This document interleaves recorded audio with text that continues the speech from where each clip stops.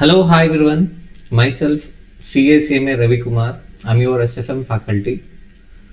So here again, I'm discussing paper pattern, SFM paper pattern, last minute strategy, and also I'm getting a numerous messages in Telegram group, paper 14 SFM group, BCCA SFM group, numerous messages regarding what sources for each question and MCQs, and they are asking about PDFs. Okay, so in this video I'm going to give a entire strategy as well as the sources, that is for class as well as material. Okay, so please do watch the class, watch the video till the end. So first of all, paper pattern, you know the paper pattern, right? So SFM paper pattern 2A, you will get investment decisions and you also get one MCQ. So for that, go through a superthon which was uploaded 5 months ago. So the timestamps are also mentioned on the screen. Please go through it. Superthon. So because the guest questions for investment decisions last attempt, this attempt are almost similar. So that's why you can rely on that video. So I have shared a PDF containing a guest questions for all the chapters, and also I have shared separate PDF which is containing answers. This time I have shared two PDFs. One is for questions and the other is for solutions, because the reason is you can practice. If the answer is provided below the question, students they are referring the question, answer, instead of practicing it. So that's why this time I have shared two PDFs. Okay. So 2A and 2B, you can rely on superthon. 3A, evaluation of risky proposals, and you might get one MCQ. So for this, rely on the video which is going to be uploaded now. So because I have discussed evaluation of risky proposals in ICMAI chapter at the rate Hyderabad recently, a recently recorded video will be uploaded on YouTube. You can rely on that. And next 3B, security valuation, equity. OG series day 3, you will find in live. I will be creating a playlist. Okay. The next security valuation bond, OG series day 3. The next 4B, mutual funds, 1 MCQ. Further, you have to rely on OG series day 5. 5A and 5B, portfolio management, you will get 2 7 marks and 3 MCQs. Rely on day 1 OG series. Day 1 OG series. And next 6A and 6B, derivative analysis, and also 3 MCQs. For 3 MCQs, you rely on bullet MCQs video. For derivatives, already I have discussed in OG series, but again I have recorded a latest one. So that will be uploaded. You better rely on the latest one, because I have discussed the concept very slowly. I have discussed the guest questions directly. You rely on this Hyderabad ICMAI chapter video, the latest one. 7A and 7B, Forex. So for Forex, you can rely on OG series, day 5. 8A, 8B and 8C, theory question. I have recorded a video 5 months ago. You have to rely on that video. And next MCQs, you know the first question will be MCQs. For 15 MCQs, you rely on bullet MCQs. Okay. And next IFM, I don't want to take a chance. IFM have discussed one question in old marathon, not superthon, old marathon. So timestamp, I have provided timestamp. Okay, 10 hours 37 minutes. Interest rate risk management also, you might get one question under Forex category. So that's why I have discussed one question in old marathon, not superthon, old marathon. So timestamp has been provided 10 hours 50 minutes. Okay. So these are the video sources for all MCQs and descriptive questions. So what about material sources? What I'm expecting from you? Okay. So this is your turn. I have provided all the sources on the YouTube. Now you have to work. Sir, what we have to do? What are the sources? So video sources are clear. You have to take guest questions PDF print. That guest questions PDF includes bullet MCQs as well. You can you have to take a printout of a guest question solution. You can take a printout of a guest solutions PDF also, guest solutions PDF also. But my sincere suggestion, while watching the videos, you better write the solution. You better write the solution in a separate notebook. I have provided super questions as well as smart questions. Super questions are for practice and smart questions are for referral. And I have arranged all the questions in a systematic order, concept wise. You better write all the solutions in an order. That will help you a lot, especially on a day before examination. The next, portfolio and derivatives concept PDF. I have made a separate concept. So that PDF will also be shared. I will create a Google Drive link.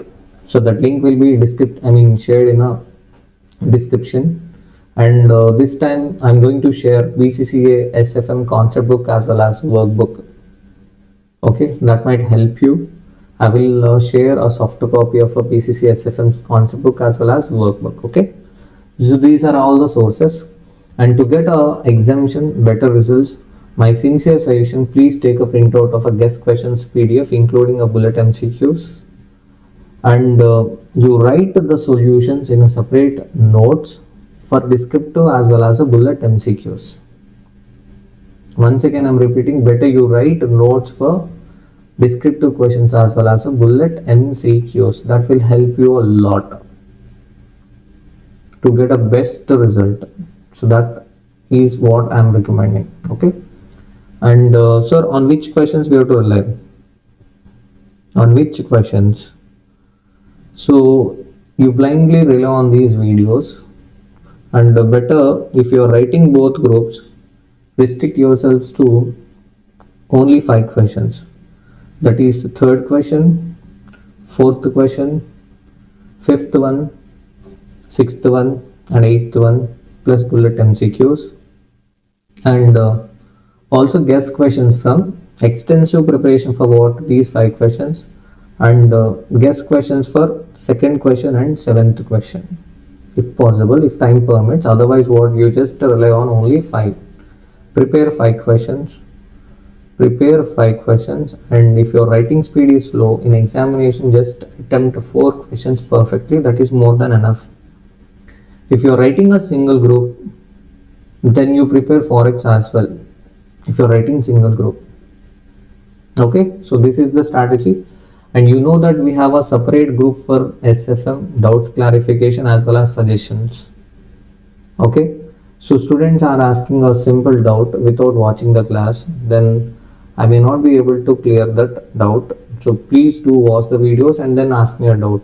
Then I will be able to clear the doubt. For example, students are directly asking a risk neutralization method. So please explain risk neutralization. How can I explain risk neutralization method in 30 seconds or 20 seconds in a Telegram group? Okay, I cannot explain the concepts like minimum value of a call, minimum value of a put in a Telegram group. Okay, if there is a clarification, I can clarify it, but I cannot explain the entire concept in a Telegram group. Please do understand. All the resources are already on a YouTube. Please do watch the video, and if there is any clarification, that definitely I am going to explain. Okay, so these are the sources. All the best. So meet you in Fest, which is going to be held on February, in the month of February. So 1 week after the results at the Nojividu campus, and please do mention in comment section from where you are watching this video. Clear? Thank you so much. Thank you all. Thank you. So next topic, derivatives. So derivative analysis and valuation. Derivative analysis and valuation. Okay. So the weightage of this topic is 20 marks. You will get 2 7 marks questions and 3 MCQs, 3 multiple choice questions. Descriptive questions 6A and 6B. 6A and 6B. You will get one question from futures and one question from options. One question from futures and one question from options. Okay? So derivatives. So introduction to derivative. First you should know the difference between the spot market and derivative market. Spot market and what? Derivative market. Okay? So let us see the difference and then what? Okay, let us see meaning of a derivative. Meaning of a derivative. Spot market, a market where assets are bought and sold for immediate delivery. For immediate delivery. For suppose if you are entering into a spot contract, so delivery will happen in the spot itself, yes or no? But derivatives market, a market where contracts are made to buy and sell assets at a future date for a predetermined price. So derivatives examples: forward contract, futures, options, currency swaps. Currency swaps. So commodity futures, commodity options, all these are derivatives, and derivatives are the contracts made for the future. So first you should understand this difference because students are getting confused. So the difference is spot market, contracts entered for present. Derivatives market where contracts are entered for the futures. Next, what is the meaning of a derivative? First you should understand the meaning of a derivative. Before moving on to futures and options, you should know the meaning of a derivative. Derivative means an instrument the value of which is derived from the value of an underlying asset. That underlying asset can be a share, commodity, currency, indices means index, or a interest rate. There are two terms, derivative and underlying asset. Derivative and underlying asset. So currency future is a derivative. Currency future is a derivative. Currency is an underlying asset. Currency is an underlying asset. So TCS future is a derivative. TCS future is a derivative, but TCS share is an underlying asset.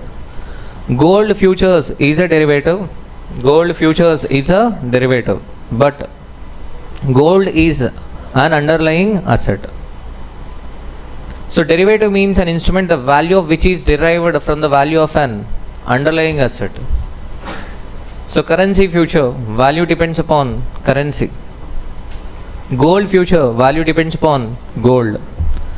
TCS future value depends upon TCS share. Okay, the name itself indicates derivatives means an instrument the value which is derived from the value of an underlying asset.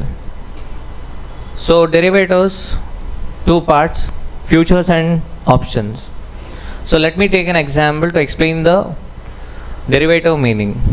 Okay, so let us assume a call option on a Tata Motors call option. Call option means right to buy. Option means a right. Option means right. Okay, so call option means what? Right to buy. So here we are assuming a call option on a Tata Motors. Its strike price is rupees 700 for 3 months. So what is this contract? Today itself I am entering into a contract. What is that contract? Call option contract. Okay, what is the maturity period? 3 months is the maturity period. Strike price is 700. So what is the meaning of this 700? I have a right to buy Tata Motors share at the rate of rupees 700 at the end of 3 months. If it is American option, it can be exercised on or before the maturity. If it is European option, it can be exercised only on the maturity. So they might ask MCQ, but for solving the question, it is not relevant. Okay. So I have a right to buy one Tata Motors share at the rate of rupees 700 at the end of 3 months. So this call option is a derivative. Call option is a derivative, and Tata Motors share is an underlying asset. Is it clear? Now, after 3 months, at the end of 3 months, what can happen? The share price may increase or share price may decrease. Okay. So tell me, I have a right to buy at the rate of 700. Right, it is not an obligation because it is a call option. Call option means right to buy. So call option is one of the derivative. Derivative can be future and option. Okay. So here, if a share price is equal to 750, for suppose at the end of maturity share price is equal to 750. So tell me, I am the buyer of a call option. Buyer of a call option. I have purchased a call option. I have a right to buy one share at the rate of 700. But what is the share price at the end of 3 months? 750. In the market, the price of a share is 750, but I have a right to buy at the rate of 700. So will I exercise the call option or not? Yes, I will exercise the call option. I will exercise the call option. Okay, I will exercise the right to buy at the rate of 700.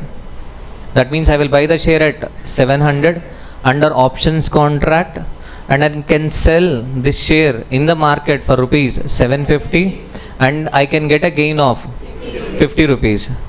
That means what is the value of an option contract? 50 rupees. Here the value of an option contract is 50 rupees. How it is derived? It is derived from the value of an underlying asset. Is it clear? Okay. So what can be the other scenario? Share price might decrease. But suppose share price decreased to rupees 680. Share price decreased to rupees 680.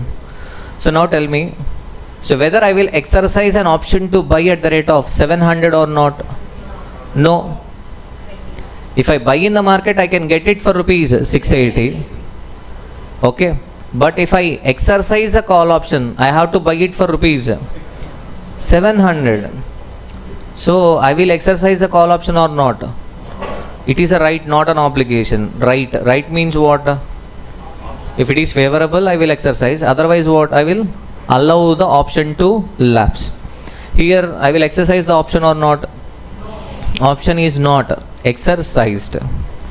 So then if you are not exercising the option, then what is the value of a call option? 0. Value of a call option is 0. No value.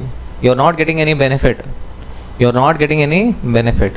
So what is call option? What is put option? Detailedly let us discuss in options part. Right now I am explaining only derivatives meaning. If you see this example, you will understand the derivative sentence. Derivative means an instrument, the value of which is derived from the value of an underlying asset. Yes or no? So is that sentence clear? Okay. So now you should know the expectations also. So there can be two possibilities, two expectations in the market. There can be two expectations. In any market, two expectations. Either they expect price to increase or price to decrease. Yes or no? Either they expect the price to increase or price to decrease. And investors accordingly take up positions using derivatives. Using derivatives. Are you getting my point? Investors expect two things. One is they might expect the price may increase. Second is price may decrease. Yes or no? Now, accordingly investors will take a different positions using derivatives. So see the positions based on expectations. First, what is expectation? Apply your common sense. Okay, do not by heart. Try to understand. Derivatives is a simple chapter. It is not a tough topic. Easy to score. 14 marks in descriptive. Okay. If a price is expected to increase,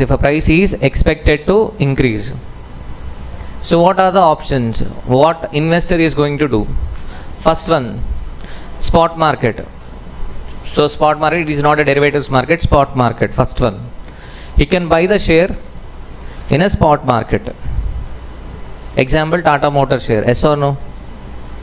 Yes or no? For suppose if you are expecting that the land price is going to increase in Hyderabad, are you going to buy land in Hyderabad or not?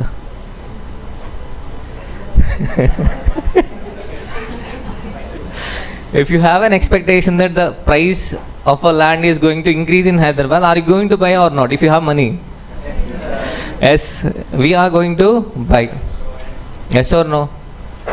Simple logic. So apply your common sense. If you are expecting that the price is going to increase, will you buy or not? Otherwise, I will give a simple example. From tomorrow, petrol price is going to increase. What will you do? Okay. So you will, get thankful, yes or no? So that means you buy. So that is what? First option. He can buy the share in a spot market. Second, okay, you have a little idea about futures and options, so that's why I'm mentioning here itself. Take a long position in forward contract. Forward contract is a contract entered today to buy or a sell share, commodity, currency or interest rate at a future date, at a predetermined price, at a predetermined price. Okay. So long position means what? Buy position. Your expectation is that price is going to increase. So you are going to what? You are going to buy. Yes or no? You will be taking a buy position. What is the difference between the spot and this derivatives? You will be entering into a contract as on today. You agree to buy in the future. You are not buying as on today. You agree to buy in the future.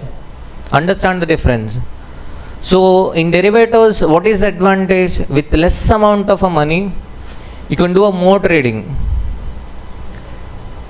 Are you getting my point? If you are purchasing a Tata Motors share as on today, you have to invest entire amount 700 rupees. For suppose if share price is 700 rupees, you have to purchase the share for rupees 700. But if you are entering into a futures contract, you will be depositing only initial margin. That initial margin can be 10% of a share or a 20% of a share. That means to trade in one share, you are going to deposit only what? 10% of a share. That means you will be depositing only what? 70 rupees. That means with the same 700 rupees, you can trade in 10 shares. 10 shares. In spot market with 700 rupees, you can buy only one share, hold it for 3 months, and if price increases, get a gain. But whereas in derivatives, for example futures, you will be depositing only what? 10% of a share price as a security deposit, initial margin. So that means if you have a same 700, so 70 into 10. Okay, you can enter into a contract for how many shares? 10 shares. You can do more trading in derivatives. That is the advantage of a derivatives. Okay. So take a long position in forward contract, and next take a long position in futures contract. The definition of a futures contract and forward contract both are same, but there is a difference. Definition is same. Both the contracts are entered today for the future. Okay, for the future to buy or sell at a predetermined price. Okay, and forward is an obligation, future is also an obligation. But the main difference is in forward contract we do not have a concept of initial margin, but in futures we have a concept of initial margin. Okay. So take a long position. What is the next one? Buy a call option. Okay, buy a call option. Right to buy. Buy a right to buy a share at a future date. And what can be the next one? Sell a put option. So this you will get clarity after discussing options. But right now, I have brought all the things at one place. If your expectation is price is going to increase, buy in spot market, take long position forward contract, take long position in futures contract, buy a call position, sell a put option. Put option means right to sell at a future date. Okay, even if you do not know futures and options, I will explain. But remember these things, okay? If a price is expected to decrease, in future the price is going to decrease. Example, in future the price is going to decrease. What happens? Sell now. Yes or no? Sell now. Because in future price is going to what? Decrease. Yes or no? Okay. So that concept is called what? Short selling. Because to sell in the spot market, we do not have a share.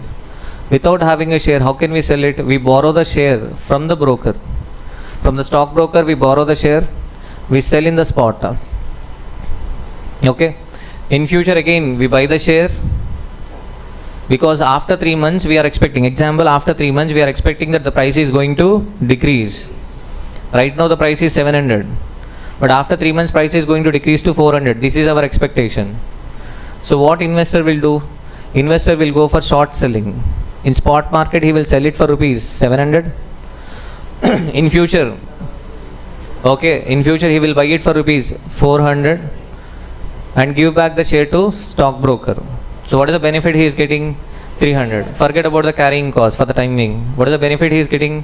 300. This is his expectation. Reality may be different. While entering into contract, this is his expectation. Okay. Next, short sell in spot market. Next one, what? Take a short position in forward contract. Short position means sell position. Take a sell position in contract. Next, take a short position in futures contract. Or buy a put option, sell a call option. Okay, buy a put option, sell a call option. Buy a put option and what? Sell a call option. Clear? So types of a market participants. Types of a market participants. In market there can be two types of a players. Hedger, speculators, arbitrators. Hedger, speculators, arbitrators. For example, your friends might be investing in stock market, yes or no? Your friends might be investing in stock markets. So tell me, they come under which category? Hedgers, speculators, arbitrators. Speculator objective is to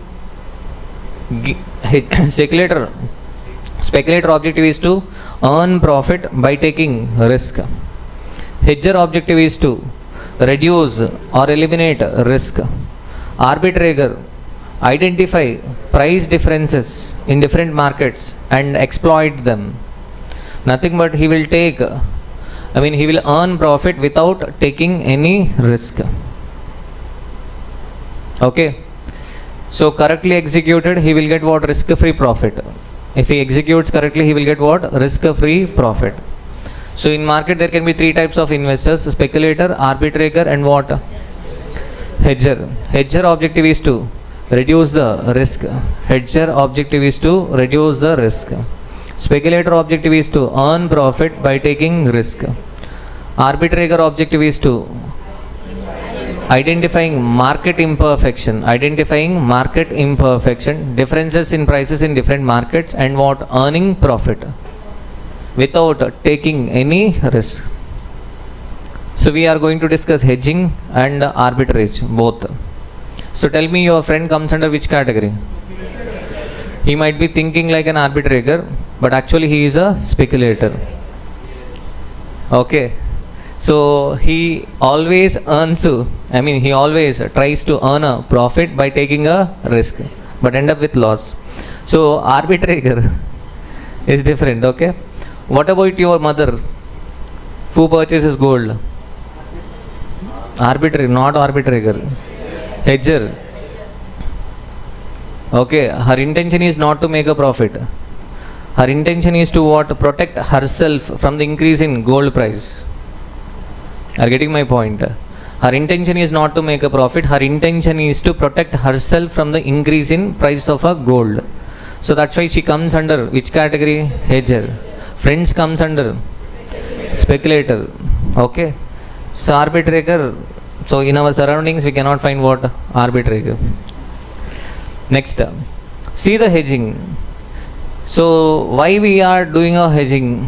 What is this hedging? Hedging means reducing the risk, eliminating risk. Hedging means what? Eliminating the risk. Okay. So why do we go for hedging? Why do we go for hedging? For suppose, first one, expectation. For suppose initially what investor is feeling like price is going to increase. Price is going to increase. He go for hedging. Okay, when fear starts, what is the fear? His original expectation is what? Price will increase. Okay, but what can be the fear? Price may decrease. What if it decreases? If that fear starts, then what? He might go for hedging. Likewise, original expectation can be what? Price will decrease. But what can be the fear? What if it increases? What if it increases? Your friend will not go for what? Hedging. Why? Because he doesn't have any fear. His original expectation is what? Price is going to increase. Okay, so that's what? Till the end of the maturity, what? He will not go for hedging. It's because he does not have any fear. Okay. So who will do hedging? Who will do a hedging? For example, fund manager will do a hedging because money is not his own money. Yes or no? He has to safeguard the interest of the investors in mutual fund. So obviously he will go for what? Hedging. Okay. Are you getting my point? These points are important for future references. So hedging. So this combination of expectation and fear leads to hedging. This combination and fear leads to what? Hedging. మీకు అర్థమవుతుందా? Still we are believing that the price is going to increase. Long back we purchased shares of a Tata Motor. Now also our belief is what? The price is going to increase. Then we will not go for what? Hedging. We go for hedging once fear starts. Clear up? So when an investor uses derivatives to protect against, where an investor uses derivatives to protect against unfavorable price movements, not moments, price movements. Okay, am I clear? Now come to the futures contract. Now we are entering to futures. In derivatives we have two parts, futures and options. You will get 7 marks from futures and 7 marks from what? Options. So futures contract, it is an agreement entered today.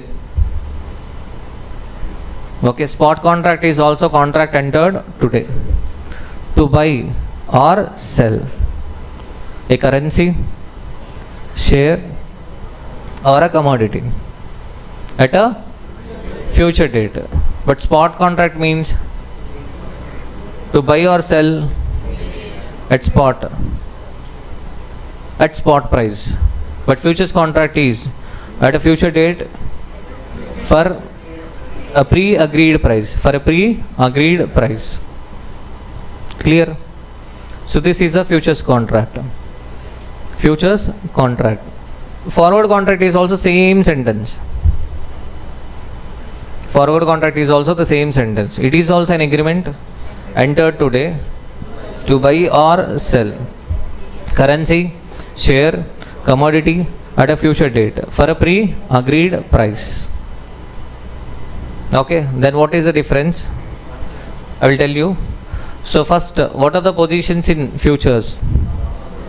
So there can be two positions, long position, short position. So tell me, so long position. So when an investor is going to take a long position, if his expectation is price is going to increase in the future, so long position taken when the expectation is that the price will increase. Objective. What is the objective?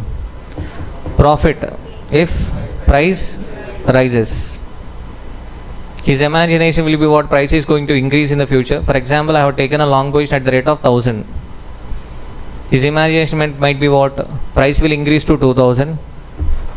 In future I can buy it for 1000 and can sell in the market for rupees 2000 and can get a gain of 1000. So this is his what? Objective. Intention. Second, short position. Short position means what? Sell position. Sell position.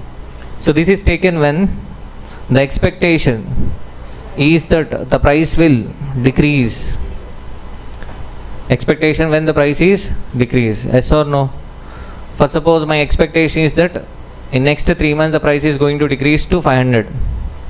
Decrease to 500. Now itself I will take a short position at the rate of 1000. At the rate of 1000. What is my intention? I can sell at 1000 under the contract, but I can buy it for rupees 500 in the market and sell for rupees 1000. What is the profit? 500 is the profit. So objective is what? Profit if a price falls. Okay. Closing a futures contract. Closing futures contract. Understand how to close the contract. To close the futures contract at maturity. To close the futures contract at maturity. So simple. Contract can be closed by delivery. As per the contract we agreed to buy, we take a delivery. We pay money and we take delivery. We took a short position. So as per the contract, give delivery and take money. So contract can be closed by delivery. But whereas that is not relevant for examination point of view. Here what we do is, we settle the difference in price. We settle the difference in price. So to close a future contract at maturity, an investor will be taking an opposite position. Investor will take a opposite position. Charan, ikkadikochu. Okay. Investor will take an opposite position. Investor will take an opposite position. Investor will take an opposite position. For example, first position. What is the first position? Long position. For suppose investor has on today taking a long position at the rate of 1000. At the rate of 1000. So what is his intention? In future price will increase to 2000. Okay, he can buy for rupees 1000, can sell for rupees 2000. He can sell for rupees 2000. Okay. So long position. For suppose if he is taking a long position as on today, to close the contract on the maturity, he will be taking a short position. Are you getting my point? So why only short? That is what I am telling. What is his intention? He can buy for rupees 1000 and sell for rupees 2000 in the future. See, in his imagination, what is the profit? 1000 rupees is the profit. 1000 rupees is the profit. Are you getting my point? So that is why to close the contract, today long position, on maturity, short position. So difference will be what? Profit or a loss. Difference will be profit or a loss. First suppose if he is taking a short position as on today, what is his imagination? I can sell on maturity at the rate of 1000, but the price will decrease to 500. So that means I can buy for rupees 500 and sell for rupees 1000 on the maturity. Yes or no? So that's why if he is taking a short position as on today, on the maturity he will be taking a long position. You should understand how to close the contract. He will be taking what? A long position. Is it clear? I have taken an example. See the example, long position. For example, asset, Tata Motors shares. Underlying asset, Tata Motors share. Futures contract. So futures contracts are standardized. Standardized means there will be a contract size. Contract size. For forward contract there is no standardization. There are no standardizations, and at the same time in forward contract there is a risk of a default because we do not have a concept of a initial margin, security deposit. So that's why counterparty may default. Counterparty may make a default. So that's why in futures contract we do not have a risk of a default, because the reason is the person who is taking a long position, and on opposite side someone will take a short position. Both have to deposit what? Initial margin, security deposit. So that's why there is no risk of a default. Okay. So that I am going to explain with a question.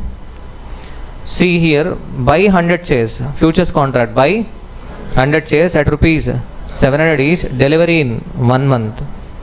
So that means he took a long position. He took a long position for how many shares? 100 shares. At the rate of rupees 700 each, delivery in 1 month. Expectation, what is the expectation? Price will increase. That is his expectation. Reality may be different, okay? So possible outcomes at maturity. Either he may get profit or a loss. Yes or no? So he will get profit if a market price increases. He took a long position, yes or no? For suppose market price is equal to 750. Market price is equal to 750. So to close the long position contract, he will take a short position. That means he will sell share on maturity at the rate of 750. He sell at 750, buy at 700. So that means what is the profit? 50 rupees is the profit for how many shares? 100 shares. Overall profit 5,000. So price increased as expected. So he realized profit. He earned profit. Are you able to understand this? So what can be the other one? Loss. So for example, market price decreased to 680. Market price decreased to 680. To close the long position contract, he has to take a short position. He has to take a short position. So that means he will buy at 700, sell at 680. Buy at 700, sell at 680. So that means this time loss. How much? 20 rupees. How many shares are there? 100 shares. So total loss 2000 rupees. So why he realized loss? Why he incurred loss? Why he incurred loss? Because price decreased against his expectation. He expected price to increase, but the price has got decreased. So that's why he got a loss. Clear? Key point, if he is taking a long position, he will get profit if price rises, loss if price falls. Clear? Are you able to understand this? But suppose if he is taking a short position, asset Tata Motor shares, futures contract, okay, not buy, sell. Okay, here on the screen it is buy, it is sell. Sell 100 shares at rupees 700 each, delivery in 3 months, delivery in 1 month, short position. Expectation, what is expectation? Price will decrease. He took a short position as on today. What is the meaning of this? He is entering into a contract as on today to sell 1 share each at the rate of 700 in 1 month. He is not selling today. He is entering into a contract to sell in 1 month. Clear? So possible outcomes at maturity. He will get profit. If a price decreases to, for example, if a price decreases to 680. If a price decreases to 680. Originally he took a short position. To close the short position contract, he should take long position. Sell at 700, buy at 680. 20 rupees profit into how many shares? 100 shares. So total profit 2000. Okay, he got profit because price decreased as expected. Second scenario, the market price increased to 750. Market price increased to 750. To close the short position contract, he should take a long position. Sell at 700, buy at 750. So that means 50 rupees loss, total 100 shares. So 5000 is the loss. So price increased against expectation. So that's why he incurred a loss. Clear? Are you able to understand? Okay. So see the futures. In futures we have a 3 concepts. So this is the index of a futures. Futures we have a 3 concepts. First one, mark to market account. Okay, with this account you will know the difference between the forward contract and futures contract. This is a simple one. So we have a one question in Okay, question bank, but I have taken another question from CFNL past paper. Total 2 questions. 2 questions are enough. Okay. Mark to market account. In mark to market account, we have a concept of initial margin, maintenance margin, variation margin. So the scope boundary of a futures is they can ask a question from margin, mark to market account, or second concept, fair future price and arbitrage. Fair future price and arbitrage. Fair future price and what? Arbitrage. So this is a second concept. They might ask a question from what? Fair future price and arbitrage. Next concept, hedging. So this is a frequently asked concept. Hedging concept. Hedging concept. Okay, in hedging, first one, cross hedging. Cross hedging means taking an appropriate position in index. Okay, in almost every question you will find this concept, cross hedging. Okay, this is just index. Okay, I will explain these things. Cross hedging, taking an appropriate position in index. Clear? So one MCQ you will get from cross hedging. So in every question paper you will be finding one MCQ from this cross hedging. They will asking you to find out the number of contracts to be sold in index. Next, selling high risk shares and buying low risk shares. So we are going to discuss a practical question on this. Selling high risk shares, high beta shares, selling high beta shares and buying low beta shares. This you can understand now also. Okay, beta denotes risk, yes or no? Hedging means what? Eliminating the risk, reducing the risk. Our objective, hedging means reducing the risk. If you want to reduce the portfolio beta, how do we get portfolio beta? Weighted average of a security beta. Simple concept. Okay. If you want to reduce the portfolio beta, sell high beta shares and what? Buy low beta shares. Beta will reduce, yes or no? Concept is simple, but the question is little complicated. Okay. Next, buying risk-free securities. Buying risk-free securities. We can reduce the beta. By buying risk-free security. Why, sir? Because beta of a risk-free security is equal to 0.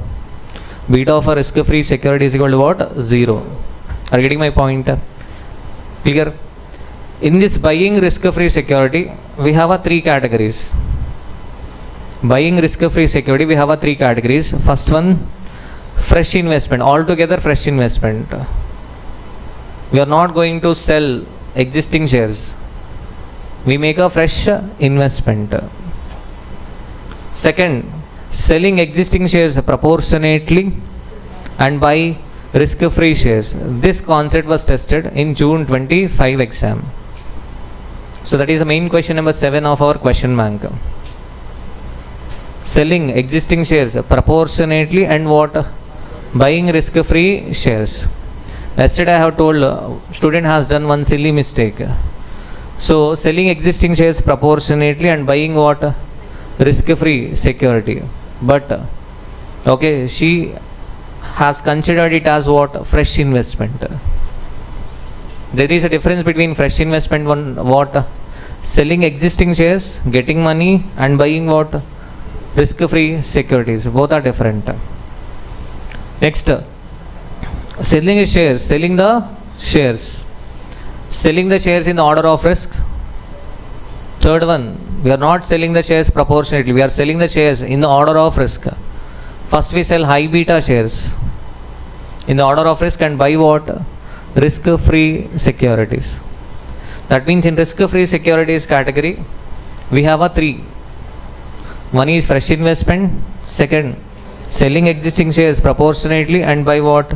Risk-free securities. And next what?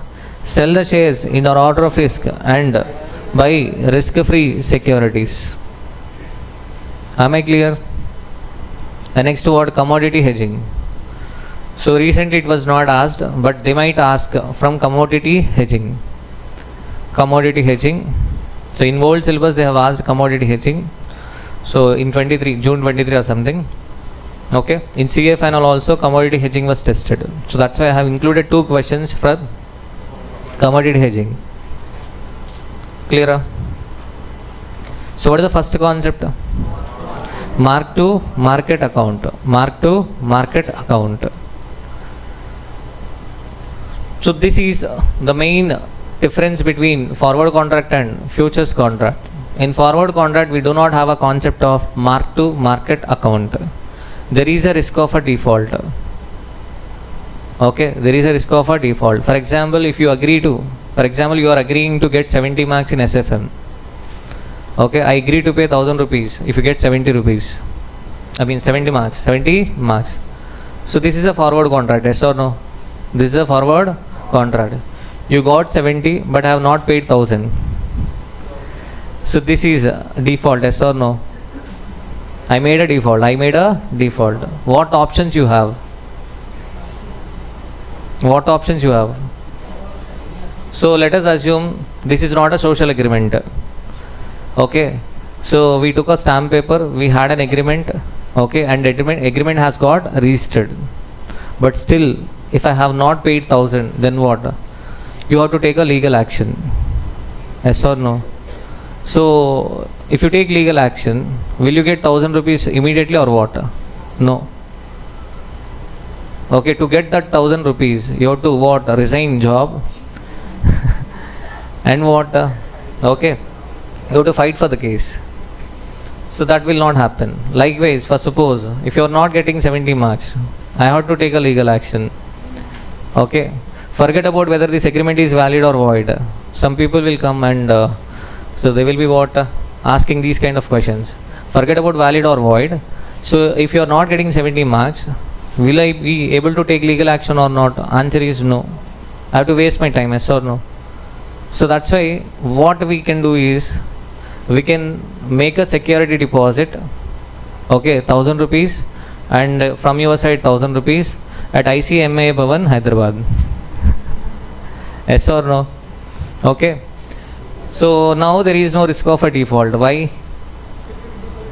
Security deposit there is the ICMAI. If I make a default, you will get 1000 rupees from what? ICMAI. Yes or no? Okay, if you make a default, I can get 1000 rupees from what? ICMAI. Clear? So this is the main difference between what? Forward and futures. In forward contract, okay, there is no initial margin concept, security deposit concept, so there is a risk of a default. But in futures contract, there is no risk of a default because we have a concept of initial margin. Okay, so in futures there is no risk of a default because we have a mechanism called mark to market account. So what is this mark to market account? It is a daily settlement system. In futures trading, where a profit or loss is calculated at the end of each trading day. At the end of each trading day, profit or a loss is calculated. Okay. For example, I am taking a short position. I am expecting Tata Motors share price is going to increase. Okay. On the other side, you all expecting that the Tata Motors share price is going to decrease. My expectation increase, your expectation is what? Decrease. So now tell me, I will be taking long position, you will be taking short position. Yes or no? You will be depositing initial margin. I will also deposit what? Initial margin. We both will be depositing a security deposit. Yes or no? Okay. So 3 months maturity.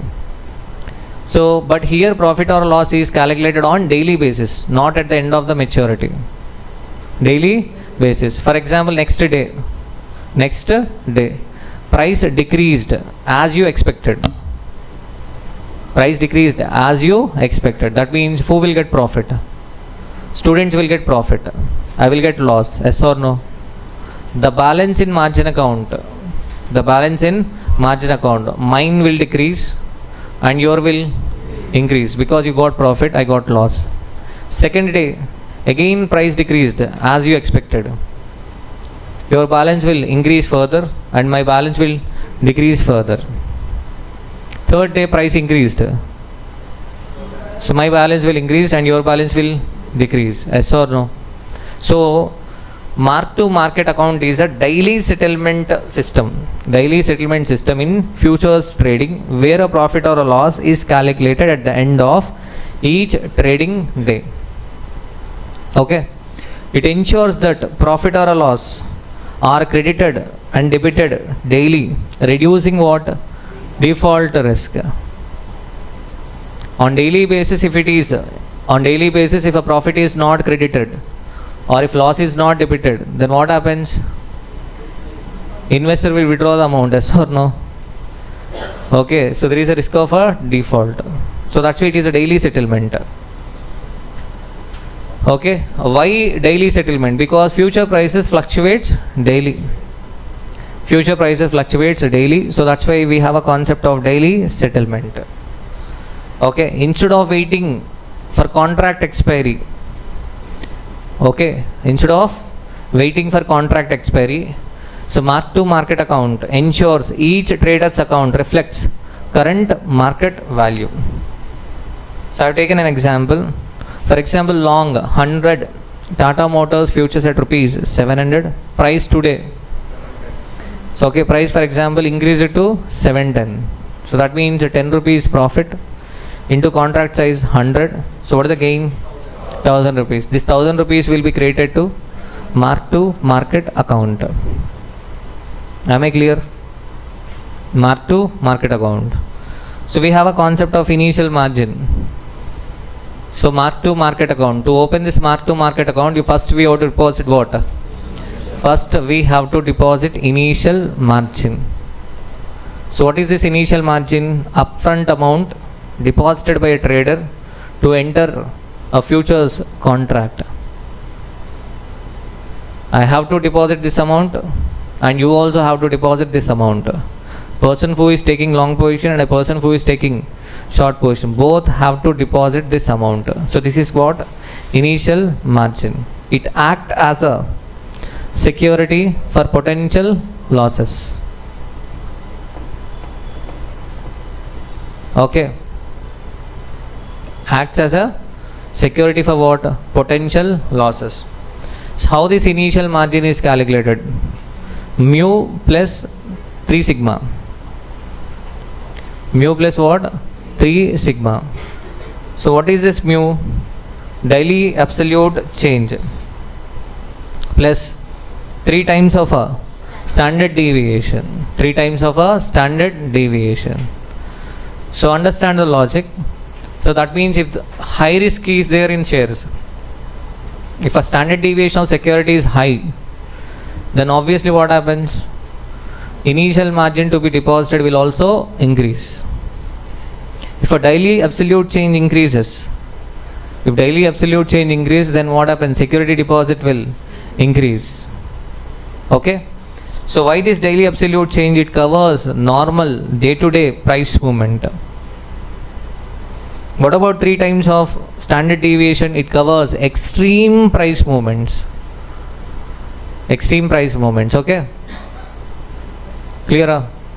Mu plus 3 times of a standard deviation. Why only 3? So that is the custom.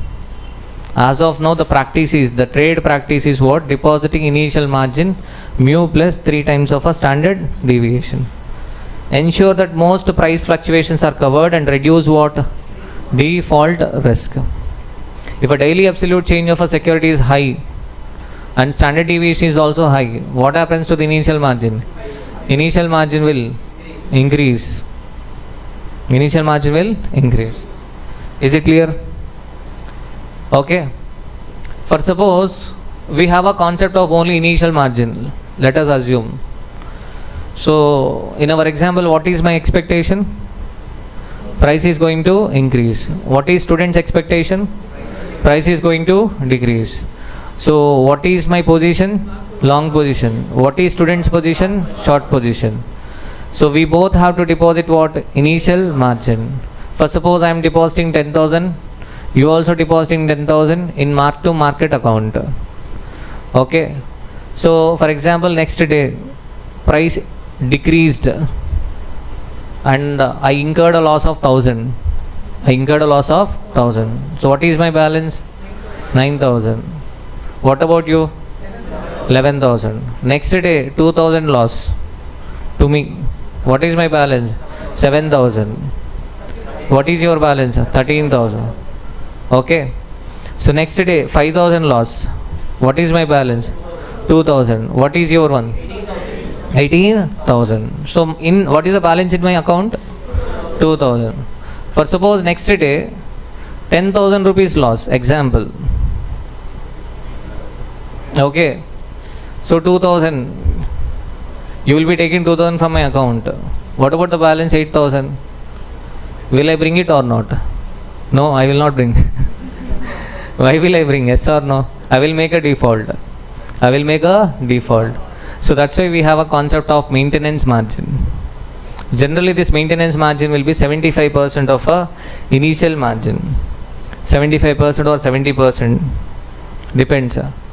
Maintenance margin. What is this maintenance margin concept? For suppose, okay, first day 1,000 rupees loss. What is my balance?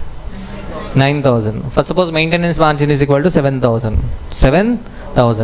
Second day 2,000 rupees loss. What is my balance? 7,000. Your balance will be 13,000. Next day 2,000 rupees loss. My balance will decrease to 5,000, which is below the maintenance margin. Maintenance margin is 7,000, but my balance is 5,000. So I will get a margin call. Okay, I have to bring back the balance to initial margin. Then only the futures contract will continue. Otherwise the futures contract will get automatically closed. So whatever the balance remaining, that will be given to the investor. If I want to continue the futures contract, I will be depositing what? I will bring back the balance to what? Initial margin. Tell me what is the amount to be deposited? 5,000. That 5,000 is called as variance margin. That 5,000 is called as what? Variance margin. Am I clear? Done? Are you able to understand this concept? See the example. Initial margin 10,000, maintenance margin 7,000. So mark to market account losses reduce balance to 6,500. So this 6,500 is below the maintenance margin. So I should bring back the balance to initial margin 10,000. That means what is the amount to be deposited? 3,500. So trader must deposit variation margin, that is 3,500. That 3,500 is called as variation margin. Clear? Are you able to understand? So variation margin means additional funds deposited to bring MTM account back to initial margin level after losses. Clear? You need not by heart these sentences. You have to understand, that's it. Clear? So with this we can solve a smart 1. This is a smart 1 question.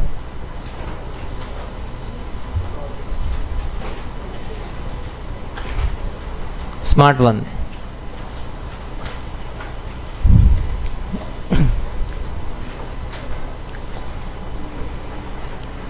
See this question. So derivatives, are you feeling comfortable? Derivatives okay? Smart 1. Sensex futures are traded at a multiple of 50. Multiple of 50 means what is the contract size? 50. Consider the following quotations of a Sensex futures in the 10 trading days during February 2009. Consider the following quotations of a Sensex futures in the 10 trading days during February 2009. Day, high, low, closing. Okay. కొంతమందికి ఏంటి numbers చదివే కొద్దీ చదవబుద్ధి అవుద్ది. చదవచ్చా చదవకూడదు? Abhishek bought one Sensex futures contract on February 4. Bought means Long position. He took a long position. He took a long position means he will get a profit if price increases. He will get benefit if a price increases. The average daily absolute change in the value of a contract is 10,000. Standard deviation of these changes is rupees 2,000. The maintenance margin is 75% of initial margin.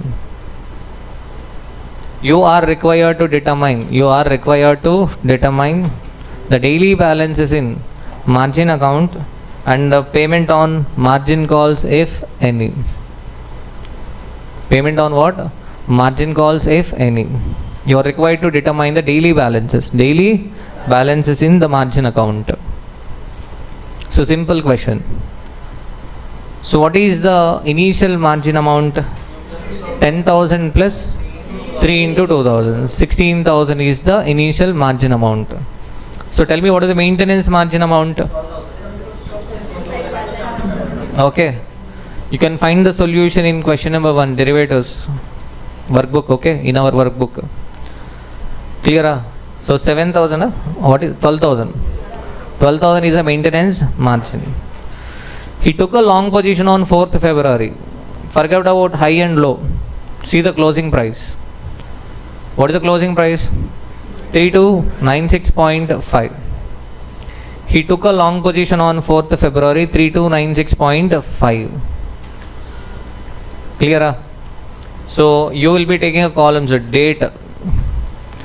Generally, what are the columns? Date. Next you will be taking what? Profit or a loss. Next what? Variation margin, and next what? Margin account balance. 4 columns. So these are enough. You can see the answer. This question is not for practice. Not for practice. Okay, you have to refer this question. Okay, you have to see the columns. What are the columns we should take? So understand this one. So we took a long position at the rate of 3296.5. Yes or no on 4th February. 3296.5. So what is our expectation? Abhishek expectation is price is going to increase. So that means he will get a benefit if a price increases. So what happened the next day, 5th February?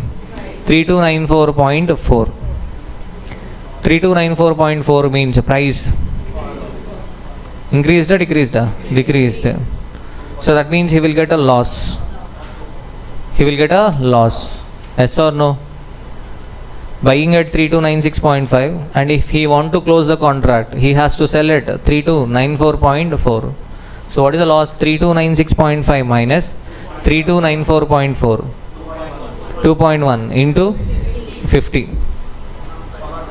105 is the loss. So that means the balance in margin account 16,000 will reduce to 15,895. Are you able to understand this? Is it clear? Manideep, is it clear? Next day, 6th February, what happened? 3294.4. From 3294.4, it decreased to 3230.4. Again loss. Nikhil, time bala, again loss. What is the loss? 3294.4 minus 3230.40. 3,200.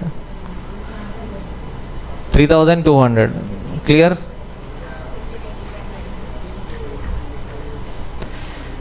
$3,200 loss. So what is the balance? 12,695. Again next day 3230.4, but next day 3212.3. Again loss. 3230.40 minus 3212.3 into 50. What is the loss amount?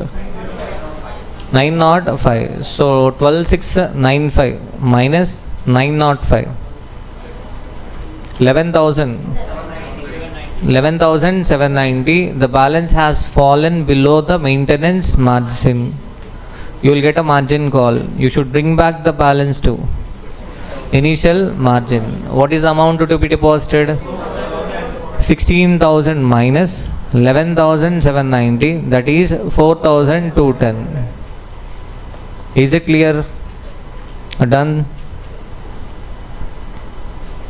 Clear? So this is the way to calculate. Clear? Done?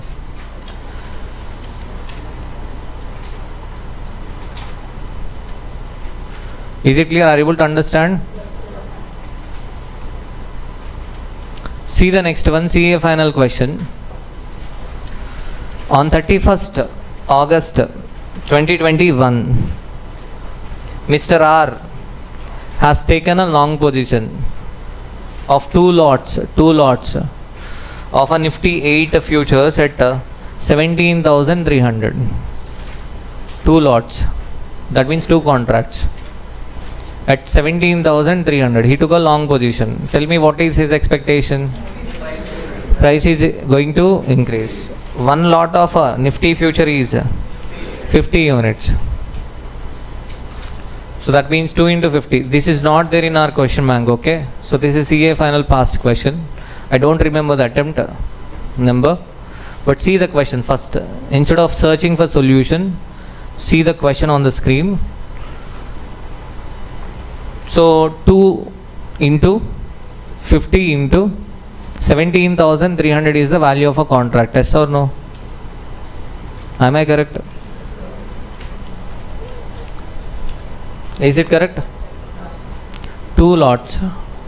What is the contract size? 50. One lot 50. Two lots means 2 into 50 into 17,300 is the contract value. Clear? Huh? 17 lakh 30,000. So what is the initial margin? 10%. 1,73,000. Maintenance margin required is 80% of initial margin. 1,38,400. 1,38,400 is the maintenance margin. Clear? Okay. The closing price of 5 days are given below. So they will be asking question like this. In previous question there are numerous dates and it will take time to calculate for 7 marks. So that's why they will reduce what? Dates. Date, closing price of a Nifty future. Closing price of a Nifty future. So 1st September to 7th September prices are given. 4th and 5th are not given. Why? Holiday. Saturday, Sunday. You are required to, okay, that might be a holiday. You are required to prepare a statement. There might be a festival. Prepare a statement showing daily balances in the margin account and payment on margin calls, if any. Clear? Are you able to understand? Okay. Prepare a statement showing the daily balances.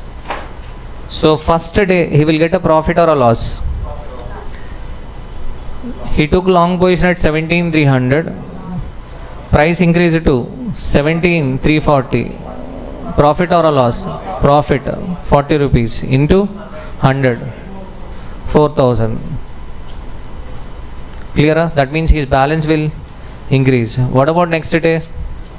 Loss. What is the loss? 17,340 minus 17,180. 160 loss into 100. 16,000. Clear?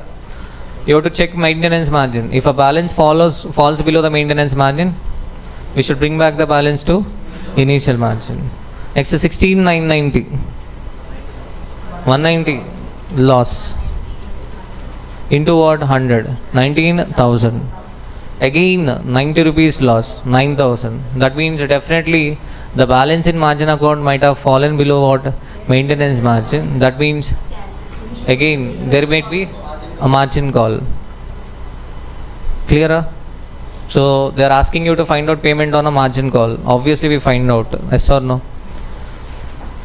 Compute the gain or a loss of a Mr. R, if contract squared off on 7/9, squared off means closed on 7/9. On 7th September contract is closed, then find out the profit or a loss. Simple. So we are taking, what are the columns? We are taking date, okay, date, profit or a loss, margin calls, balance. If you take the total of a profit or a loss, you will get overall profit or a loss. Yes or no? Next, what would be the gain or a loss if Mr. R has taken a short position? Simple, reverse.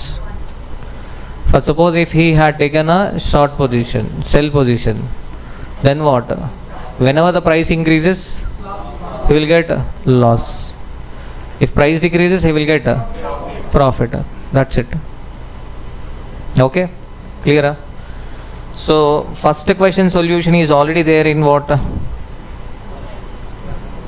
Question bank workbook, BCA workbook. In Telegram I am getting number of messages asking solution for what? Second question. Is it fair to ask for solution? మీరు చెప్పండి, బాధ ఉంటుందా లేదా? Why reason? In previous question we have a extra information to deviate, like high and low.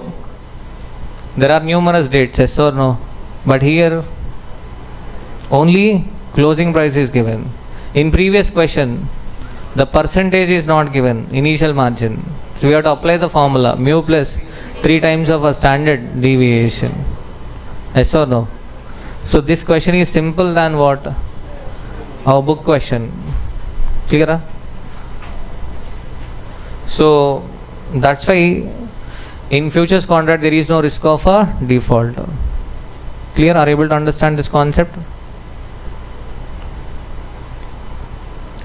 Next, fair future price. Next, fair future price. Fair future price and arbitrage. So who is an arbitrator? A person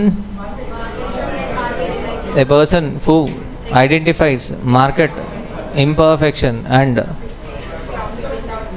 okay, and earns profit without taking any risk. Okay, for example, Naresh, he inquired about a tomato price in Himayat Nagar. Tomato price 120 rupees per kg, example. Okay, in SR Nagar he inquired tomato price. The price is 200 rupees per kg. 200 rupees per kg. So what he identified? He identified a market imperfection. So tomato, there is a mismatch in tomato price, yes or no? So tomato is underpriced in Himayat Nagar, overpriced in SR Nagar. So we buy underpriced, sell overpriced. We take an assumption, investors are rational, they have a common sense. Okay, they know when to buy and when to sell. Simple, what Naresh will do is, Naresh will borrow 120 rupees from పేరేంటి ఇవ్వవా డబ్బులు ఇచ్చేస్తాడులే మళ్ళీ ఎగ్జాంపుల్కి. What is your name? Chaitanya. Okay, so Naresh he borrowed 120 rupees from what? Chaitanya. Okay, and he will be buying tomatoes at 120. Understand the difference between speculation and what? Hedging. Okay, speculation is different and hedging, speculation is different from arbitrage. So difference between speculation and arbitrage. So what Naresh will do is, Naresh will enter into a 2 contracts simultaneously. Simultaneously 2 contracts. On the spot he will enter into buy contract in Himayat Nagar, sell contract in SR Nagar. He don't want to take any risk. Without taking any risk, he wants to earn a profit. He borrow 120 rupees. Okay, and he will buy 1 kg tomato and sell at SR Nagar, and he will be earning a profit 80 rupees. Very good, Amma. Okay, he will give 1 rupee interest to what? Chaitanya. Simple. Without taking any risk, he is earning a profit. So here speculation is different. Speculation means what? For example, after class, Naresh, he bought 10 kgs of tomatoes in Himayat Nagar. with an expectation that in SR Nagar price will be more. He can sell it at a higher price. He can sell it at a higher price. Are you getting my point?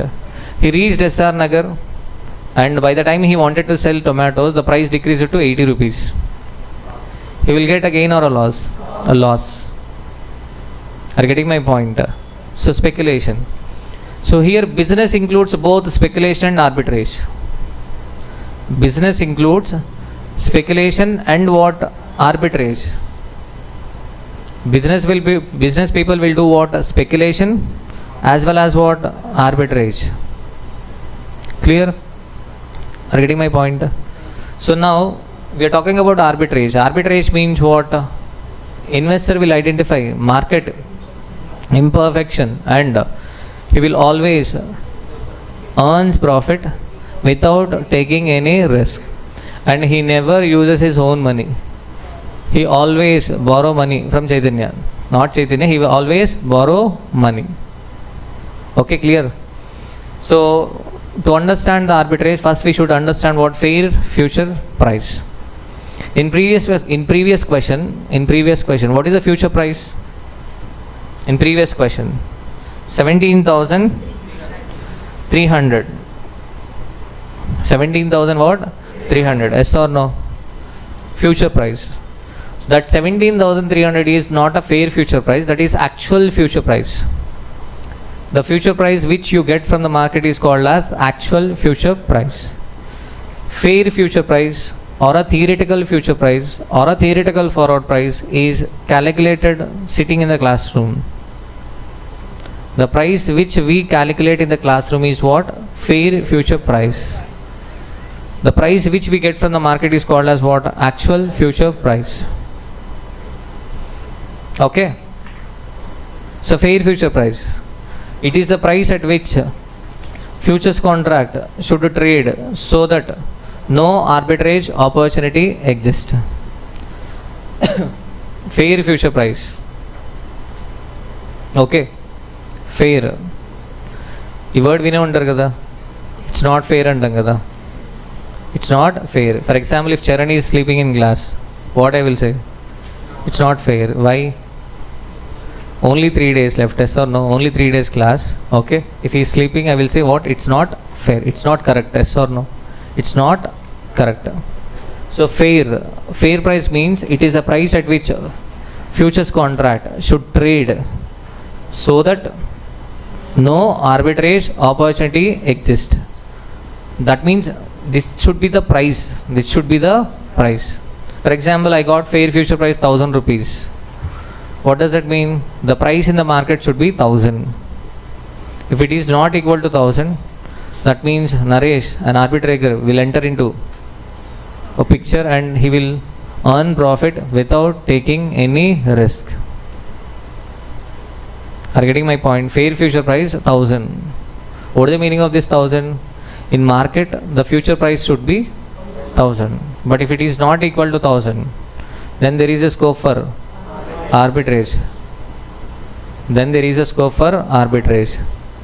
For example, in your friends, so they might have shared a business like sheep, goats and all. Okay. So we can buy 10 sheep today. Okay. We can feed food for next 6 months. Okay, these types of businesses. Okay, so they will be calculating what fair future price. Understand, you have to link the concept with practicality. So everybody knows, I mean students who are from villages, so they might be knowing about the goat or sheep businesses. Okay, you already know what is fair future price concept. So generally what they might have calculated is, we can buy one small goat or a sheep at this price. That is called spot price. And next what? It will cost something to feed. It will cost something, yes or no, to feed for next 6 months. Carrying cost. Carrying cost. It is a female one. You might get yield. Okay, you might get yield. Okay, before 6 months. You might have calculated fair future price already. Okay, and you might have compared fair future price with actual future price also. Okay, So or otherwise, let us come to our share market itself.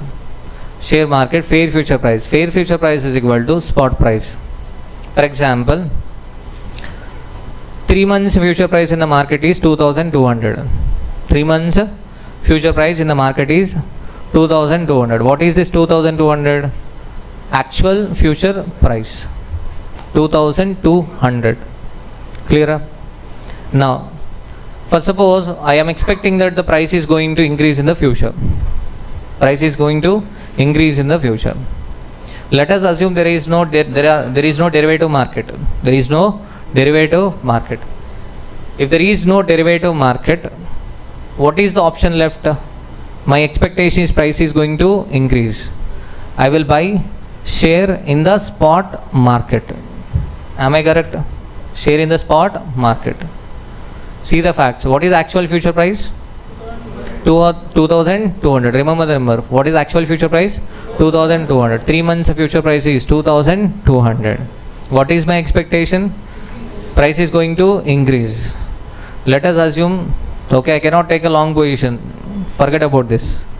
So what is the option left? I have to buy share in the spot market. For example, the spot price of a share is 2000 rupees. What is the spot price of a share? 2000 rupees. As on today, if I purchase the share, what is the price? 2000 rupees. 2000 rupees. And my expectation is price is going to increase in next 3 months. That means I have to hold this share for next 3 months. I have to hold the share for next 3 months. Yes or no? Am I correct? Okay. So to hold this share for next 3 months, I have to incur carrying cost. Sir, what is the carrying cost for a share? Share is not generally held in physical form. It is held in what? Electronic form. We do not have any storage cost. We do not have any storage cost. Then what is this carrying cost? Here the carrying cost is interest. Naresh will be buying a share for rupees 2000 rupees, no doubt. But he has to borrow this 2000 rupees from what? Chaitanya. He has to pay interest or not? Yes, for next 3 months. That is what? Carrying cost. Example, 2000 rupees is the spot price. For the next 3 months, carrying cost is equal to 100. Interest is equal to what? 100. Okay. Minus, in next 3 months, he might get a yield, return. Okay. Example, dividend. Example what? Dividend. Yes or no? If he purchased the share as on today and if he is carrying it for next 3 months, he might get a dividend in next 3 months. Example, 50 rupees is the dividend expected. 50 rupees is the dividend expected. So that means theoretically, the price after 3 months should be 2000 plus carrying cost 100 minus yield 50. 2050. 2050 is the price at which the futures contract should trade. That is 2050. For suppose if it is not trading like that, then there is an arbitrage opportunity. Simple, investors are rational. What is the actual future price? 2200. So okay, do not take any stress, apply common sense. Okay. So 2200 is the price at the end of a 3 months, actual future price.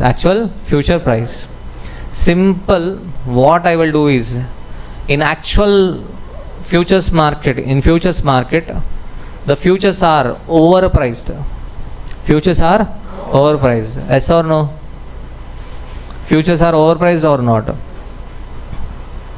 Am I correct? Because as per my theory, the price must be equal to 2050. Even if I buy share as on today and carry it for next 3 months, my cost will be 2050. So that means share price should trade at 2050, but whereas the price in the market is 2200. That means the share is overpriced. Share is overpriced in futures market. Overpriced means buy or a sell? Sell. That means here Naresh, he is rational, intelligent fellow. So what he will do? He will take a short position as on today. He will enter into a simultaneous contract. Simultaneously he will enter into two contracts. One contract is, he will enter into a contract to sell one share at the rate of 2200 under futures contract. Nothing but he will take a short position in futures. To sell in the future, he want to have a share, yes or no? To sell in the future, he should have a share. So that's why what he will do is, he will buy the share in the spot market. They will ask you a course of action. In examination, they are not asking a complete arbitrage process. They are just asking a course of action. Simple. If actual future price is greater than fair future price, it is overpriced. So that's why futures sell, spot buy. Simple strategy. What Naresh will do is, Naresh will borrow 2000 rupees from our goddess Chaitanya, 2000 rupees. Okay, he will buy a share, carry it for next 3 months. Okay, and sell it for what? 2200. He will receive 2200 after 3 months. Okay, 2200 after 3 months, and he will also receive 50 rupees dividend. Total inflow 2250 minus what is payment to our devata? 2000 plus interest. 2000 plus what? Interest. So what is the answer? 150 is the profit. So here Naresh is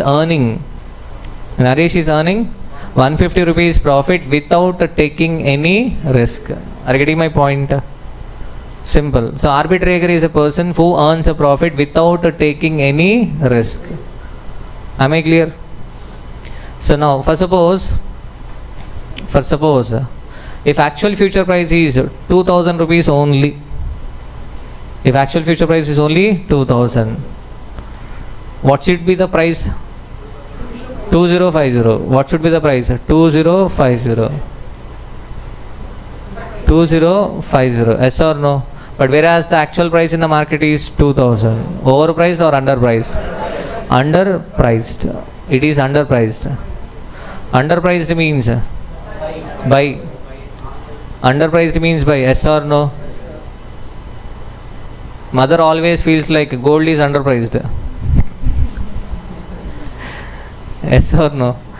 So they feel like what? Gold is always underpriced, because in future again price will increase.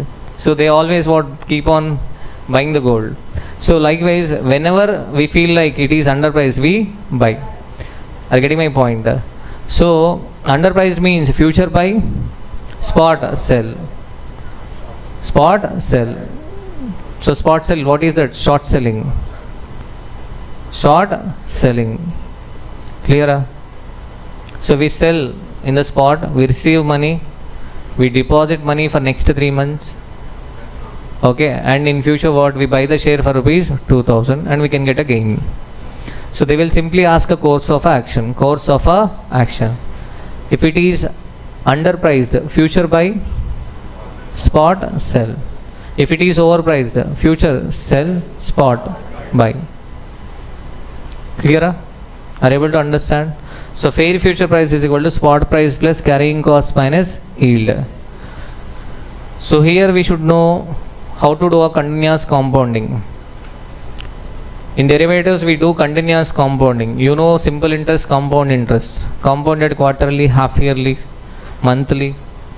Here continuous compounding means compounded every second, nanosecond. Continuous compounding. In derivatives we do continuous compounding because derivatives are traded continuously. So that's why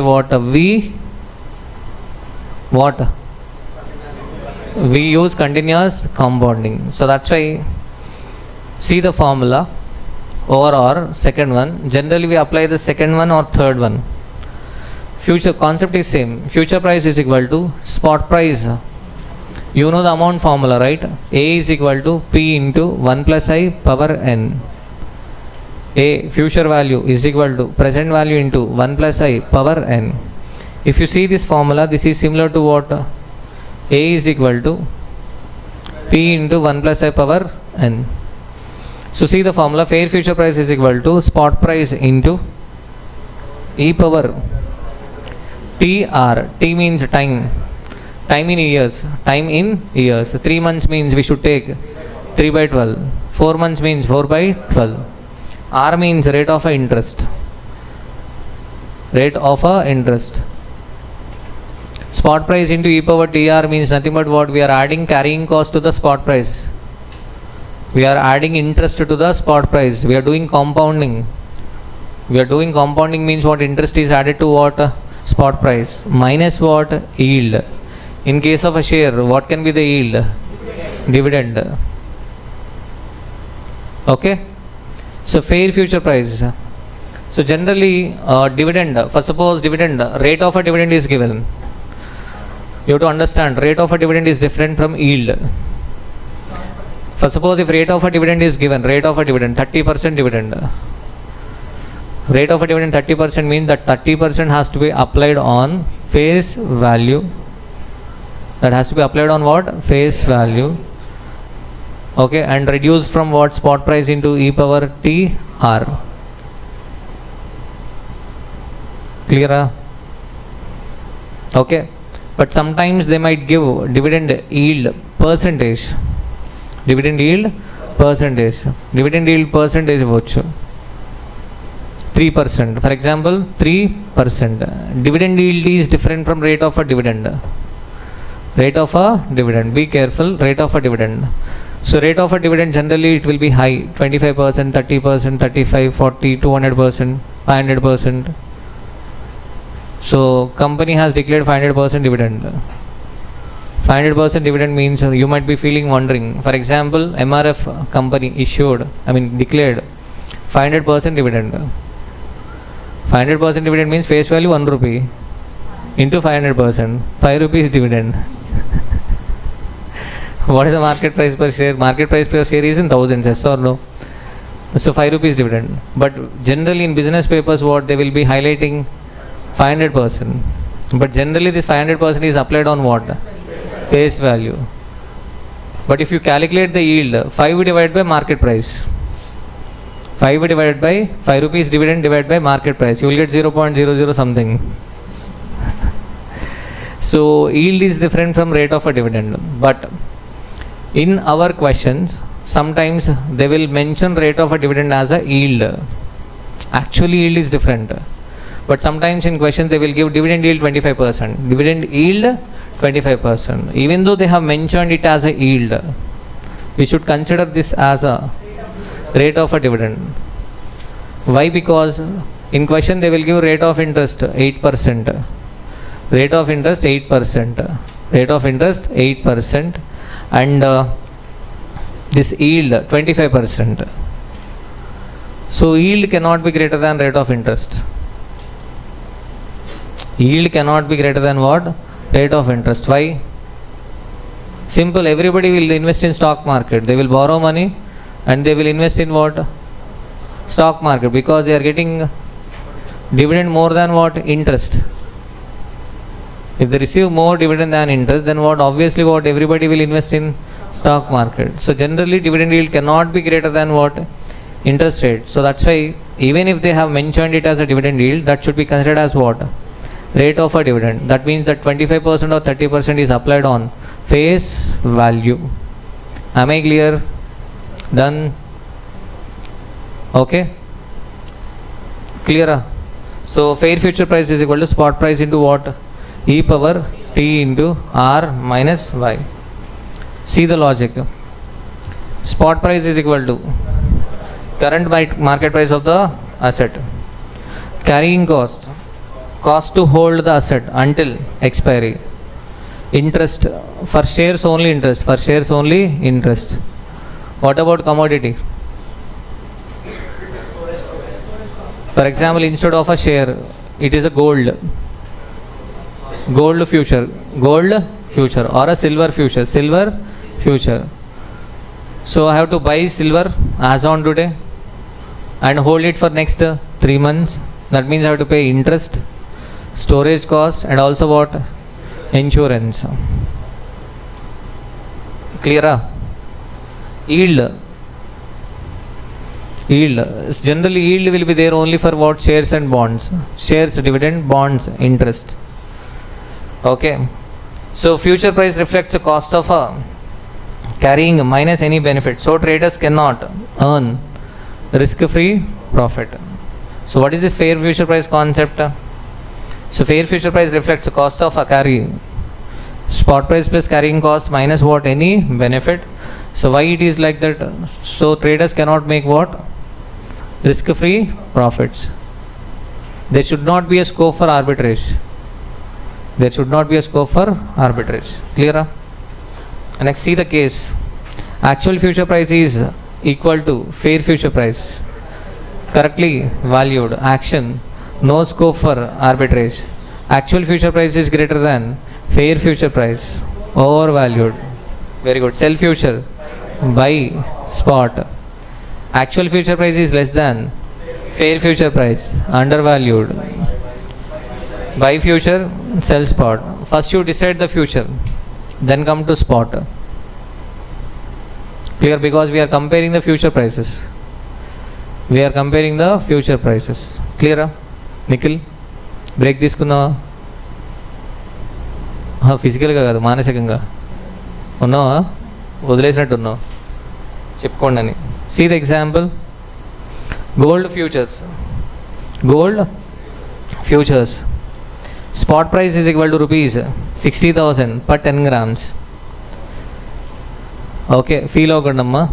10 grams gold 60,000 కదా, ఇంకెక్కువే ఉంది. Spot price 60,000 rupees per 10 grams. ఇదే నిజమైతే మధ్యాహ్నం క్లాస్కి రారు కొంతమంది. Okay, spot price rupees 60,000 rupees per 10 grams. Carrying cost, interest, storage for 1 month 500, yield or a benefit nil, because for gold you will not get any benefit. Yes or no? So fair future price is equal to 60,000 plus 500 minus 0. So 60,500 rupees. Okay, what is this? This is fair future price. For suppose if the futures price is above rupees 60,500, if the futures price is above, if a 1 month futures price is more than 1 month futures price is more than 60,500, that means overpriced. Sell future, buy spot. For suppose if it is 60,000, if it is 65,000, simple. We buy for rupees 60,000 as on today, carry it for 1 month, 60,500, and you will be selling it for 65,000. You will get a benefit of 4,500 without any risk, because simultaneously we enter into 2 contracts.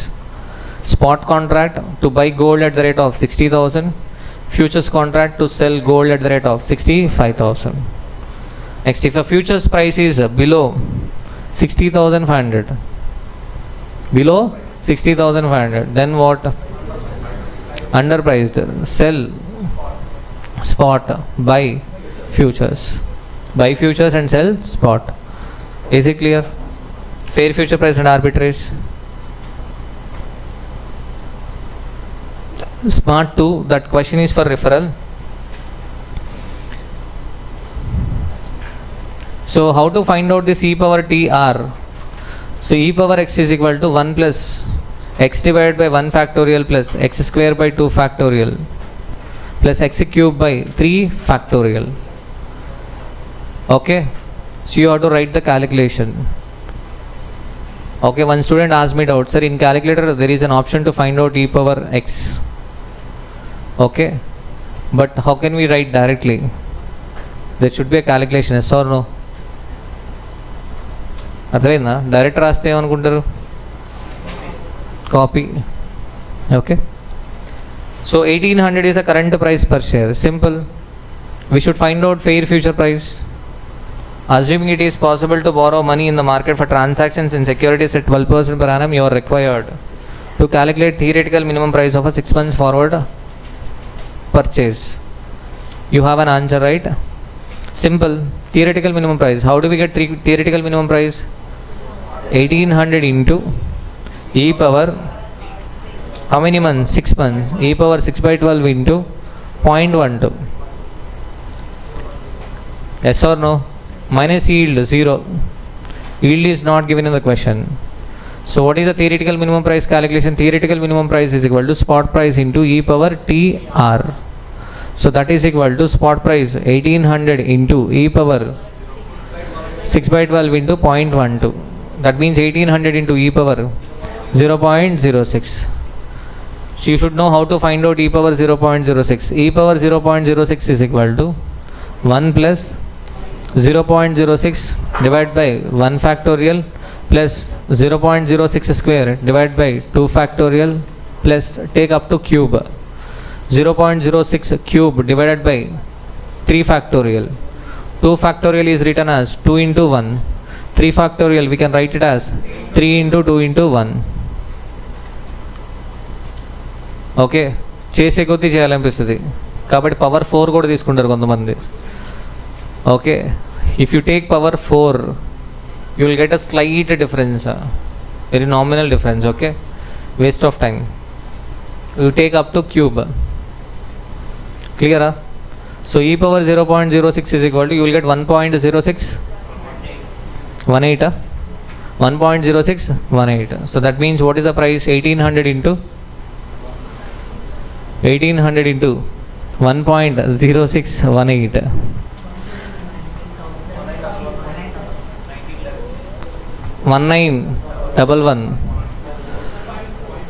1911.24. So this is a fair future price. So what is the relevance of this fair future price? Only for comparison, only for deciding the course of action. Later on for arbitrage process, this fair future price is not relevant. For comparison, we compare this 1911.24 with what? 1950. So actual future price 1950 is greater than fair future price 1911.24. Overpriced means future sell, spot buy. So that means simultaneously today we enter into 2 contracts. One, we buy stock at the rate of 1800. We buy the stock at the rate of 1800. We enter into a contract to sell 1 share at the rate of 1950 at the end of 6 months. I will buy at 1800 with interest that will be equal to what? So how can I buy for rupees 1800? Arbitrator will never use his own money. He will borrow money at the rate of 12% per annum for how many months? 6 months. With interest that amount will be equal to 1911.24. On sale he will receive 1950. What is the benefit?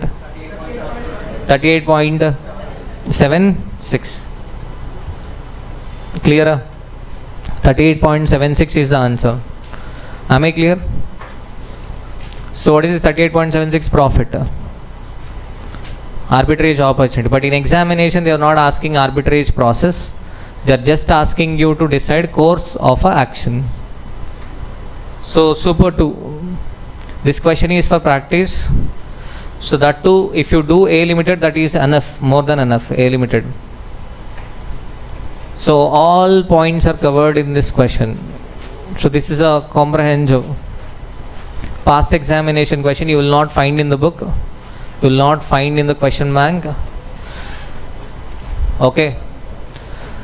So if not hedging, they might ask a question from what? Fair, future price and arbitrage. So the following information pertaining to 2 securities is given. Securities A limited, B limited, spot price, dividend expected, dividend receivable in 2 months and 3 months, recommended action, sell spot, buy future, buy spot, sell future. Recommended action is already given. Recommended action is given. What is the recommended action? Sell spot, buy future. Sell spot, buy future. Buy future, buy future. Underpriced. That means actual future price must be less than the fair future price. See the question here. For what values of a futures contract, second part, I am reading the second part. For what values of a futures contract, rates will be, rates, for what value of a futures contract rates, will the above recommended action be appropriate? Generally we decide the course of action, but in the question action is recommended. So the action to be appropriate, what should be the future value contract rates? Simple. First case, the actual future value must be less than the fair future price. For first recommended action, yes or no? For second recommended action, what is the second one? Buy spot, sell future. That means actual value of a futures contract must be greater than the fair future price. Anyway, we are going to find out fair future price, because first part of the question is determine the 6 months theoretical forward price of a security of A Limited and B Limited. So this is a good question for fair future price. All points are covered. Okay. So let us solve this question.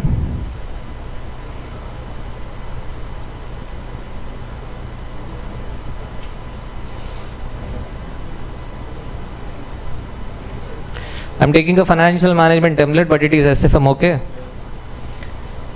Clear? See this question.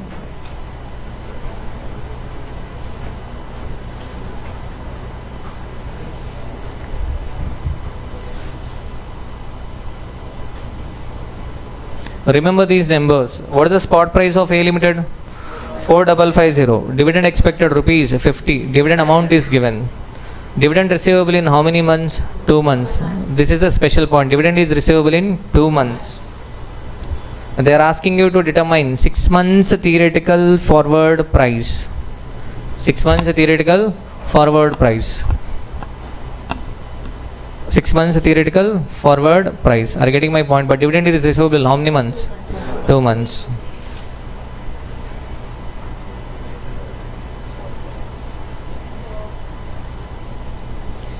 Okay, should you remember the numbers? Okay. So A Limited.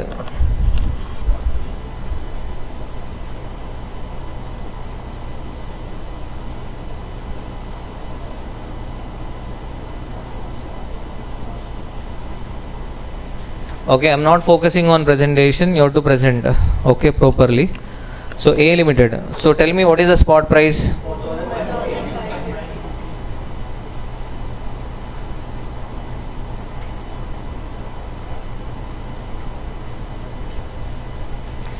Spot price 4550.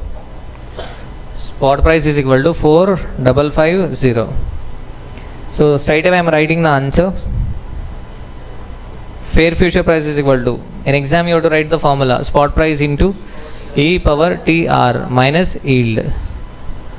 So here I am writing the answer. Understand the calculation. 4550 into E power, how many months? 6 months. Time we should take in years. 6 by 12 into what is the rate of interest? 9%, 0.09. 4550 into E power 6 by 12 into 0.09. 4550 into E power 6 by 12 into 0.09. So wait. So 4550 is the spot value, yes or no? Into E power 6 by 12 into 0.09 means nothing but we are finding out the future value of this 4550. We are doing compounding for next 6 months. Yes or no? Minus dividend. So this 50 rupees is receivable in how many months? 2 months. Be careful, 2 months. I cannot reduce 50 directly. Why? Because this 4550 into 6 by 12 into 0.09 is value at the end of a 6 months. Value at the end of a 6 months. Yes or no? But what about 50? I am receiving in 2 months. Yes or no? So that's why I have to find out. I have to find out what? Okay, value of a dividend at the end of a 6 months. Value of a dividend at the end of a 6 months. I am receiving at the end of 2 months. That means I have to do compounding for another 4 months. So e power 4 by 12 into 0.09. So do not calculate now, but you know how to calculate, yes or no? You know how to find out what e power 0.045. First case you will get e power 0.045. Second case you will get e power 0.03. You know how to find out, yes or no? Okay, wait. So there is an alternative calculation. So this is one calculation. You will get the answer. So okay. Over or.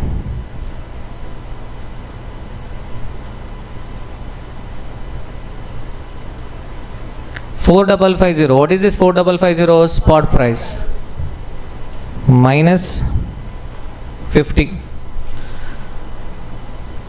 4550 is the price as on today. Minus 50. 50 is receivable after 2 months. I cannot reduce 50 directly because this 50 is receivable after 2 months. So I should bring it to present value. It is receivable after 2 months. That means I have to do discounting for 2 months. Okay, students are asking doubts on this question again. Sir, dividend is receivable in 2 months. Why we are doing compounding for 4 months? Okay, or otherwise why we are discounting for 2 months? Simple. 4550 is the spot price minus 50 into e power minus, we are bringing it to present value, so that's why e power minus 2 by 12 into 0.09. Now this adjusted spot price means spot price minus present value of a dividend. This will be compounded for next 6 months. This will be compounded for what? Next 6 months. So 4550 minus 50 into e power minus 2 by 12 into 0.09. So this adjusted spot price will be compounded for next 6 months. Clear? In either of the case you will get same answer.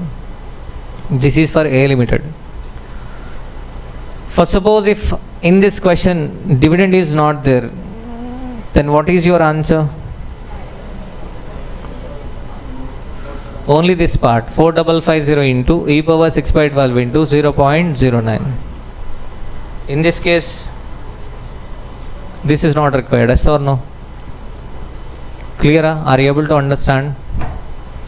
So final answer is not required for me, but tell me for B Limited calculation. Tell me the calculation for B Limited. For B Limited, dividend expected 20 rupees after how many months? 3 months. So tell me the first calculation. 360 into e power 6 by 12 into 0.09 minus 20 into 3 by 12 into 0.09. Clear? What about second calculation? Alternative calculation. 360 minus 20 into e power minus 3 by 12 into 0.09 bracket close into e power 6 by 12 into 0.09. Clear? So this is how we calculate theoretical minimum price. Are you able to understand? In examination you have to make a presentation properly. Okay, while practicing, if you do A Limited, that is more than enough, because B Limited also same. But be careful, it is 2 months, that is 3 months. 2 months means if you are compounding, you should go for 4 months. If you are discounting, 2 months. Second case, future compounding 3 months, discounting also 3 months. So are you able to understand the concept? So first part of the question clear. So in first part there are two again, theoretical minimum price. Are you able to understand how to find out theoretical minimum price?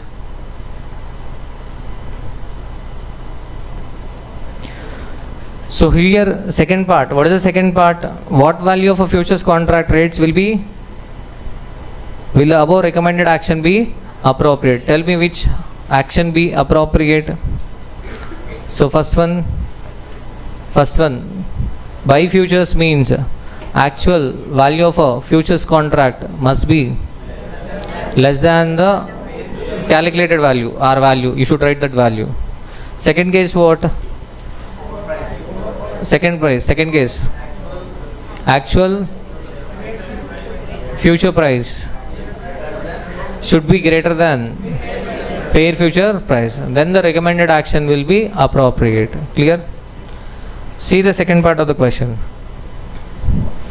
What would your answer to one above? If there is no dividend expected for A and B, then simple. If no dividend is expected, then what? Only spot price. We calculate the value. Okay, and we write what? First case. If actual future price is less than that price, then the recommended action is appropriate. Clear? Okay, so with this we have completed what?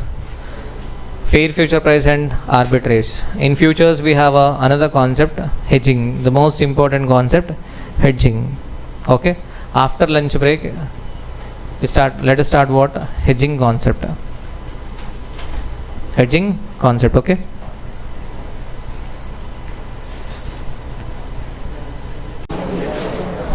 So in futures, the last concept, hedging concept, it is very important. Hedging concept, it is very important. Hedging means what? Reducing the risk, elimination of a risk. Hedging means what? Reducing the risk, eliminating the risk. Okay. So in hedging, so there are three. First one, cross hedging. Second, using risk-free securities. Beta of a risk-free security is equal to 0. And next what? Commodity hedging. Okay. So first we are going to discuss hedging with index futures. Hedging with index future.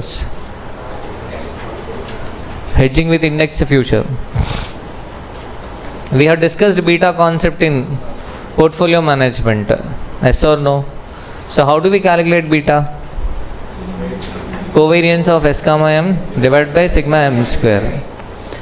So to understand the hedging concept, first you have to understand beta. Beta is the sensitivity of a security return with respect to market. Yes or no? Okay. So understand how the beta is calculated, because you have to understand, to understand hedging, first beta is important. Beta can be positive, negative or 0. Beta of a risk-free security 0. Beta of a cash is 0. So beta can be positive, negative. Beta positive means both security and market are moving in same direction. Beta negative means opposite direction. Security and market are moving in opposite direction. Okay. So here hedging with index future. But for most of the companies beta will be positive. Beta will be positive. That means both security and market will move in same direction. Both market and security will move in same direction. Yes or no? Because company is a part of market. So obviously, security return will also move in the same direction with the market. But there can be what? Negative beta also. Negative beta means what? Market and security will move in opposite direction. Okay. How the beta is calculated? Covariance of S comma M divided by sigma M square. So sigma M square columns M bar, M minus M bar, M minus M bar whole square. Yes or not? So how the M is calculated? M P1 minus P naught plus D1 divided by P naught. M is nothing but a historical return. Historical return. M bar is average return. So that means based on past data, we are finding out the beta. Based on past information, we are finding out what? Beta. Covariance of S comma M also. What are the columns? S bar, S minus S bar, S minus S bar, M minus M bar, S minus S bar into M minus M bar. So based on the past, we are finding out the beta. For example, beta is equal to 2. Beta of a X limited is equal to 2. What does that mean? For every 1% change in market, security return changes by 2% in the same direction. Yes or no? Okay. So based on this beta, we do hedging. So what is, if 2 periods data is given? If 2 periods data is given, what is the formula for beta? Change in security return divided by change in market return. So beta positive means market and securities move in same direction. Beta negative means market and securities moving opposite direction. So to find the number of contracts in examination, they will be giving a target beta. For example, existing beta 1.3. They might ask you to reduce the beta to 0.91 or a 0.8 or a 0.4 or a 0.6. Okay. So they will not give target beta. They will ask for complete hedging. Complete hedging means our target beta is 0. Complete hedging, nothing but the complete elimination of a risk. Complete elimination of risk means reducing the beta to 0. That means your target beta is equal to 0. Target beta is equal to 0. So how can we find out the number of index contracts to be sold? Number of new contracts to be sold. So number of new contracts to be sold is equal to portfolio value into existing beta minus target beta divided by value of a future contract. Value of a future contract. Okay. Are you getting my point? So first one, index hedging using index futures. Hedging using index futures. So for example, I have already purchased X limited shares. So tell me, I have purchased X limited shares means what is my expectation? So price will increase. Still I believe that X limited share price is going to increase. Will I go for hedging or not? I will not go for hedging. Still, if I believe that share price is going to increase, okay, I will go for hedging if I have a fear. That price is going to decrease. Yes or no? So hedging is a combination of what? Expectation and fear. I have purchased X limited shares. What is my expectation? Price is going to increase. But now I have a fear that X limited share price may decrease. My fear. So first suppose as I feared the price has got decreased, then I will get a profit or a loss. I will lose money. Yes or no? I expected price to increase, but the price has got decreased. I will be losing money or not? Yes, I will be losing money. Okay. So in order to protect myself from the loss, okay, I will be taking an opposite position in index. Why only opposite position in index? Why not the same position? So tell me, what is my expectation? Price increase. So that's why I have purchased X limited shares. That's why I have purchased X limited shares. I have purchased X limited shares shares means my expectation is price is going to increase. Now, what is my fear? What is my fear? Price may decrease. Price may decrease. That means I should protect myself from decrease of a price. I should protect myself from decrease of a price. Yes or no? So if I have a fear that the price is going to decrease, I should go for which position? Short position. If I have a fear that the price is going to decrease, I should go for what? Short position. Yes or no? So in index I will take a short position. So already I have a X limited shares, long position. Index short position. For example, as expected price increased, then I will get a profit in X limited shares, but I will lose money in index. But overall, no profit, no loss. Okay. For suppose, as I feared, the price has got decreased, then I will lose money in X limited, but I will get gain in index.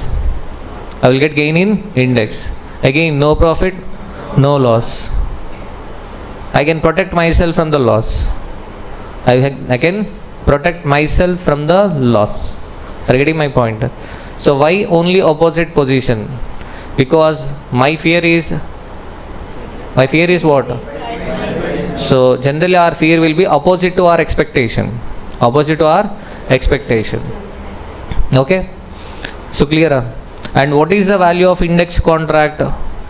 What is the number of contracts? How to find out number of contracts? Number of contracts is equal to portfolio value into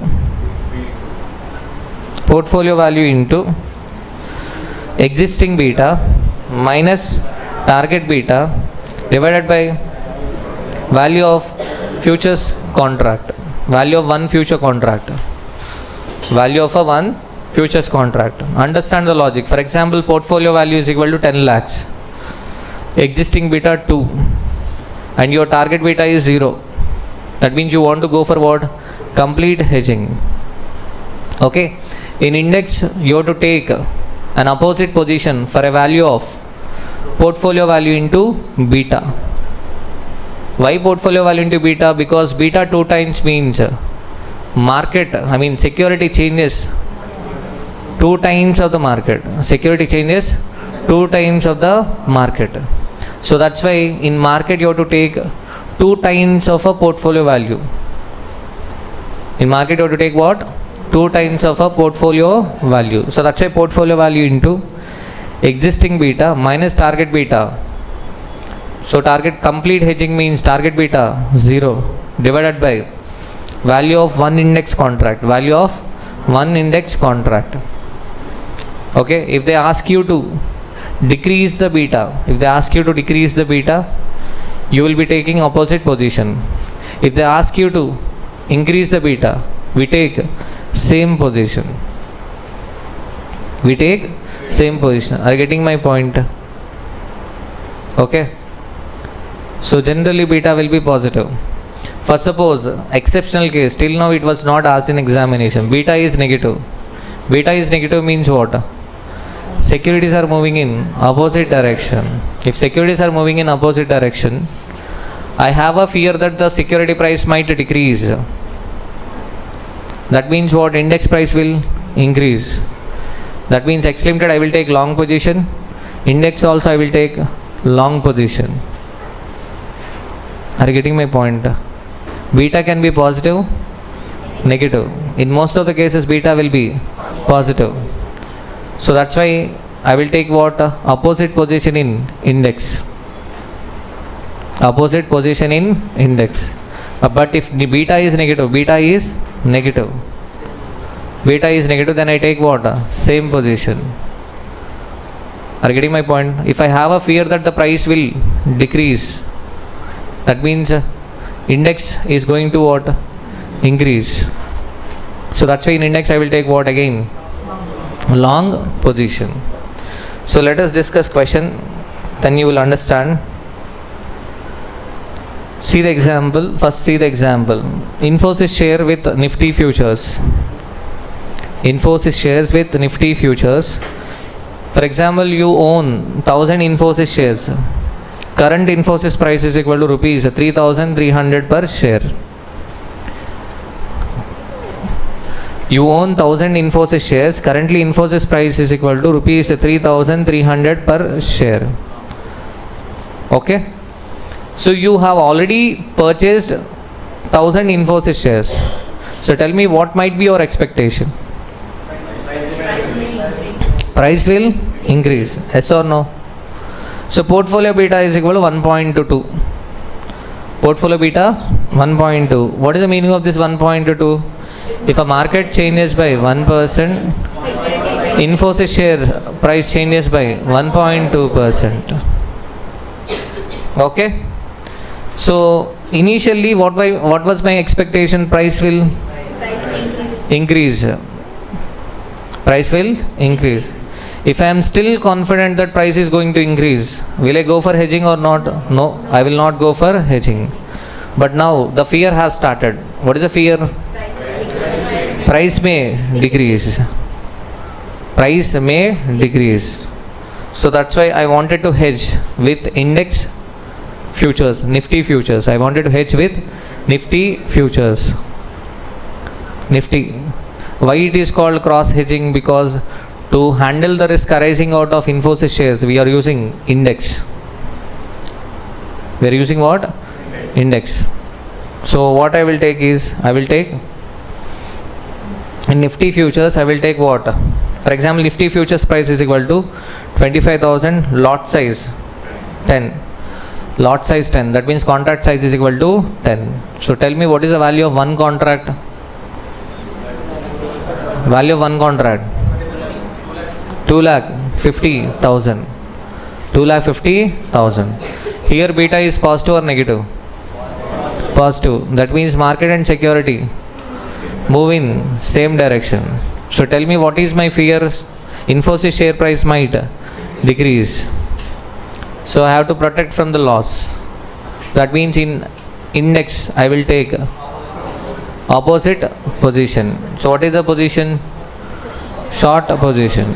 Because if Infosys share price decreases, I will lose money in shares, but I will get gain in index Nifty. So futures position value. What is the futures position value? Portfolio value into beta. What is the portfolio value? 3,300 into 1000 shares. 33 lakhs. Okay. What is the value of index position? It is not the same value. Why it is not the same value? Because beta is 1.2. What is the meaning of this 1.2? If a market changes by 1%, security changes by 1.2 times. Security changes by 1.2 times. So that's why for complete hedging, we should go for what? Portfolio value into beta. So what is the index value? 33 lakhs into 1.2. So that is 39 lakh 60,000. Clear? 39 lakh 60,000. So how many contracts?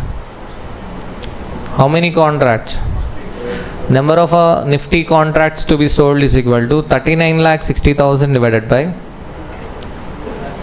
39 lakh 60,000 divided by what? 2 lakh 50,000. 15.84. That means how many contracts? 16 contracts. I should sell 16 contracts.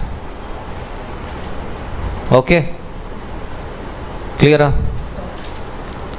Case 1. Example. What can happen? For example, case 1. Market falls by 10%. Market falls by 10%. For suppose if a market falls by 10%. Okay. Market falls by 10%. In market I have taken a short position for a value of 39 lakh 60,000. Yes or no? In market I have taken what? Short position. In market I have taken what? Short position. What is the value? 39,60,000. To close this contract I will take a long position. By the time I take long position, the value decreased by 10%. That means I will sell at a higher price, buy at a lower price. So that means in market I will get a gain. What is the gain amount? 39,60,000 into 10%.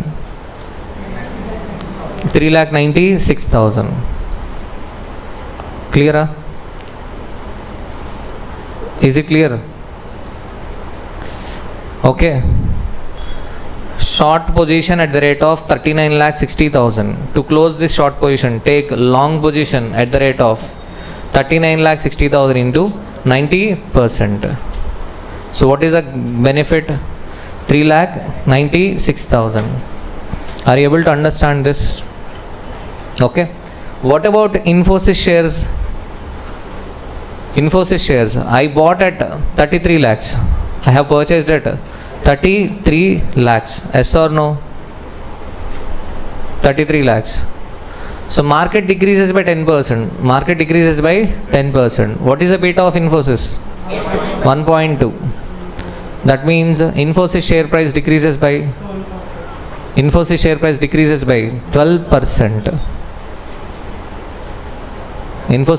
decreases by what? 12%. That means I will lose by how much amount I will lose? 33 lakhs into 12%. I will lose 3,96,000. Yes or no? So Infosys I am losing 3,96,000, but I am getting a gain 3,96,000 in Nifty. Overall 0. Overall what? 0. Is it clear? Case 2. Market rises by 10%. Market rises by 10%. If market rises by 10%, then what happens? In index, I will get loss. Because initial short position, to close contract, long position.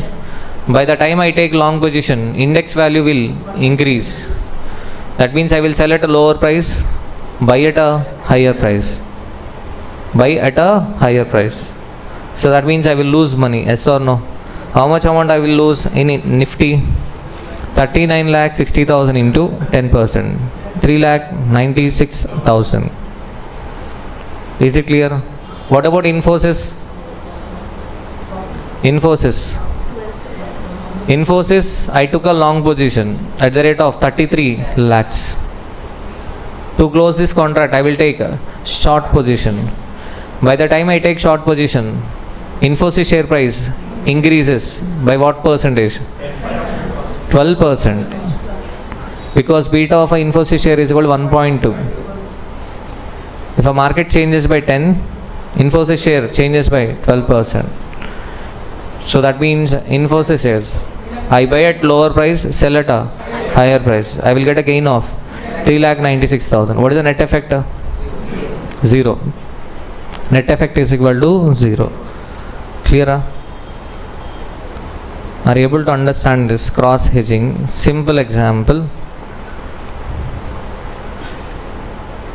Key takeaways: hedging with index futures protects your stock portfolio from market risk. So what is the perfect hedge formula? Perfect hedge means complete hedge. Complete hedge. What is the futures position value? Portfolio value into beta. Outcome: any gain or a loss in stock is exactly offset by loss or a gain in index futures. Index futures. So clear? Are you able to understand this?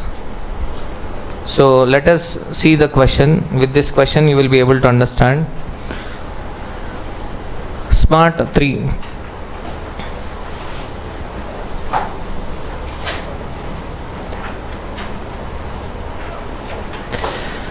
Which position on the index futures give a speculator a complete hedge? That means target beta is equal to 0. Against the following transactions. Against the following transaction. To understand futures and options, first you should understand the basics. Initially I have discussed basics. There can be two expectations. One is price increase, the other one is price decrease. Okay. So expectation price increase means we take long position. Expectation price decrease means we take short position. So when do we go for hedging? If I have a fear. For example, originally my expectation was price is going to increase. So what can be the fear? The price may decrease. Price may decrease. Okay. So to protect myself from the decrease in price, I will go for what? Hedging. Hedging means which position? Short position. So that's why in stock I am taking a long position. That means in index I will take short position. Second, my expectation can be price is going to decrease. Okay. So I will take initially short position. Initially what? Short position. Okay. But what is the fear? The price may increase. So that's why I will take long position in index. So be careful. Short position in stock, long position in index. But to close this short position, stock, in future I will take long position. Index, initially long position. To close this I will take short position in the future. Clear? So see the smart 3 question. Which position on the index futures gives a speculator a complete hedge against the following transactions? Against the following transaction, complete hedge. First one, the share of a rise, the share of a right limited is going to rise. The share of a right limited is going to rise. He has a long position on the cash market. Cash market means spot market of rupees 50 lakhs of the right limited. He is already having a long position of rupees 50 lakhs on the right limited. On the right limited. So what was his original expectation? Price is going to increase. So beta of a right limited is 1.25. Okay. But now he want to go for a hedging. Which position on the index future gives a speculator a complete hedge? Okay. So in index, which position? Short position. Because here long position. So there he will be taking what? Short position. For what value? 50 lakhs into 1.25. Value of index position is equal to, value of index position is equal to 62 lakh 50,000. Okay. So please do understand the concept. So initially I have purchased right limited shares. What was my expectation? Price is going to increase. Now I am going for hedging. That means what is my fear? Price is going to decrease. If a price decreases, I will be losing money in right limited shares. So that's why to protect myself, I am taking a short position in index. If I take a short position in index, even if the price decreases, I will get gain in index. I will get gain in what? Index. For suppose if a price increases, I will lose money in index, but I will get gain in right limited shares. Clear? So what is the value of index position? Portfolio value into beta. But till now the beta is not, beta negative has not given in the question. But be careful, if a beta is negative, we will be taking a same position in index. Understand the logic. Why same position in index? Beta negative means security and market moving in opposite direction. Your fear is stock price is going to decrease. So beta negative means what? Index value. Stock price may decrease. That is your fear. That means index will increase.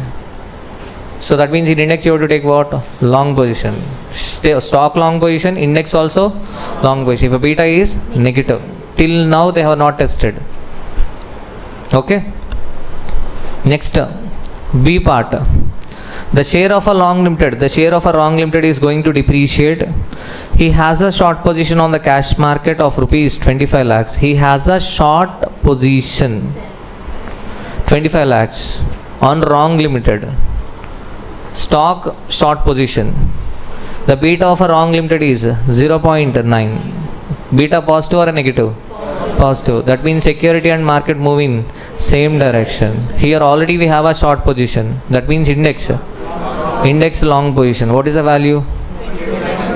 25 lakhs into 0.9. 22 lakh 50,000. Clear? The share of a fair limited is going to be stagnant. Stagnant means same. He has a short position on the cash market of rupees 20 lakhs. He has a short position. He has a short position in the cash market. The beta of a fair limited is 0.75. Already we have a short position. That means in index we are going to take a long position. Clear? Okay. So what is the value? 20 lakhs into 0.75. So the overall value. Okay. See this. What is the overall value? 62 lakh 50 short, 22 lakh 50 long, 15 lakhs long. So okay, after setting off, overall position is 25 lakhs short position. 25 lakhs short position. Is it clear? Next, smart 4.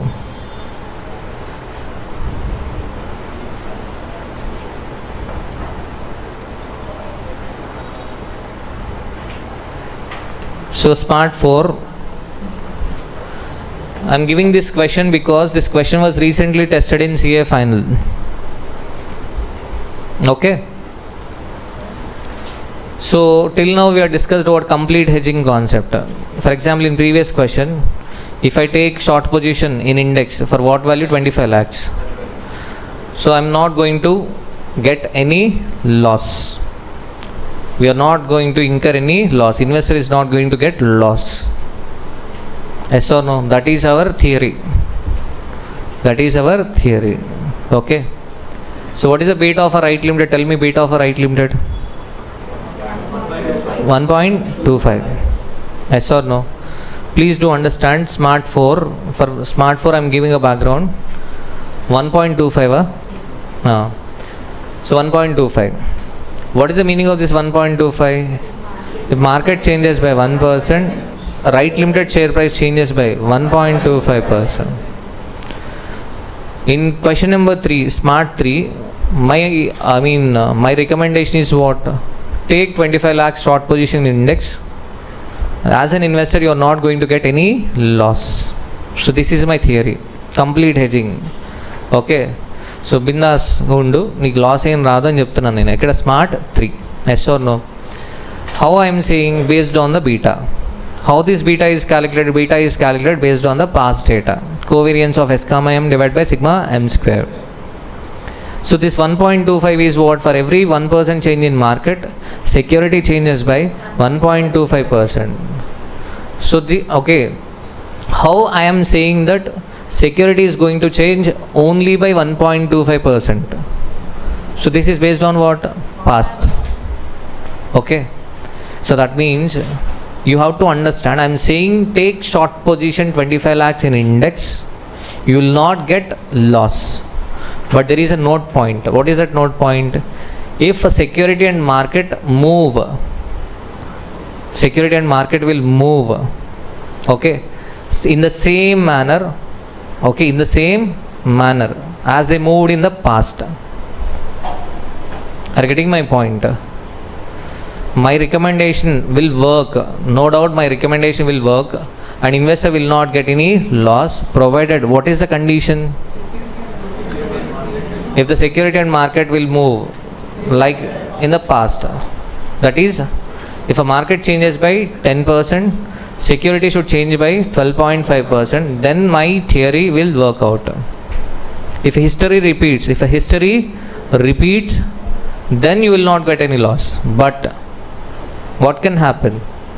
History may not repeat. If history does not repeat, then what? our theory may fail. Whatever we are saying, complete hedging, do complete hedging, you will not get any loss. That theory may fail if history does not repeat. Further, see the Smart 4 question. Smart 4. So this is a recent CA final question we can expect in our exam. Ram buys 10,000 shares of X Limited. Ram buys how many shares? 10,000 shares of X Limited at a price of rupees 22 per share. Whose beta value is 1.5. What is the beta value? 1.5. What is the meaning of this? If a market changes by 1%, X Limited share price changes by 1.5% in same direction. Yes or no? Okay. And sells 5,000 shares of A Limited at a price of rupees 40 per share, having a beta value of 2. In portfolio we have 2 shares. One is X Limited, second is A Limited. So what is X Limited share value? 10,000 into 22, 2,20,000.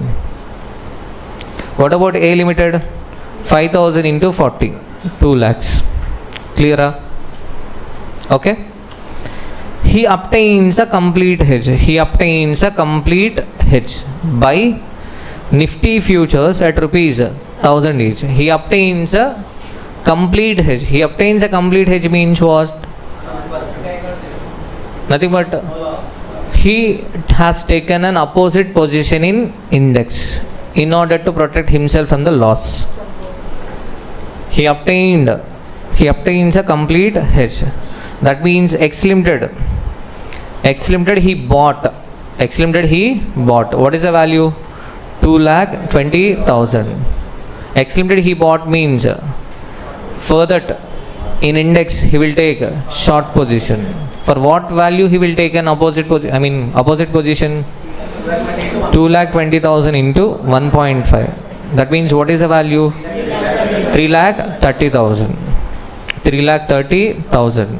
Which position? Short position. So there is one more stock, A Limited stock. A Limited stock, we took a short position. Here short position means index long position. What is the value? 2 lakhs into 2, 4 lakhs. 4 lakhs long, 3,30,000 short.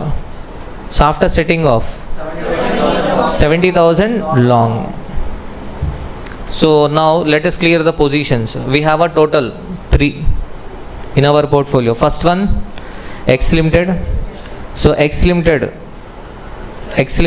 what is the value of a portfolio? 2,20,000 long. A Limited,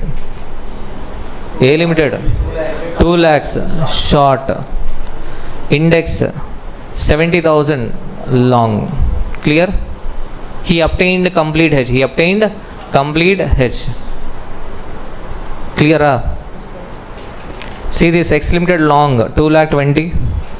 So that means index position 2,20,000 into 1.5, 3,30,000 short position. A Limited already we have a short position 2 lakhs. Index position long position 4 lakhs. Overall net 70,000 long. Clear? Okay. Now tell me, if history repeats, investor will not get any loss. No profit, no loss. But history may not repeat. If history does not repeat, then what? This theory will not work out. Example, here history is not getting repeated. Example, he closes out his position. At the closing price of the next day, when the share price of X Limited dropped by 2%. He closed his position. Okay, when the share price of X Limited is dropped by 2%. Tell me X Limited, which position we have taken? Long position. But share price dropped by 2%. We get a gain or a loss? Loss. Because share price dropped. Okay, we buy at a higher price, sell at a lower price. What is the loss? 2,20,000 into 2,20,000 into 2%. 4,400 loss. Need not worry because we have an index to save. We have index to save. Yes or no? Next. Share of A Limited appreciated by 3%. Share of A Limited appreciated by 3%. What about A Limited share price? A Limited position. What was the original position? Short position. Short position and A Limited share price appreciated by 3%. Okay. So in A Limited also what? We incur loss.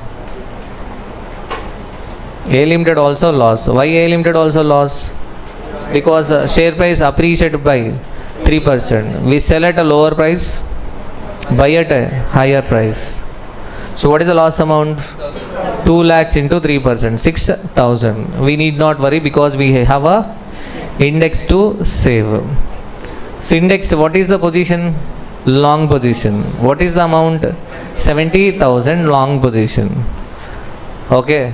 So the loss will decrease if index value increases because we have taken long position. But what happened here?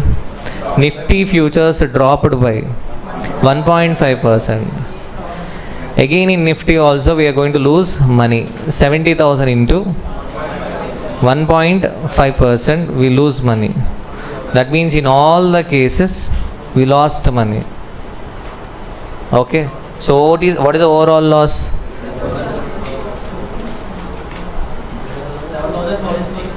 Are you getting my point? X Limited we got a loss of 4,400. A Limited 6,000. Nifty futures 1050. Overall loss 11,450. Sir, you told that complete hedging. So complete hedging means what? No profit, no loss. I mean, you will not get any loss. You will be protected from the loss. You will be protected from the loss. Yes or no? But why we got loss? The note point is, if you go for a complete hedging, you will not get loss, provided if a history repeats. What is the history? What does history says? What is the X Limited beta? 1.5. X Limited dropped by 2%. X Limited dropped by 2%. Yes or no? X Limited dropped by 2% means market should be dropped by, market should drop by 2%. No, what is the beta of X Limited? 1.5. So market should drop by 2 divided by 1.5. Market should drop by 1.33.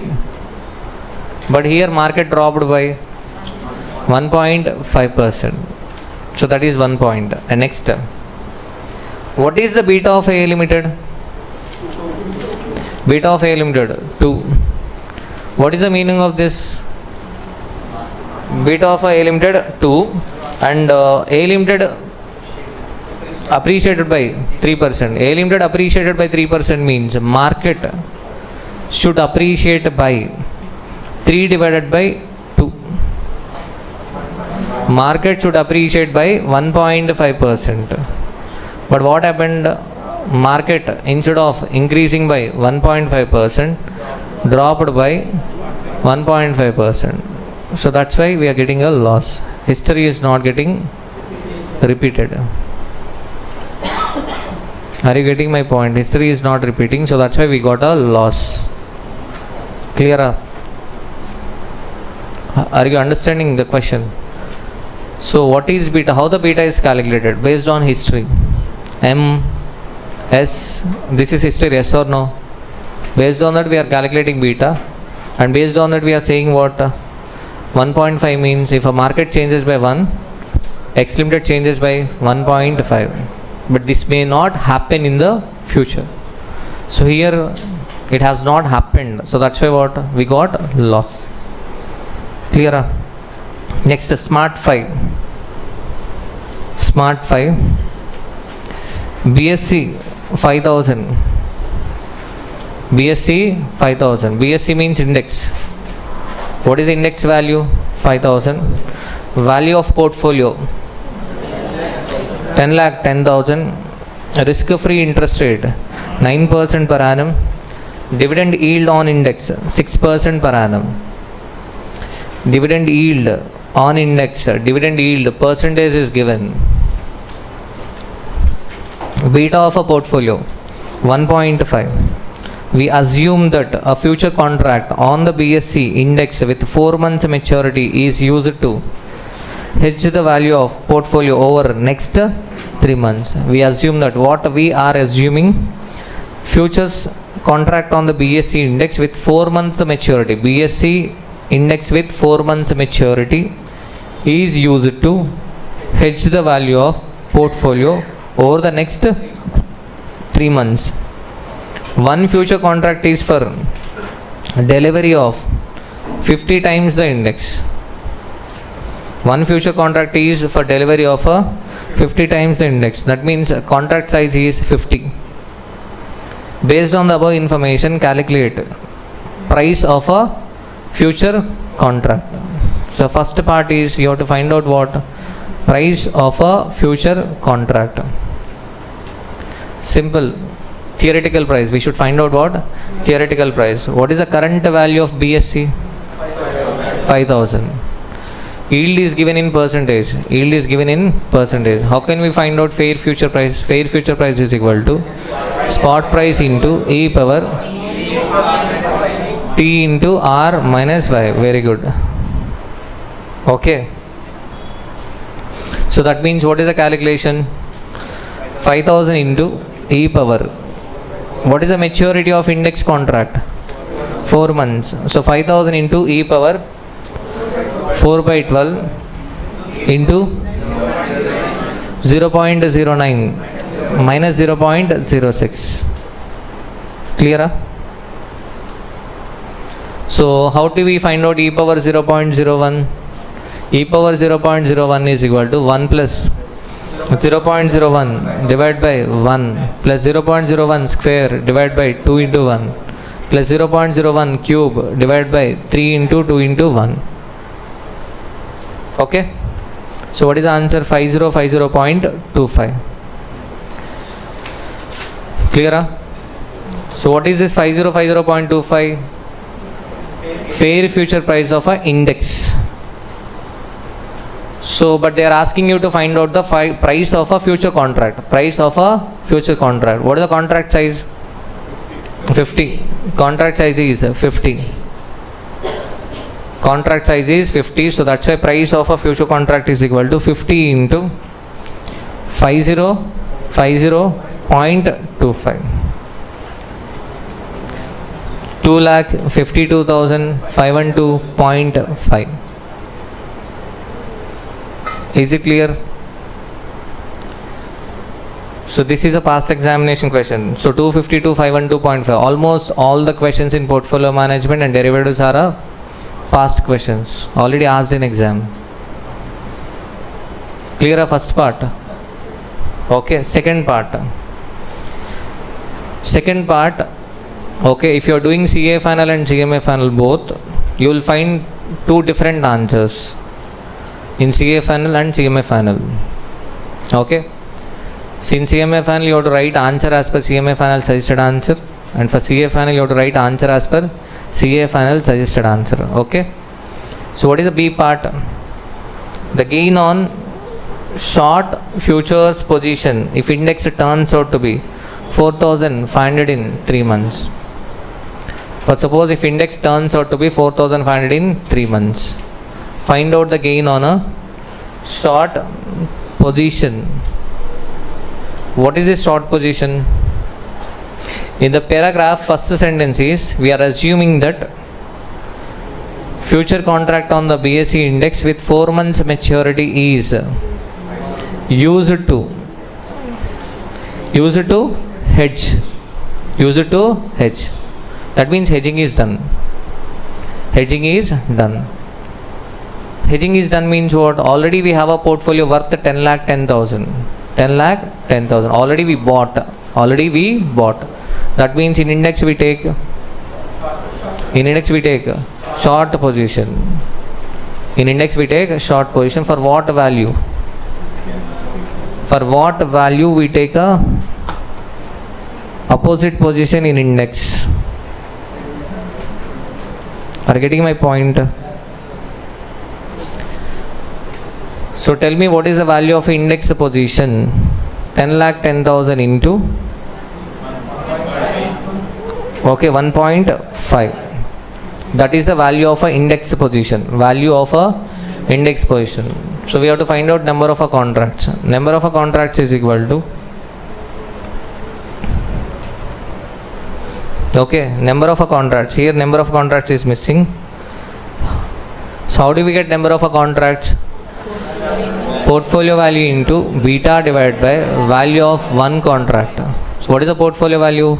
10,10,000 into 1.5 divided by 2,52,512.5. Okay. So how many contracts? 5.99 means 6 contracts. That means we take a short position for how many contracts? We take a short position for 6 contracts at the rate of 5050.25. Short position at the rate of 5050.25. After 3 months, index turns out to be 4,500. So to close the short position contract, we take a long position at the rate of 4,500. That means we sell at 5050.25, buy at 4,500. So we get a gain in index, yes or no? So what is the gain? 6 contracts into 50 into 5050.25 minus 4,500. 165075. So this is the answer as per ICMAI. Okay, which is not actually correct. Why? Because this 5050.25 is the value at the end of 4 months. 4,500 is the value at the end of 3 months. So that's why in CA final, if you see the CA final solution, 6 into 50 into 5050.25 minus 4,500. What is the 4,500 value at the end of 3 months into e power 1 by 12 into 0.09 minus 0.06. Nothing but. So we are taking the value of at the end of 3 months to 4 months. We are doing 1 month compounding. 1 month compounding. So then the answer will differ. Okay. So but for CMA final you follow this answer only.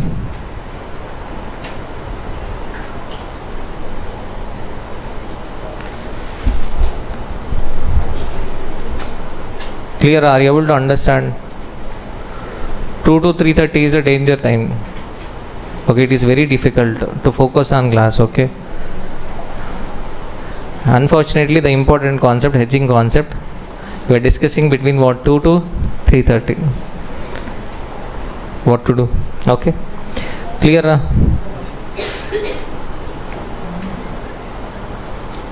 Next question, Super 3.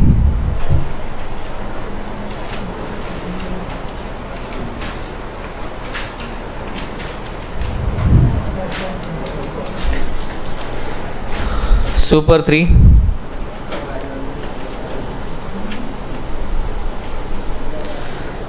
Hedging concept is simple if you understand, very simple.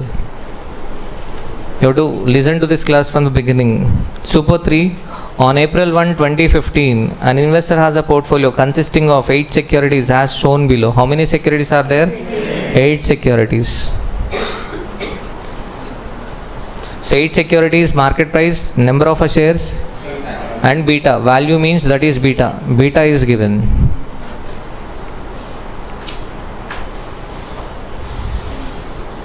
So this question is easy. You feel question is lengthy, but question is easy only. Cost of a capital for the investor is 20% per annum. Continuously compounded. So this rate is given to find out fair future price. the investor fears of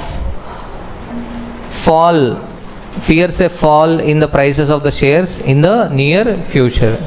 He already purchased shares, now the fear is there can be a fall in the prices. That means he will go for what? Hedging. He will go for hedging. Accordingly, he approaches you, okay, for the advice to protect the interest of his portfolio. He approaches you, okay. ఏం చెప్తావు? Okay, go for hedging అనాలి. Okay, go for hedging అంటేనే మనకి food. అలా కాకుండా అసలు stock market ఇదంతా వద్దు, but you do not invest in stock market అంటే ఏమవుద్ది? ఫ్యూచరే లేదు కదా. Okay, he approaches you for the advice to protect the interest of his portfolio. You can make use of the following information. Current Nifty value. What is the current Nifty value? 8,500. Nifty futures can be traded in units of 25 only. That means contract size 25. Futures for May are currently quoted at 8,700 and futures for June are being quoted at 8,850. These are actual future prices. These are the actual future prices. In previous question, actual future price was not given. So we took an assumption, implied assumption. Fair future price and actual future price are same. That's why we used fair future price for hedging. Okay, for example, in next question they may not give actual future price. If actual future price is not given, then what? We use fair future price for hedging. That means we are taking an implied assumption that both are same. Clear? You are required to calculate first one, beta of the portfolio. How do we get beta of a portfolio? By doing weighted average. Yes, Niluna narakatame inka. So beta of a portfolio. How do we get beta of a portfolio? We should take columns. What are the columns? Manoj garu. Very good. Security, market value, proportion, beta, proportion into beta. This is one way of a calculating. Second way of a calculating, security, market value, beta, market value into beta. So last column, take the last column total and then divide with what? Market value. So first part, beta of the portfolio. See the solution, beta of the portfolio. Beta of the portfolio. Simple. What are the columns? Security, market value, proportion, beta, beta into proportion. ఇది చేసే కొద్దీ చేయాలనిపిస్తుంది. ఎందుకు? బాగా తెలుసు మనకి. So portfolio beta is simple. We do a weighted average of a security beta. If you want to practice this question, this is a practice question. Note down portfolio beta from the solution. From there you have to practice. Okay? Clear? So but you should remember columns. What are the columns? Security, market value, proportion, beta, proportion into beta. Clear? So what are the alternative columns? You should know the alternative columns also, because in other hedging questions, okay, we have to take those columns, then only we can easily calculate. What are the columns? Security, market value, beta, last column market value into beta. So last column total, you take the last column total, market value into beta divided by market value. So then market value and market value will get cancelled, and what is left? Portfolio beta. Clear? Okay. So you feel like practicing this portfolio beta? అవసరం లేదు ఇది. అర్థమైందా? మనసు నొచ్చుకొని ఉంటుంది, వద్దని చెప్పాను. Second part, what is the second part? Theoretical value of a futures contract for contract expiring in May and June. Theoretical value of the future, theoretical value of a future expiring in May and what? June. This you have to calculate. Right now we are in April. So April 1st. April 1st means April, May. How many months? 2 months. One contract is expiring in 2 months. Second, June means contract is expiring in 3 months. Contract is expiring in 3 months. So clear? Clear? So tell me what is the calculation? What is the current value of Nifty? For May, what is the calculation? 8,500 into e power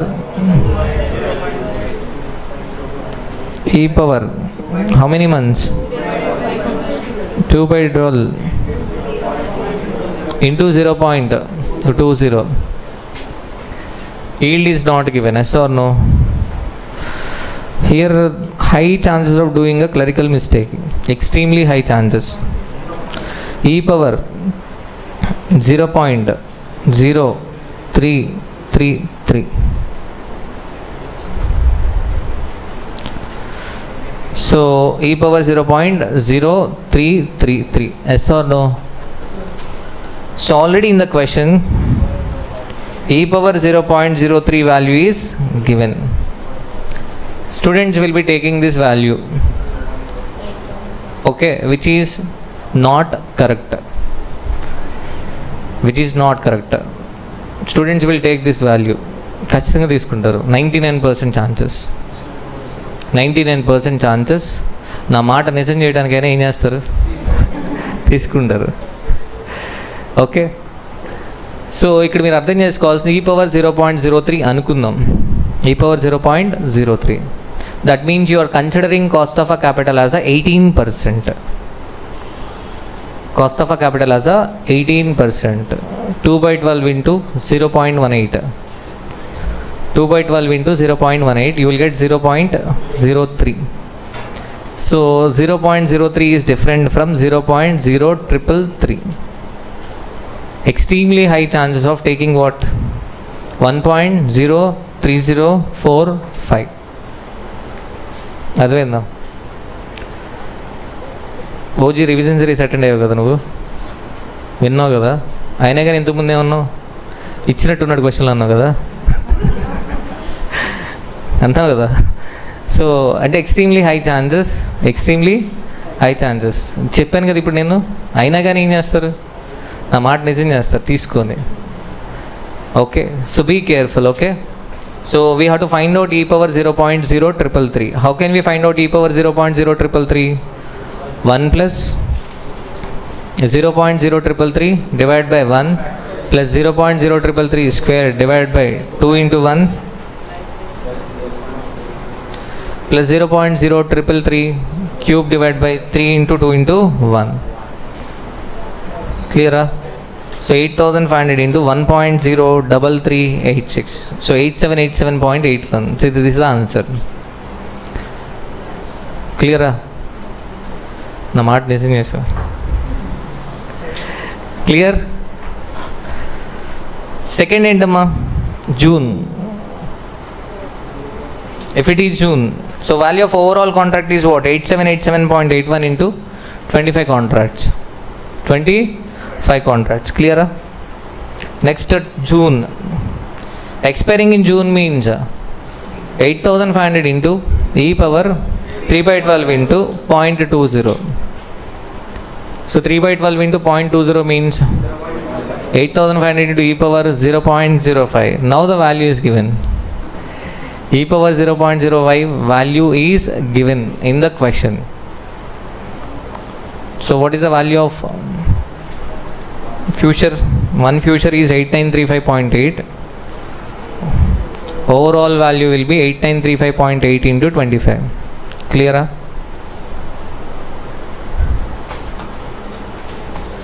Is it clear?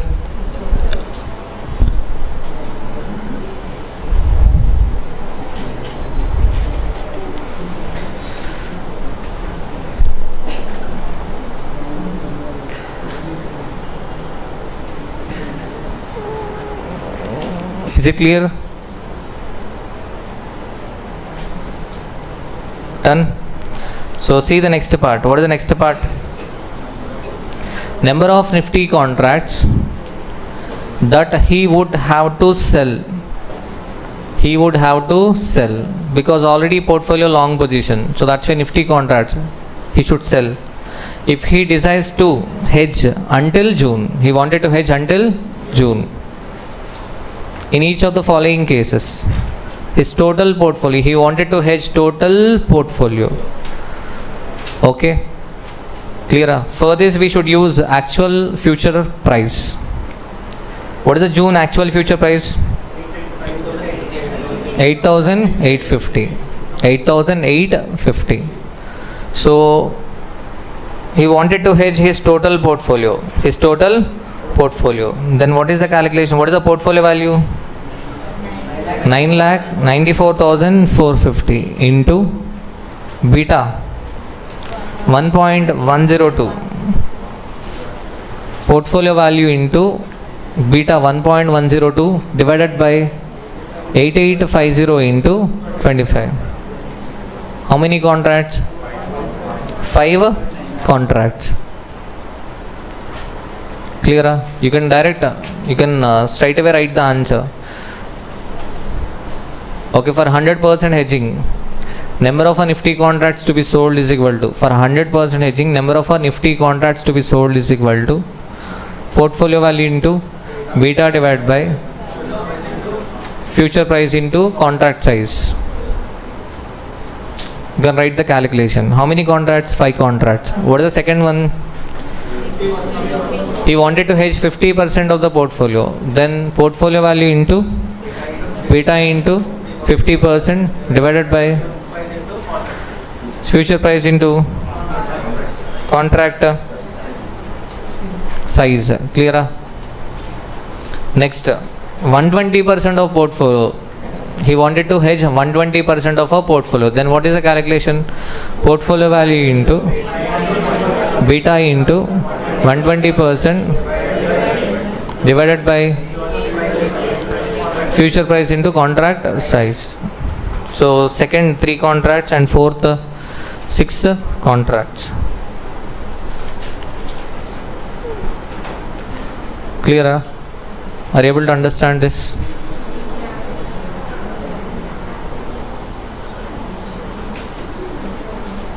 Smart 6, that is for referral only. You have to refer this question same as previous question. You will find in additional questions in workbook. In BCA workbook you will find in additional questions.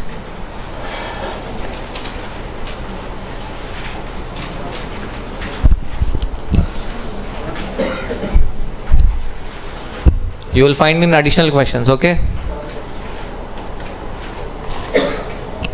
7, huh? Okay, additional question number 7. Same, but the only difference is in previous question, fair future price we calculated, actual future price is given in the question. But in this question, actual future price is not given.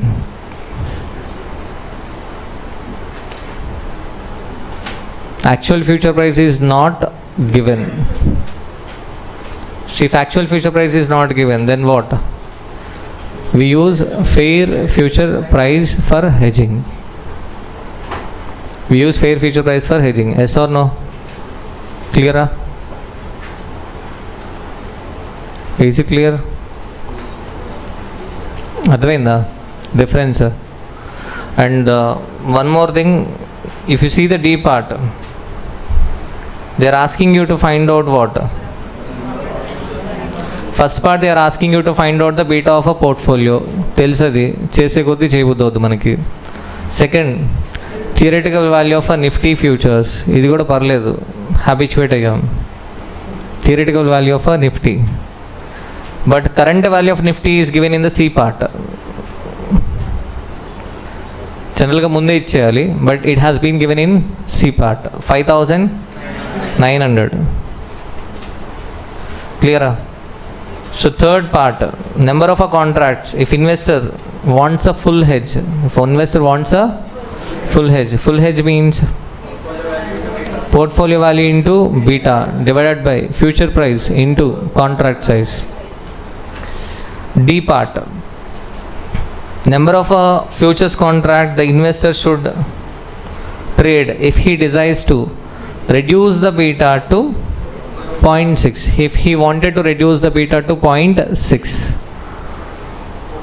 then what? Portfolio value into existing beta minus target beta divided by future price into contract size, value of contract. So in this question, what is the beta value? 1.21, 0.849. So existing beta 0.849. They are expecting us to reduce the beta to 0.6. That means hedging is required only for 0.249. Hedging is required only for what? 0.249. Clear? అర్థమైందా? Clear? See the Smart 7 question. Smart 7, this question you will find in portfolio management additional questions. I think this might be 10th question. Portfolio management additional questions in our question bank.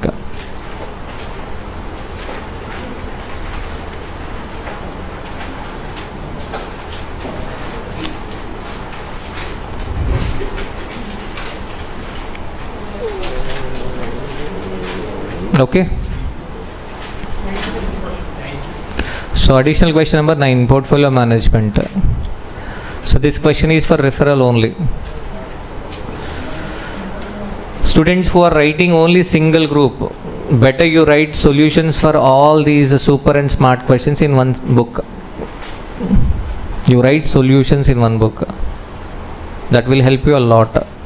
Instead of searching in, question bank, better you write solutions in the same order. So these questions are carefully analyzed and arranged in one order. Okay, మీరు observe చేస్తే previous 2 questions కూడా, first question previous 2 questions ఏంటి, రెండు almost same. Difference ఏంటి? In second question actual future price is not given. ఆ point చూసుకుంటే చాలు, మళ్ళీ ప్రాక్టీస్ ఏం అవసరం లేదు. అన్నీ చక్కగా నీట్గా ఆర్డర్లు అరేంజ్ చేస్తున్నాయి కేర్ఫుల్గా. సో దట్స్ వై మీరు ఏంటంటే ఇదే ఆర్డర్లో చేయాలి. క్వశ్చన్ బ్యాంక్లో ఆర్డర్ లేదు కదా, రెగ్యులర్ క్లాస్కి తగ్గట్టు ఉంటుంది అది, ఇది వేరు. So better you write the solutions in separate notes. Single గ్రూపే కాబట్టి మహా అయితే ఎన్ని క్వశ్చన్స్ ఉంటాయి? 100 questions వేసుకోండి. And you will be writing only what? A category topics, right? A category topics you will get what? 80 questions or something. 80 or 90 open 100 questions వేసుకున్న 1500 minutes యూ మైట్ టేక్. సో 1500 divided by 60, 25 hours. Daily 10 hours అవుతారు మీరు, dedicated కదా. In 2.5 or 3 days you can write what? Solutions. అది మీకు ఎగ్జామినేషన్ ముందు రోజు బాగా హెల్ప్ అవుద్ది. మీ ఓన్ హ్యాండ్ రైటింగ్ కాబట్టి, మీ ఓన్ హ్యాండ్ రైటింగ్ అయితే మీకు ఈజీ అవుతుంది. అది చక్కగా నీట్గా ఇప్పుడే రాసుకోండి. అది కూడా క్లాస్ అయిపోయిన తర్వాత అయితే బెటర్. ఓకే. సో మీరేంటంటే ఎవరో రాస్తే జిరాక్స్ తీసుకుందాం అనుకుంటారు. ఓకే, లేదా స్టార్ట్ చేస్తారు టెలిగ్రామ్ గ్రూప్లో బ్యాచ్ అయిపోయిన తర్వాత, sir please share the PDF. చూడండి Smart 7. Sagar owns a portfolio in 3 stocks as detailed below. 3 stocks as detailed below. Stock XYZ, number of shares, price, beta. Index future is traded at 10,250. Assume that the index factor is 100. Compute the existing portfolio beta up to 2 decimals. 2 decimals తీసుకోమని చెప్పాడు. Otherwise you take what? 3 decimal. 3 decimal. Clear? Okay. So after futures we can, break ఉంటుంది మనకి. Futures complete అయ్యాక break. అంటే ఒక uncertainty ఉండొద్దు కదా మీకు. ఫ్యూచర్స్ కాన్సెప్ట్ అయ్యాక బ్రేక్ ఉంటుంది. Compute the existing portfolio beta up to 2 decimals. ఇది తెలిసి మనకి చేసే కొద్ది చేయబోద్ది portfolio beta. How do we get portfolio beta? Weighted average of security beta. So what are the columns? Stock, market value, proportions, beta, proportion into beta. So what is the other way of calculating? Stock, market value, beta, market value into beta, and then total of market value into beta divided by total of a market value. Then you will get portfolio beta. That tells me. See the second part. Find out the number of a contracts of a stock index futures to be bought. You will be buying the index contracts if you want to increase the beta. సరిపోలా risk, dose సరిపోలా, మనకి ఇంకా పెంచుకోవాలి risk. ఏం చేస్తాం? we take a same position in index. Already we have purchased XYZ shares. పర్లేదు, కావాల్సిన beta ఉంది, సరిపోవట్లే మనకి, ఇంకా పెంచాలి. ఏం చేస్తాం? we take same position in index. If you want to reduce the beta, then what? Opposite position. So the point is, find out the number of a contracts of a stock index futures to be bought or sold in order to, first one, decrease the portfolio beta to 0.8. Decrease the portfolio beta to 0.8. So tell me, what is the calculation? Portfolio value into existing beta. So what is existing beta? 1.21. So portfolio value 52 crores. So 52 crores into 1.21 existing beta minus target beta 0.8 divided by, so what is the future price? 10,250 into contract size 100. So the answer is 208 contracts. 208 contracts. Okay. Cheppama, 208 contracts. So this is simple only. In this question, one additional point is,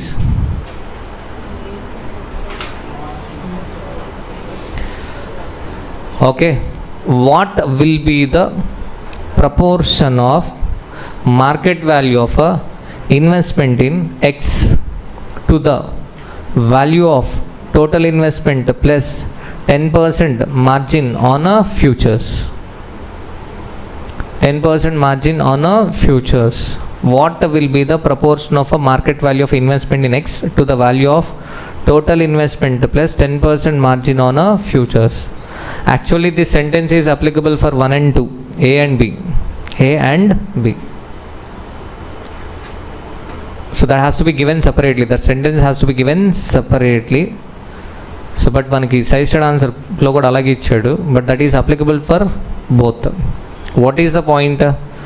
What will be the proportion of market value of a investment in X? What is the market value of investment in X? 16 crores. 16 crores. Proportion of market value of investment in X, 2 means divided by value of total investment. Value of total investment 52 crores plus 10% margin on a futures. So what is the margin? 10% on index futures. Okay, see this calculation. What is the investment in X? 16 crores. What is the total investment? 52 crores. What is the initial margin? Initial margin, this is the special point. Initial margin 208 contracts. How many contracts we are selling? 208 contracts into 10,250 into contract size 100 into 10%. 2 crore 13 lakh 20,000 is the margin amount.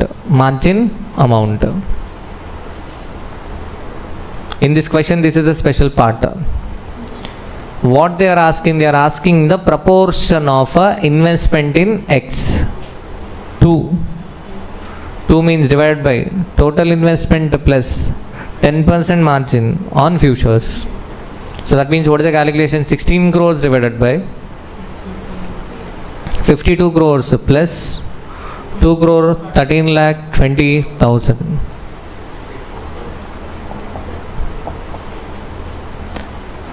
Clear? Are you able to understand this?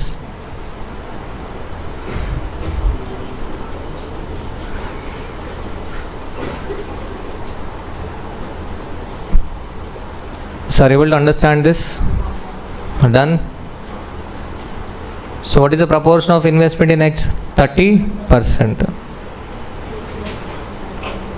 Again, second part. What is the second one? Second part in second. B part in second. Increase beta to 1.5. What is the present beta? 1.21. From 1.21, beta has to be increased to 1.5. That means Nifty contracts to be sold or bought.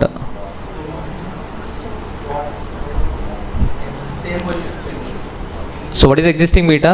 1.21. What is the target beta? 1.5. Beta has to be increased. Saripola risk.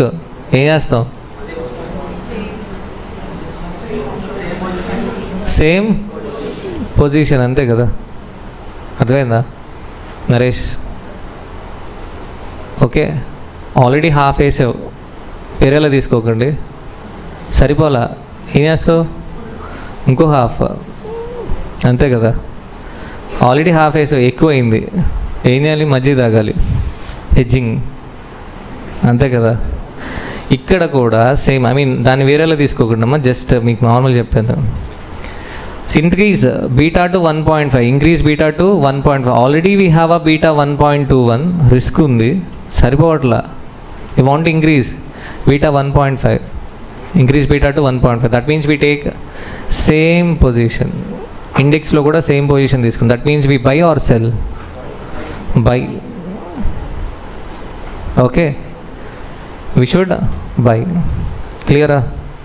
So how many contracts? 147 contracts. ఎందుకు buy అర్థమైంది కదా, ఎందుకు buy చేయాలో అర్థమైందా?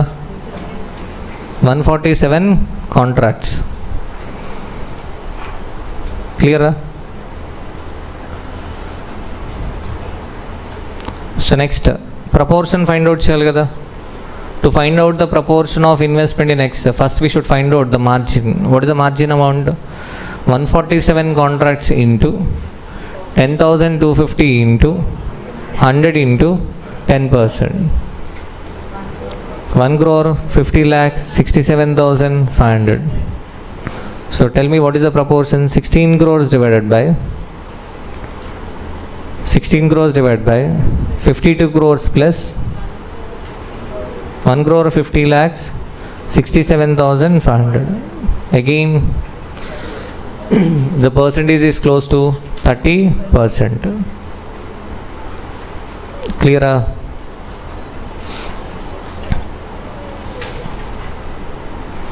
So clear? In hedging we have a 3: cross hedging, buying risk free securities, and commodity hedging. ఇప్పటి వరకు మనం complete చేసింది ఏంటి?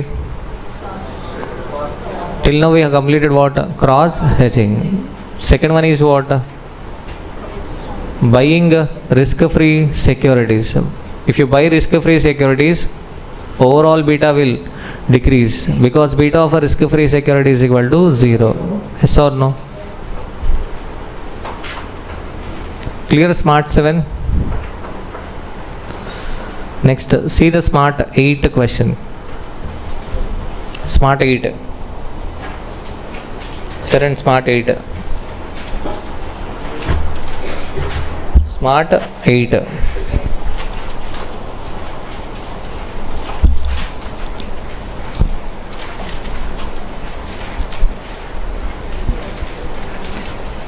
Okay. In our book, Portfolio Management, main question number 11. In our book, it is main question number 11, Portfolio Management.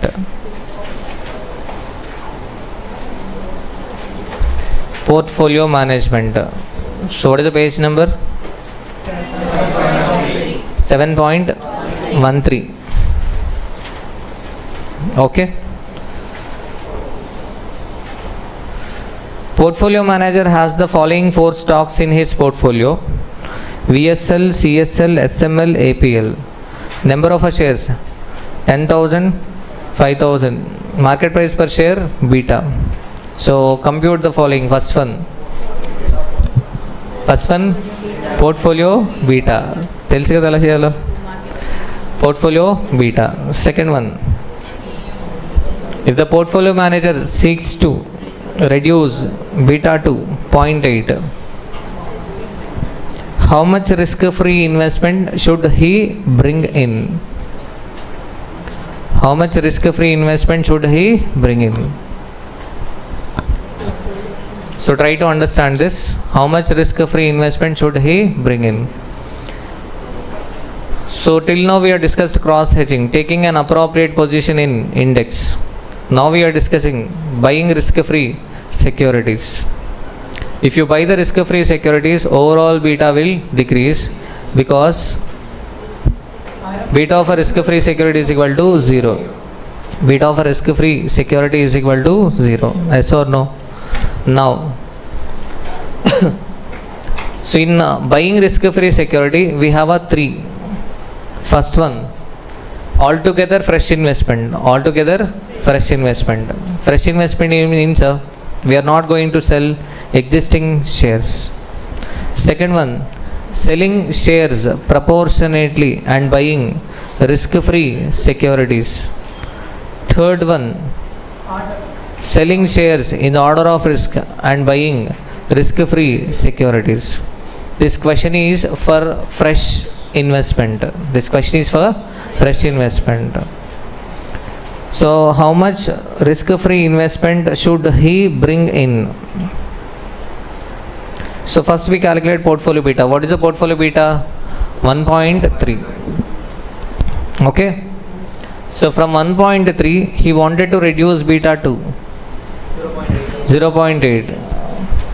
Yes or no? He wanted to reduce beta from 1.3 to 0.8.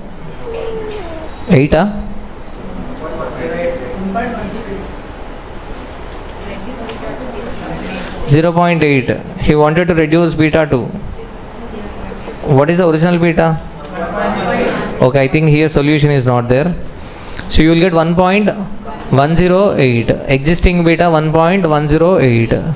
So now he wanted to reduce beta from 1.108 to 0.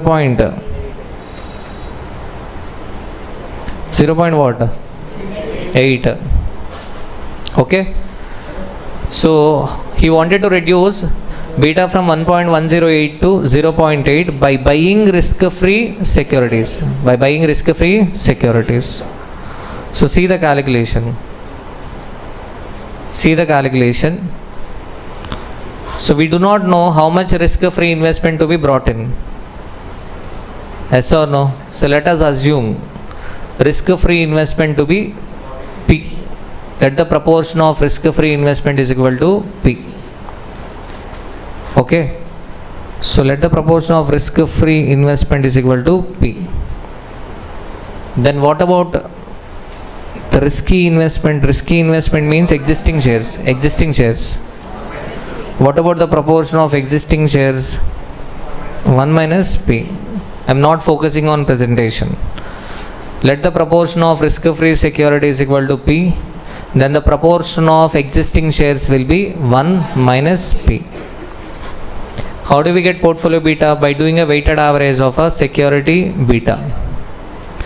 So now I am writing an equation. 1 minus P into 1.3 plus, so 1.108, sorry. 1 minus P into 1.108 plus P into 0 is equal to 0.8. Are you able to understand this equation? Okay, in question bank we might have assumed proportion of risky securities is equal to P. Then risk-free securities proportion is equal to 1 minus P. Reverse assumption, that's it. If that is the case, what is the equation? P into 1.108 plus 1 minus P into 0 is equal to what? 0.8.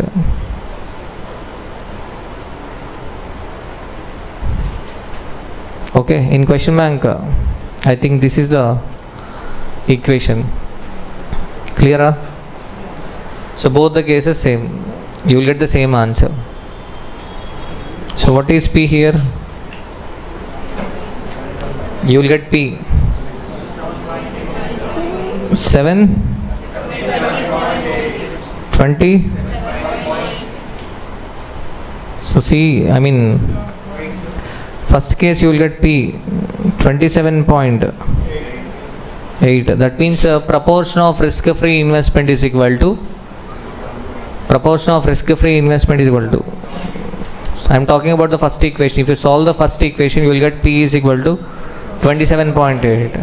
So proportion of risk-free investment is equal to 27.8. Then proportion of risky assets, risky shares is equal to 72.2%. So you have to be careful, okay, here. Now, what is the risk-free investment to be brought in? So what is the existing portfolio value? Existing portfolio value, 12 lakhs. Risk-free investment to be brought in. So the risk-free investment to be brought in is equal to 12 lakhs divided by 72.2 into 27.8. 4 lakh 62,050. ఒకసారి ఇక్కడ అర్థం చేసుకోండి మీరు, ఎందుకంటే so ఒకసారి divided by 72.2 into 27.8 అని చెప్పి రాసాం. ఎందుకు అలా రాసాం? రీజన్ ఏంటి? We are making a fresh investment. Already risky investment is there plus fresh investment altogether is equal to 100. We do not know 100. We have a information relating to what? 72.2. 72.2 is equal to 12 lakhs. For 27.8 it is equal to what? 4 lakh 62,050. ఇక్కడ mistake చేశారు చెప్పింది. ఇది fresh investment. ఇదేంటమ్మా? Fresh investment. First, suppose if it is not a fresh investment, you are selling shares and buying the risk-free securities, then directly 12 lakhs into 27.8% చేస్తాం. ఇది fresh investment కాదనుకోండి. If it is not a fresh investment, you are selling shares and buying risk-free securities, then your overall investment will remain same. 12 lakhs ఉంటుంది. That 12 lakhs is equal to what? 100 కదా మరి. 12 lakhs 100కి equal కాబట్టి in that case risk-free investment is equal to what? 12 lakhs into 27.8%. మళ్ళీ repeat చేస్తుంది ఈ point. మీకు వెంటనే next ఇంకొక క్వశ్చన్ ఉంది. So in that question what? We are not going to make a fresh investment. In that question what? We are going to sell shares proportionately and buy what? Risk free securities. అప్పుడు ఏం చేస్తాం? Straight away portfolio value into percentage చేస్తాం. అదేనా? So confuse అయ్యి మొన్న ఎగ్జామ్లో student ఏంటి ఈ క్యాలిక్యులేషన్ చేశారు. నెక్స్ట్ క్వశ్చన్కి ఈ క్యాలిక్యులేషన్ అనేది కరెక్ట్ కాదు. Why? In next question we are not making a fresh investment, we are selling shares proportionately and buying risk free securities. చాలా కేర్ఫుల్గా ఉండాలి. అర్థమైందా? So next part, what is the next part? If the portfolio manager seeks to increase the beta to 1.2, how much risk-free investment should he bring in? ఎంత risk-free investment తీసుకురావాలి? This time beta increase. Beta has to be increased. Beta increase అంటే, so what is the equation? Same equation but on right hand side, not 0.8. You will be writing what? 1.2. This time I think you will get P minus 0.08.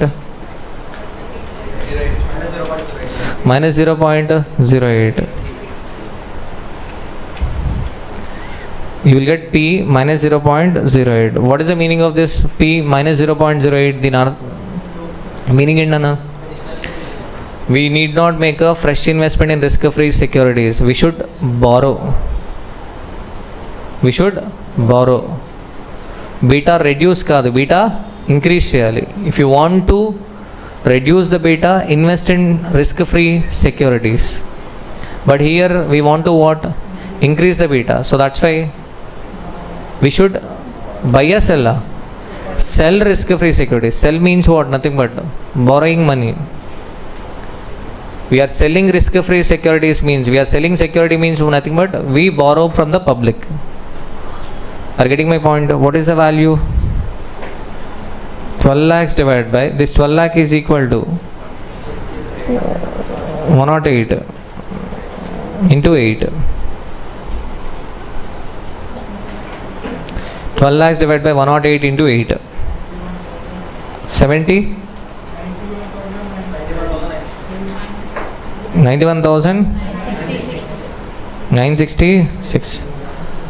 అర్థం అవుతుంది ఈ calculation?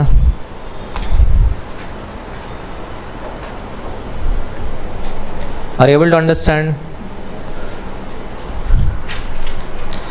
Smart 9, this was asked in June 25. ఈ question June 25లో అడిగింది. Smart 9 June 25 question. So ఈ question దేనికి? This is for buying risk-free security by selling shares proportionately shares sale చేయడానికి. ఈ కాన్సెప్ట్ చాలా ఇంపార్టెంట్. రిసీవ్ చేసుకోగలిగితే ఓకే, అదర్వైజ్ ఒక 10 minutes బ్రేక్ తీసుకొని దెన్ వీ కెన్ కంటిన్యూ చేయొచ్చు, పర్లేదు. రిసీవ్ చేసుకుంటే okay. Smart 9, this is what? Selling shares proportionately and what? Buying risk-free securities.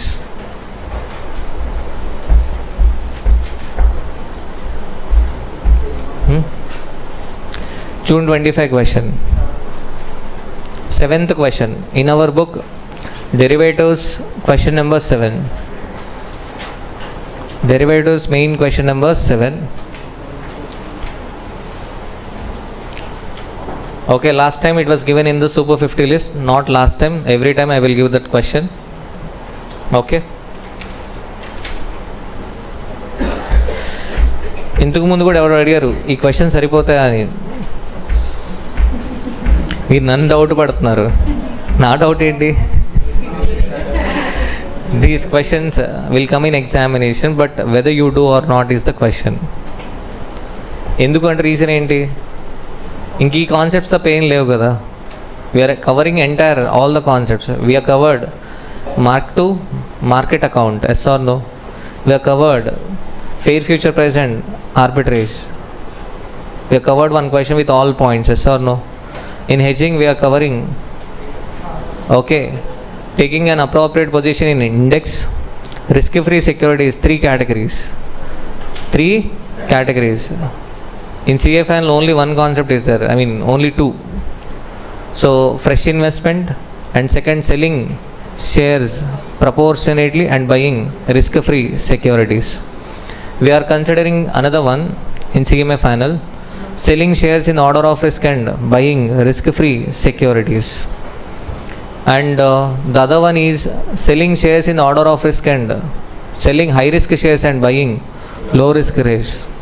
Selling high risk shares and buying low risk shares. So that question we are going to cover.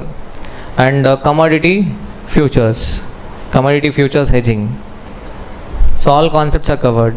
So that's why సరిపోతాయి అంటే ఇవి సరిపోతాయి, కానీ మీరేంటమ్మా చేయడం important. క్లియరా? So see the smart 9. Details about portfolio of a shares of an investor is as below.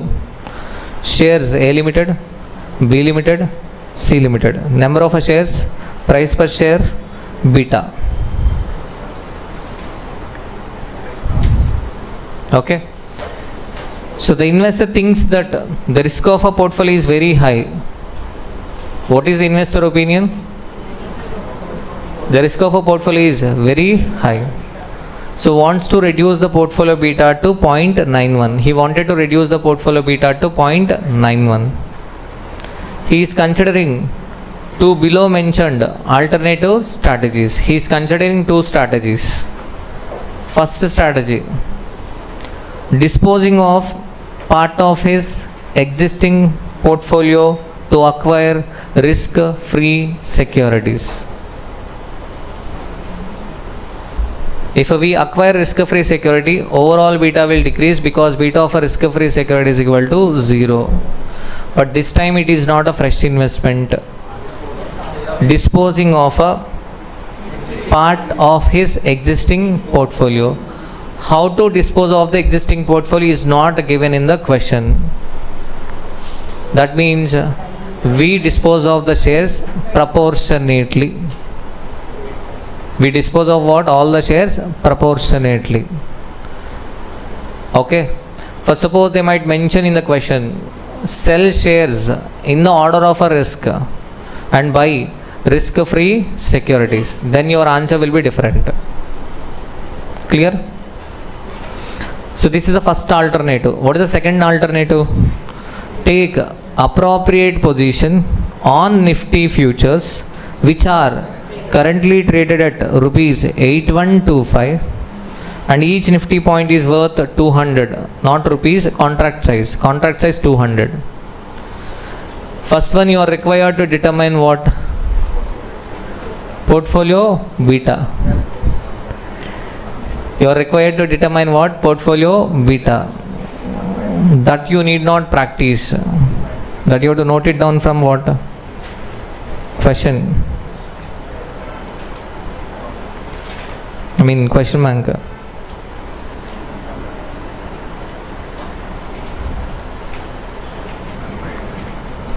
So what is the beta of a portfolio? 1.3. Is it clear? Are you able to understand this? 1.3. First part, simple. So what is the second part? Value of a risk-free securities to be acquired. Same like previous question. Value of a risk-free securities to be acquired. Risk-free investment to be brought in.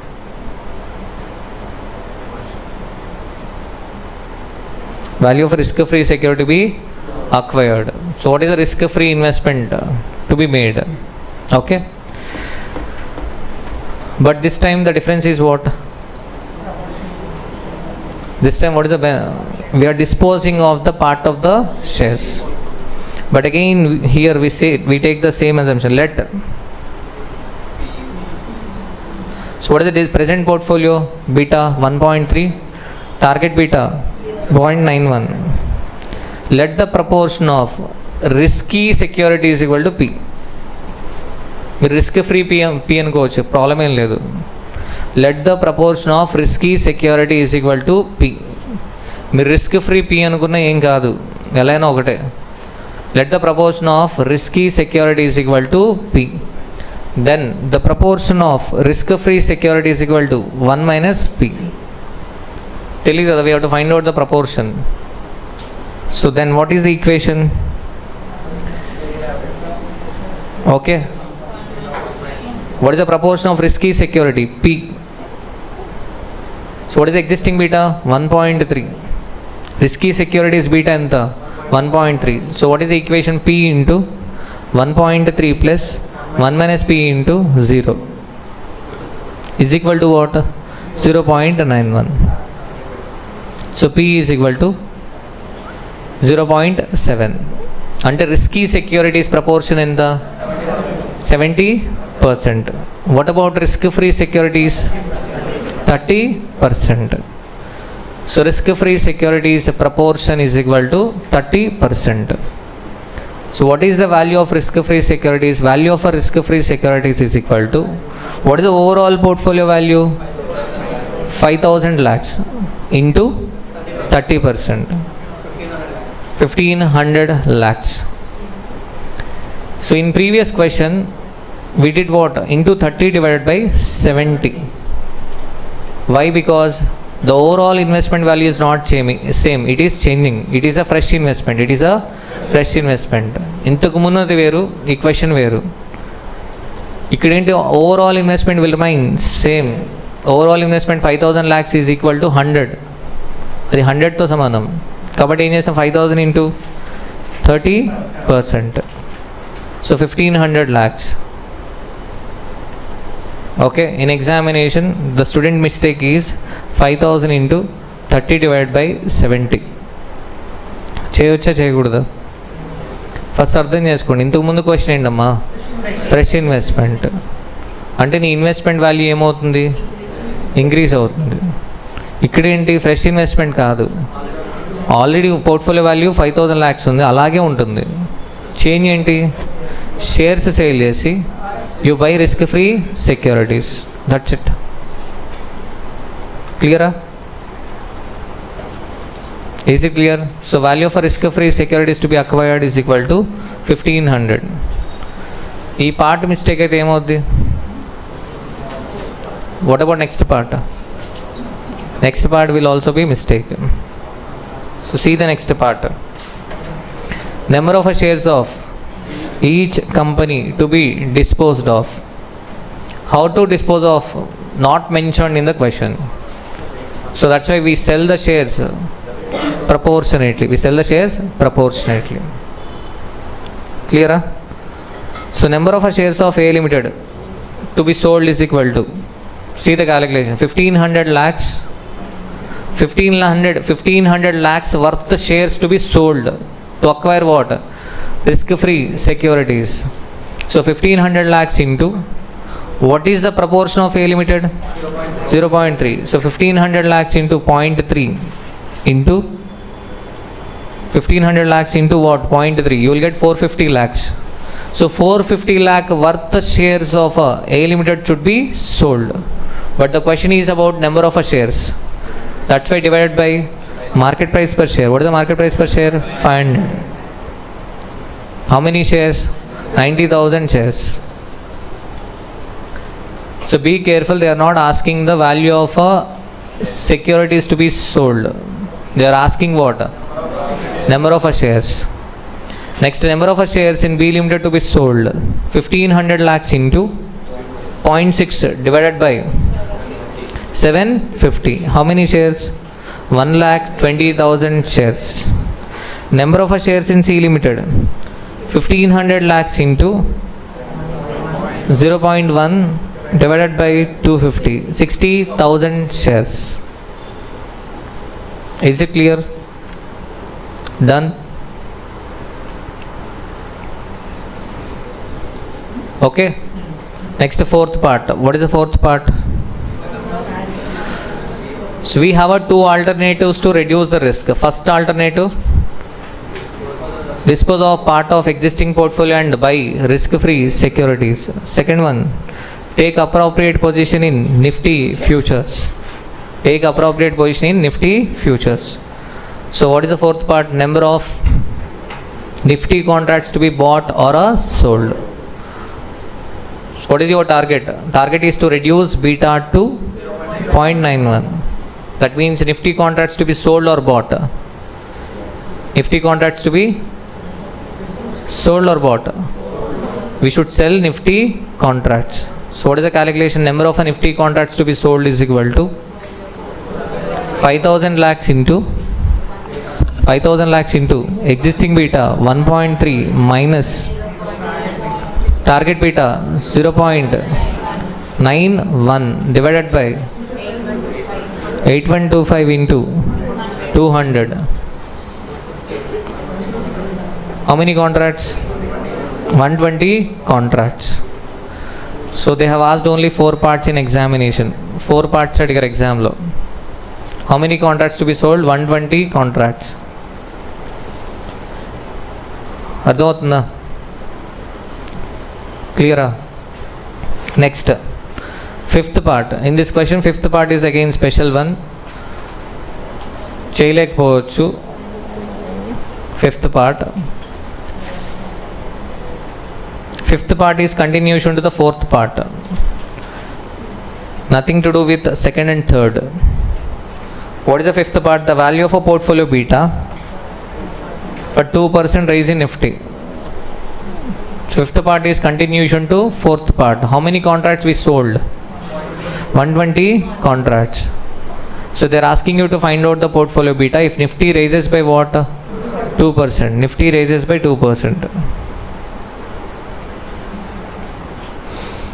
For suppose if Nifty raises by 2%, Nifty raises by 2%. In Nifty you are taking what? Which position? In Nifty we are taking which position? Short position. We are selling how many contracts? 120 contracts. We are selling 120 contracts. Nifty raises by 2%. That means we are going to get gain or a loss? Gain or loss? Loss వస్తుంది. ఎందుకని? నువ్వు Nifty contracts ఏం చేసావు? Sale చేసావు. ఎన్ని contracts? 120 contracts. But Nifty ఏమైంది? Rise అయింది. So you going to lose money. ఎంత లూజ్ అవుతావు? 120 contracts into 8125 into contract size 200 into 2%. ఎంత లూజ్ అయ్యేది? 39 lakhs. You are going to lose 39 lakhs. 39 lakhs loss వస్తుంది. ఎక్కడ? నిఫ్టీలో. Nifty rises by 2%, right? What is the beta of a shares? 1.3. 1.3 share beta. 1.3 meaning ఏంటమ్మా? If a market increases by 1%, share value increases by 1.3%. Here Nifty rises by 2%. That means share value increases by 2.6%. 2.6 అంటే ఇప్పటివరకు 5,000 lakhs value కాస్త increases by 2.6 and you will get a profit of 5,000 into 5,000 lakhs into 2.6%. 130. 130 క్లియరా? 130 షేర్స్లోనేమో 130 profit. You last 39 lakhs in Nifty. So that means overall profit is 91 lakhs. That means your portfolio value increases from 5,000 rupees to 5,000 lakhs to 5,091. 5,091. So what is the percentage change in portfolio value? 5091 minus 5,000 divided by 5,000. 1.82%. What is the change in portfolio value? 1.82%. So beta is equal to change in portfolio value divided by change in market. Change in portfolio value 1.82 divided by change in market 2. So answer is 0.91. 0.91. So fifth part కొంచెం critical అది. అంత easy ఏం కాదు fifth part. So fifth part చూసుకోవాలి. See in this question, first part simple అమ్మా. ఏంటిది? Portfolio beta. జనరల్గా మనకి ఏంటంటే సైకాలజీ ఫస్ట్ పార్ట్ ప్రాక్టీస్ చేస్తాం. జనరల్గా చెప్తున్నా నేను. పోర్ట్ఫోలియో బీటా మనకి బాగా వచ్చు కాబట్టి చేసేస్తాం మనం. ఎంత వస్తుంది ఆన్సర్? 1.3. రాకుండా ఎలా ఉంటుంది? సెకండ్ పార్ట్ ఏం చేస్తాం మనం? రిఫర్ చేస్తాం. జనరల్గా అది ప్రాక్టీస్ చేయాలి, బట్ అది ఏం చేస్తాం? రిఫర్ చేస్తాం. సెకండ్ పార్ట్ కూడా ఓకే, పర్లేదు, కొంచెం రీజనబుల్ అది. ఓకే. థర్డ్ పార్ట్ కొంచెం అడ్వాన్స్డ్ లెవెల్ అది. Third part in this question total 5 partsలో ఫస్ట్ది ఈజీ, అది మనం ప్రాక్టీస్ చేసి మిగిలినవి రిఫర్ చేస్తాం. ఓకే, బట్ జనరల్గా ఏం చేయాలి, ఫస్ట్ పార్ట్ బీటా 1.3 నోట్ చేసుకొని మనం ప్రాక్టీస్ చేయాల్సింది ఏంటి, సెకండ్, థర్డ్, 4, 5.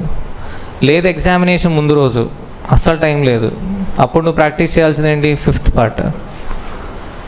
కానీ మనం ఏం చేస్తాం అంటే ఫిఫ్త్ పార్టే రిఫర్ చేస్తాం, అసలు ప్రాక్టీస్ చేయాల్సింది ఏంటి, ఫిఫ్త్ పార్ట్. అర్థమైందా? ఓకే, అసలు ఎలా కూడా కాదు, నార్మల్గా అయితే ఏం చేస్తాం, ఎగ్జామినేషన్ ముందు రోజు ఈజీగా ఉన్న క్వశ్చన్లన్నీ ప్రాక్టీస్ చేసి టఫ్గా ఉన్న క్వశ్చన్లు ఏంటి రిఫర్ చేసి ఎగ్జామ్కి వెళ్తాం. నువ్వు ఆ రిఫర్ చేసిన క్వశ్చన్లో వస్తాయి ఎగ్జామ్లో. క్వశ్చన్ పేపర్ చూసిన తర్వాత మన ఫీలింగ్ ఏంటంటే చేస్తున్నా బాగుండేది, ప్రాక్టీస్ అనిపిస్తుంది. అర్థమైందా? కొంచెం అలా అది మార్చుకోవాలి యాటిట్యూడ్. కొంచెం టఫ్గా ఉందంటే దాన్ని చేయాలి మనం, ఈజీగా ఉన్నదాన్ని ఏం చేయాలి, రిఫర్ చేయాలి. మీరు కూడా చూడండి, అబ్జర్వ్ చేయండి. ఎప్పుడన్నా పోర్ట్ఫోలియో బయట వచ్చిందంటే యాక్టివ్ అయిపోతున్నారు, చేసేద్దాం త్వరగా అని చెప్పి దాన్ని చేసేద్దాం త్వరగా, మనకు తెలుసు కదా అని చెప్పి. కాంప్లికేటెడ్ పార్ట్ వచ్చినప్పుడు మాత్రం అటు ఇటు చూస్తున్నారు, ఎల్లో కలర్ వేసారు బాగాలేదు ఇదని. మందీప్ సరే, ఇప్పుడు కొంచెం గ్యాప్ తీసుకోండి, హెవీ డోస్ అయినట్టుంది. మీరు ఒకసారి ఎక్కడి నుంచి వస్తారు, స్టార్టింగ్ నుంచి వెంటనే ఒకసారి రిఫర్ చేస్తే కొంచెం రీటైన్ అవ్వడానికి ఛాన్సెస్ ఉన్నాయి. ఓకే, కొంతమంది ఫస్టే జోన్ అవుట్ అయిపోయారు హెడ్జింగ్ కాన్సెప్ట్ స్టార్ట్ అయినప్పుడు. Taking an appropriate position in index అక్కడ. ఓకే, ఫస్ట్ అక్కడ కరెక్ట్ చేసుకుంటే ఈజీ అవుతుంది. Taking an appropriate position in index. దానికన్నా ముందు డెరివేటివ్స్ బిగినింగ్ ఉంది చూసారా, ఈరోజు మార్నింగ్ స్టార్ట్ చేసినప్పుడు first we started with what, expectation. There can be 2 expectation, అక్కడ నుంచి రావాలి. కొంతమంది మార్నింగ్ లేనట్టున్నారు ఒకటి. సో ఫస్ట్ మనం అక్కడ నుంచి రావాలి. First expectation can be 2. Expectation can be what, increase or decrease. Increase అవుతుంది అనుకుంటే, if expectation is to increase long position, on maturity short position to close the contract. Okay, if expectation is price is going to decrease, we take short position as on today, on maturity long position. ఇదేంటి అసలు, మంచి confidence ఉంది మనకి, no fear. Then అయిపోయింది, futures contract enter అవుతాం, close చేసుకుంటాం, profit loss వస్తుంది, అయిపోయింది. But if we have a fear against our expectation, then we go for hedging. చేస్తాం, ఎప్పుడు చేస్తాం హెడ్జింగ్? ఎగ్జాంపుల్కి along with CMA degree join అవుతాం. ఎప్పుడు జాయిన్ అవుతాం, CMA జాయిన్ అయిన ఒక 1 monthకో 2 monthకో సీనియర్స్ని చూసి ఇలా కాదు డిగ్రీ కూడా ఉండాలి మనకి అని హెడ్జింగ్ కాంట్రాక్ట్లోకి ఎంటర్ అవుతాం, అంతేనా కదా? ఓకే, లేదు అసలు మన తాగడం ఏంటి అసలు CMA అని అనిపించింది అనుకోండి, అప్పుడు ఏం చేస్తారు, రిస్క్ తీసుకుంటారు. రిస్క్ తీసుకోవడం అంటే ఏం చేస్తారు, డిగ్రీ చేయరు. డిగ్రీ లేదు, ఏం లేదు, CMA నాది అవ్వకపోవడం ఏంటి, CMA చూద్దాం అన్నట్టు ఉంటారు, అంతేనా కదా? That means you will not go for what, you will not go for hedging. అసలు ఈ రిస్క్ సరిపోవట్లేదు అనుకున్నాడు ఏం చేస్తాడు, CA కూడా జాయిన్ అవుతాడు. Like what, okay already we bought shares, already we have a risk, సరిపోవట్లా, ఏం చేస్తాం, we take a same position in index. అర్థమైందా? సో లేదు రిస్క్ రెడ్యూస్ చేసుకుందామంటే ఏంటి, we take an opposite position in index. క్లియరా చెప్పింది? ఒకసారి చూడండి, స్టార్టింగ్ నుంచి ఒకసారి వెంటనే రిఫర్ చేస్తే ఈజీ అవుతుంది. And in hedging concept we have a questions still remaining. Super four ఏంటంటే selling shares in order of risk. And buying what? Risk-free securities. Okay? తర్వాత సూపర్ 5 వచ్చేసరికి selling high risk shares and buying low risk shares. అదేనా? And next, commodity hedging super 6. Commodity hedging super 6. CA final past question. Super 7. CMA final past question. That is also commodity hedging. Commodity hedging. So ఆ తర్వాత ఏంటమ్మా start options. అక్కడ నుంచి options start అవుతుంది. ఇంకెన్ని questions ఉన్నాయి? 4 questions ఉన్నాయి. Okay,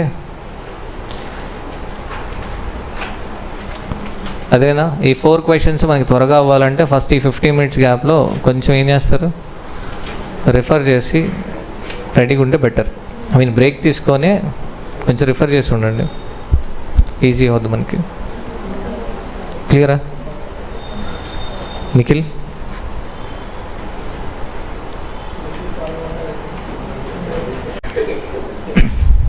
So next, so hedging, in hedging we have 4 questions remaining. So hedging, cross hedging, we have completed taking an appropriate position in index. Taking an appropriate position in index. So number of contracts is equal to portfolio value into existing beta minus target beta divided by value of a contract. Future price into what? Contract size.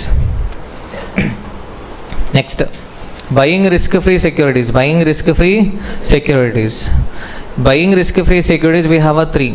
First one, fresh investment, selling existing shares proportionately and buy risk-free securities. Next, selling shares in the order of risk and buying risk-free securities. Buying risk-free securities. In this we have completed what? Fresh investment. Second one, selling existing shares and buying risk-free securities. Selling existing shares proportionately and what? Buying risk-free securities. So one more concept pending in this. Selling shares in the order of risk and buying risk-free securities. Okay. See the next question. Super 4. This question is for practice.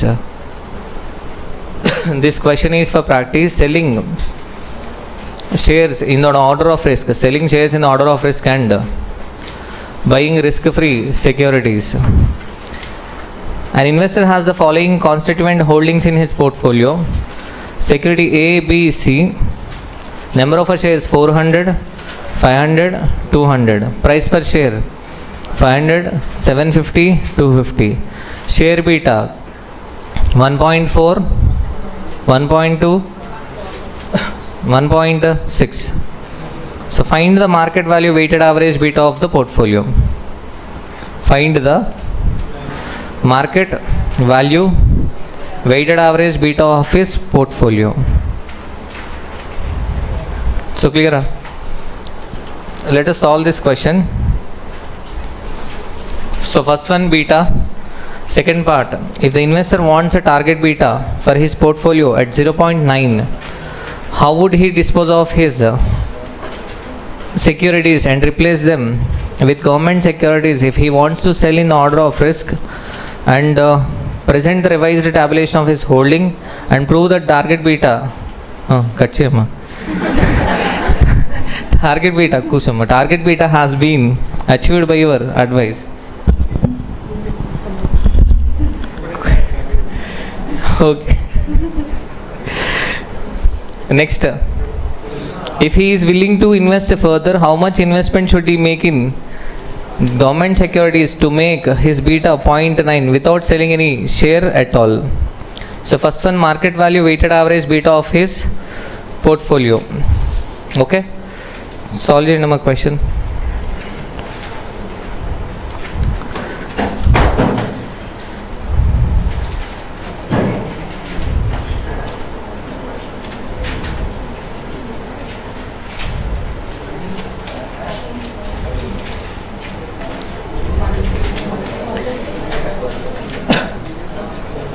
So first one, portfolio beta. How do we get portfolio beta?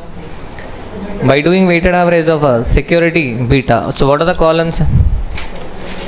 Security market value, beta, market value into beta. So first part, is it okay? 1.296. Beta 1.296. So this question you will find in portfolio management, additional questions.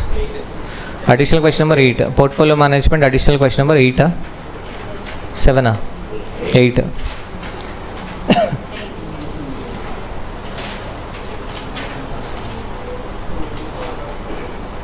So portfolio beta.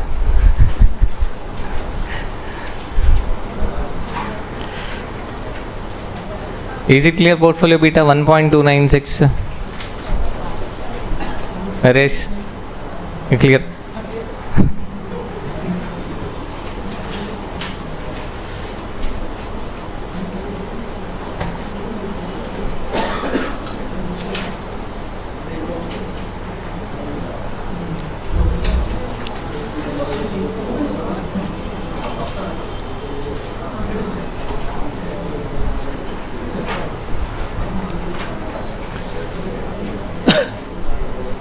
So what is the second part? So first part is simple, portfolio beta. First part clear adi 1.296 అక్కడ వరకు ఓకేనా? ఇక్కడ second part కొంచెం క్రిటికల్గా చూడండి. Second part, if investor wants a target beta of 0.9, how would he dispose of his securities and replace them with government securities if he wants to sell in the order of a risk? He wanted to sell the shares in the order of a risk. He wanted to sell the shares in order of a risk. Okay. So see this question. So first I will explain, then you note down the solution. 1.296 portfolio beta, clear? Second one, he wanted to reduce the beta to 0.9. So better you follow what second method for calculating portfolio beta, then this would be easy. Okay. So what is your target beta? 0.9. So that means your target market value into beta is equal to, target market value into beta is equal to 6,25,000. What is the market value, total market value? 6,25,000 into 0.9. 5,62,500. But the existing market value into beta is equal to, what is the existing market value into beta? 8,10,000. Okay. 8,10,000. That means your target reduction in market value into beta is equal to, target reduction in market value into beta is equal to 2,47,500. As of now 8,10,000. As of now 8,10,000. Your target market value into beta is equal to 6,25,000 into 0.9. So what is your target reduction in market value into beta? 2,47,500. Clear? Okay. అంటే reduction ఎంత మా target? 2,47,500. ఇది ఎలా achieve చేయాలి? We should sell the shares in the order of a risk. Previous క్వశ్చన్లో చేయలేం. You have to sell the shares in order of a risk. Tell me, what is the high risk share? See, 1.6. What is the security C market value into beta? Security C market value into beta 80,000. Ante even if we sell entire shares of a C, we cannot reach our target. One target reach avadu because our target reduction is 2,47,500. But C sale చేస్తే ఎంత వస్తుంది? 80,000. So minus security C market value into beta 80,000. What is the balance target? So that balance target will be achieved, will be met from security A. Next highest risk share is A. What is the A market value into beta? 2,80,000. But we require only 1,67,500. That means we need not sell entire A limited shares. We need not sell entire A limited shares. Clear? So how many shares we need to sell? How many? What is the value of shares to be sold? 1,67,500. That is market value into beta divided by beta of A 1.4. That means 1,19,643 rupees worth A limited shares to be sold. Clear? Okay. So they are not asking number of shares to be sold. See the revised tabulation. Revised tabulation. Security A. Security A. 2 lakhs is the present investment. Minus, in that we are going to sell 1,19,643. So what is the balance?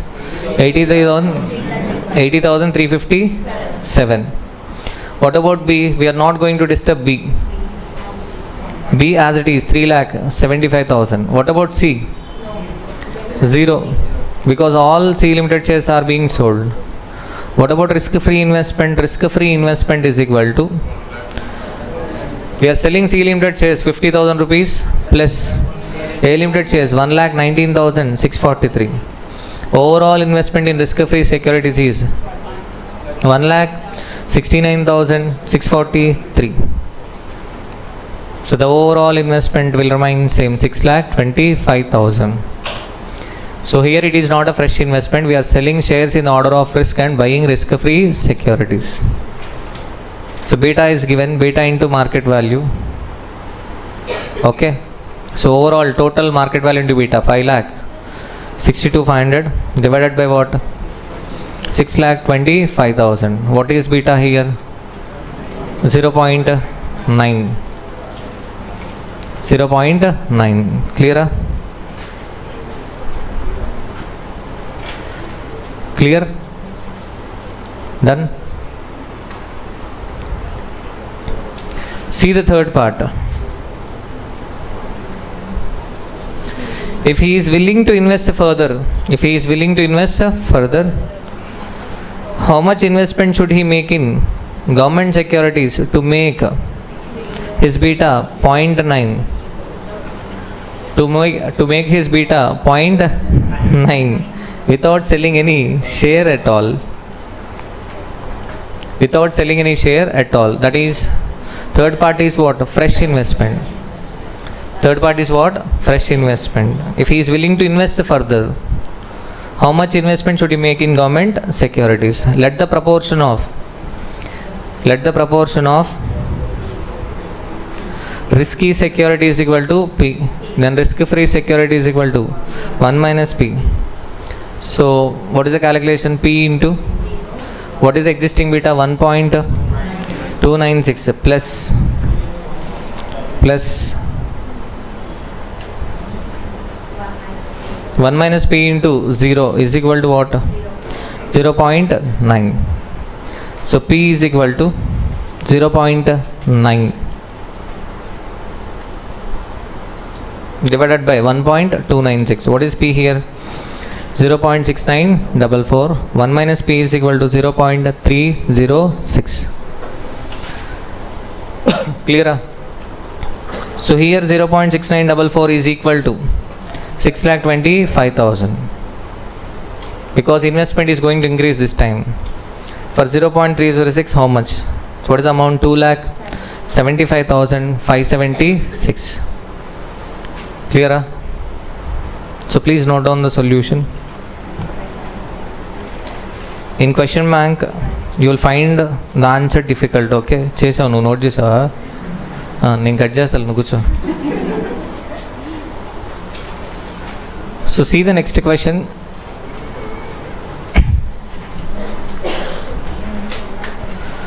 Super 5. So this is also for practice.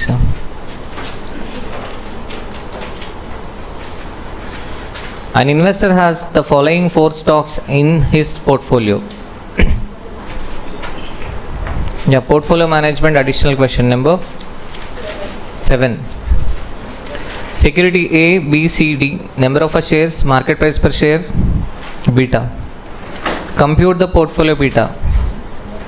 Compute the portfolio beta. That we can calculate easily, okay? Second part. If the investor seeks to reduce the beta to 0.8, investor seeks to reduce the beta to 0.8, how much risk-free investment he should bring in? What is this? This is fresh investment. This is fresh investment. Yes or no? So this we have already covered. Fresh investment. So first we should form the equation. Let the proportion of risky securities is equal to P. Then risk-free securities is equal to 1 minus P. Okay. So here we are getting 1.094 beta. So then what is the equation? P into 1.094 plus 1 minus P into 0 is equal to what? 0.8. In previous question also this part covered, okay? Clear? So what is the risk-free investment to be made? 2,38,706.5. See the third part. Third part is the special point in this question. Independent of 2. Independent of a 2. If the investor would like to have an overall weighted beta of 1.02 without bringing in more money. He do not want to bring in more money. Okay, but he wanted to bring down the beta to 1.02 by selling shares of a C and buying A instead. How many shares of a C should be sold? How many shares of a C should be sold?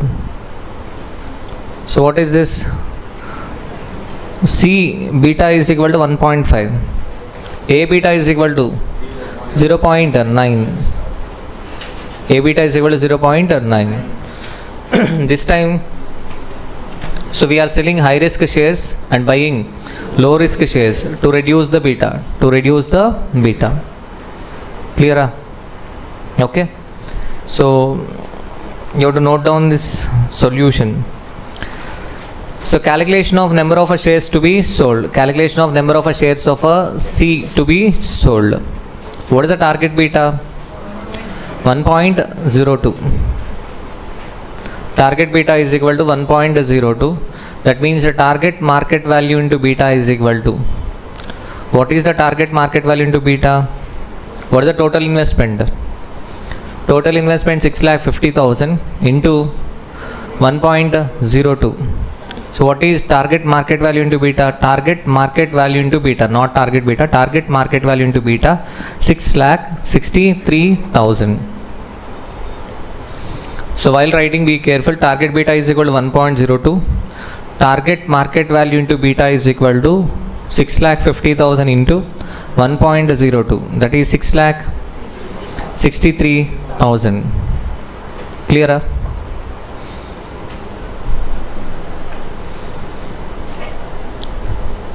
So third part is a new part. Let the value of investment to be sold in C is equal to X.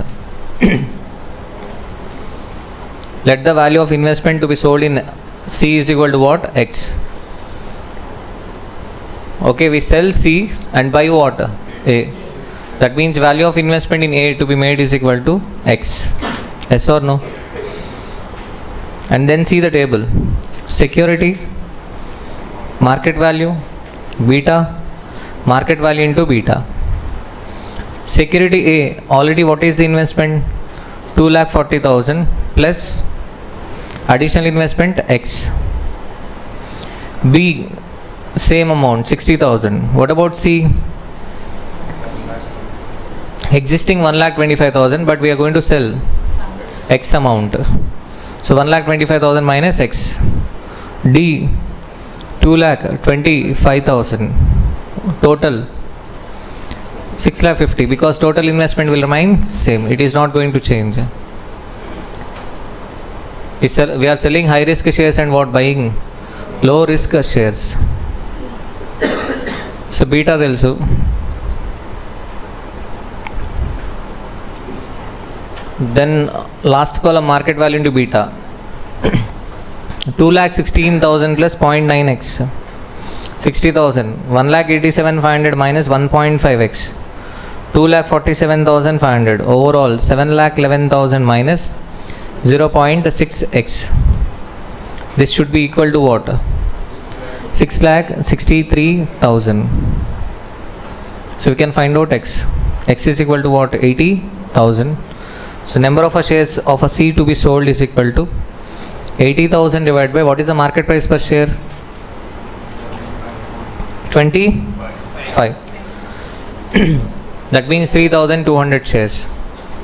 So we are going to sell how many shares? 3,200 shares. So clear? Are you able to understand this part? Note down the solution.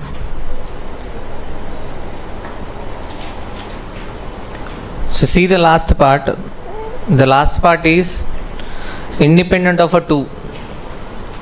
If the investors would like to have an overall weighted beta of 1.02 without bringing in more money by selling shares of a C and buying A instead, what would be the revised weighted beta of A, B, C and D? Weighted beta. They are asking weighted beta. Nothing but market value into beta. So it is continuation to what? Third part. So A, security A, what is the market value? Already we have a 2,40,000 plus what? 80,000. Total 3,20,000 into 0.9. 2,88,000. What about B? 60,000. C previously 1,25,000, now 1,25,000 minus 80,000. 45,000. What about D? 2,25,000.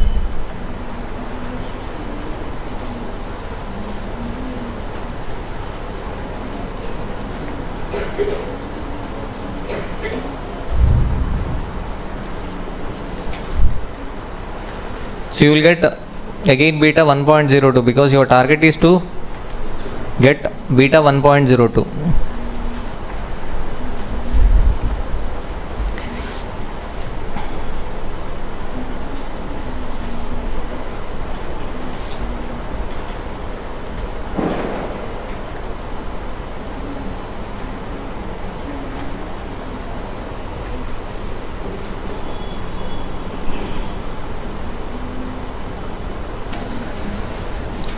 Okay, so we have completed what? Hedging concept. So only 2 questions are left, that to commodity hedging. Commodity hedging. Okay, so first hedging concept.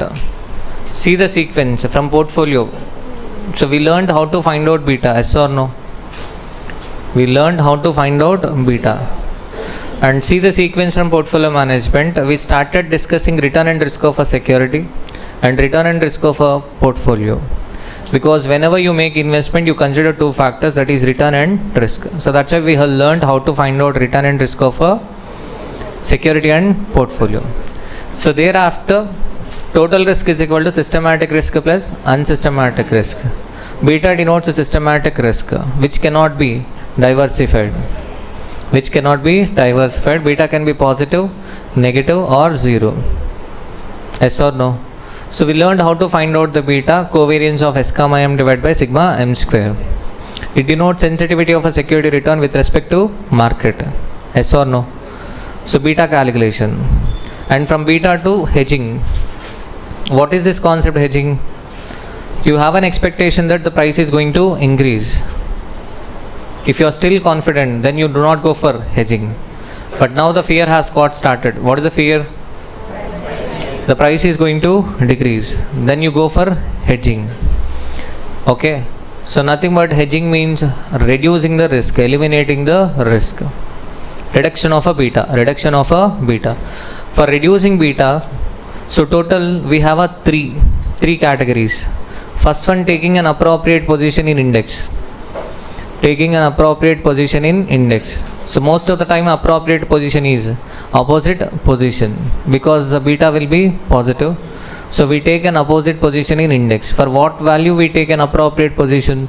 Portfolio value into existing beta minus target beta. So number of contracts to be sold or buy. Portfolio value into existing beta minus target beta divided by value of one contract.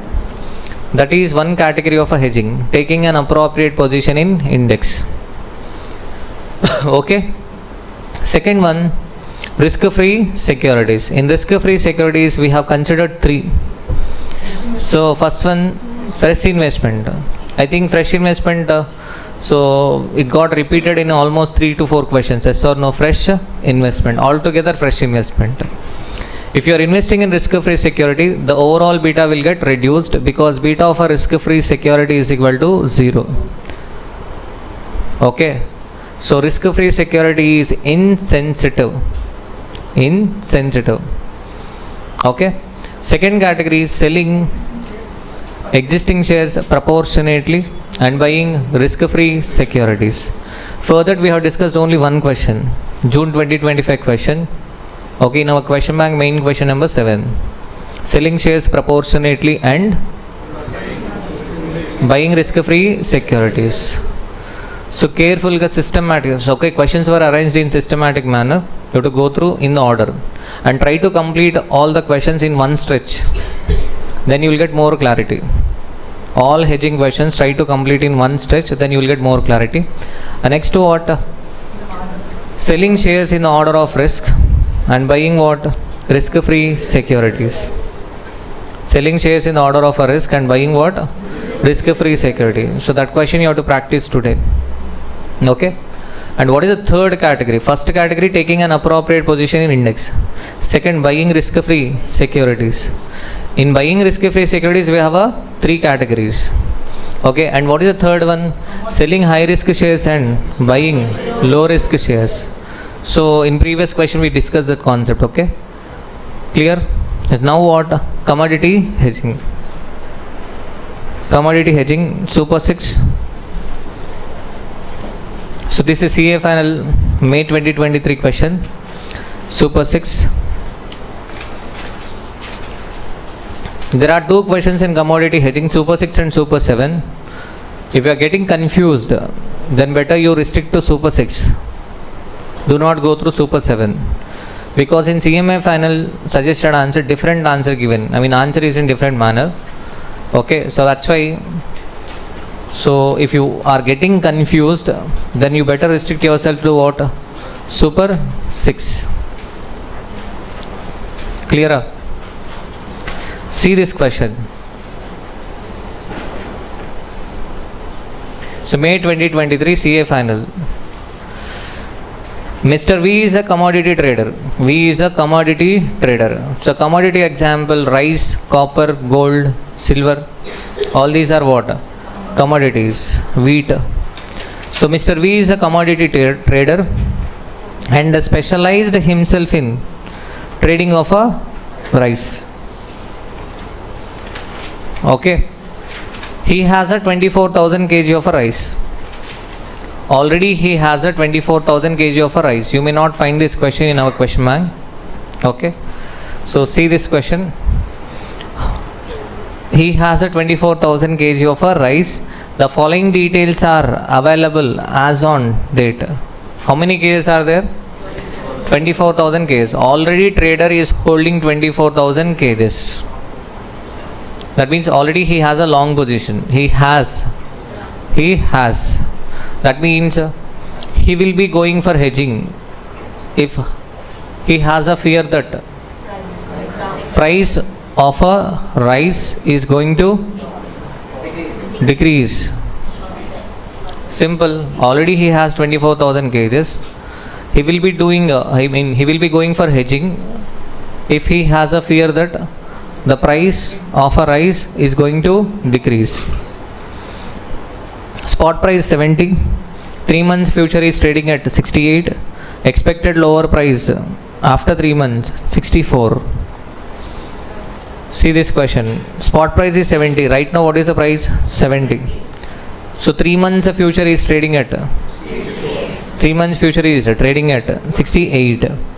Expected lower price after 3 months 64. So here the trader is expecting that price will decrease to 64 rupees after 3 months. Okay, so that means he will go for hedging or not? Yes, because he is having 24,000 kgs of rice. 24,000 kgs of a rice. Okay, he is expecting that the price will go as low as 64. So contract size 500 pages, 500 kgs per contract. You are required to advise Mr. V. You are required to advise Mr. V. First part, how to mitigate the risk of fall in price. Okay, how to mitigate? How to mitigate means reduce the risk of a fall in price. In question, 3 months future is trading at 68 is given. 3 months future is trading at rupees 68. This is the information given. So first part is a theory part. How to mitigate the risk of a fall in price. So Mr. V, a commodity trader, can reduce the risk of a fall in price by entering into a futures contract. Do not write position because second part is also a theory part. So first part you have to write what? Mr. V, a commodity trader, can mitigate the risk of a fall in price by entering into a futures contract. Futures contract. So number of contracts to be entered is equal to 24,000 kgs divided by 5 number of contracts to be entered is equal to 24,000 kgs divided by 500 kgs, 48 contracts. Mr. V should enter into a 48 contracts. Clear? Next, how to use the futures market? How to use the futures market? How to use the futures market means how to use the futures market. Simple. Okay, he is expecting that the rice price is going to decrease. That means which position he should take? He should take a short position because already he is having a rice. Already he is holding 24,000 kgs of a rice. Yes or no? For suppose if he is expecting that the price is going to increase, then he will not do hedging. Just wait. And he will sell at what? Higher price. But now the tension is what? The price is going to decrease as low as 64. Okay, so if a price is going to decrease, which position we are going to take? Short position. So Mr. V, a commodity trader, should take a short position in futures market. Mr. V, a commodity trader, should take a short position at the rate of 68 rupees. At the rate of rupees 68 in a futures market. Clear? Is it clear? Adhodna. So as on today he will take a short position in futures market at the rate of 68. At the rate of 68. So first two parts completed. Now third part. What will be the effective realized price for his sales if what is the effective realized price for his sales if after 3 months the spot price is 69 per kg? After 3 months, what is the price? 69 per kg. and 3 months futures contract price is 72 per kg and what 67 per kg. Okay, so May 2023 commodity futures question is from May 2023 CA final paper. Okay, if you want exact suggested answer,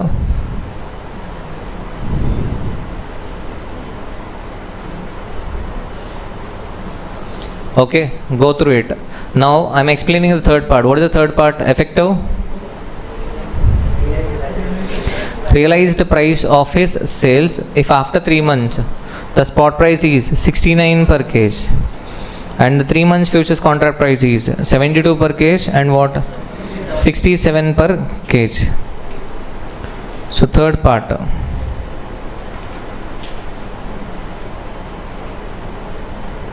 Case 1, there are two cases. What is the first case? 3 months futures contract price is 72.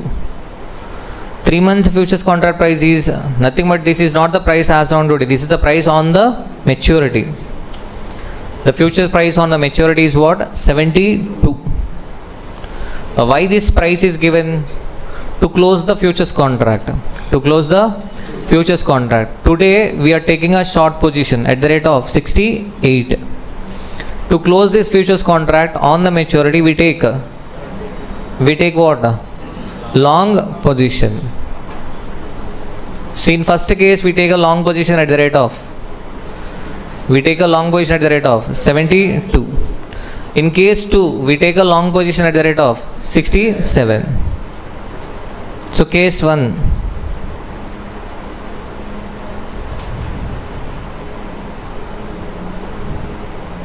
three months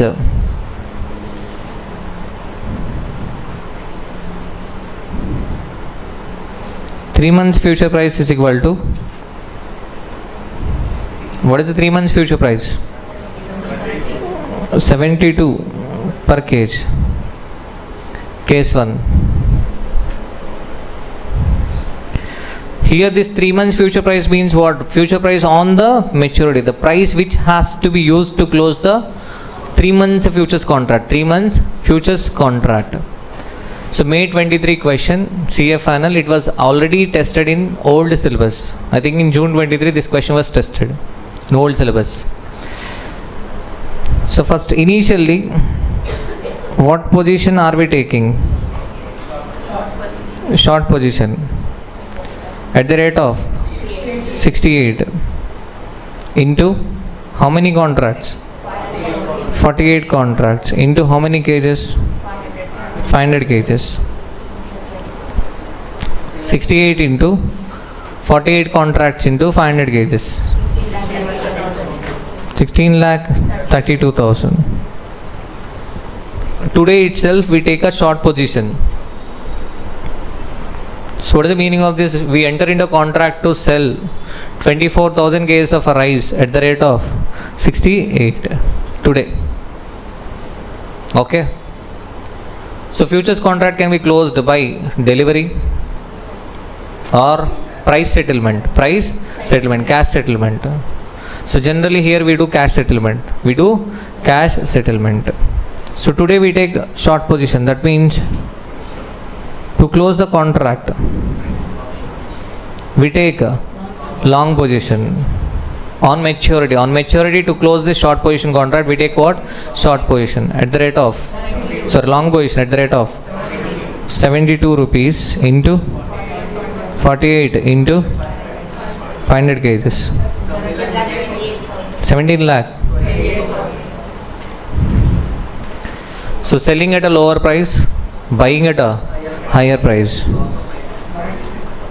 96,000 loss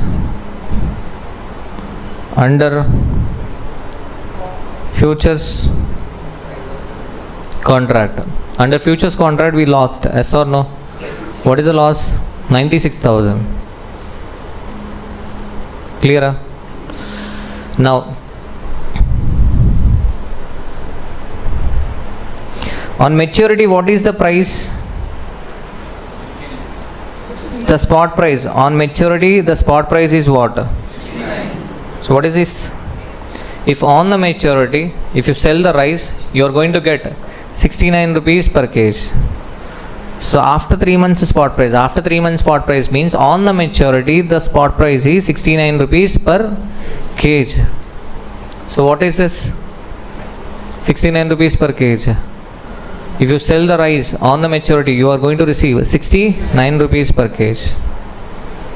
So I am writing the answer straight away. Try to understand this. They are asking you to find out what effective price per kg.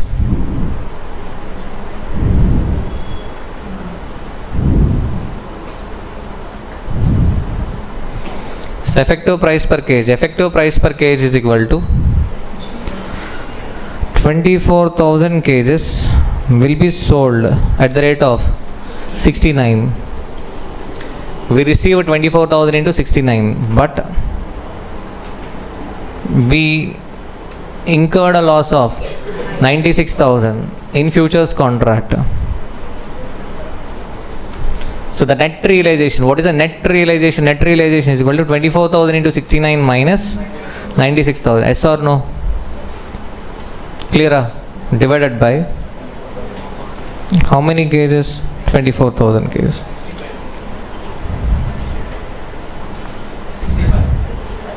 65 rupees per kg. So what is the effective price per kg? 65 rupees. Clear? Nothing but in futures we have lost 4 rupees per kg. We lost 4 rupees per kg. We took a short position at 68, long at the rate of 72. We lost 4 rupees per kg. So that's why even though we are selling rice at 69, ultimately we receive only 65 rupees per kg. Clear? This is case 1.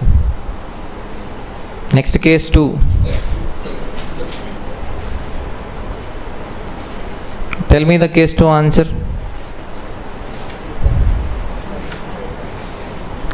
Case 2, 3 months. What is the case 2?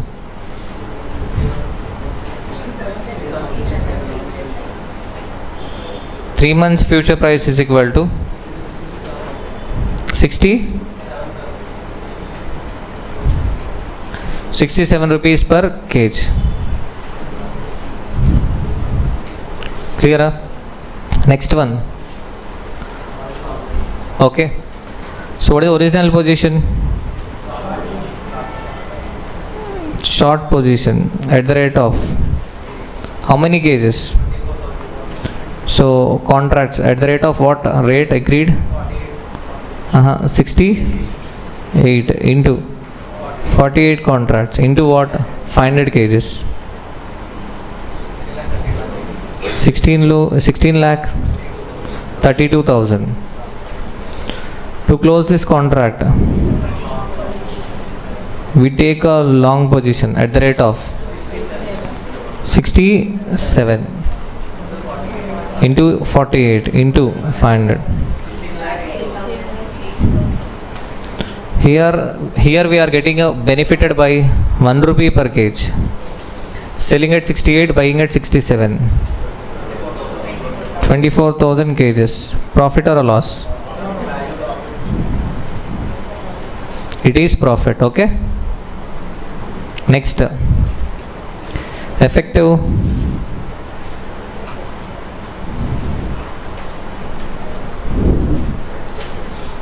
price per kg. What is effective price per kg?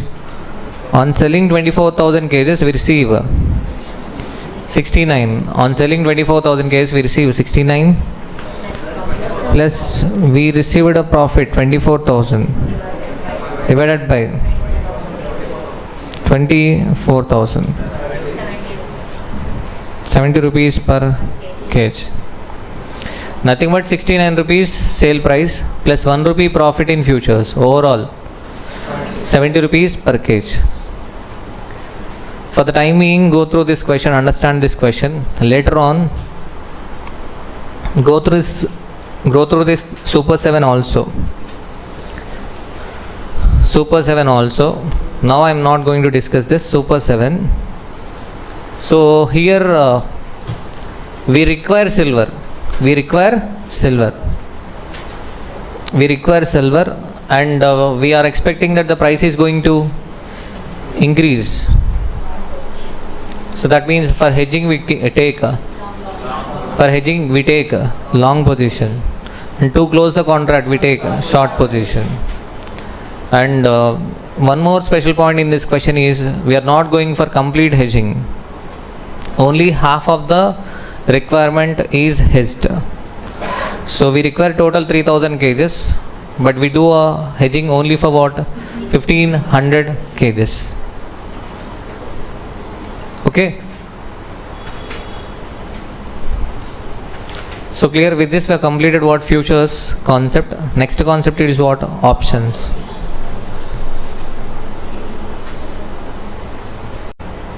So next concept, options. Options weightage is 7 marks, descriptive. You will get 1 7 marks question. 1 7 marks. In options we have two categories. One is basic question. Second, valuation models. In valuation we have 4 models, but in examination they are asking mostly 2 models only, risk neutralization and binomial model. But in this session we are going to discuss 1 question for 2-period binomial model and 1 question for Black-Scholes model. Black-Scholes model. Okay. So options. So derivatives, forward, future and option. Forward is an obligation, future is an obligation, but option is a right. Option is a right, not an obligation. Not an obligation. So you should maintain the clarity till the end of the class. Option is a right, not an obligation. Okay. And buyer of option is called as holder. Seller of option is called as a writer. That can be call option or a put option. So buyer of option is called as holder. Seller of option is called as writer. Seller of option is called as a writer. Okay. So in most of the questions we think from the perspective of a holder, but in some questions we might think from the perspective of what? Writer. For holder of option it is a right, but for writer it is an obligation. In forward and futures, for both the parties it is an obligation. For both the parties it is an obligation.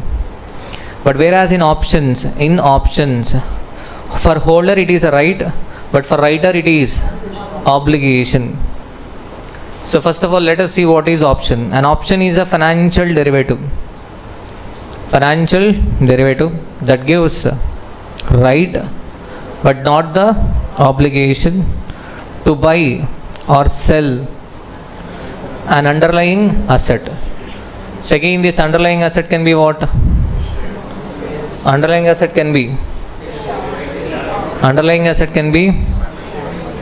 okay, currency, commodity, share, interest rates, etc. Swaps. Okay. But not the obligation to buy or sell an underlying asset at a predetermined price on or before a specific date. On or before a specific date. On or before a specific date. Okay. Here we do not have a concept of initial margin, security deposit.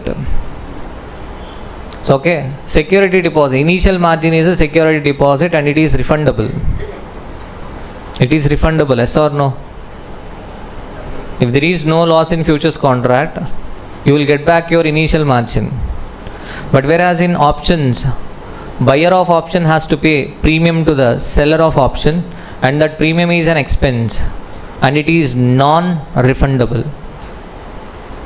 And it is non-refundable. Is it clear? So types of options, see the types of options. Call option, put option. Call option means right to buy the underlying asset at a strike price.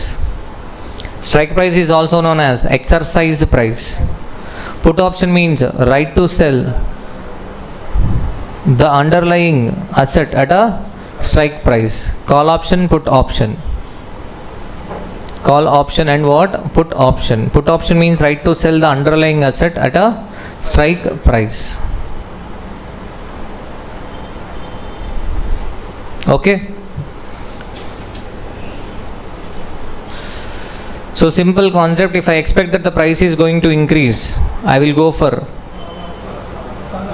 call option. I will buy a call option. I will buy a call option, or I will sell a put option. If I expect that the price is going to decrease, okay, I will go for purchase of a put option or sell a call option. Futures వదిలేయండి, మళ్ళీ అక్కడ long position short position దగ్గర ఆగిపోయినట్టున్నారు మీరు. Okay, we are talking about options, call option and put option. Call option means right to buy, put option means right to sell. Okay, right to sell. Clear? So for example, in next 3 months, which movie is getting released? Raja Sahab. Okay, Raja Sahab. Okay, so Naresh is expecting that the price of a Raja Sahab movie ticket is going to increase. Okay, senior superstar Prabhas. Okay, so his movie ticket price is going to increase, let us assume. So his expectation is what? The price of a movie ticket will increase to 3,000 rupees. That is Naresh expectation. Naresh expectation 3,000 rupees. Clear? Now Naresh is having an option. So what is the option? He know local MLA. He can get a recommendation letter for one ticket at the rate of 500. Okay, he casted one original vote and 5. Okay, he has done vote chori. Okay, so total 5 votes. He casted 5 votes. So that's why, what is the option he has? He can get a recommendation letter for one movie ticket at the rate of 500. He has taken a recommendation letter. Okay, so on the release date, for example, on the release date, understand this, it is very simple. On the release date, for suppose movie ticket price increased to 4,000 rupees. 4,000 rupees. Now, is he going to use the recommendation letter or not? Is he going to use the recommendation letter or not? Yes, he will show the recommendation letter and will get one ticket at the rate of 500. So tell me, what is the benefit he is getting? 3,500. Yes or no? That means the value of a recommendation letter is 3,500. Yes or no? For suppose the movie ticket price increased to 2,000 rupees. Will he use the recommendation letter or not? Yes. He will show the recommendation letter and will get the ticket for rupees 500, not 200, 500. Okay, so what is the benefit? 1,500. So what is the value of a recommendation letter? 1,500. Okay, so third scenario, for suppose tickets are available at the counter for rupees 200. Okay, so now tell me, so is he going to show the recommendation letter at counter? Is he going to show the recommendation letter at counter? Movie ticket 200 rupees. Okay, counter దగ్గరికి వెళ్ళి MLA మనిషిని 500 రూపీస్కి ఇవ్వండి ticket అంటాడా? మా మామ MLA అని చెప్పి తీసుకుంటాడా? లేదు కదా. ఎందుకని? Simple, simple common sense. 200 రూపీసే కదా.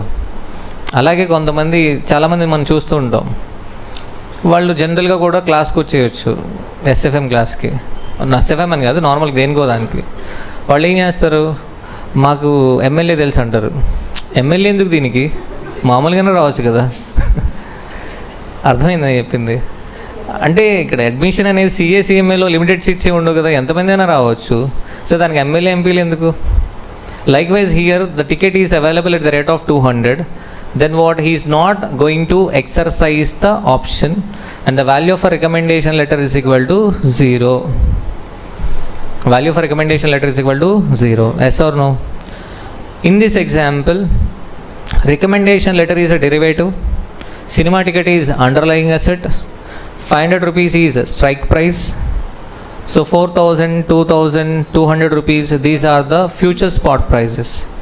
Spot prices at maturity. Spot prices at maturity. So okay, ఇక్కడ మీరు కామన్ సెన్స్ అప్లై చేసి, మనకి సినిమాలు బిర్యానీలు బాగానే ఎక్కేస్తాయి, షేర్ ప్రైస్ అంటేనే కంగారు వచ్చేస్తుంది. ఓకే, సో అందరూ కరెక్ట్గా ఆన్సర్ చెప్పారు కదా ఇక్కడ. So Naresh is going to exercise the option of using the recommendation letter if movie ticket price is greater than 500 on the maturity. Nothing but future spot price is greater than X. So call option, it is nothing but a call option. He has a right to buy movie ticket, right to buy movie ticket. So let us assume instead of movie ticket, Tata Motors share. Tata Motors share. He has a call option, 3 months call option, Tata Motors share, strike price 500. Strike price 500. See, on the maturity, the share price increases to 4,000. He will exercise a call option to buy one share at the rate of 500, and he receive a benefit of 3,500. Yes or no? He will buy for rupees 500 under options contract and can sell in the market for rupees 4,000. The benefit is 3,500. Is it clear? Clear? Okay, so that means call option is exercised if FSP, future spot price, is greater than exercise price. Okay, exercise price. Buy a call option. Okay, so for example, Harihara Veeramalluki call option తీసుకుంటాడా? Naresh, is he going to get a recommendation letter from MLA for Harihara Veeramallu? రిలీజ్కి ముందే అనుకుందాం, రిలీజ్కి ముందే తెచ్చుకునేవాడా? లేదు. ఎందుకని? Because there was no hype లేదు. Okay, you know that tickets will be available at the counter. అలాంటి సిచ్యువేషన్లో will you get the recommendation letter or what? Answer is no. But for OG, yes, there is hype. So we expected that the price is going to increase. Then we get what? Recommendation letter. So that is what I told in the introduction. The expectation is price may increase. If your expectation is price is going to increase, you will be buying what? Call option. You will be buying call option. Clear? Okay. So what is put option? Put option means the right to sell the underlying asset at a strike price. Clear? For suppose, so we are expecting that the Tata Motors share price is going to decrease in the future. Okay, so what do? We buy a put option. Today itself we buy a put option. Example, strike price 500. What is our expectation? After 3 months, the Tata Motors share price will decrease to less than 500. Okay, if I have an expectation that the share price is going to decrease, I will buy put option. For example, I take put option for Tata Motors share at the rate of rupees 500. On the maturity, for example, share price decreased to rupees 300. So what I will do? I will exercise an option to sell one Tata Motors share at the rate of 500. I can buy at 300 and can sell under options contract at 500. So what is the benefit I am getting? 200. That means I will exercise the put option if a future spot price is less than exercise price. Holder of a put option will be exercising the put option if a future spot price is less than exercise price. Yes or no? For suppose if in the market Tata Motors share price is 1000 rupees and I have a right to sell at the rate of 500.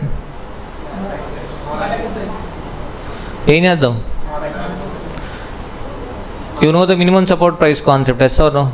Government will be providing minimum support price right now. Minimum support price and idea on the MSP. For example, if a market price of a paddy or something is not high in the market, so what government will do is government will pay minimum support price, MSP. It is an option to the farmer. So for example, MSP 1000 rupees per kg. Example,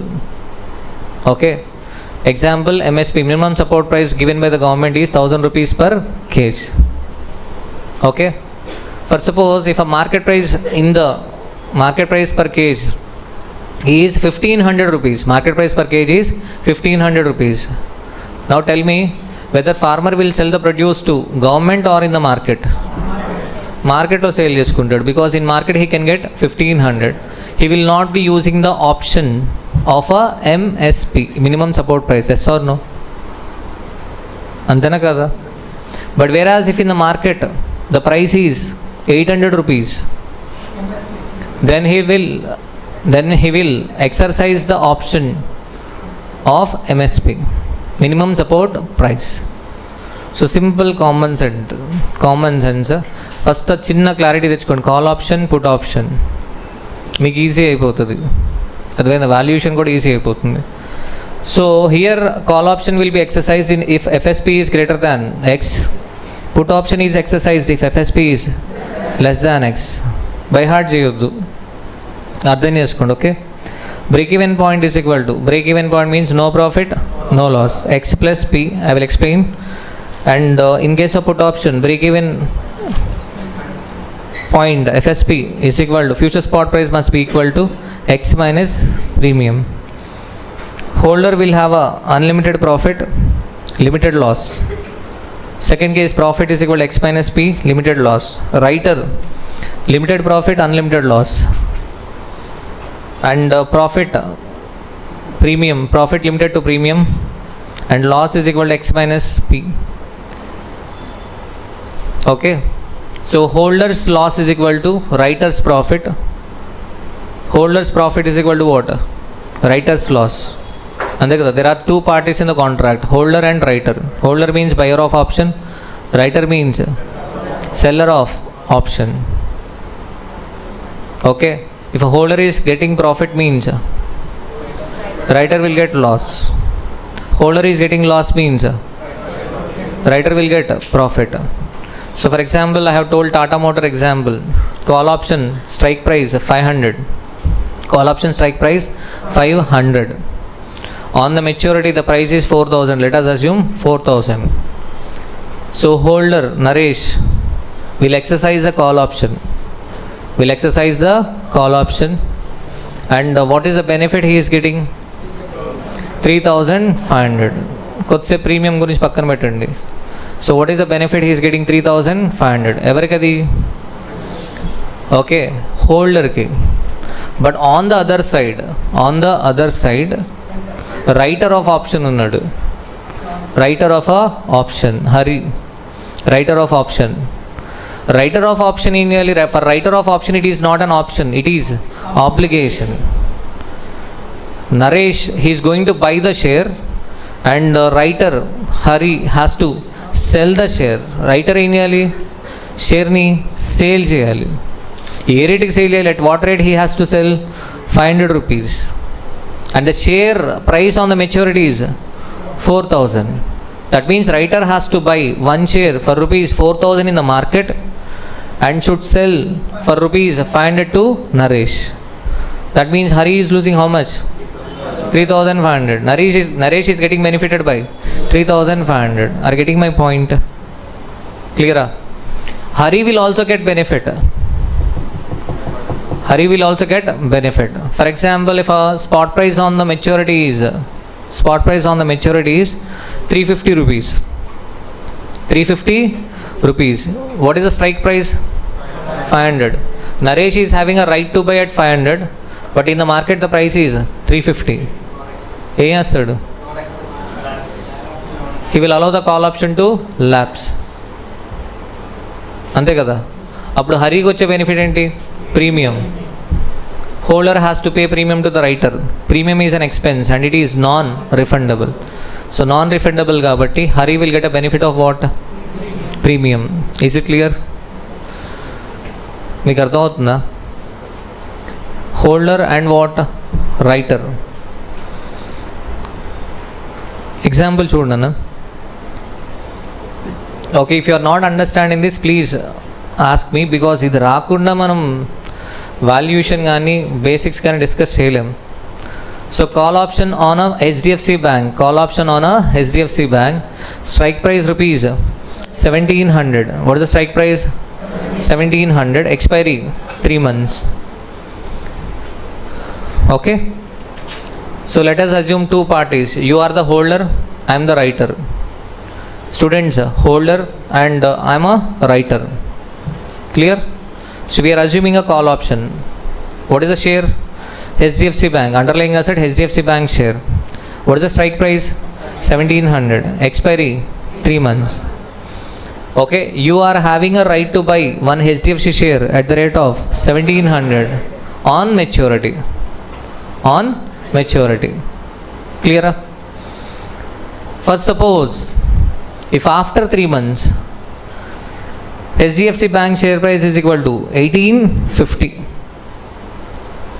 First, suppose if the share price after 3 months increases to 1850. So tell me what you are going to do. Are you going to exercise the option to buy share at 1,700 or not? Yes. Market lo konte 1850. If you buy in market 1850, but if you exercise the call option, you will get one share for rupees 1,700. Yes or no? You have an option to exercise. But what about me, writer? Obligation. I am under obligation to sell the share at rupees 1,700. So now tell me, what is my position? I have to sell one share for rupees 1,700, which is worth 1850. That means I will be losing 150 rupees. You will get a gain of 150. So holder gain 150, writer loss 150. So now, first suppose if HDFC Bank share price is less than 1,700. Okay, for example, share price decreases to 1,400 rupees. So tell me, are you going to exercise an option to buy at 1,700? No. మా మామ MLA అంటావా? ఎందుకు? So you are going to exercise, you are not going to exercise an option. Why? In market it is 1,400. Okay, under options you can buy at 1,700. లేదంటే అలా అయితే ఇంకేముంది? So what I can do is, I can buy one share at 1,400 and can sell for rupees 1,700. I will get a benefit of 300. అలా చేయవు కదా నువ్వు. So that means what? You will be allowing option to lapse. I do not have any right. I am under obligation. నేనేం చేయలేను. Okay, in second case, what is the benefit to me?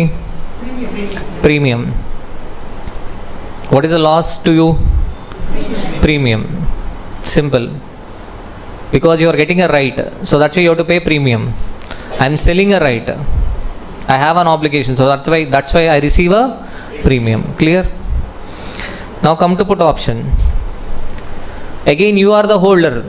You are the holder and I am the writer. This time you are purchasing a put option. On ICICI Bank. Strike price 900. Expiry 3 months. For suppose if after 3 months if after 3 months ICICI Bank share price decreases to 800. Put option means what? Right to sell. You have a right to sell one share at the rate of 900, but in the market the price is 800. So tell me, will you exercise the right to sell at 900 or not? Yes, you will exercise the right to sell at 900. I am under obligation to buy at the rate of 900. So I will be buying one share at the rate of 900, and if I sell in the market I will get only 800. So what is the loss to me? 100 rupees. What is the gain to you? 100 rupees. Simple. Clear? For suppose if it is selling at 900, if it is selling at 900, okay, that is not relevant. Holder exercise put option and holder exercise put option and sells at rupees 900 and profit is equal to what? 100 per share. For holder it is a profit, but for writer loss. Second scenario, for suppose if a share price of ICICI Bank is greater than 900, that is 1200. You have a right to sell at 900. Will you exercise the option or not? No, because in market you can sell it for rupees 1200. Yes or no? This time you will be allowing the put option to lapse. And what is the benefit to the writer? Premium. Loss to the holder? Premium. Clear? So are you getting my point? Now see these points. FSP. Call option is exercised when FSP is greater than X. Yes or no? Please do not by heart this, okay? And next, put option, if FSP is less than X. If FSP is greater than X, FSP ki sale cheskuntam. Ante kada. We will not be exercising the option. Next, break-even point. No profit, no loss to holder and writer.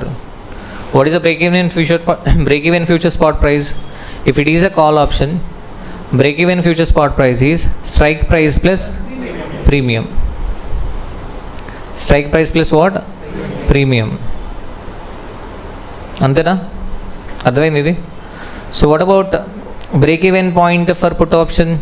Strike price minus premium. Advainda? For example, call option exercise price 100, premium 10 rupees. Premium 10 rupees. So what is the break-even point? 110 is the break-even future spot price. If on the maturity, FSP is equal to 110. As a holder of call option, you will exercise an option to buy at the rate of 100. And you will get a benefit of 10 rupees, but premium is equal to 10. No profit, no loss. And what about writer? I will be selling one share for rupees 100, which is worth 110. So I will be losing 10, but I got a premium of 10. No profit, no loss. So that's why call option FSP is equal to, call option break even FSP is equal to X plus premium. Put option X minus premium. Holder will get unlimited profit. In call option holder will get what? Unlimited profit. Yes or no? Yes or no? For example, in this case, HDFC Bank, what is the strike price? 1700. You are the holder. Call option and you are the holder. Strike price 1700. For suppose HDFC Bank share price increase it to 1 lakh. Increase it to 1 lakh. Will you exercise an option to buy at 1700 or not? Yes. And what is the benefit you will get? 1 lakh minus 1700. Clear? If a share price increases to 10 lakhs,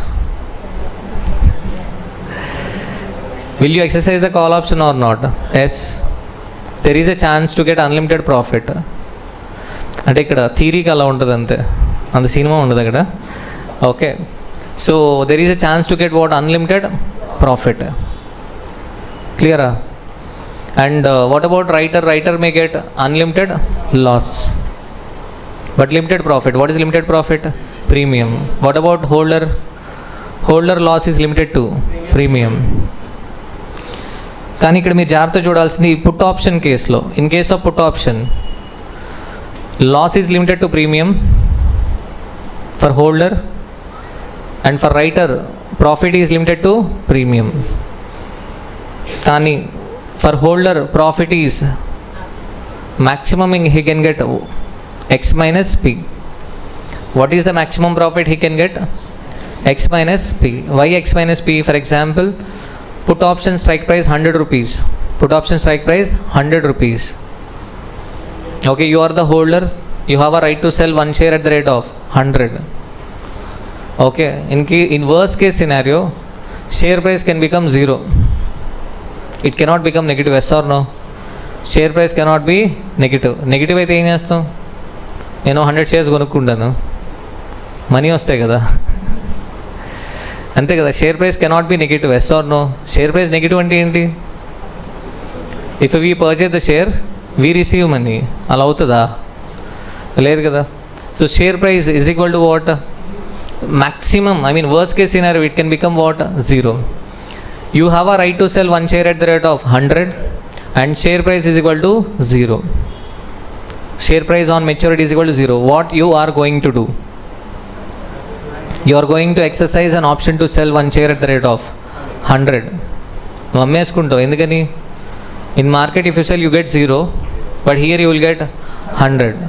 But 10 rupees premium pay, so you have paid a premium of 10 rupees. That means only 90 rupees profit. That means maximum you can get x strike price minus premium. And writer loss is limited to, writer maximum loss will be x minus premium. Adhe the point. So part 10. So this is a basic question. So most frequently asked question. Idoka question chudandi and try to understand this question.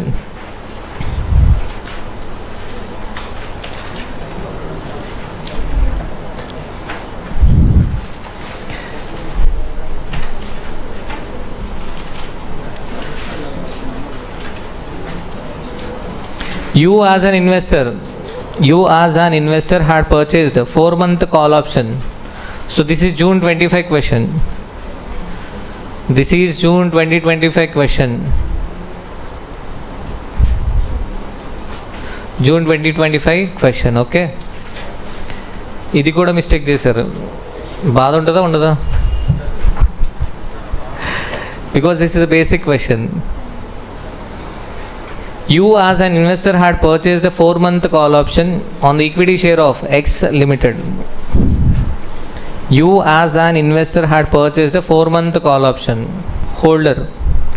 Purchased a call option means what? Holder. Equity share of X Limited of rupees 10, of which the current market price is face value 10. What is the current market price? Nikhil? 132. Nikhil, okay. The exercise price is, what is the exercise price? 150.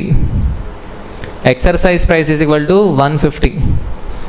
You expect the price to range between 120 to 190. Okay, we are expecting the price to range between what? 120 to 190. The expected share price of X Limited and related probability is given below. Related probability is given below. Expected price 120, 140, 160, 180, 190. Probability is given 0.05, 0.20, 0.5, 0.1, 0.15. Compute the following. First one, expected share price at the end of 4 months. This is simple. We do weighted average. 120 into 0.05 plus 140 into 0.2, 160 into 0.5, 180 into 0.1 plus 190 into 0.15. ఇది చేయాలనిపిస్తుంది, చేసే ఉంటారు. ఎంత వచ్చింది answer? 160.5. This is 160.5. In certified copy, student okay has written right answer for this first part. చేస్తారు మరి, practice చేస్తారు first part. Second part Okay. Value of a call option at the end of 4 months. If the exercise price prevails. Value of a call option at the end of 4 months if the exercise price prevails. They are asking you to find out the value of a call option at the end of 4 months on the maturity. If the exercise price prevails. What is the exercise price? 150. Prevails means if on the maturity spot price is 150. For on the maturity spot price is what? 150. Spot price is 150 for on the maturity. And what is the strike price? 150. You have a right to buy at 150 and the spot price on the maturity is also 150. Will you exercise the option? Raja Sahab movie ticket. Price at the counter 500. Okay. Movie ticket price at the counter 500. MLA recommended for rupees 500. ఇప్పుడు counter దగ్గరికి వెళ్ళి మా MLA అంటావా అనవా? అనవు కదా. అంటే ఏంటి? Value of recommendation letter 0. Like wise here value of a call option is 0. Value of a call option is 0 because I have a right to buy at 150 and the price on the maturity is also 150. క్లియరా? వెళ్ళిపోయాము హాస్టల్కి. ఉన్నావు ఇక్కడే? Okay.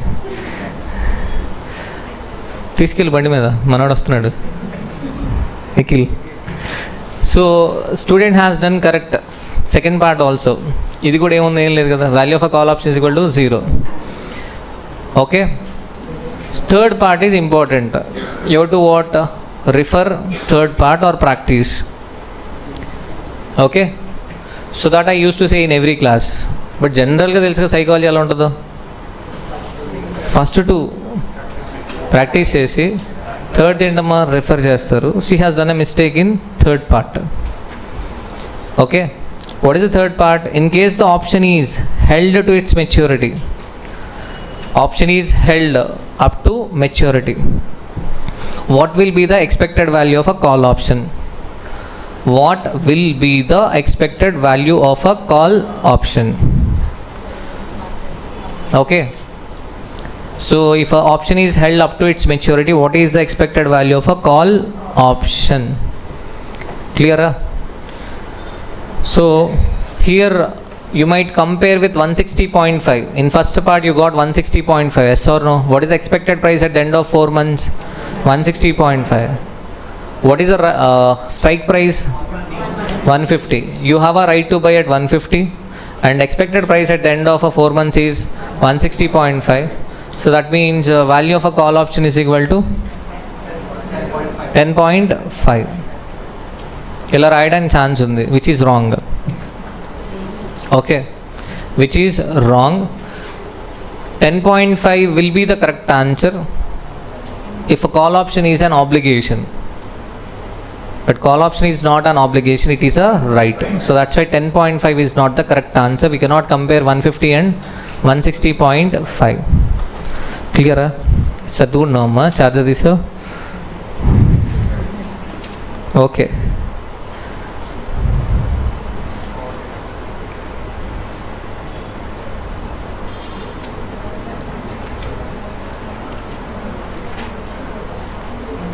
See the next part. I mean third part. See the third part answer. What is the third part?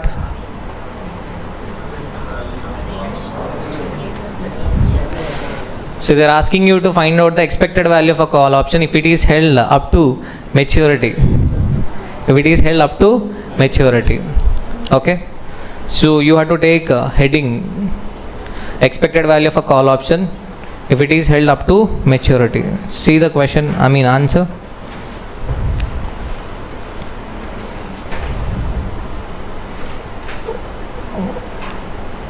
Future spot price, probability, action, value of a call, probability into value of a call.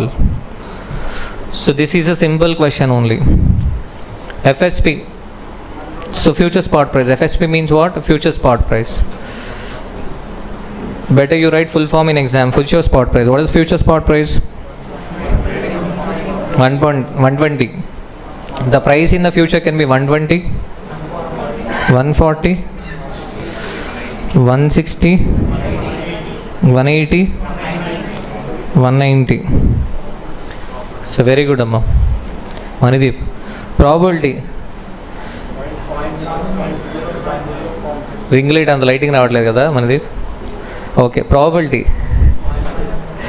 0.05, 5% chance. Price may decrease to what? 120. Nikhil, next, what is the probability? Very good, Amma. 0.2. Next, 0.5, 0.1, 0.15. So tell me, first case, what is the action?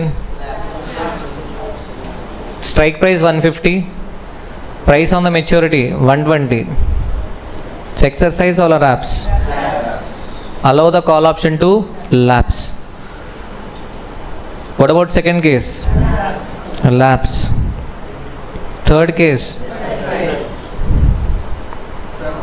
Okay, sorry, I'm sorry. Exercise. Exercise and next word? Exercise. ఇదే నేను చెప్పింది, sub conscious mind అరుస్తారని చెప్పాను కదా, అంతే. మీకు ఎగ్జామ్లో ఇలా ఉండరు కదా మరి ఎవరు. Be careful. Exercise. Okay, so tell me what is the value of a call option. First case 0, no value to call option. Second case 0, 10, 30, very good, Amma. 40. Okay, 5% chance that value of a call can be 0. So 0, 0, 50% chance that value of a call can be 10, 5, 3, 6. 14 is the expected value of a call. Expected value of a call. Clear? So this is the answer. We cannot compare 150 with what? 160.5.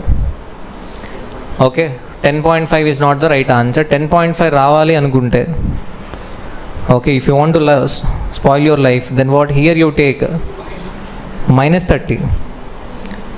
Here you should take what? -30. Take the difference between what? 120 and 150.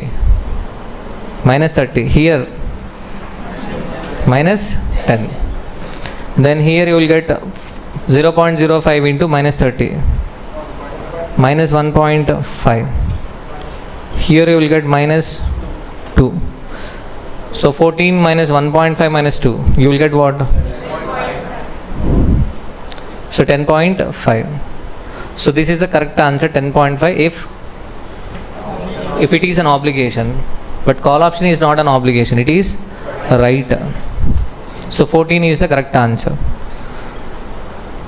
Okay. So minus 1.5 minus 2. అలా తీసుకొని mistake చేస్తాం, okay. But ఇంకేదో mistake చేసింది ఆ అమ్మాయి, నేను expect చేయలే, నా ఎక్స్పీరియన్స్లో ఎప్పుడు చూడలే. ఓకే, క్లియరా? So this is expected value of a call option. Done. సో ఒకసారి బేసిక్స్ చూడండి అమ్మా. చూస్తే రేపు మార్నింగ్ అవర్స్లో ఏం చూద్దాం? In morning hours we are going to discuss what? Put call parity equation, minimum value of a call, minimum value of a put. And next 1.5 hour we are going to complete what? Options, valuation models. అవి ఎక్కువ time పట్టదు. Okay, once మీకు ఏంటి కొంచెం basics clarity వస్తే, అదేంటి sir అప్పుడేనా అంటారు అనుకున్నా, మొహం కూడా చూరుకుని సర్దుకుంటున్నారు.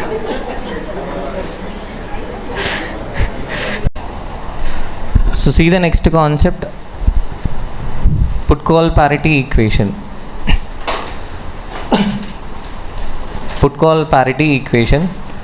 So they may ask MCQ, multiple choice question, from this put call parity equation, and descriptive question also. Once in December 2021 or some attempt, they have asked a question from what? Put call parity equation.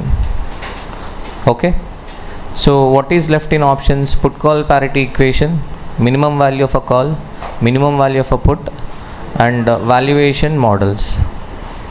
Valuation models: risk neutralization, binomial model, 2-period binomial model, and Black-Scholes model. Black-Scholes model. Okay. Clear? So put call parity equation. Put call parity. So parity means equal. Parity means what? Equal. Okay. So parity means equal. So we should know this equation. Put call parity equation. Parity. Put call. On left hand side call option. On right hand side put option. Parity means what? Equal. Okay. It is easy to remember. So call option, put option. Call option means what? Right to buy. Yes or no?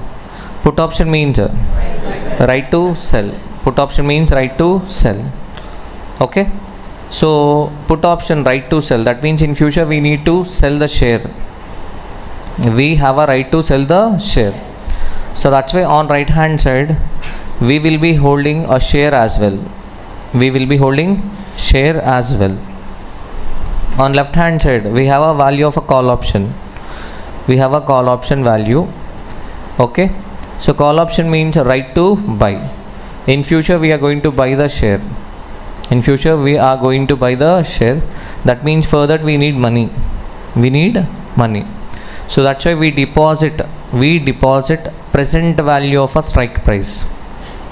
We deposit present value of a strike price.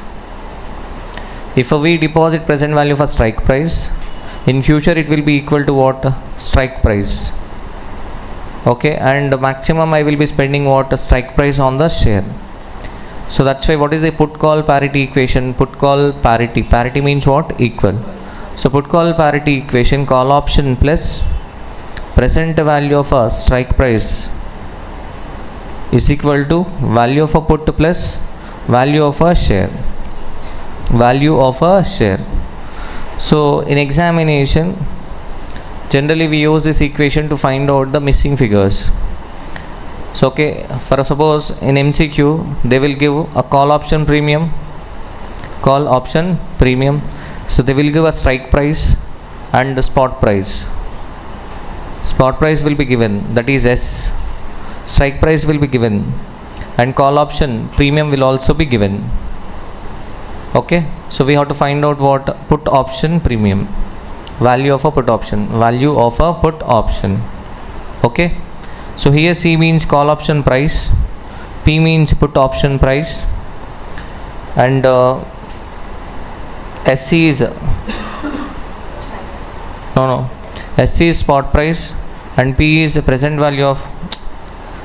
So that is not correct. C, the equation is C. C means what? Call option price. That is correct. Okay, present value of what? Strike price. Present value of a strike price is equal to P. P means value of a put. Okay, put option premium. And next S means spot price. S means what? Spot price. Are you getting my point? So value of a call plus present value of a X equal to value of a put plus value of a share. So this is the equation. So value of a call plus present value of a X is equal to value of a put plus value of a share. So this is the equation. Okay. So the left hand side must be equal to what? Right hand side. Left hand side must be equal to what? Right hand side. For suppose if left hand side is not equal to right hand side, that means there is a scope for arbitrage. You know the concept of arbitrage, yes or no? Arbitrator will identify the market imperfection and he will always earn a profit without taking any risk. He always earn a profit without taking any risk. Okay. So for put call parity equation, let us see the question. Super 8. See the question Super 8. The following quotes are available for 3 months options in respect of a share of P Limited. In respect of a share of a P Limited which is currently traded at rupees 310. So spot price is 310. Spot price 310. Strike price 300. Call option premium 30. Put option premium 20. An investor devises a strategy of buying a call and selling the share and a put option. Risk-free interest rate is 10% per annum. What is the risk-free rate? 10% per annum. Using put call parity theory, find out profit or a loss to the investor. Second, what would be the position if the strategy adopted is selling a call and buying the put and the share? So let me explain.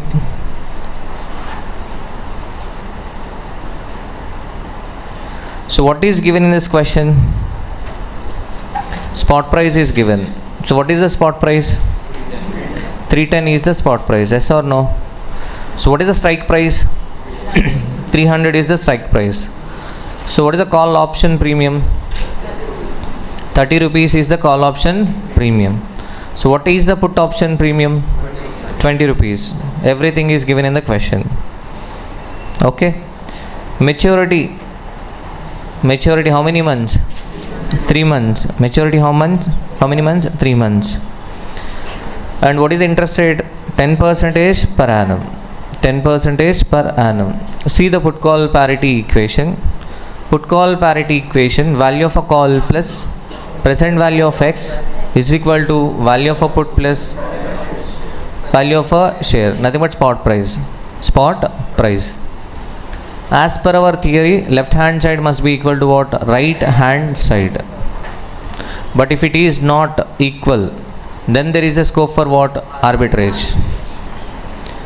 So let us see what is the value of a call here. 30 plus strike price 300. Strike price 300. Yes or no? So we should find out the present value of a strike price. How can we get present value of a strike price? 300 into e power minus 3 by 12 into 0.1. So e power minus x will be written as what? 1 divided by e power x. Yes or no?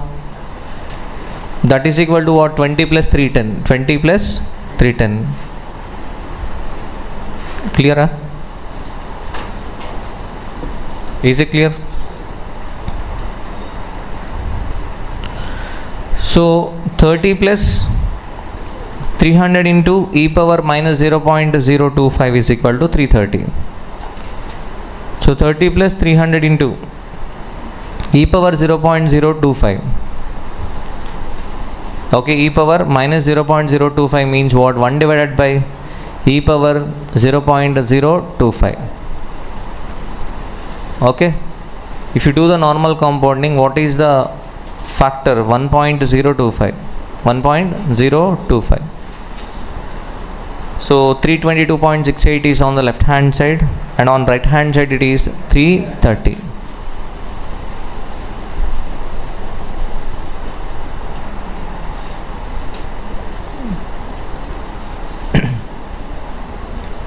So as per our theory, left hand side must be equal to what? Right hand side, so that the arbitrage opportunity does not exist. Arbitrage opportunity does not exist. Clear? But here in this question, right hand side is what? Greater than left hand side. Right hand side is greater than what? Left hand side. Yes or no? Right hand side is greater than what? Left hand side. Clear? So now, so tell me which is overpriced, right hand side or a left hand side? Right hand side is overpriced. Yes or no? So left hand side must be equal to what? RHS. LHS must be equal to what? RHS. But here RHS is greater than LHS. That means RHS is overpriced, LHS is underpriced. Clear? So we sell overpriced and buy Underpriced. We sell overpriced and what? Buy underpriced. This should be the right strategy. This should be the right strategy. Tell me what is the right strategy? Right hand side sell. What is on the right hand side?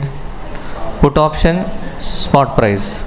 That means you should sell the put option and also what? Share. Okay.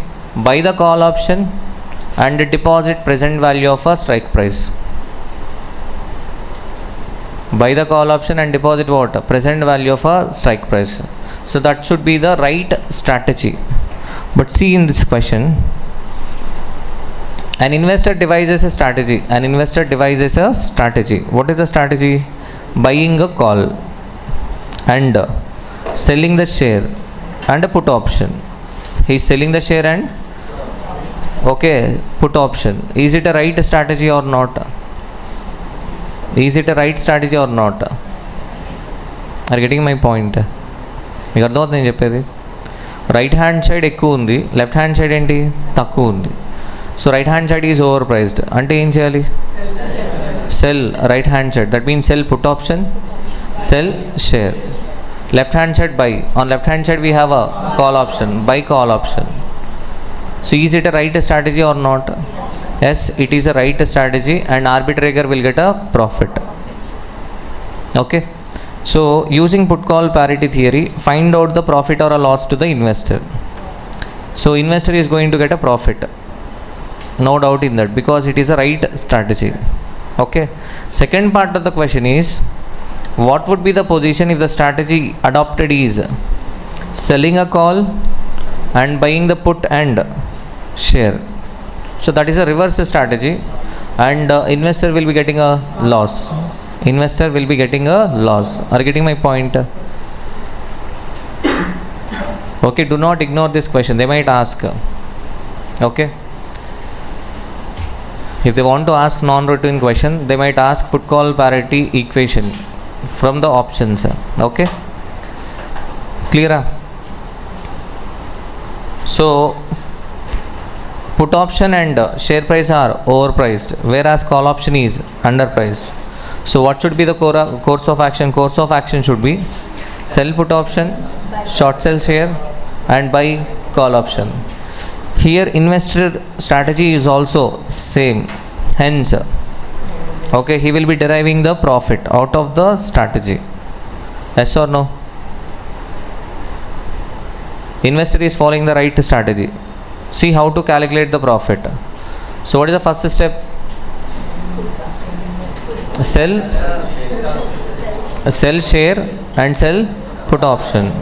On sale of a share, what is the amount he is going to get? What is the spot price? 310. Inflow on a sale of a share is equal to 310. Inflow on a sale of a put option. Inflow on sale of a put option. What is inflow on sale of a put option? Put option premium is equal to 20 minus purchasing a call option. Purchasing a call option. Purchasing a call option. What is the call option premium? 30 rupees. Okay. So what is the overall inflow? Not outflow, overall inflow. We are receiving 310. We are receiving how much? 310. Inflow on sale of a put option 20 minus outflow on purchase of a call option 30. So overall 300 rupees is the net cash inflow as on today. Net cash inflow as on today. Okay.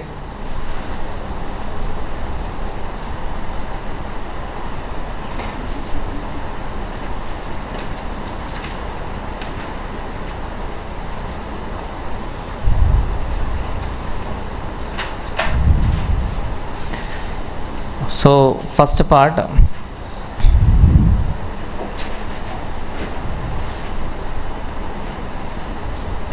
inflow on sale of a share. What is inflow on sale of a share? 310. Next, inflow on sale of put option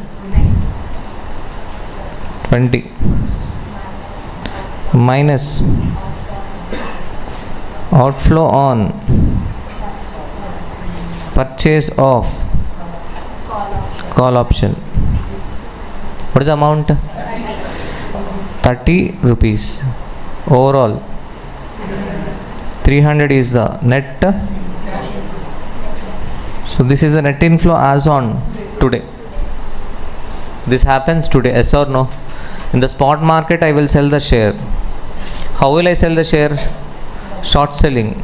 Short selling means what? I will borrow the share from the broker and will sell in the spot market. That means what is the obligation remaining in the future?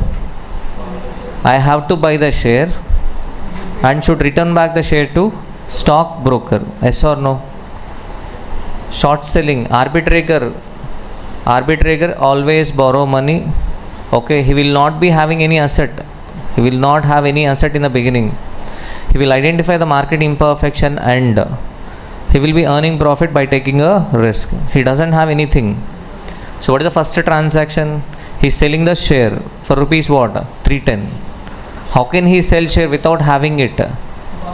He borrow the share from the broker and will sell in the spot market. So 310 rupees is the inflow. So again, what is the commitment? We have to give back the share to broker in the future. Yes or no? And next, inflow on sale of a put option. What is the inflow on a sale of a put option? Inflow on sale of a put option is 20 minus outflow on purchase of a call option 30. So net inflow 300 rupees. Okay. So I cannot say this is the 300 rupees is the profit. 300 rupees is not the profit. So this 300 rupees I will deposit for how many months? 3 months. For next 3 months I will deposit. Okay. So inflow at the end of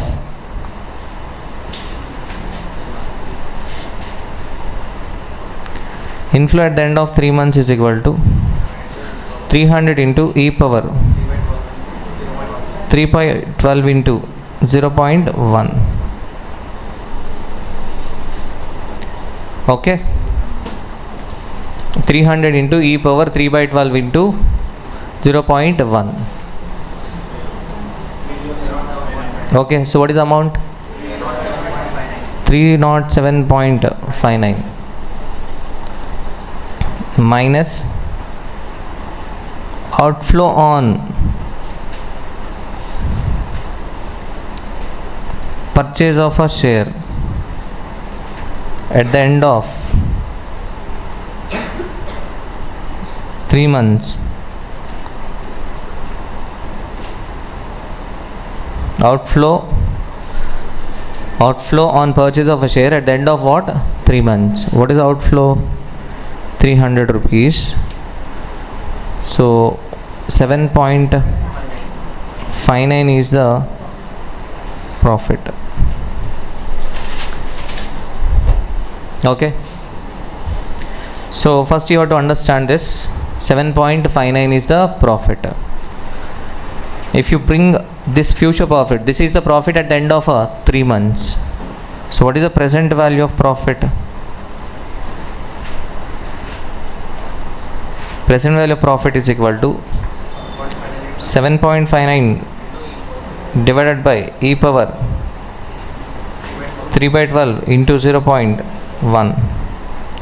7.59 divided by e power 3 by 12 into 0.1. Present value of a profit. What is the present value of profit? 7.4 rupees. So this 7.4 rupees is nothing but the difference between what? Left hand side and right hand side. This is the difference between what? LHS and RHS. So but here you need an explanation for this 300.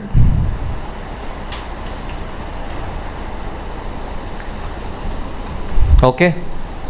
So first of all, what is put call parity equation? Parity means equal. Put and call. So left hand side call option, right hand side put option. Okay. I'm not discussing the complete logic here, but to remember, so call option on the left hand side, put option on the right side. Put option means right to sell the share. So that's why we need to hold a share as on today. So that's why on right hand side value of a put plus spot price. Left hand side call option. Call option means right to buy a share in the future. In future to buy the share we need money. So that's why deposit present value of X. Present value of X. So that's why put call parity equation. Value of a call plus present value of X is equal to value of a put plus value of a share. So as per our theory, LHS must be equal to what? RHS. If it is not equal, then there is a scope for arbitrage. Here in this question, LHS is not equal to RHS. RHS is greater than LHS. RHS is greater than LHS. So that means RHS is overpriced. RHS is overpriced. That means what should be the right strategy? Sell put option, sell share, buy call option. So that is what we are doing. On sale of a share we are receiving 310. Okay, on sale of a put option we are receiving 20, and on purchase of a call option we are getting, we have to pay. On purchase of a call option we have to pay 30 rupees. So what is the net inflow as on today? 300 rupees. So what are we going to do with this 300 rupees? Deposit this 300. Deposit this 300 rupees for how many months? 3 months. Okay. So what is the amount we are going to get? 307.59. 307.59 at the end of a 3 months. Is this the profit? No. So the entire 307.59 is not the profit. Why? Because we made a short selling. We borrowed a share from the broker. So we have to give back the share to the broker. Yes or no? No. How can we buy the share? Here see the concept. There is a put option and call option. There is a put option and what? Call option. So understand the concept. Here we have a deep concept. Straight away I have wrote outflow on purchase of a share is equal to 300. Outflow on a purchase of share at the end of 3 months is equal to 300. But here we need a deep understanding for this 300. So we sold a put option. Yes or no? We sold a put option. Example, I am the writer. I have sold a put option. I have sold a put option. So on maturity, what can be the scenario? First scenario, FSP can be greater than what? X. Second scenario, future spot price can be less than X. There are two scenarios. Yes or no? So you or me, we sold a put option and purchased a call option. We sold put option and what? Purchased a call option. For example, if FSP is greater than X, if FSP is greater than X, FSP is greater than X, we sold a put option. Yes or no? We sold a put option. That means we have an obligation. But the opposite person is having a right to sell the share. Opposite person is having a right to sell the share at X. Okay. If FSP is greater than X, if FSP is greater than X, tell me whether the holder of a put option is going to exercise the option or not. You need deep understanding here. Once again, we sold a put option. We sold a put option. Put option means what? Right to sell a share at X. Here X is 300. Yes or no? So right to sell a share at 300. Okay. So let us assume random Hari is a holder of a put option. Hari is a holder of a put option. He is having a right to sell share at 300. But we are the arbitrators. We sold a put option. We sold a put option. So tell me, we have an obligation or a right? We sold a put option. Sold. Sold means writer. Writer has an obligation or a right? Obligation. Okay. So that's why I have to wait, okay, for the response of a holder. Now tell me, holder Hari is having a right to sell at 300. Right to sell the share at 300. On the maturity, first case, FSP is greater than X. FSP greater than X. If FSP is greater than X, Hari is going to exercise the put option or not? Hari అనేవాడు put option exercise చేస్తాడా చేయడా? Hari is going to exercise the put option or not? If FSP is greater than X, he is going to allow the put option to lapse. వదిలేసుకుంటాడు ఆప్షన్ని. Why? Future spot price is greater than X, that means he can sell in the market at a higher price. But if he exercise the option, he will get only 300 rupees. Are you getting my point? Okay. So that means put option, he will allow the put option to lapse. So that's why no obligation on a put option. Next, we have a call option. Okay, we purchased a call option. We purchased a call option.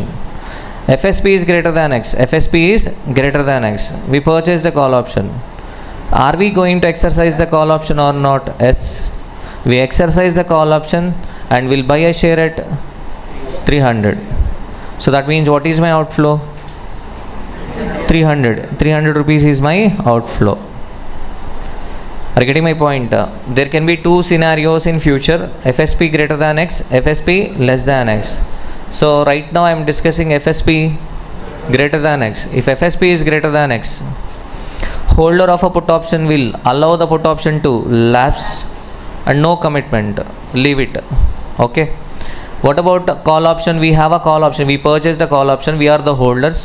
If FSP is greater than X, I will exercise the option and will buy a share for rupees 300 and give the share back to broker, stock broker. Okay. Second scenario. What is the second scenario? FSP is less than X. For suppose if FSP is less than X, FSP is less than the strike price. For example, future spot price is only 200 rupees. Can I buy share for rupees 200 and give back to the stock broker? Answer is no. Why? Because if FSP is less than X, I have a call option. I will not exercise the call option. I will not exercise the right to buy at X, because future spot price in the market is less than X. But holder of a put option, Hari, FSP is less than X, yes or no? Yes. He is having a right to sell one share at the rate of 300. So that means he will exercise the right to sell one share at 300, and we are under obligation to buy one share at 300. మార్కెట్లో 200 ఉందని నువ్వు మార్కెట్లో కొనలేవు. ఎందుకని కొనలేవు? నీకు ఇక్కడ ఒక obligation ఉంది. You have to buy one share at the rate of 300 from Hari. అంటే నీకు ఎలా చూసుకున్నా కానీ ఫ్యూచర్లో అవుట్ఫ్లో ఎంత ఉంటుంది? In both scenarios your outflow will be what? 300. Straight away we are taking outflow on purchase of a share after the 3 months is equal to 300. But ఆ 300 తీసుకోవడానికి we need deep understanding. First scenario, FSP greater than X. If FSP is greater than X, I will exercise the call option and will buy a share at the rate of 300, because holder of put option will allow the put option to lapse. But if FSP is less than X, I will not exercise call option. I will allow the call option to lapse, but my counterpart in put option, holder, will exercise an option to sell at 300, and I am under obligation to buy it. So in both the cases my outflow will be what? 300. So clear? What is the profit? 7 point. So that 7.599 is the profit at the end of a 3 months. I brought it to the present value. Okay. So what would be the position if the strategy adopted is selling a call, buying the put and buying the share? So you will get loss. Okay, let us note down the second part also. Second part. So what is the strategy? Second part, selling a call,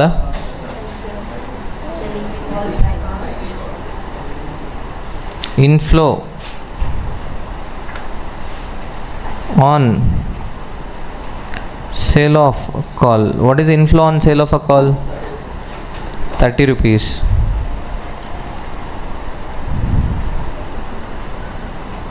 outflow on purchase of put option.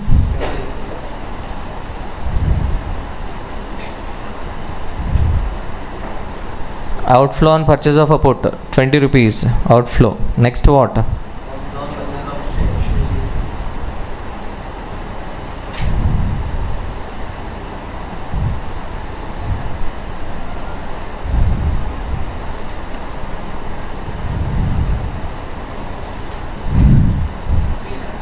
Outflow on purchase of a share. What is the outflow on purchase of a share? 310. Okay. So what is my overall outflow?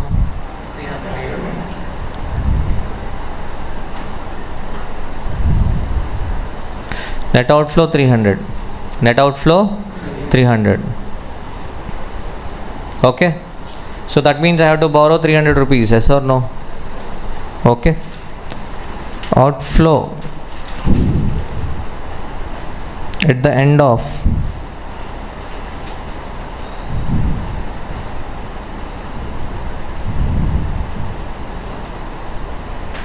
outflow at the end of 3 months. What is the calculation? 300 into e power 3 by 12 into 0.1.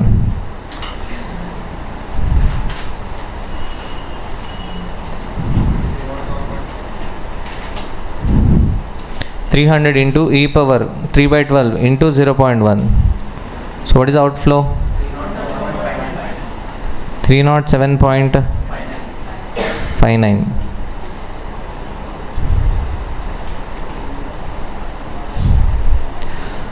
Okay. So 7.59 what? 7.59 loss.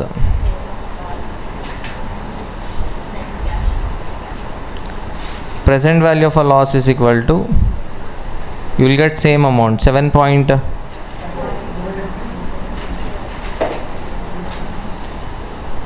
value of a loss is equal to 7.4, that is 7.59 divided by e power 3 by 12 into 0.1. So understand this concept again. So inflow on sale of a call, we are selling a call option. We received 30. Outflow on purchase of a put, 20. Outflow on purchase of a share, we purchased a share for rupees what? 310. What is the net outflow? 300. Okay. But we have to borrow this money. So what is my outflow at the end of 3 months? 307.59. Sorry, 307.59. So here one point is missing. I'm sorry.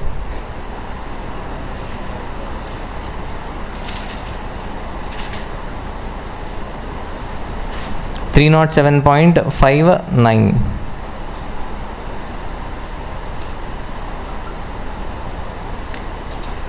ఇక్కడ నేను ఏదో రాశాను, మీరు చెప్పాలి కదమ్మా.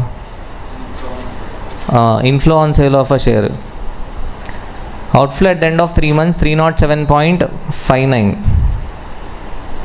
outflow at the end of a 3 months 307.59. Okay. కానీ మన దగ్గర షేర్ ఒకటి ఉంది, we have a share, yes or no? We bought a share. Okay, we are going to sell a share at the end of 3 months. So minus inflow on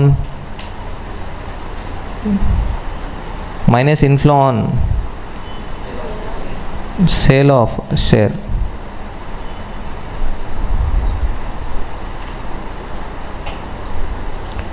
Okay, outflow 307.59.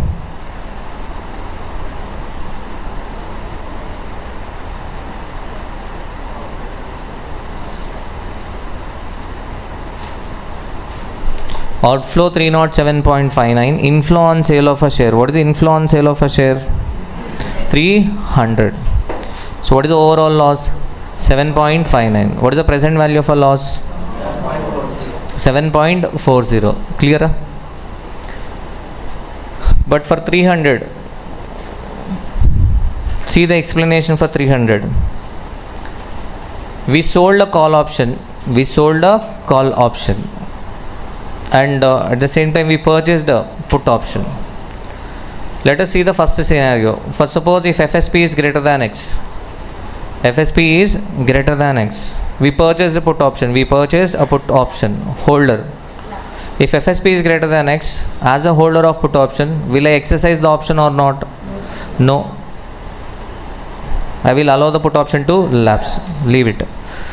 Next, FSP is greater than X. I am the seller of a call option. Seller of a call option. We sold call option. So, counterparty, holder of a call option. If FSP is greater than X, holder of a call option will exercise an option to exercise a call option to buy one share at the rate of 300. Holder will exercise an option to buy one share at the rate of 300. మరి మన దగ్గర ఉన్న share ఏం చేయాలి? we are under obligation to sell one share at 300. కాబట్టి మన దగ్గర ఉన్న షేర్ ఏంటి? 300కి ఇచ్చేయాలి.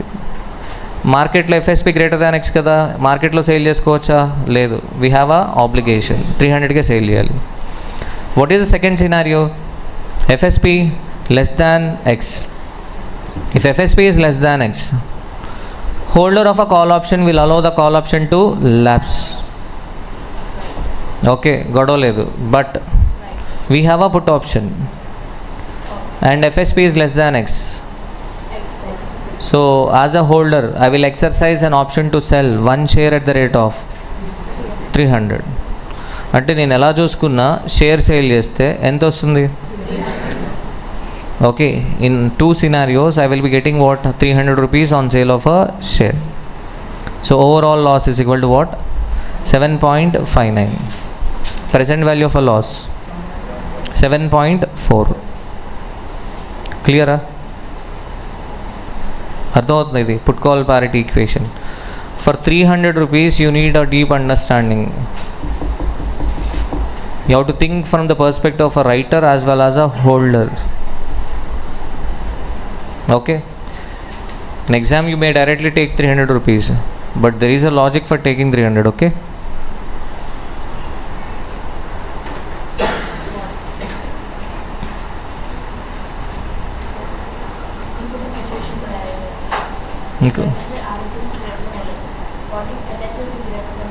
if LHS is greater than RHS, then what happens? Second strategy will be the right strategy. If LHS is greater than RHS, then what? Second strategy is the right strategy, and in second strategy you will get profit. First strategy you will get loss. Clear? Okay. Next, risk neutralization method, valuation models, Super 9, risk neutralization. Risk neutralization.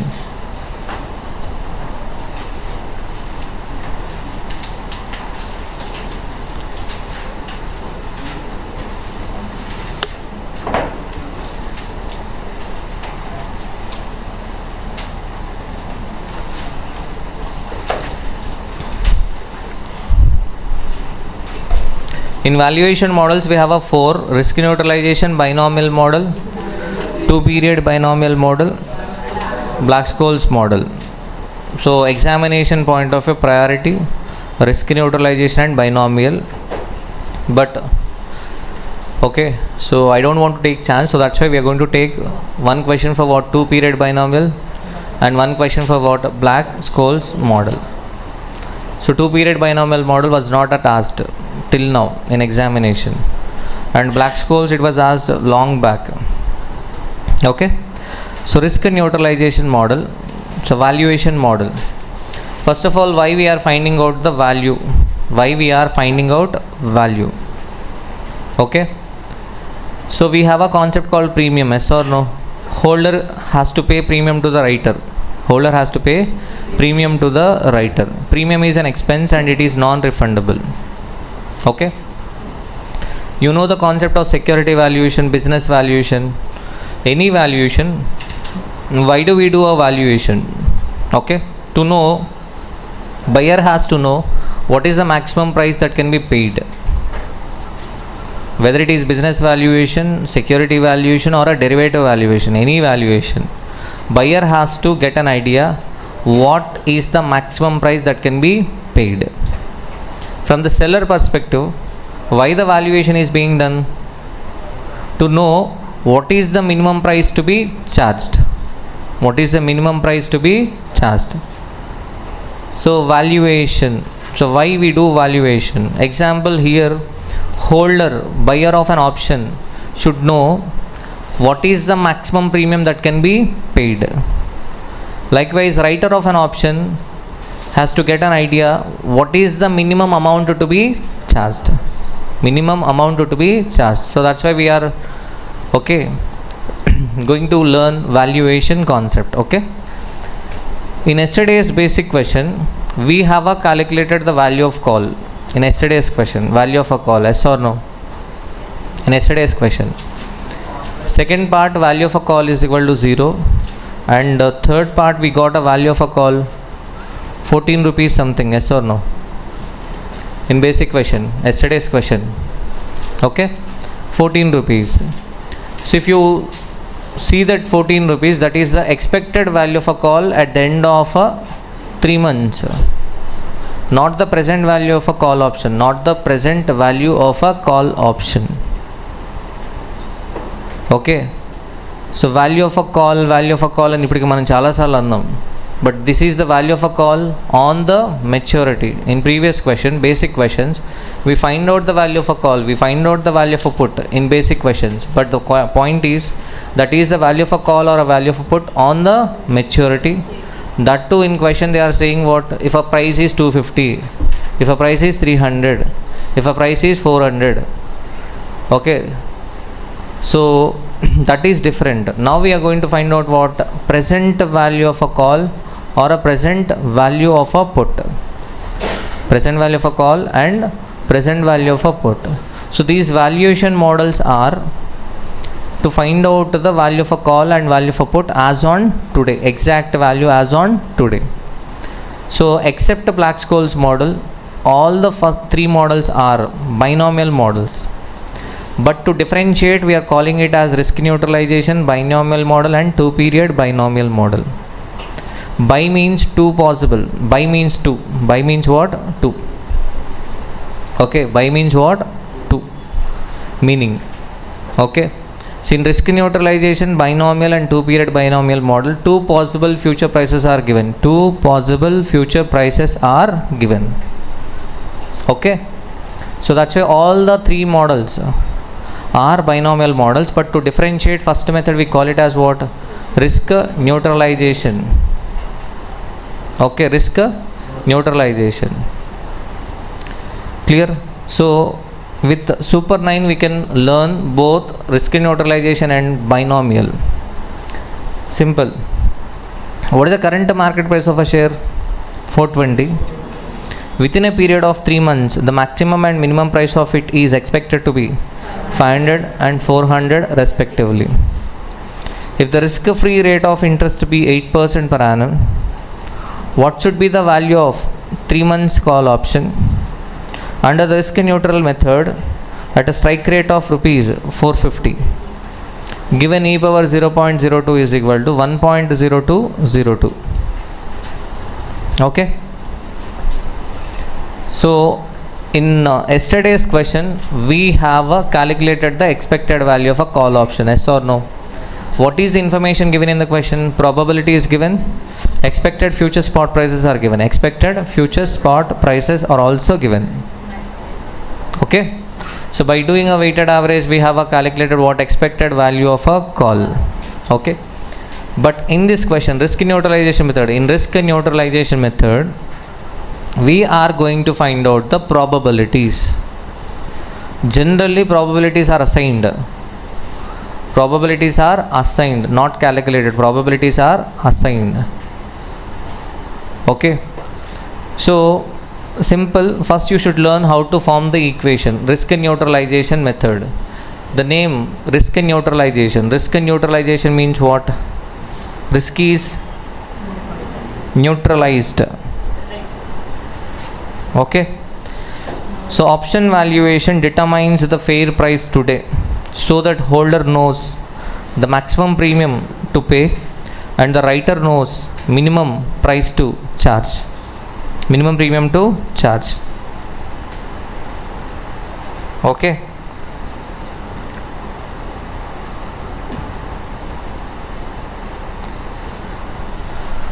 Risk neutralization model to know the exact value of a call and put. So what we are going to find out here, we are going to find out what probability of a future spot prices, probability of a future spot prices. Okay. So here in risk neutralization method, we assume that investors are risk neutral.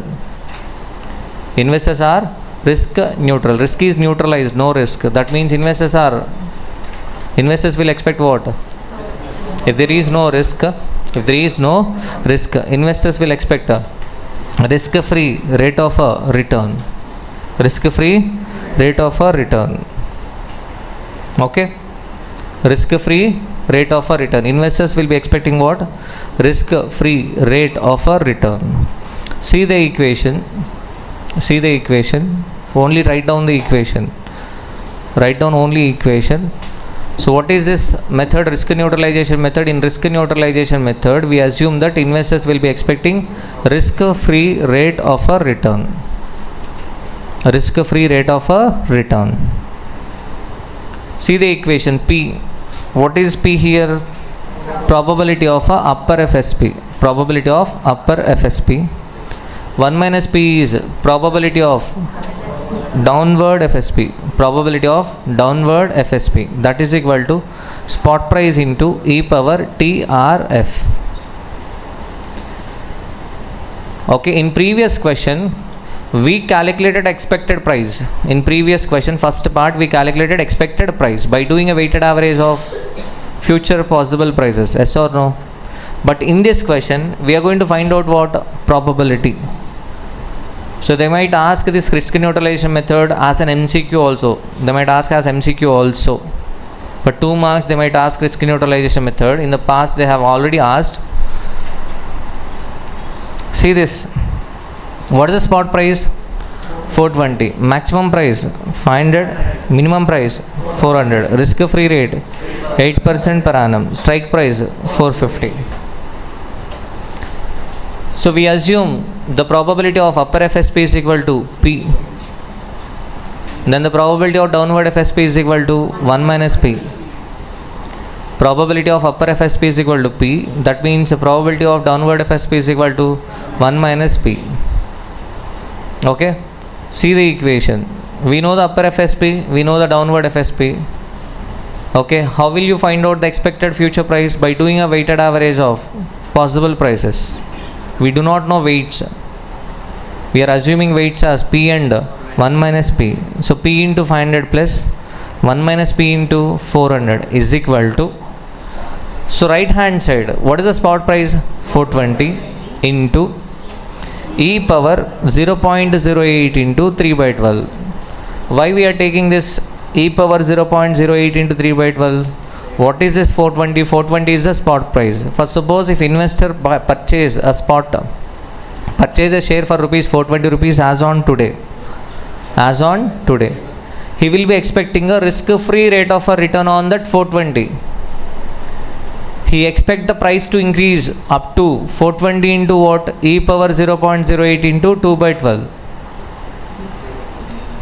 Please compare this question with the previous one, yesterday's question. In yesterday's question, probability is given, future prices are given. We calculated what expected price at the end of 3 months or 6 months something. Okay, here 4 months. Okay, here in this question, 3 months. Okay, in this question, okay, in this question, future prices are given 500 and 400. Probabilities are not given. We are finding out what? Probability. Further, we are taking an assumption. What is an assumption? Investors will expect risk-free rate of a return in a risk-neutral world. Risk is completely neutralized. So that's why investors will expect risk-free rate of a return. That means if the spot price is 420, they will expect the price to increase to 420 into e power 0.08 into 3 by 12. Am I clear? Are you getting my point? So that's why 500 into p plus 400 minus 400 p is equal to 420 into e power 0.02. So p is equal to 0.2848. 1 minus p is equal to 0.7152. So there is a formula to find out the probability. Now I am not going to derive the formula and I am not mentioning the formula here. Better you form the equation. Clear? Is it clear? So the concept is simple concept. Investor will expect a risk free rate of a return. So that's why the expected price at the end of 3 months will be 420 into e power 0.08 into 3 by 12. Okay, clear? In previous question probability is given, future prices are given. We calculated expected price 160.5 something, but in this question we are finding out what probability. Clear? Probability calculation. I am taking time because one question is enough for risk neutralization. Only one question. They will be changing the numbers. They will be changing only the numbers. Okay. Is it clear? Okay. Calculation of value of a call option. Calculation of value of a call option. So in future FSP can be what? 500 or 400. Strike price 450, 450. Action, first case. If FSP is greater than X, so option exercise an option to buy at the rate of exercise an option to buy at the rate of what? 500 450. Clear? So what about second case? Lapse. Because in the market the price is 400, I have a right to buy at 450. Lapse. So first case, what is the value of a call? 50 rupees. 50 rupees is the value of a call option. Second case, 0. Next, what is the probability of upper FSP? 0.2848. Probability of downward FSP is 0.7152. That means 0.2848 chance that value of a call would be 50. We are doing a weighted average. 0.2848 into 50. 14.24 and then what? 0. So you will get 14.24. What is this 14.24? Expected value of a call option after 3 months. We should bring it to what? Present value. So 14.24 divided by 1.0202. 13.96. 13.96 is the answer. Clear?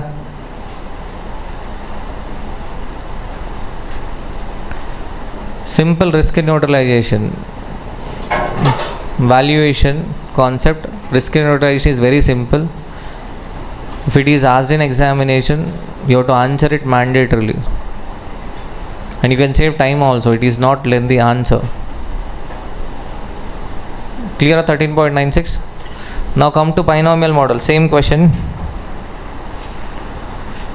See this part also, not asked in the question. Put call parity equation. We know the value of a call 13.96. This is not asked in the question. In exam you need not, you need not write. 13.96 plus what? Strike price 450 divided by 1.0202 is equal to value of a put plus spot price. We can find out what value of a put by using this equation. What is the value of a put? 35.049. Clear? 35.049. Am I clear? Done?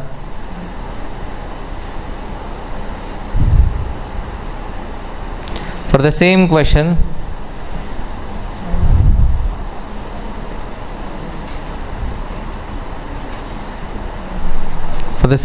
let us go for what? Binomial model for the same question.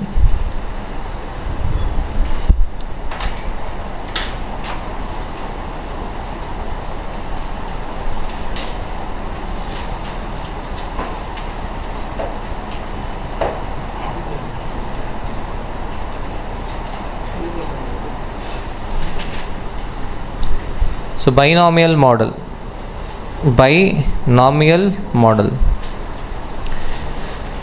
So initially you might feel confused, okay? I mean, at the end you will get clarity. Binomial model. So binomial model, we assume a risk-free portfolio.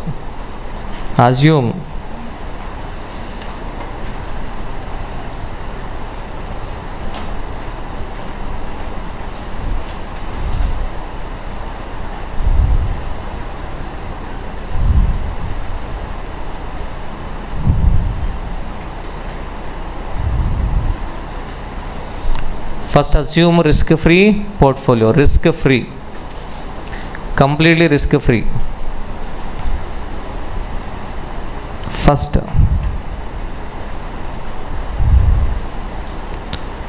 write a call option.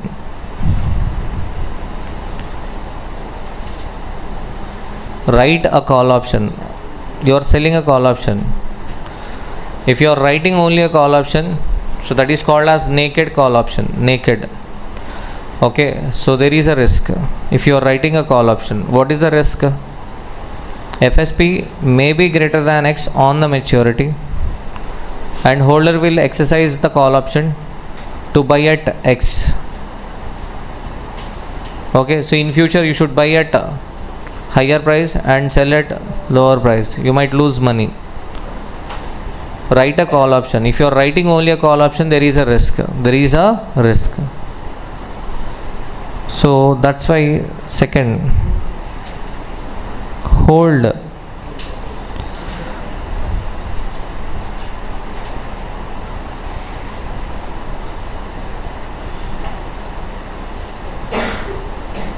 Hold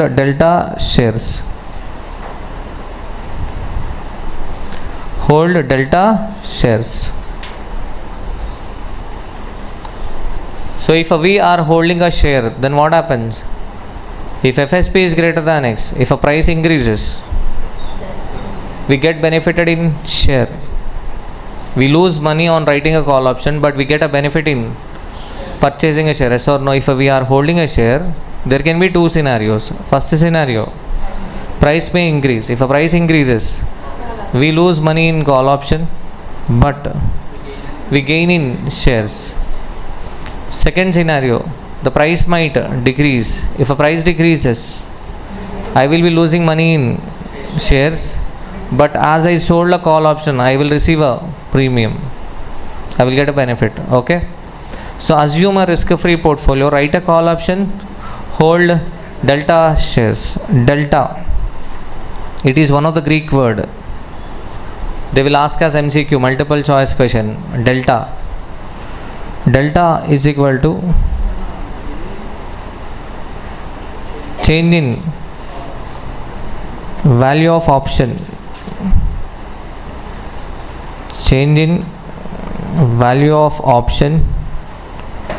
Divided by change in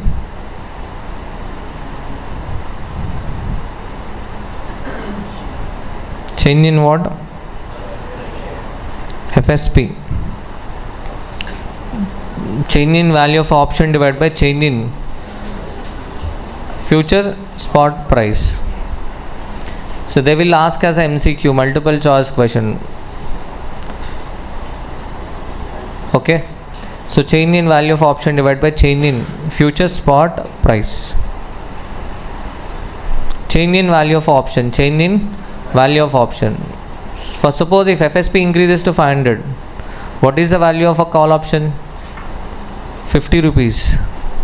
If FSP decreases to 400, what is the value of option? 0. So 50 minus 0 divided by 500 minus 400. You will get 0.5. Write one call option, hold 0.5 shares. That is the strategy. Sir, why only 0.5 shares? If you see the calculation, if you observe the calculation, in denominator the difference is 100, in numerator the difference is 50. So that means to handle the risk arising on writing one call option, we doesn't require one share, because the change in FSP is 100, change in value of a call is 50. So to handle the risk arising on writing one call option, we need to hold only 0.5 shares. 0.5 shares is enough. For perfect hedging, this is also called as a perfect hedge ratio. Perfect hedge ratio. So perfect hedge ratio is equal to 0.5 shares. Clear? Next, calculation of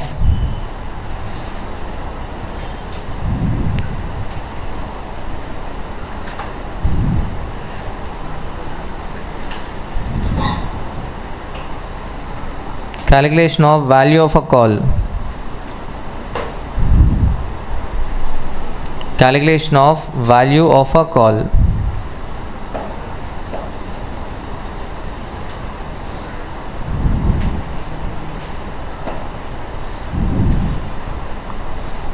Calculation of a value of a call. So first we assumed a risk-free portfolio. What is a risk-free portfolio? Write a call option, hold delta shares. We can go for other one also, opposite one. For example, to get the answer, for example, we can go for what? Buy a put option, short sell delta shares. Opposite. What is the opposite? Write a call option means what? Buying a put option, buy put option. Okay, instead of holding shares, short sell the shares. Clear? Likewise, we can go for any other one also, but you will not get marks. Okay, because here we have to assume only what? Write a call option and hold delta shares. To get the final answer, you can assume any other portfolio also. There can be other three alternatives, but in examination you have to only write a call option, hold delta shares. Clear? Okay. So calculation of value of a call. Calculation of value of a call. Columns: future spot price, strike price, action, value of a call, value of a share, value of a portfolio. Future spot price, strike price, action, value of a call, value of a share, and value of a portfolio. So future spot price. What is the future spot price? 500, 400. Strike price 450, 450. First case, what is action?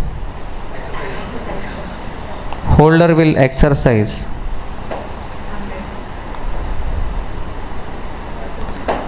Holder will exercise the option.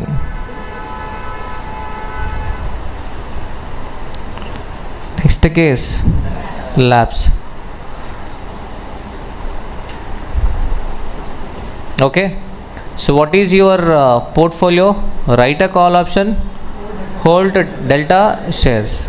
You have written a call option. Okay. So if FSP is 500, holder will exercise the call option and holder will get a benefit of 50. But you are not a holder, you are the writer. That means you will be losing what? You will be losing 50. I am writing in red color because students will get a doubt again at this minus 50. So sir, why it is minus 50, why not 50? So okay, the previous question is different and this question is different. In previous question we are finding out from the holder point of view. Here what? You are writing a call option. You are writing a call option means what? You will be losing 50 rupees. Holder will get benefit of 50, but you will be losing 50. Clear? So value of a share. What is the value of a share? You are holding 0.5 share, yes or no? On the maturity, this 0.5 share value will be equal to 0.5 into 500, 250. What is the value of portfolio? 200. Overall value of a portfolio is equal to 250 minus 50, 200. Second case, what is the value of a call? Second case, 0. Second case value of a call 0. What about value of a share? 200.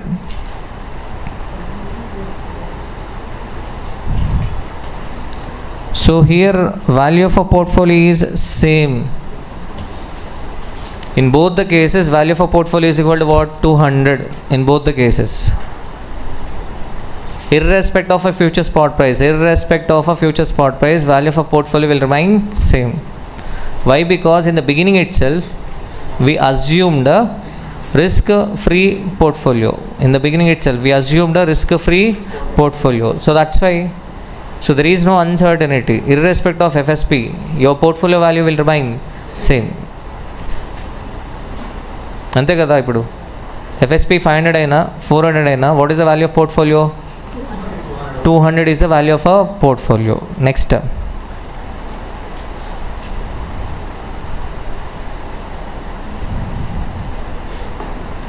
present value of a portfolio is equal to 200 divided by present value of a portfolio is equal to 200 divided by 1.0202. I am bringing the future portfolio value to the present value, 196.04. So 196.04 is the present value of a portfolio. As on today, what is the portfolio value? 196.04. So value of a portfolio is equal to, our portfolio is containing what? Call option and what? Share. Yes or no? What is our portfolio? Write a call option, hold delta shares. What is the present value of a portfolio? Present value of a portfolio is equal to 196.04. So that means 196.04 is equal to value of a call. No idea. I have no idea about value of a call. I have to find it out. But what is the value of a share? As on today, what is the market price of a share? As on today, 420. Okay, but I am holding how many shares? 0.5 shares. That means 420 into 0.5, 210. So value of a call is equal to, you will get 13.96 negative. Obviously you will get negative because you are writing a call option. That means as on today, if you buy 0.5 share, what is your outflow? 210 rupees. Minus on sale of a call option you receive 13.96 and overall portfolio value is equal to 196.04. So what is the value of a call option as on today? 13.96. Is it clear? See from the beginning, answer. First we assumed a risk-free portfolio. What is a risk-free portfolio? Write a call option, hold delta shares.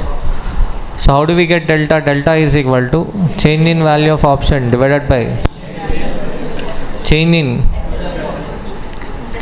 FSP, future spot price. 0.5 shares is the delta shares.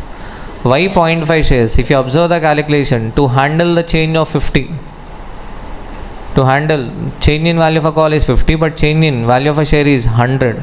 So to handle the risk arising on writing a call option, we do not require one share, we just require what? 0.5 shares. Clear? 0.5 shares. Clear? And next what we calculated? First value of a portfolio. FSP, X and action, value of a call. First case, be careful. If FSP is 500, which is greater than strike price, holder will exercise the option. As a writer,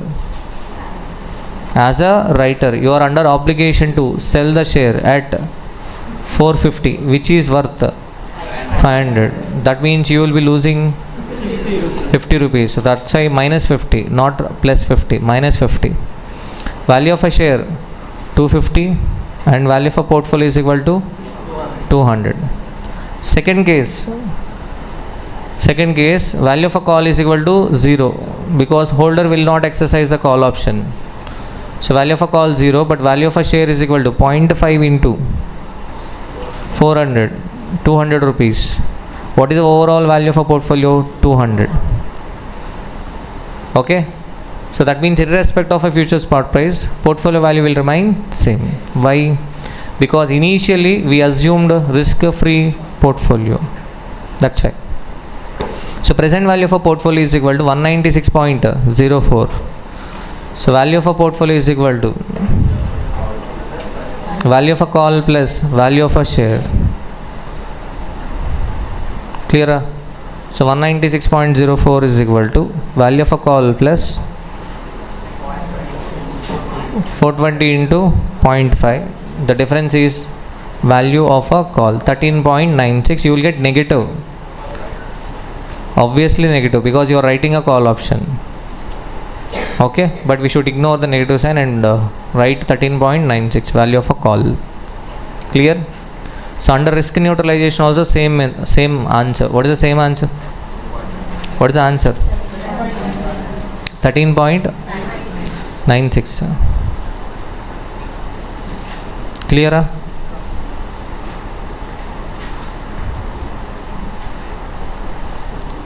So the same question you can assume another risk-free portfolio. Instead of writing a call option,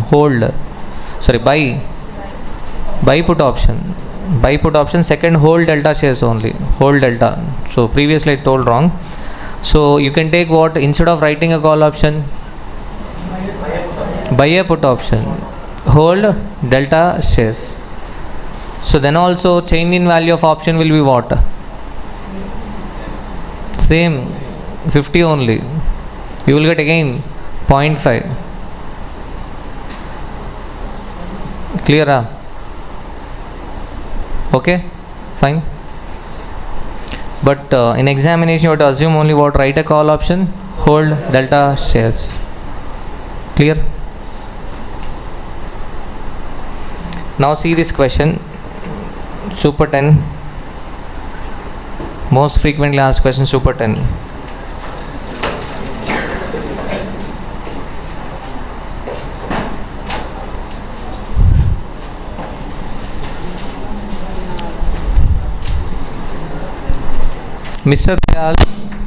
Mr. Dayal is interested in purchasing equity shares of ABC Limited, which are currently selling at rupees 600 each. What is the current market price? 600 spot price. He expects that price of a share may go up to 780 or may go down to 480 in 3 months. Price may go up to 780 or may decrease to 480 in 3 months. Upper FSP 780, downward FSP 480. The chances of occurring such variations are 60% and 40% respectively. Chances of occurrence 60 and 40 respectively. So probability, but we have to ignore this probability for the time being, because in this question this is the special point. You might follow the risk neutralization. No. A call option in the shares of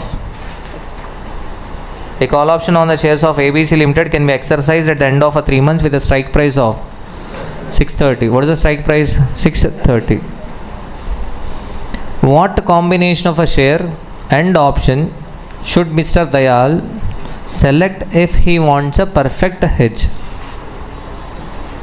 If he wants a perfect hedge, what is the combination of a share and option should Mr. Dayal select for perfect hedge? What should be the value of option today? What is the expected rate of return on the option? So this question compulsory practice, because the reason they have not mentioned the method of evaluation. Nowhere they have not mentioned the method of evaluation. Okay, clear? So how can we know it is a binomial model? Yeah, combination of a share and option should Mr. Dayal select if he wants a perfect hedge. Perfect hedge means risk free. Risk free. And he is telling clearly combination of a share and option. Combination of a share and option. And they are talking about call option. In paragraph, call option. Clear? So what combination of a share and option should Mr. Dayal select if he wants a perfect hedge? ఇది binomial model అని ఎలా తెలుస్తుంది? Combination of share and option ఇచ్చాడు కదా, దాన్ని బట్టి. Okay, so మీరు చెప్పండి ఫస్ట్ ఏంటి? Write a call option, hold delta shares. So delta shares is equal to change in value of option divide by change in value of shares. So what is the strike price? 630. Upper FSP 780. So that means if a price increases to 780, holder exercise the call option. What is the value of a call? 780 minus 630, 150. If a price decreases to 480, lapse. So that means change in value of option is equal to 150 minus 0 divided by 780 minus 480. Again you will get 0.5 shares.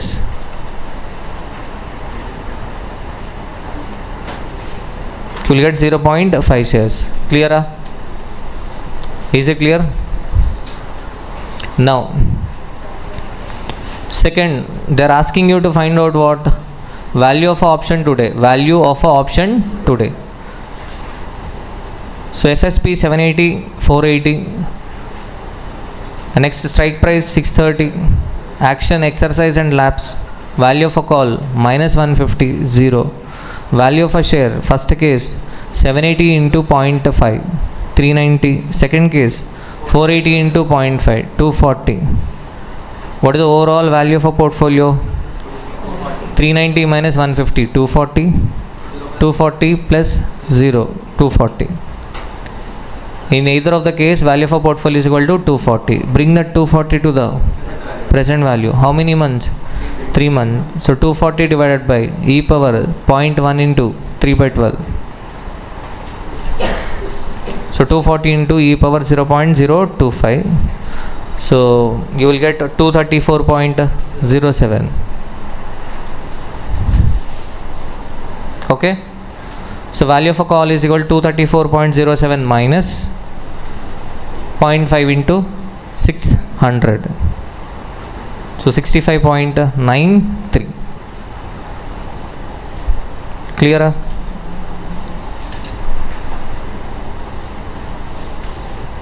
Are you able to understand? Be careful, you might apply risk neutralization method, but they are expecting you to calculate using what? Binomial model. See the first part, combination of share and option. Because valuers will not be knowing the concept, they will be strictly do valuation as per suggested answer.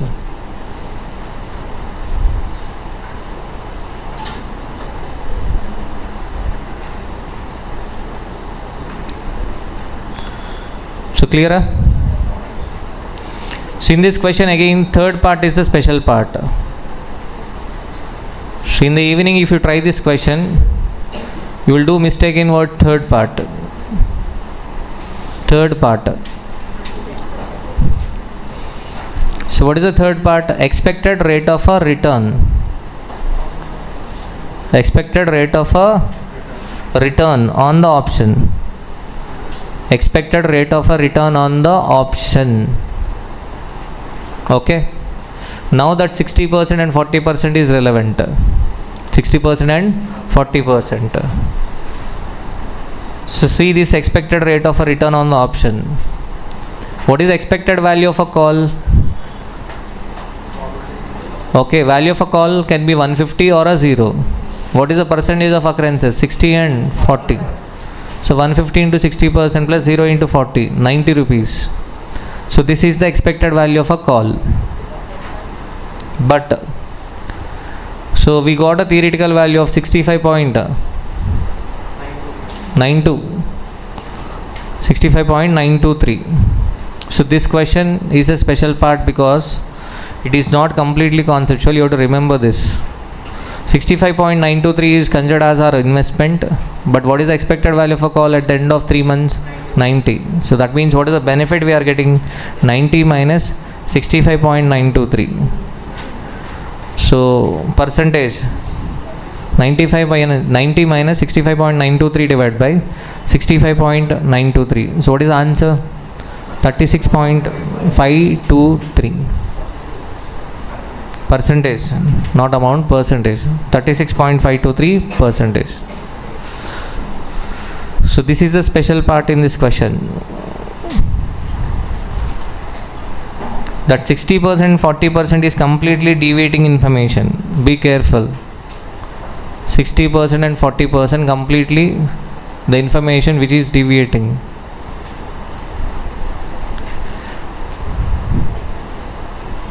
Clear? So this is binomial model. So most frequently asked question, this one.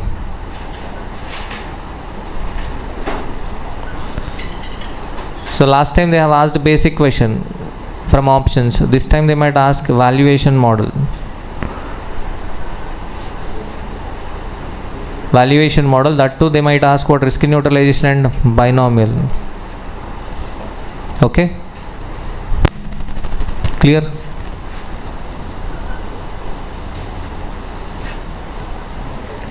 So see the next concept, 2-period binomial model. 2-period binomial model. 2-period binomial model.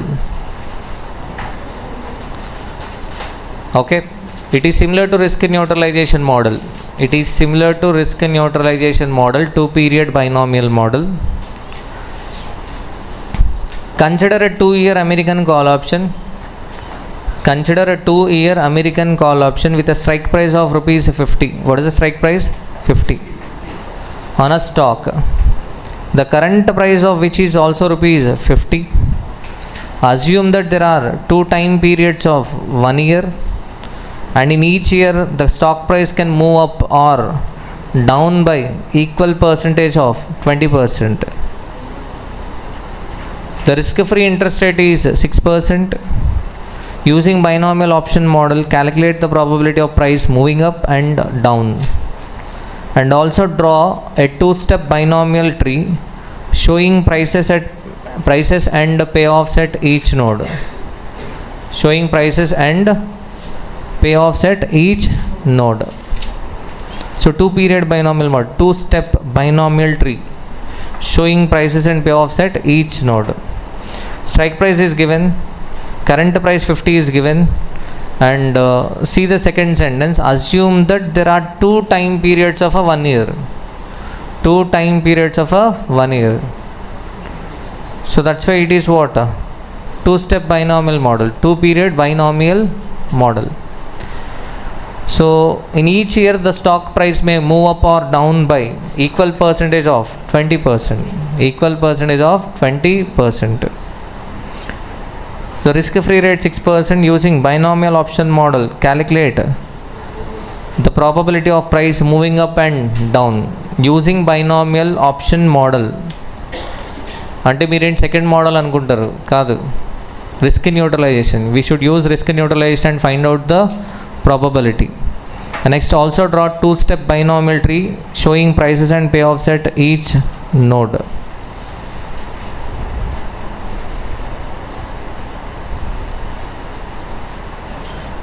So see the solution.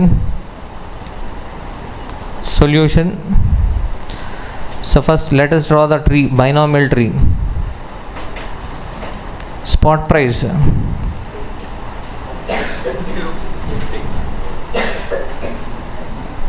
spot price 50.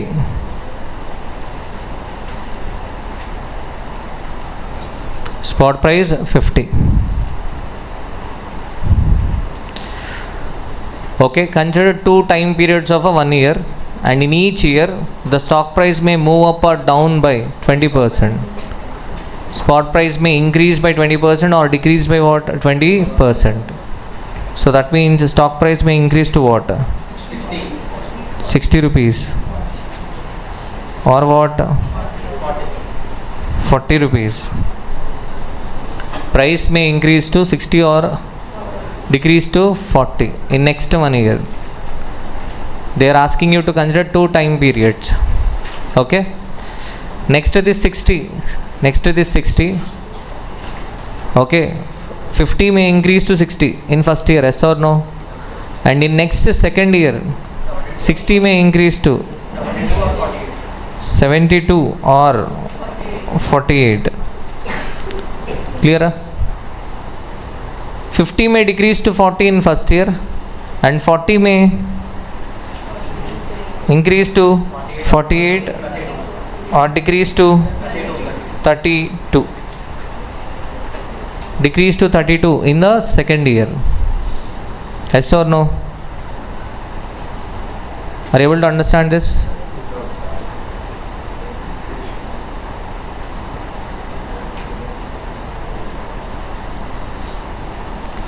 Consider two time periods.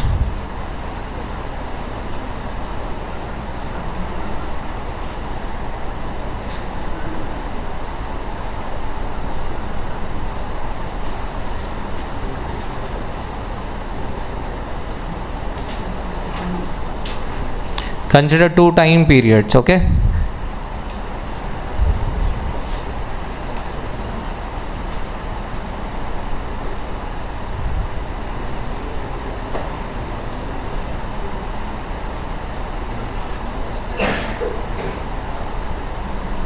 So first, are you able to understand these numbers? 50 may increase to what? 60. 60 may increase to 72. 60 may decrease to 48. And 50 may decrease to 40 in first year, and in second year 40 may increase to 48 or decrease to 32. Clear? So this is the information given. Now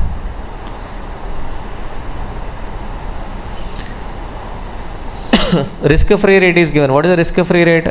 6%. So first part of the question, they are asking you to find out what?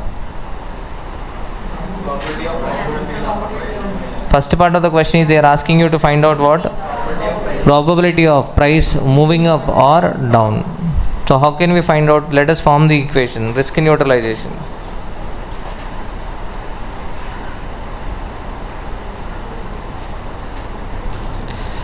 So P into, see the calculation, P into 60.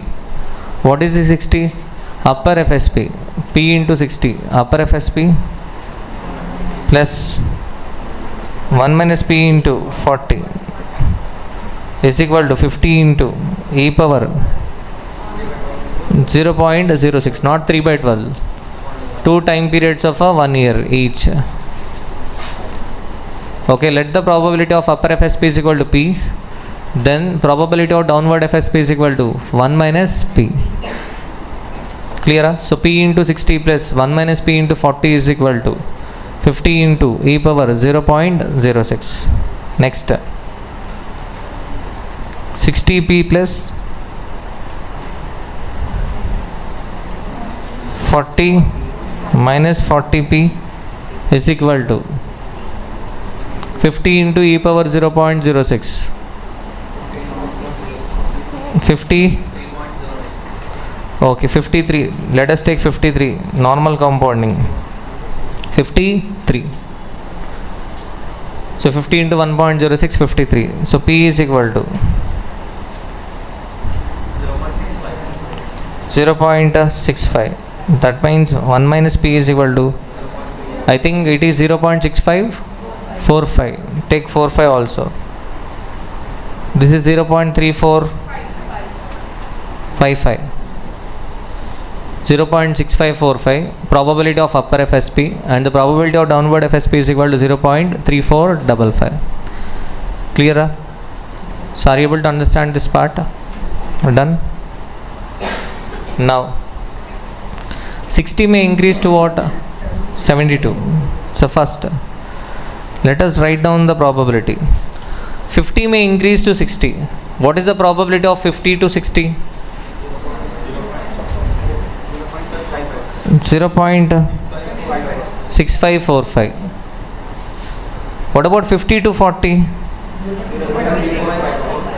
0.3455. Yes or no? Okay. Probability of upper FSP is equal to 0.6545. So this is first year. Come to second year. 60. From 60 may increase to 72. Yes or no? 60 may decrease to 48. From 60 to 72, what is the probability? 0.6545.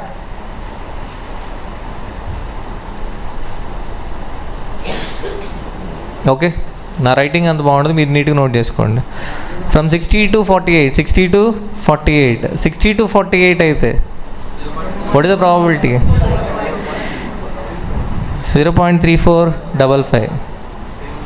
Manideep నువ్వేంటి ఆలోచిస్తున్నావు? నా writing ఎవడో చెప్పుకోవాలనుకుంటున్నావా? Probability of 60 to 48, 60 to 48, 0.3455. Clear? Next. Come to the next one, 40 to 48. What is the 40 to 48 probability? 0.6545. 0.3455. ఇక్కడ వరకు ఓకేనా? క్లియరా? Okay. So 50 may increase to 60. The probability is 0.6545. 60 may increase to 72. What is the probability? 0.6545. Now let us write joint probability. Similar tree you will find in ERP, evaluation of risky proposal, decision tree. The most important question, joint probability. What is this joint probability? 50 to become 72. First this 50 has to become what? 60. Okay, what is the overall chance? 50 to 60, 0.6545. 60 to 72, 0.6545. So what is the joint probability? You cannot add, you should multiply. 0.428. 4284. What is the meaning of this 0.4284? Probability of 50 increasing to 72 is 0.4284. Clear? Next, 50 to 60 and 48. We can call it as path 1.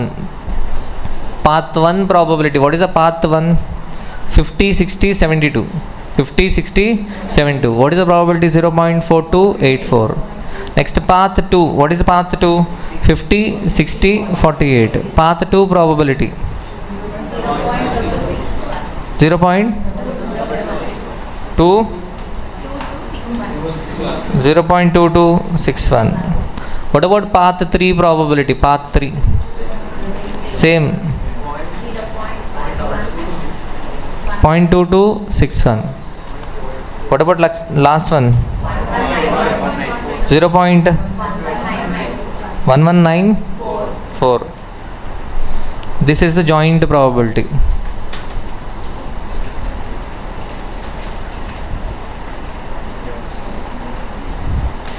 Maturity is how many years? 2 years maturity. 2 years maturity. Consider 2 time periods of a 1 year. Maturity 2 years. What is the strike price? 50. Strike price 50. Now I am writing the value of a call. So what is the value of a call? So at the end of a maturity there can be 4 scenarios. 4. Price at the end of a 2 years can be 72. If it is 72, exercise the call option and value of a call is equal to 22 rupees. 22 rupees. Yes or no? Next, lapse 0. Next, lapse 0. lapse 0. 22, 0, 0 and 0. Am I clear? Done?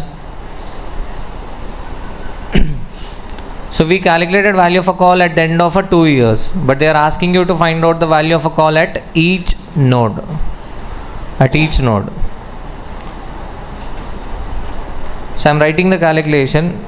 Present value of a call option.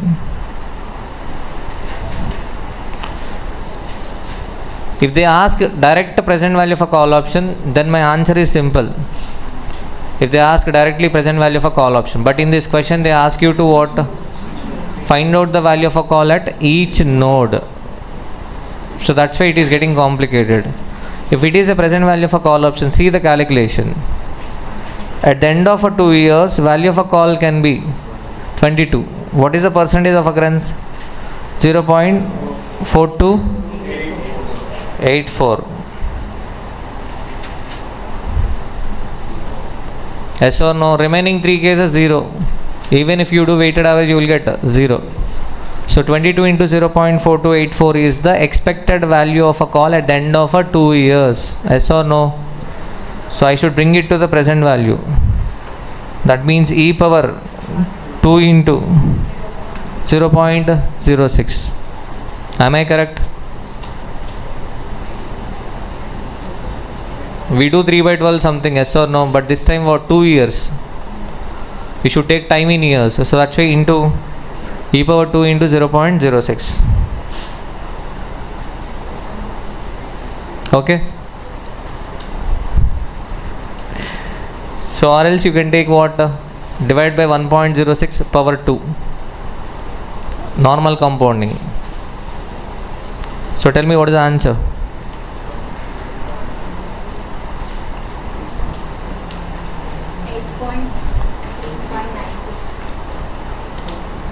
8.36.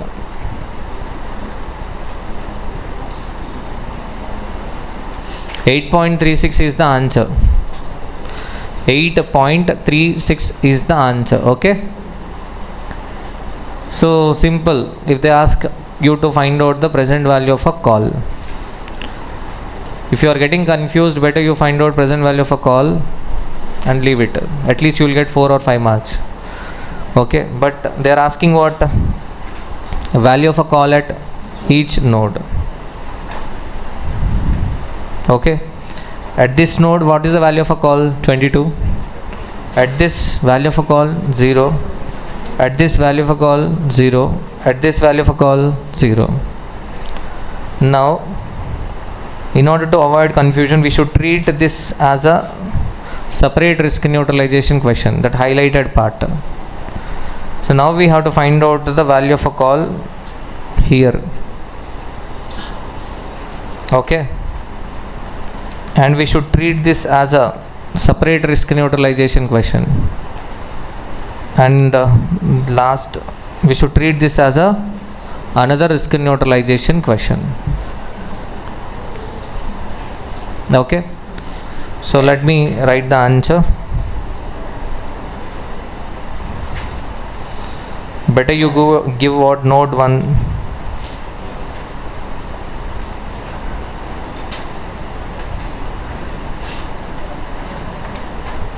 node 2, node 3. Node 1, node 2 and node 3. Clear? Now I am finding out the value of a call at node 2.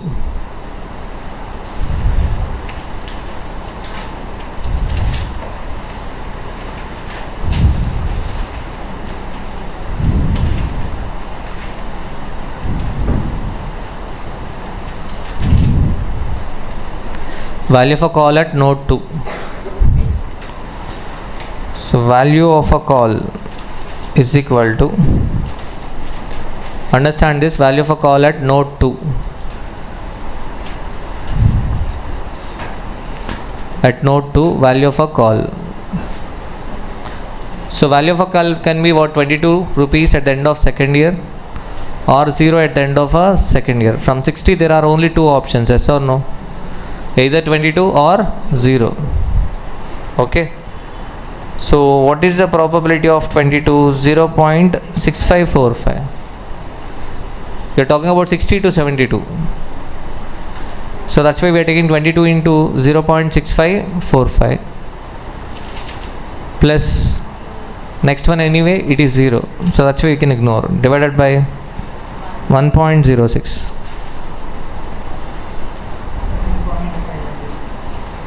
What? 13.58. So 13.58 is the value of a call here. At node 2, what is the value of a call?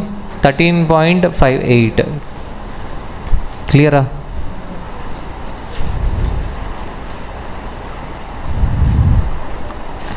Next, value of a call at node 3 is equal to what? 0. Node 3 means what? What is the node 3? 40. Okay, at 40, yes or no? 40 may become 48 or 32. In both the cases it is 0. If you bring the 0 to present value, if you do weighted average of 0, 0, bring it to present value, 0. So what is the value of a call at node 3?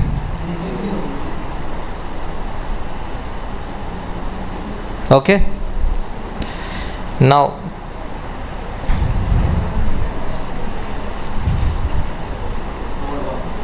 value of a call at node 1. Value of a call at node 1 is equal to value of a call at node 1 is equal to node 1. Node 1 means what? 50. From 50 it can become what? 60 or 40. If it becomes 60, what is the value of a call? 13.58. If it becomes 40, what is the value of a call? 0. So what is the calculation? 13.58 into 0.6545 divided by 1.06. We should bring it to present value, yes or no? 13.58 into 0.6545 divided by 1.06. What is the answer?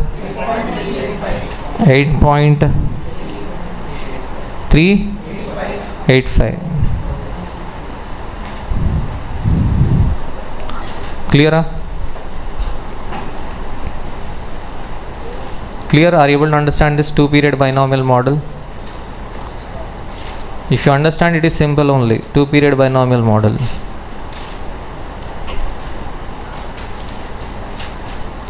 Done? So the last concept in options, Black-Scholes model. So all the models we discussed are binomial models, but to differentiate, first one we are calling it as risk neutralization, second binomial model, third two-period binomial. Two-period binomial. So next, Black-Scholes model.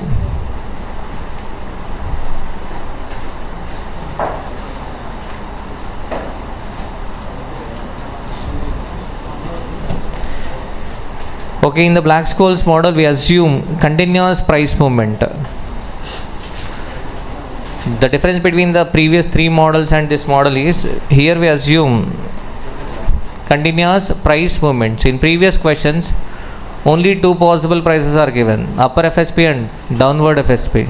But whereas in Black-Scholes, what? Okay, we assume that there will be a continuous price movement. There is no upper FSP and downward FSP. It is not a binomial model. Okay, so there can be numerous possibilities. The stock can move anywhere, not just two discrete possibilities. So Black-Scholes model, there are no two possibilities. In previous all questions, there are only two possibilities. But here in Black-Scholes model, stock can move anywhere. So volatility is used to model the expected range of a price movement. So this Black-Scholes model works only for what? European option. What is the difference between European option and American option? European option can be exercised only on maturity. American option can be exercised on or before the maturity. And here we take an assumption that no dividend is paid. No dividend is paid during the option life. For example, 3 months option. In 3 months period, no dividend will be paid. That is our assumption. Okay.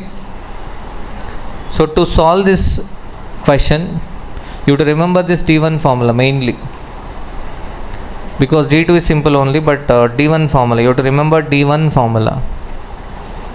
D1, natural log of, natural log, ln means natural log of S by X. S spot price, X strike price, plus R plus, okay, R plus sigma square divided by 2 into T divided by sigma into square root of a T. Sigma into square root of a T.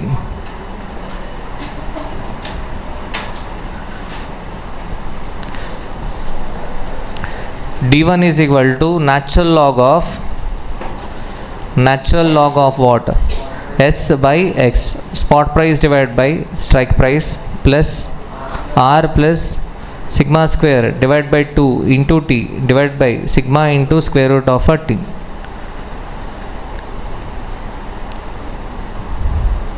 Okay. D1. So D2 is equal to D1 minus sigma into square root of a T. D2 is equal to D1 minus sigma into square root of a T.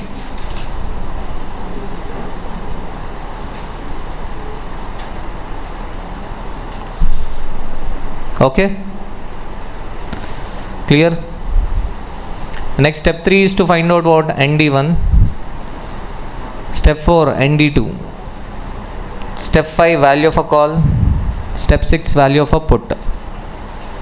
So note down these formulas.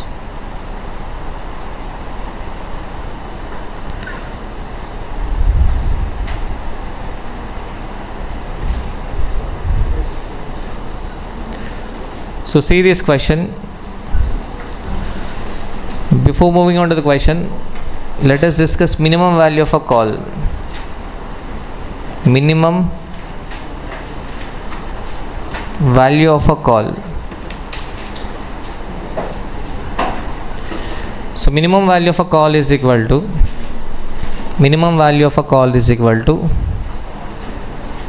spot price minus X into e power minus TRF.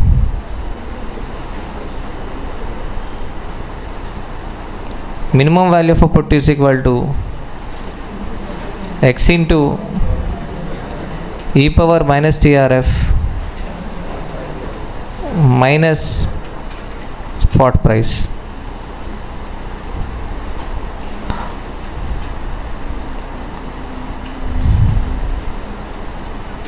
Minimum value of a call, not exact value of a call. Minimum value of a call is equal to spot price minus X into e power minus TRF. Here, to understand this minimum value of a call logic, simple. On short selling, you know the concept of short selling, yes or no? Short selling. If you do a short selling, you receive inflow. What is the inflow you are going to receive? Spot price. Call option means what? Call option means right to buy. So that means in future, let us assume you are going to buy the share. You are going to buy the share in the future. Okay. So you are going to buy the share in the future means today you sell the share. If you sell the share, you receive what? Spot price. Inflow is equal to spot price. This is present. future, I have to give back the share to broker. Okay, I will be buying a share. In that case, I will have a outflow. On purchase of a share, yes or no? I cannot say the exact outflow as on today. Why? For example, strike price is equal to 200. Call option strike price is equal to 200. Okay. If FSP is greater than 200, I will exercise an option to buy at X. Okay, I will spend 200 rupees. My outflow is equal to 200. But if FSP is less than X, for example, 150 rupees is the price on the maturity, will I exercise the call option or not? No, I will not exercise the call option. I will allow the call option to lapse. I will buy the share in the market. For rupees 150. అప్పుడు ఇంకా ఎక్కువ benefit వస్తుంది నాకు, అవునా? So that means here I do not know the exact outflow. On purchase of a share in the future, but I know the maximum outflow. My maximum outflow will be equal to what? X. Are you getting my point? In future, on purchase of a share, I do not know what is my exact outflow, but I know maximum outflow. So what is my maximum outflow? Strike price. So that's why if you see the minimum value of a call equation, minimum value of a call is equal to spot price minus X into e power minus TRF. Okay, so why spot price minus X into e power minus TRF? Call option means right to buy a share in the future. Anyway you are going to buy the share in the future, better you sell as on today. What you are going to receive today? Spot price your inflow. What is your outflow in the future? We do not know exact outflow, but we know maximum outflow. What is the maximum outflow? X. I am bringing that X to the present value, X into e power minus TRF. What I am doing here? Inflow minus maximum outflow. So that's why it is called as minimum value of a call, not the exact value of a call, because value of a call can be greater than this amount. Are you getting my point? మీకు అర్థమైందా? Likewise, minimum value of a put. Value of a put means right to sell share in the future. ఫ్యూచర్లో sale అంటే ఇప్పుడు ఏం చేద్దాం? Buy the share. On purchase of a share, what is your outflow? Spot price. On purchase of a share, what is your outflow? Spot price. ఇప్పుడు purchase చేసావు, outflow ఏంటి? Spot price. అలాగే in future you are going to sell the share. In worst case scenario, you will be receiving what? X. You may get more than X, but worst case ఎంత వస్తుంది? X. అంటే second కేస్లో, in second case this spot price is what? Exact outflow, but this X into e power minus TRF is minimum inflow. That is not the exact inflow. So that's why this is called as what? Minimum value of a put. So minimum value of a put is equal to X into e power minus TRF minus what? Spot price. So why I am telling this? Because if you see the step 5, value of a call is equal to, step 5 value of a call is equal to, what is the formula? Spot price into n of d1 minus strike price into e power minus TRF into nd2. So minimum value of a call formula, but the only difference is what? Spot price is multiplied with nd1, strike price is multiplied with nd2. Step 6, value of a put is equal to minimum value of a put formula, strike price into e power minus TRF into n of minus d2 minus spot price into n of a minus d1. How do we get n of minus d1? 1 minus nd1. How do we get n of minus d2? N of minus d2 is equal to 1 minus nd2. So let us see this question. The share of E Limited are currently priced at 408, currently priced at 408. Call option exercisable in 3 months. Time has an exercise rate of 400. Risk-free interest rate is 5% per annum, and the standard deviation volatility of share price is 22%. The company is going to declare a dividend of rupees 10, and it is expected to be paid in 2 months time. It is expected to be paid in 2 months time. Required: determine the value of a 3-month call option on the share of E Limited based on Black-Scholes model. What would be the worth of a put option if the current price is considered to be 390? Extracted from the tables. Natural log of 0.99521 is equal to minus 0.00480. In question bank, I think minus symbol is missing, so take minus 0.00480. Natural log of 1.00481 is given. Next, value of e power minus 0.01. Next, e power minus 0.0125. I think 0 is missing. E power minus 0.0125. And next, e power minus 0.00833 value is given. Cumulative standardized normal probability distribution is given. N of 0.125 is given. N of 0.015 is given. N of minus 0.125 and N of minus 0.015. The values are given. Okay. See this question. So what is the information given? Current spot price 408, strike price 400, risk free rate 5% per annum, standard deviation of security 22%, dividend 10 rupees, receivable in how many months? 2 months.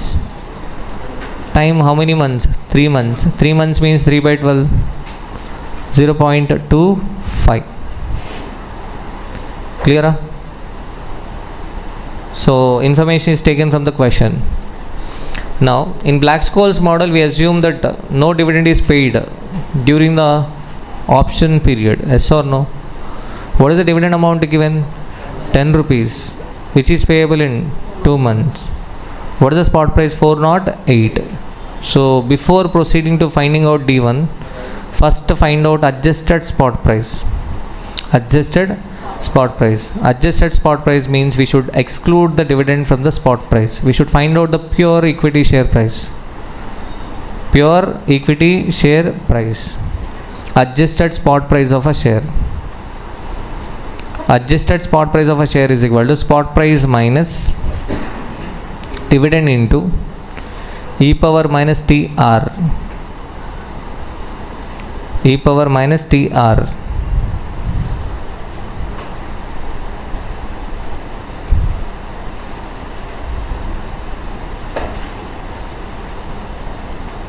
Clear? Are you able to understand?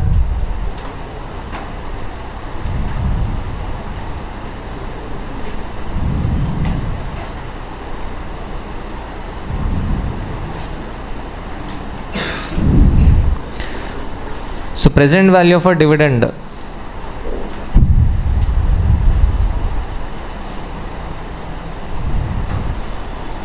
adjusted price of a share is equal to spot price minus dividend into e power minus TR.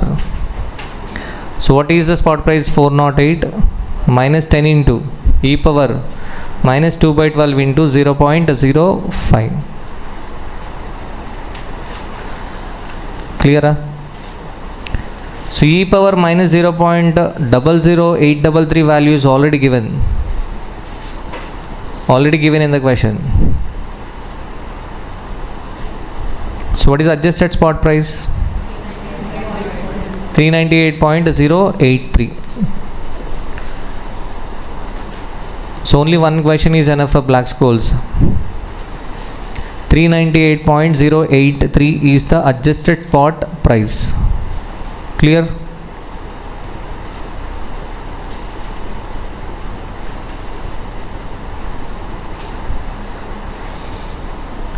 Next, step 1. What is the step 1 calculation? D1. D1 is equal to natural log of S by X plus R plus sigma square divided by 2 into T divided by sigma into square root of a T.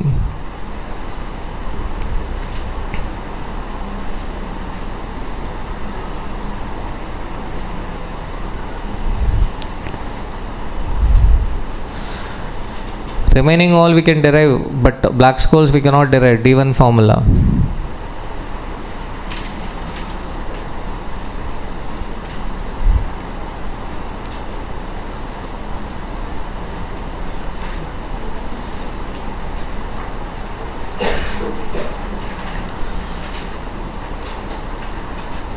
So 398 by 400. 398 divided by 400, you will get 0.99521. So natural log of 0.99521 is already given in the question, minus 0.00480. Clear? Plus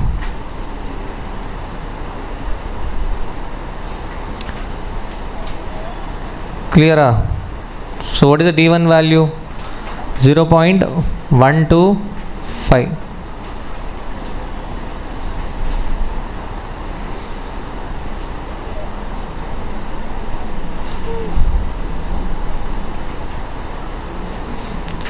If it is asked in examination, simply you can get 7 marks, provided you remember D1 formula. If you remember D1 formula.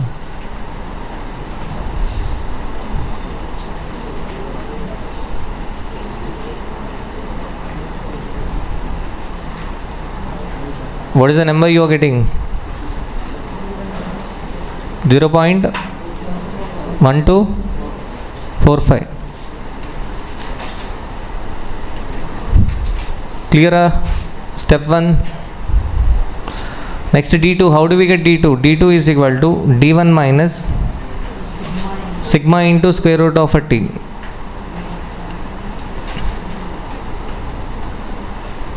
D2 is equal to D1 minus sigma into square root of a T.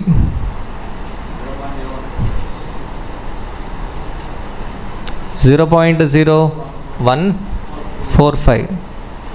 0.0145. After rounding it, 0.015.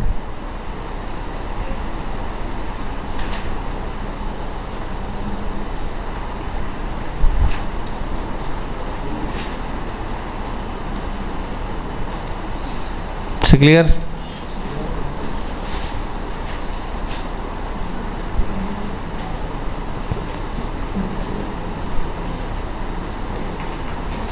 So after finding out D1 and D2, so all the values will be taken from the question. N D1, N of D1, that is N of 0.125. So value is given in the question, 0.5498. Next, N of D2, that is N of 0.015, given in the question, 0.5060. Now we can find out what? Value of a call option. So what is the value of a call option formula? Spot price into ND1 minus X into e power minus TRF into ND2.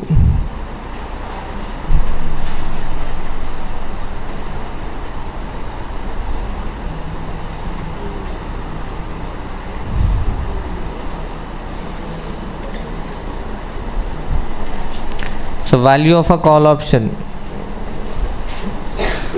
18.986, value of a call option.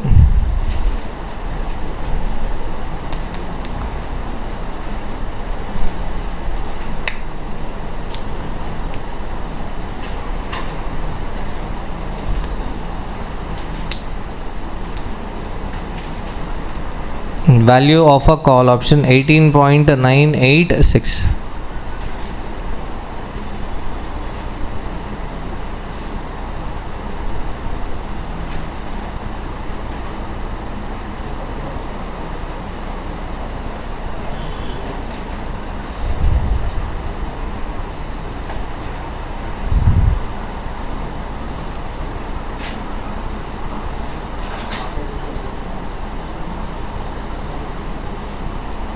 So clear?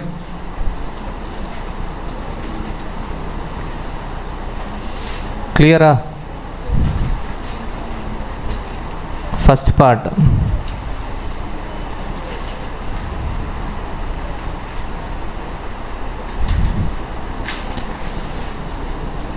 First part, is it clear? See the second part. What would be the worth of a put option? What would be the worth of a put option if the current price is considered to be 390? Current price is considered to be 390. They are asking you to find out the value of a put option. And what is the current price? 390. So to be 100% correct, we should come again from the beginning. Again we should find out what D1 with spot price 390. Again we should find out what D2, and then what ND1 and D2, and then value of a put option is equal to X into e power minus TRF into N of minus D2 minus spot price into N of minus D1. That has to be applied to be 100% correct. But whereas in suggested answer, simple answer is given. What is the simple answer? Already in first part, we calculated the value of a call option. First part we calculated what? Value of a call option. Okay. And next spot price is given. What is the spot price? 390. Spot price is 390. Already we have a strike price. What is the strike price?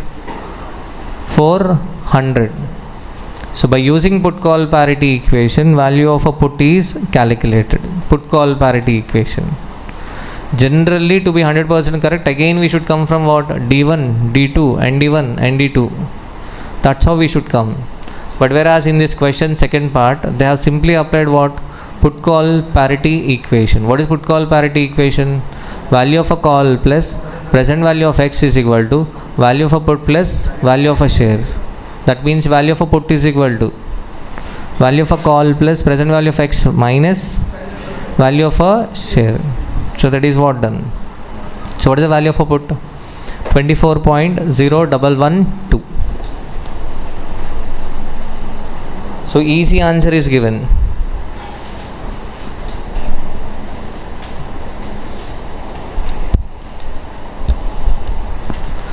Clear a Black-Scholes model? So do not ignore this, okay? You have to remember only one D1 formula. D2 is also easy. D2 is equal to what? D1 minus sigma into square root of a T. So ND1 value will be taken from what? Question. ND2 value will be taken from question. And you have to remember minimum value of a call formula and minimum value of a put. So okay, so what is the value of a call? Spot price into ND1 minus present value of X into ND2. Okay, clear? So with this we have completed derivatives. Okay, so these questions are enough, but please do not ignore one question. Yesterday's commodity hedging, I have explained one question. There is another question. Go through it, okay? Okay, silver question also. Go through that question also, okay? Clear?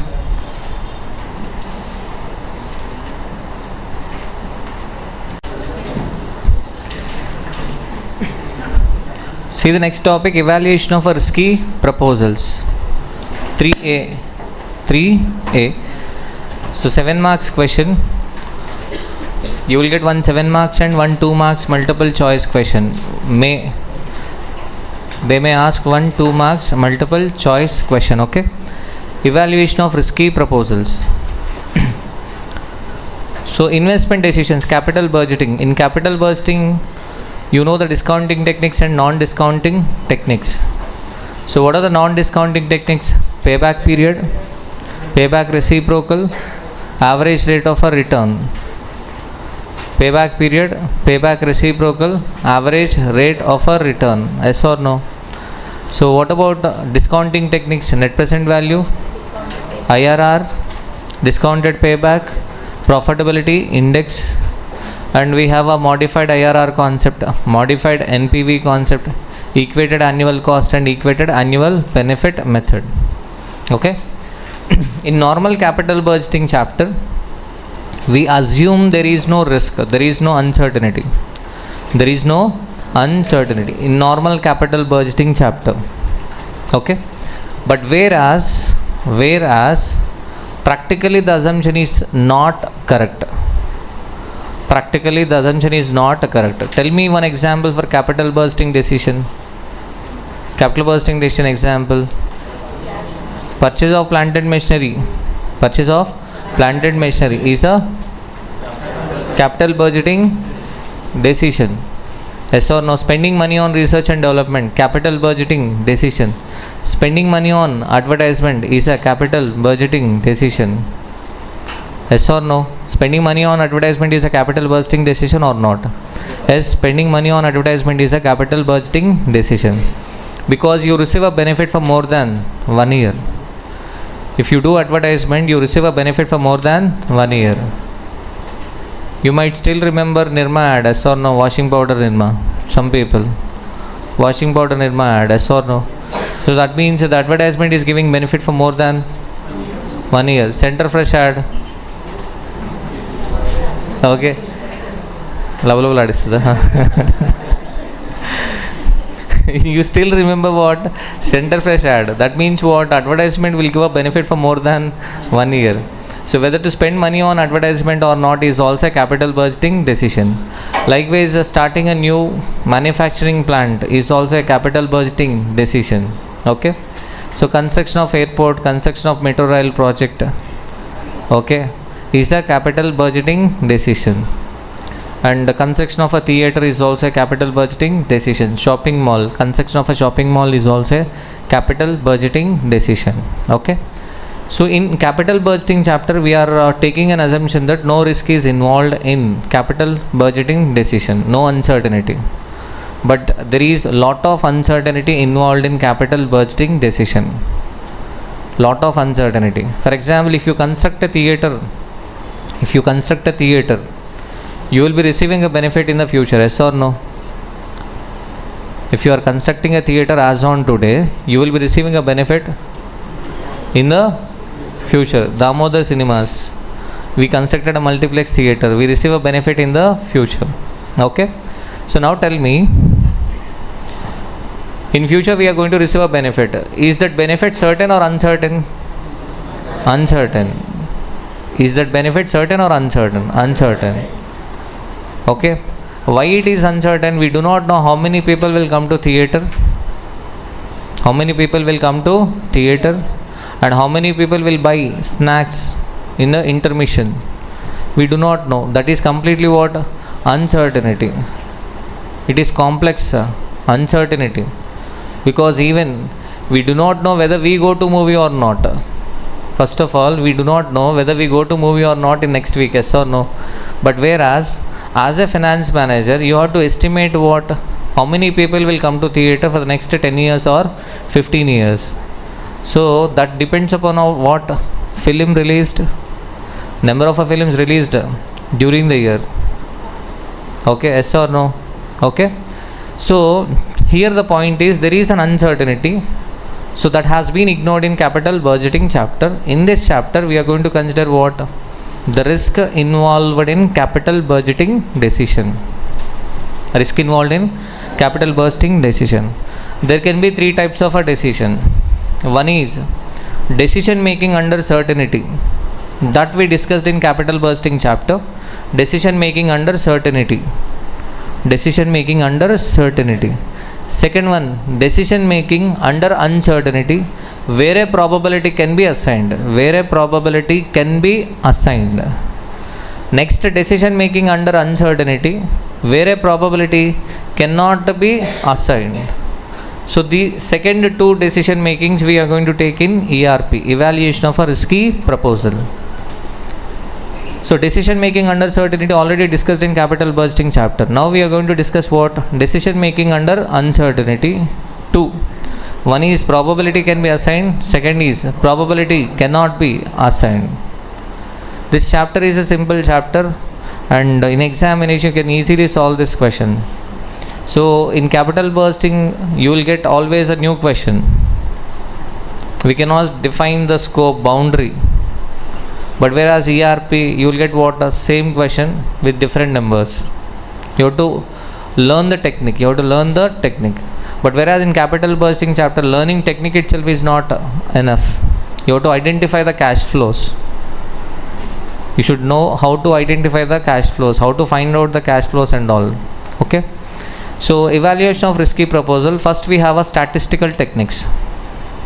Statistical techniques. These are not new. Already we have discussed in portfolio management chapter. Statistical techniques, probability, variance, standard deviation, coefficient of a variance. First one probability, second one variance, standard deviation, coefficient of a variance. So we already know if a probability is given, for example in derivatives, in one question probability is given and possible future prices are given. So we calculated expected future price by doing weighted average. Yes or no? We have done weighted average. In risk neutralization also same, weighted average. P into upper FSP plus 1 minus P into downward FSP. So first method is statistical. In techniques, first method is what? Probability. Second one what? Variance. Third one standard deviation. And next fourth, coefficient of a variance. So we already know that variance, standard deviation, coefficient of variance are calculated to measure the risk. So we select a project which is having a high risk or a low risk. We select a project which is having a low risk. We select a project which is having a low risk. So the theme of this chapter is what? Capital bursting we have not considered risk, but in this chapter we are going to consider risk factor. We are going to consider what? Risk factor. So what are the methods? First, statistical techniques, probability, variance, standard deviation, coefficient of a variance. And next we have a conventional techniques like certainty equivalent coefficient method. And next risk adjusted discount rate method. Again, this risk adjusted discount rate method is not a new method. It is similar to CAPM return. In CAPM return we are taking RF plus RM minus RF into beta. Why again we are taking RM minus RF into beta? Because investor, if risk increases, required return increases. If risk increases, required return increases. Yes or no? If risk increases, required return also increases. So CAPM concept is based on what? The same concept. Risk increases, required return will also increase. RF plus RM minus RF into beta. Likewise, risk adjusted discount rate is RF plus risk premium. Risk adjusted discount rate is equal to RF plus risk premium. And we have other techniques. So what are the other techniques? We have scenario analysis, sensitivity analysis, simulation technique, simulation analysis there, So we have a Minimax regret. But for each technique, one question is enough. So see the smart one question. Smart one question. Sky Airways is planning to acquire a light commercial aircraft for flying class clients at an investment of rupees 50 lakhs. The expected cash flow after tax for the next 3 years is as follows. The expected cash flow after tax for the next 3 years is as follows. Year 1, year 2 and year 3, cash flow after tax is given, probability is given. So 3 years cash flows and probabilities are given. The company wishes to take into consideration all possible risk factors to an airline operation. The company wants to know First one, expected NPV of this venture assuming independent probability distribution with 8% risk-free rate of interest. In capital bursting, we discount the cash inflows using the cost of our capital. But whereas in ERP, okay, here we are using a risk-free rate. Why we are using the risk-free rate? Because already uncertainty is considered in the form of a probability. Already uncertainty is considered. Because see here, if you see the question, year 1 we may receive 14 lakhs cash flow or 18 lakhs or 25 lakhs or 40 lakhs. What is the probability? 0.1, 0.2, 0.4 and 0.3. Okay, 0.3. Clear? So all the 4 possibilities are given. Now what we do is we find out the expected cash inflow at the end of a first year. Expected cash inflow at the end of a first year. Clear? Expected cash inflow for the first year. That means what? Decision making under uncertainty where a probability can be assigned. We are able to assign the probability here. So we find out expected cash inflow for what? Year 1, year 2 and what? Year 3. So already risk is incorporated. So that's why we discount the future cash flows using what? Risk-free rate. So expected NPV. See this one, expected cash flow. What is expected cash flow? First case 27 lakhs. Second case 29.3. Third case 27.9 lakhs. How do we get these numbers? By doing a weighted average. Clear? So what they are asking you to find out the NPV. How do we get NPV? Sum of our discounted cash inflow minus sum of our discounted cash outflow. So year 1, so what is the expected cash inflow? 27 lakhs. Year 2, 29 lakh 30,000. Year 3, 27 lakh 90,000. So we bring these future cash flows to the present value. What is the rate? 8%. So discounted cash flow. Discounted cash flow. What is the sum of our discounted cash flow? 72 lakh 26,521 minus outflow 50 lakhs. So what is the NPV? 22 lakh 26,521 is the answer. So 22 lakh something is the expected NPV.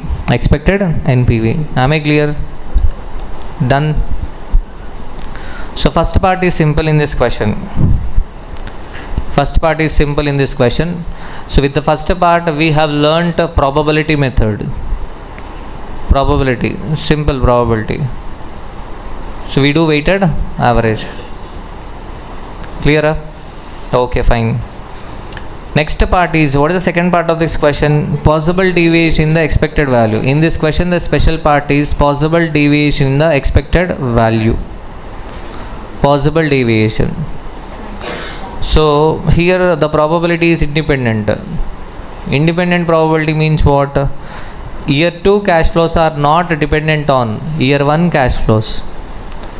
And year 3 cash flows are not dependent on year 2 cash flows. Completely independent. So they are asking you to find out the possible deviation in the expected value. So possible deviation, nothing but standard deviation. First we have to find out the standard deviation for year 1. And next what? Year 2. And then what? Year 3. Okay. So when there is probability, tell me the columns for standard deviation.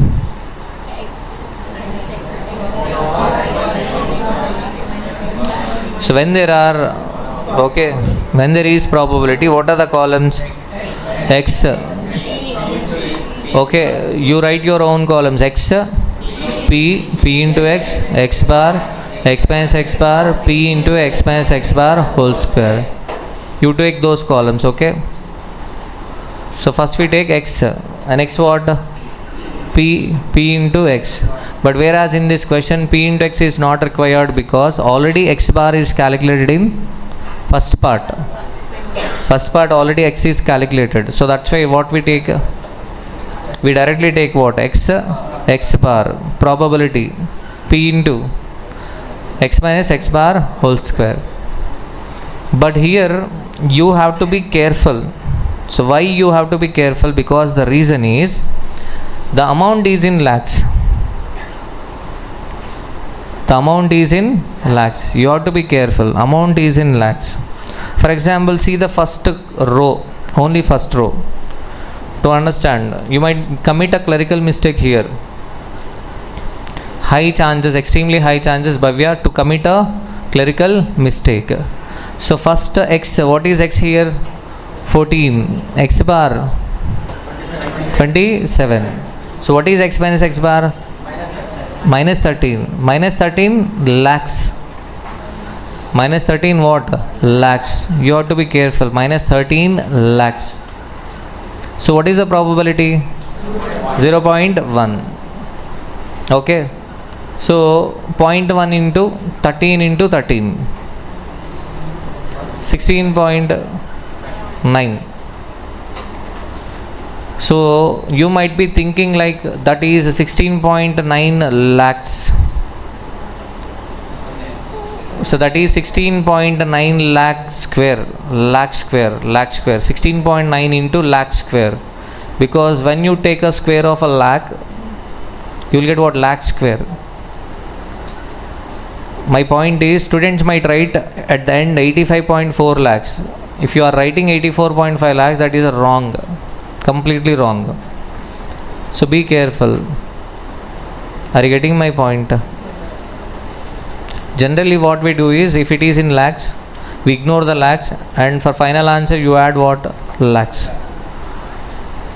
But here, so be careful, that is not 16.9 lakhs. That is what? 16.9 into 1 lakh square.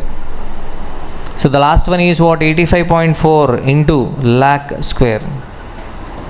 85.4 into lakh square. So that means what is the variance here? 85.4 lakhs square. Okay. Standard deviation is equal to square root of 85.4. Square root of 85.4. So what is the answer? Square root of 85.4, 9.24 lakh only. Here it is lakhs. Why? You take a square root of lakh square, then you will get what? Lakh.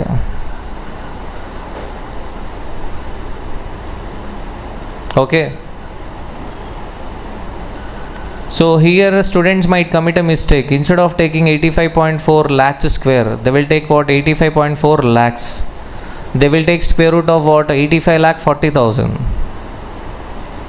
They will take square root of 85 lakh 40,000. If you take square root of 85 lakh 40,000, you will get a different answer.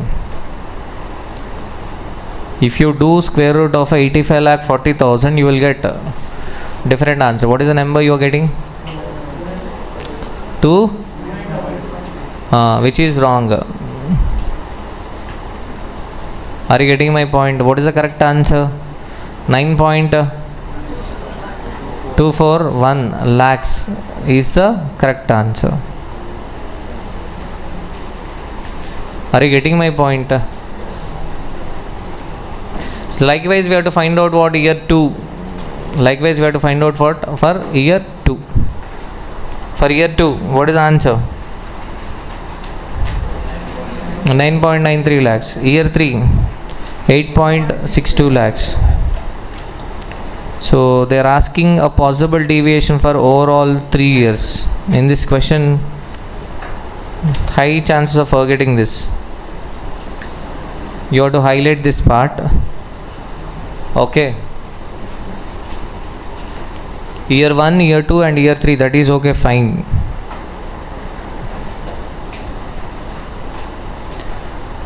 Okay.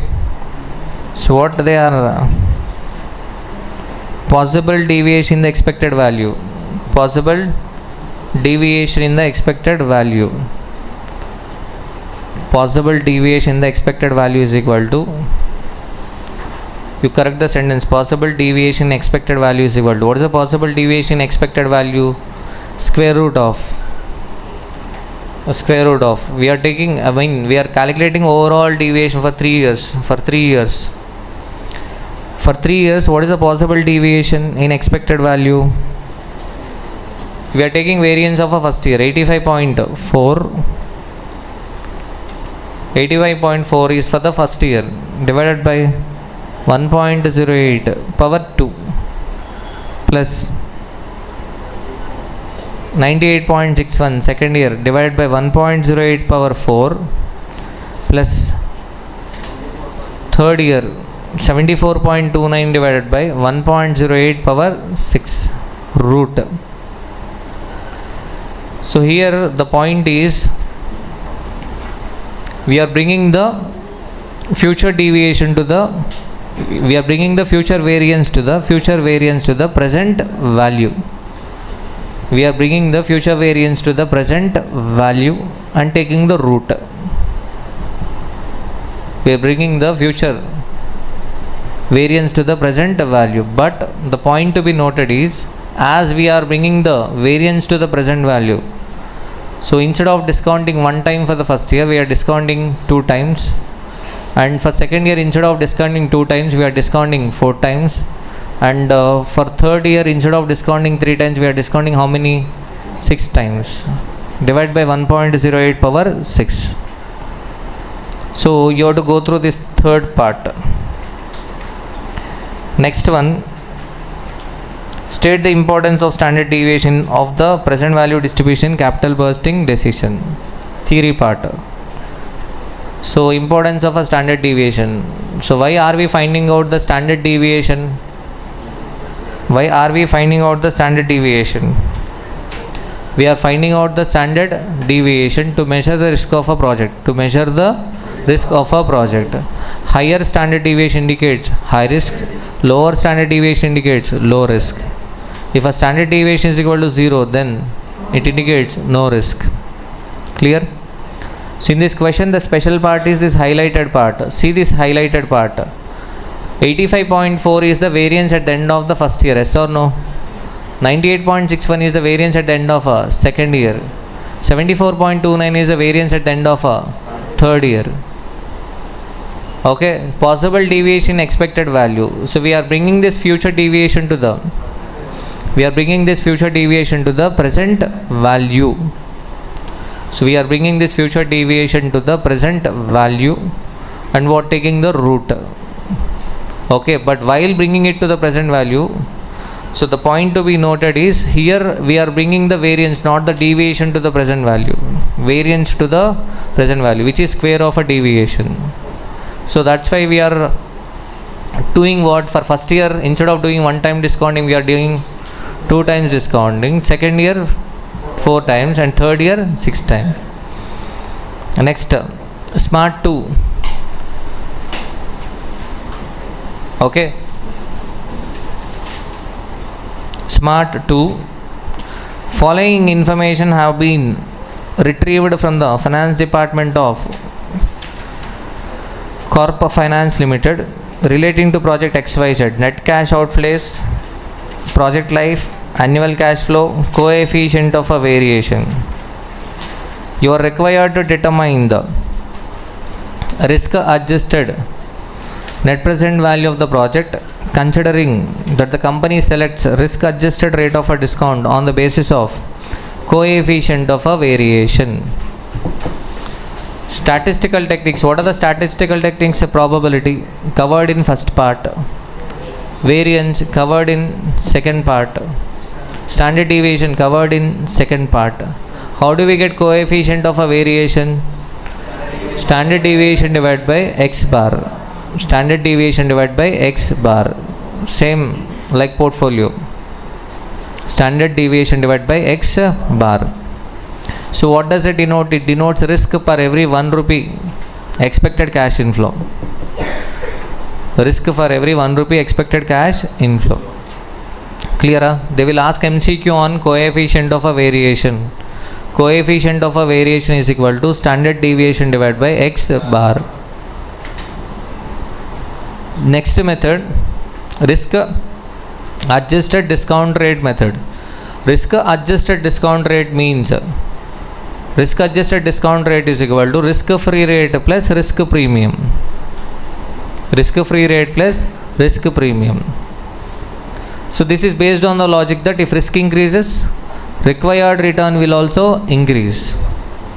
Risk is involved in capital bursting decision. So that's why investors will require a risk premium. Investors will require a risk premium. If you see the CAPM, RF plus RM minus RF into beta, same thing. RM minus RF market risk premium, yes or no? Same concept here also. Risk adjusted discount rate is equal to RF plus risk premium. So we need not calculate the risk premium. Risk premium will be given in the question. Risk premium will be given in the question. But the logic is, if a risk increases, risk premium will also increase. For high risk project, we take high risk premium. For low risk project, we take low risk premium. Clear? Clear? So you are required to determine the risk adjusted net present value of the project, considering that company select. How the company is selecting? The company is selecting risk adjusted discount rate on the basis of coefficient of a variation. On the basis of a coefficient of a variation. Project X coefficient of variation is equal to 2.0.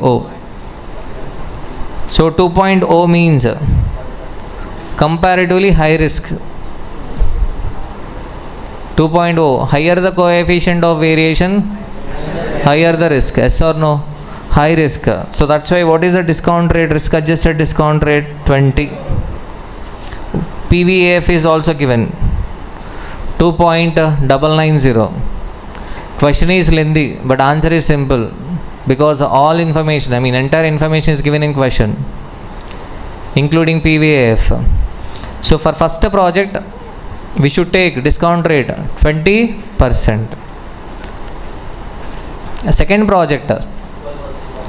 So what about second project? 0.8. 0.8 means low risk. So that's why 12%. Next 1.6. Moderate risk. So that's why 16%.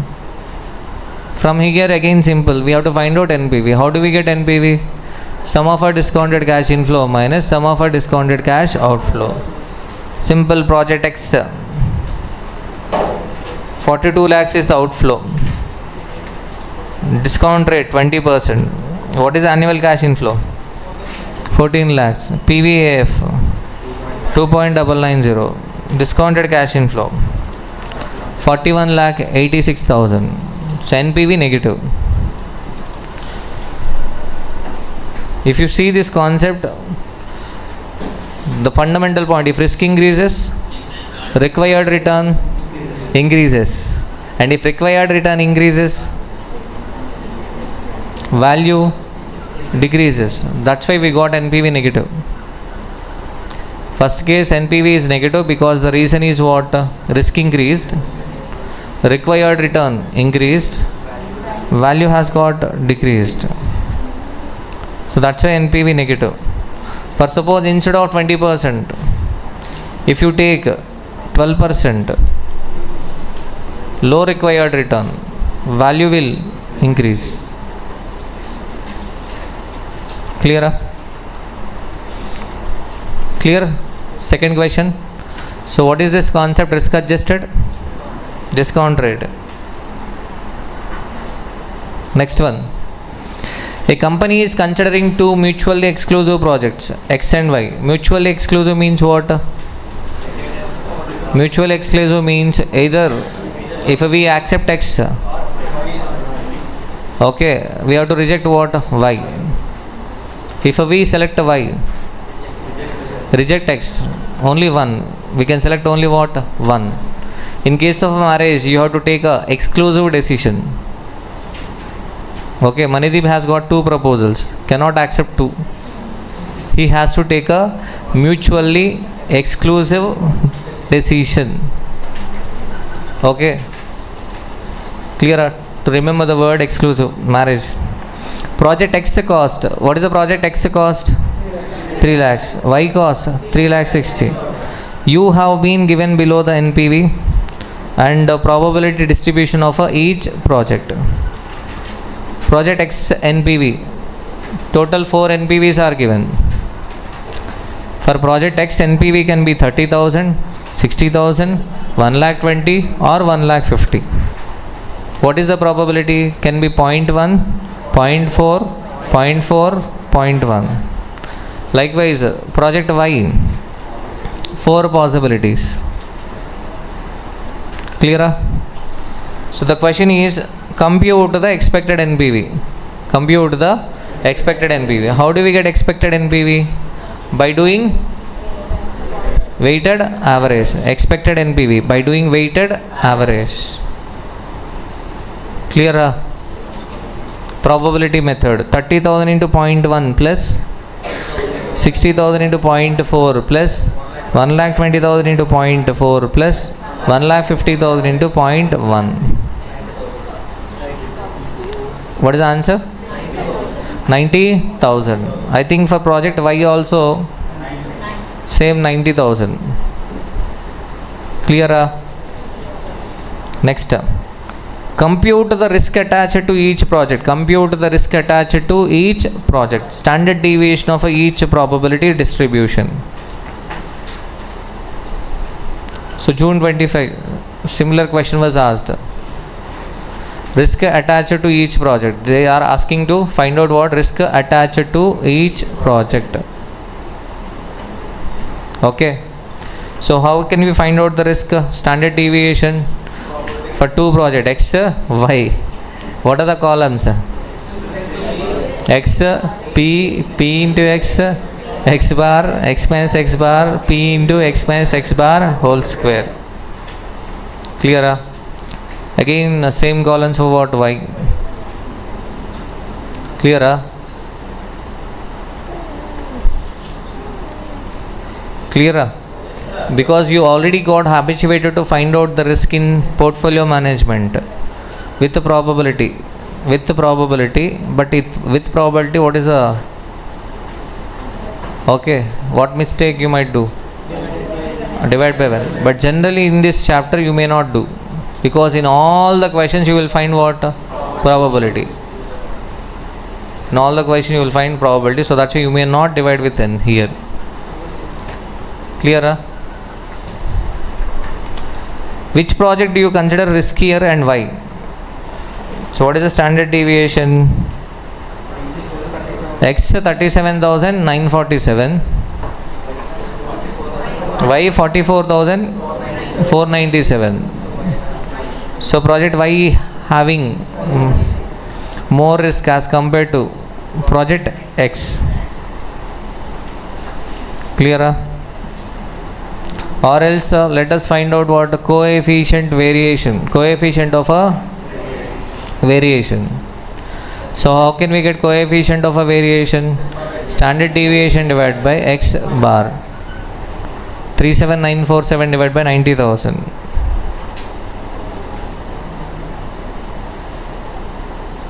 So which project is having a high risk? Y is having a more risk than project X. Okay. So what is the next part of the question? What is the profitability index? Profitability index is equal to sum of a discounted cash inflow divided by sum of a discounted cash outflow. So first case 3 lakhs plus 90,000. Sum of a discounted cash inflow divided by sum of a discounted cash outflow 3 lakhs. Answer 1.3. What about second case? 3 lakh 60 plus 90,000 divided by what? 3 lakh 60. 1.25. So what is the meaning of this 1.3?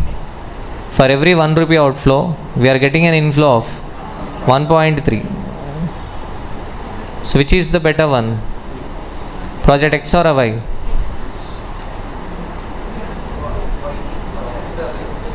X or Y? So out of two projects, which project are we going to select? We are going to select project X. Why?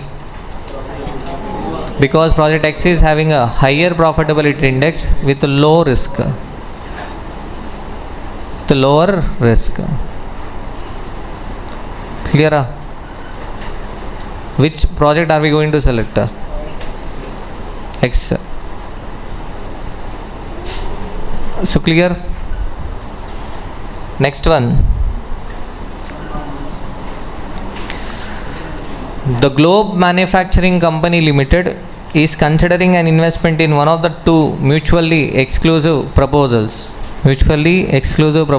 Project X and Y, which require a cash outflow of 3,30,000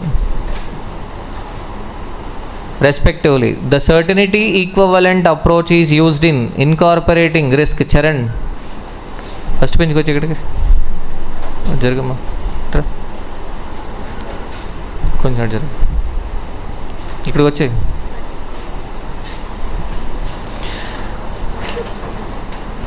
the certainty equivalent approach is పడుకుంటే పెన్నుతో పడు అమ్మ ఏమనట్లే మనడే the certainty equivalent approach is ఊరికే అన్న పొడిచేకు case అయింది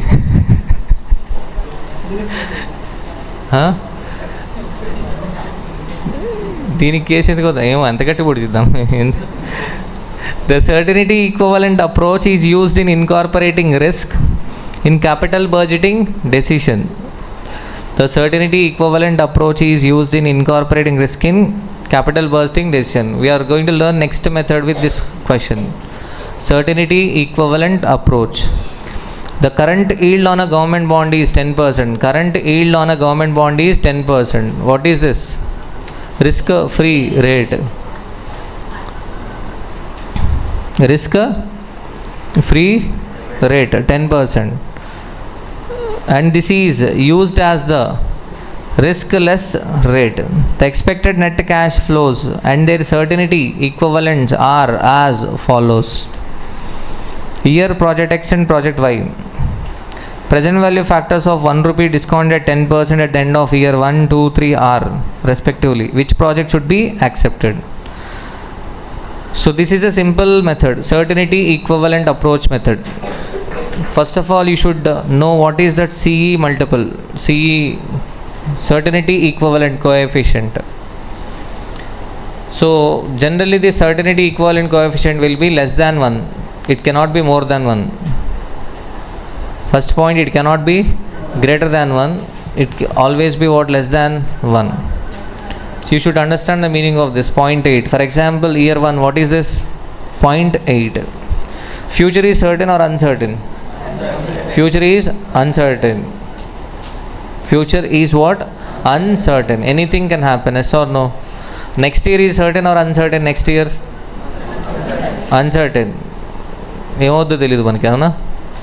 Okay, what about after 5 years? Uncertainty will increase or decrease? Uncertainty will increase. After 50 years? Uncertainty will be at peaks, yes or no?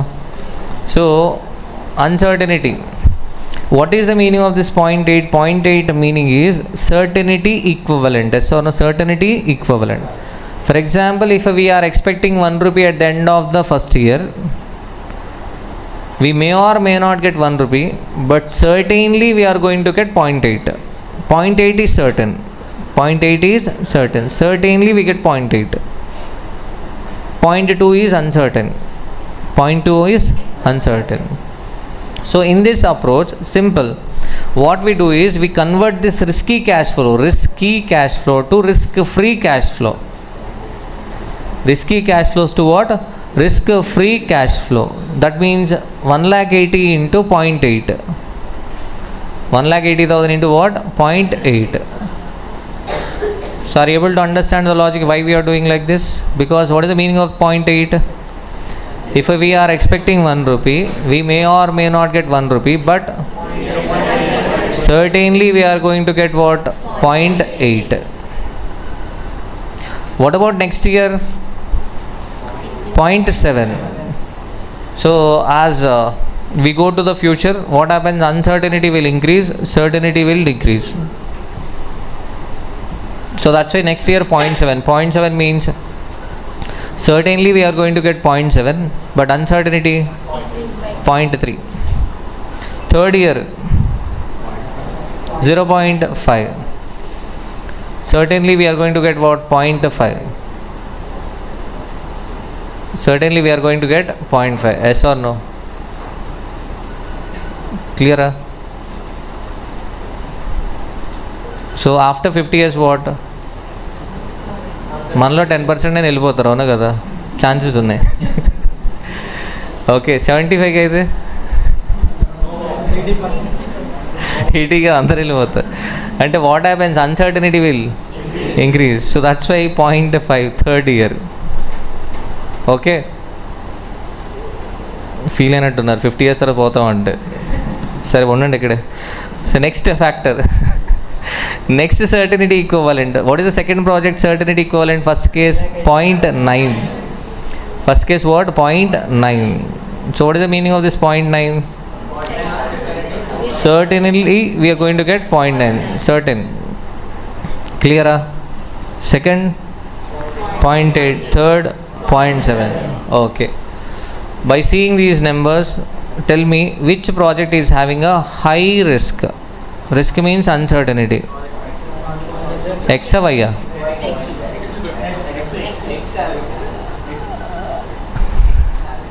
Okay, project X is having a high risk.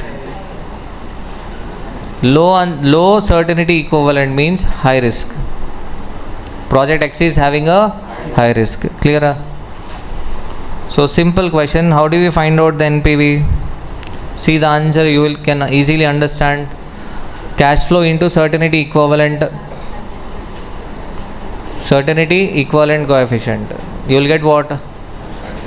Risk free cash flow. And then what? Bring those cash flows to the present value using the risk free rate. Using the risk free rate. Why risk free rate? Because we are taking risk free cash flow. We are taking what? Risk free cash flow. Risk free cash flows తీసుకుంటున్నాం. Clear? So sum of a discounted cash inflow minus sum of a discounted cash outflow, NPV 18,000 something. Clear? Am I clear? Done? So likewise we find out for what project? Y. So see the second part. Second part, if risk adjusted discount rate method is used instead of certainty equivalent, we are using what? Risk adjusted discount rate. Which project would be analyzed with a higher rate? ఈ method కాదు, ఇంకో method ఏంటి? Risk adjusted discount rate method. For suppose if we are going to use a risk adjusted discount rate method, which project would be analyzed with a higher rate? If risk increases, risk adjusted discount rate will also increase. So which project is having a high risk? X or Y? Project X is having a high risk. So that's why project X is having a high risk. That means what? We analyze the project X with higher risk.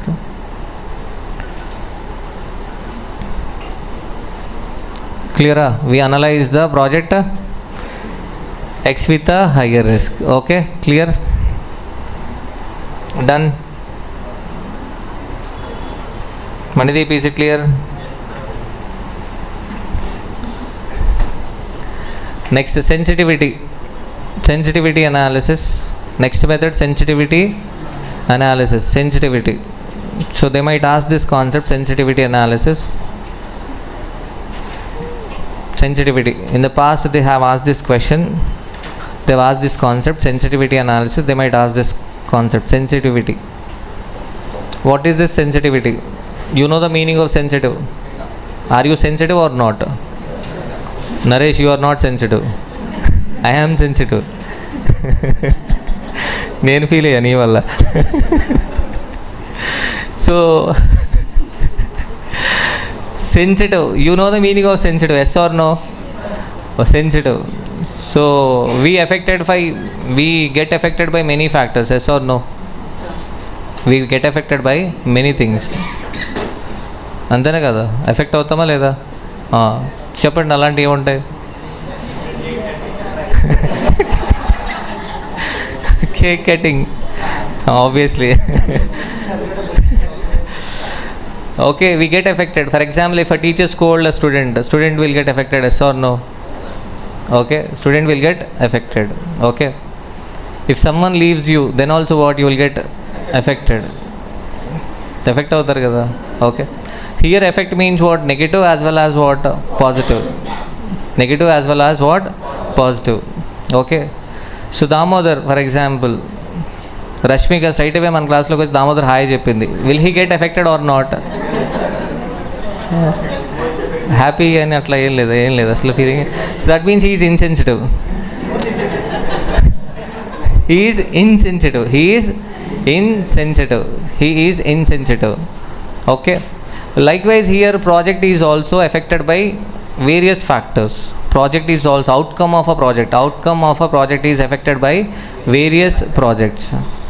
So project is sensitive generally. So various factors, for example selling price. For example L&T metro rail project. So L&T metro rail project is a capital bursting decision, yes or no? So this L&T metro rail project is sensitive to various factors. For example ticket price. For example, if a ticket price is increased, what happens to NPV? Net present value will. Ticket price increased. If ticket price is increased, what happens? NPV will increase. NPV increase avutadi. Okay. Likewise, for example, metro occupancy has increased. NPV will increase. That means outcome of a project. Outcome of a project means NPV. So this NPV is affected by various factors like what? Selling price, variable cost per unit. For example, state government increases the electricity rate per unit, then what happens to the NPV of a L&T metro project? Decreases. Okay, so what are the factors that going to affect NPV? Selling price, variable cost per unit, fixed cost, discount rate, and also number of units to be sold, yes or no? Number of units to be sold. Clear? So why do we do this sensitivity analysis? For example, simple. So at the age of 13 or 14 to 24 or 25, parents will warn you, yes or no? Stay away from what? Okay, so do not talk to girls. Okay, do not talk to boys. Likewise, first warning. And next what? Do not have alcohol. Do not smoke. Yes or no? And other things. Yes or no? Why only? They will not say what? They will not say boys to please do not talk to boys. Yes or no? బాయ్స్ని మీరు బాయ్స్తో మాట్లాడొద్దని చెప్తారా? గర్ల్స్ని మీరు గర్ల్స్తో మాట్లాడొద్దని చెప్తారా? No. What they will say is what? Okay, they will say girls to what? Please do not talk to boys. Yes or no? So that means there are various factors which are affecting the youth. చాలా ఉన్నాయి. Okay, TV చూడొద్దు, లేకపోతే YouTube and social media ఎక్కువ వాడద్దు, చాలా ఉన్నాయి. But మెయిన్గా parents focus will be what? On what? So okay, so they will be highlighting few things. Okay, మీరు TV చూడండి పర్లేదు, నో ఇష్యూ, ప్రాబ్లం లేదు. But what? Do not go out with friends, ఇలాంటివి. అవునా కదా? దట్ మీన్స్ ఆల్రెడీ మన వాళ్ళంతా ఏం చేశారు? సెన్సిటివిటీ అనాలిసిస్ చేస్తారు. ఫాదర్స్, పేరెంట్స్ అందరూ కూడా సెన్సిటివిటీ అనాలిసిస్ చేసేసి they have picked few factors which are most affecting factors.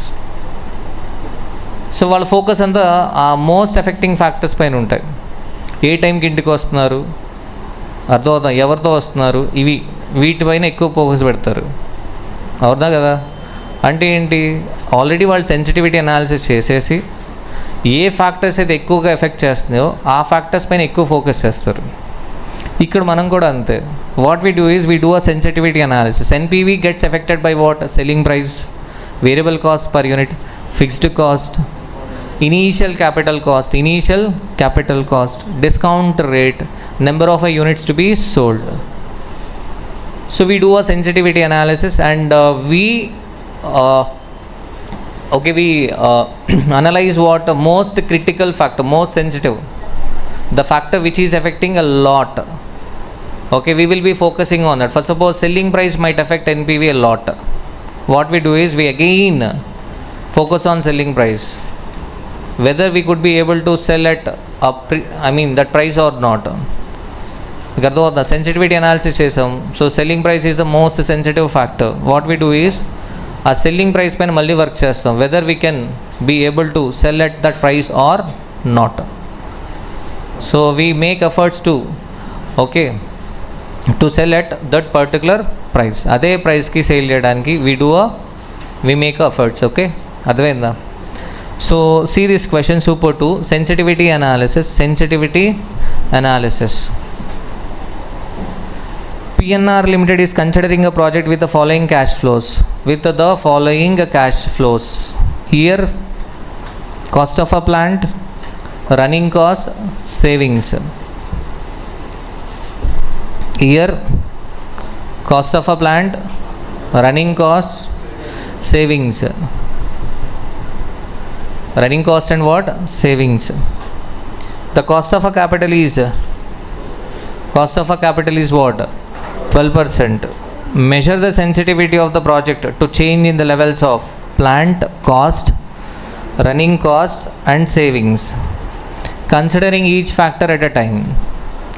In sensitivity analysis, we consider only one factor at a time. అంటే ఎగ్జాంపుల్కి, ఫర్ సపోజ్ మణిదీప్ అన్నాడు ఫుల్ హ్యాపీగా ఉన్నాడు, బట్ దేవుడు ఏం చేశాడు, మా గాడ్ ఫస్ట్ రిలేషన్ నుంచి అమ్మాయిని తీసాడు. ఫస్ట్ అసలు ఇటు ఎలా ఉంటాడా అని అర్థమవుతుందా? మిగిలిన అలాగే ఉంచి ఒక పని చేశాడు. ఏం చేశాడు? ఆ అమ్మాయిని తీసేసి చూశాడు. అర్థమైందా? వీడు ఎలా ఎఫెక్ట్ అవుతాడా అని. రెండోది ఏంటమ్మా, ఆ అమ్మాయిని అలాగే ఉంచి నెక్స్ట్ ఏం చేశాడు, వీడికి బెట్టింగ్ ఎడిక్షన్ ఇచ్చాడు. అసలు ఎలా అవుతాడు, ఏమవుతాడు అని చెప్పి. తర్వాత ఏం చేశాడు, ఆ బెట్టింగ్ ఎడిక్షన్ కూడా తీసేసి అదేం లేకుండా ఆల్కహాల్ ఎడిక్షన్ ఇచ్చాడు. అసలు ఏంటి, ఎలా ఎఫెక్ట్ అవుతాడో చూద్దామని. ఇలా if only one factor is considered at each time, that is called as sensitivity analysis. But చాలాసార్లు ఏంటి, దేవుడు అలా చేయడు కదా, ఒకేసారి అన్నిస్తాడు కదా. ఒకేసారి అన్నీ అంటే ఏంటి, he will give a betting addiction, alcohol addiction, smoking and breakup. అలా ఇస్తే that is called as scenario analysis. That is called as what? Scenario analysis. In scenario analysis, all factors are considered at once. It's at one time, all factors. Sensitivity analysis, what? We consider only one factor at each time. Maybe as of now, what? Meekaithe scenario analysis avutrattundi. So generally what sensitivity analysis means, one factor is considered at a time, such that the NPV becomes 0. The PV factor at 12% are as under. Here 0, 1, 2, 3 PV factor. Damodar, determine the factor which is most sensitive. Determine the factor which is the most sensitive to affect the acceptability of the project. Determine the factor which is the most sensitive to affect the acceptability of the project. Okay, first we have to find out NPV. What? NPV. Okay, first అన్నీ ఉంటే ఎలా ఉంటాడు ఇటు చూడాలి మనం, అన్నీ బాగుంటే ఎలా ఉన్నాడు. Okay, like wise we have to find out what? NPV, calculation of NPV. So year 1, so what is the running cost? 4 crores. Year 2, 5 crores. Year 3, 6 crores. Next savings. Okay, savings minus running cost. Net cash inflow. Bring that net cash inflows to the present value. Clear? So sum of a discounted cash inflow is equal to 17 crore 86 lakh 40,000 minus what? Outflow. What is the outflow? 12 crores. NPV is equal to 5 crore 86,000, sorry, 86 lakh 40,000. So 5 crore 86 lakh 40,000 is the NPV. This is the outcome of the project. This is the outcome of the project. So sensitivity analysis means we determine the most affecting, most sensitive factor. Clear? So first NPV. So this is simple. See the paragraph below the table. The cost of a capital is 12%. Measure the sensitivity of the project. Measure the sensitivity of the project to changes in the level of a plant cost, running cost and savings such that NPV becomes 0. So they are asking you to find out the sensitivity only for how many factors? 3 factors. What is the first factor? Plant cost. So they are asking you to find out the sensitivity such that NPV becomes 0. Okay. So what is the NPV present? 5 crore 86 lakh 40,000. 5 crore 86 lakh 40,000. This 5 crore 86 lakh 40,000 has to become 0. 5 crore 86 lakh 40,000 has to become 0. So that means plant cost has to increase. Plant cost has to increase. Yes or no? Plant cost has to increase. Plant cost increase avali. Anything increase avali? Plant cost should increase by 5 crore 86 lakh 40,000. Plant cost should increase by 5 crore 86 lakh 40,000 rupees. Clear? So we have to find out the percentage. What is the percentage change in plant cost? 5 crore 86 lakh 40,000 divided by 12 crores. 48.86%.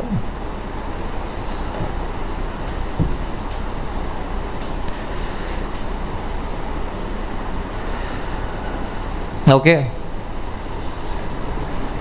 5 crore 86 lakh 40,000 divided by 12 crores, 48.86%. Are you able to understand this? So NPV of the project is sensitive to plant cost. Sensitive to plant cost. Yes or no? Outcome of the project is getting affected or not? Yes. Okay. So what is the meaning of this? If plant cost increases by 48.86%, NPV decreases by 100%. NPV decreases by 100%. NPV becomes 0. That means NPV decreases by 100%. Clear? Next. Second, they are asking you to find out the sensitivity of a running cost. Okay. So NPV has to become 0. NPV has to become 0 means running cost should be increased by 5 crore 86 lakh 40,000. Running cost will increase by 5 crore. Running cost should increase by 5 crore 86 lakh 40,000. Clear? So what is the percentage increase? Here you have to be careful because running cost we incur at the end of first year, second year and third year. So that's why see the calculation. 5 crore 86 lakh 40,000 divided by 4 crores into 0.892 first year factor plus 5 crores into 0.797 plus 6 crores into 0.711. Nothing but present value of a running cost. 5 crore 86 lakh 40,000 divided by present value of a running cost. What is the percentage we are getting? 49.61%. 49.61%. That means if running cost increases by 49.61%,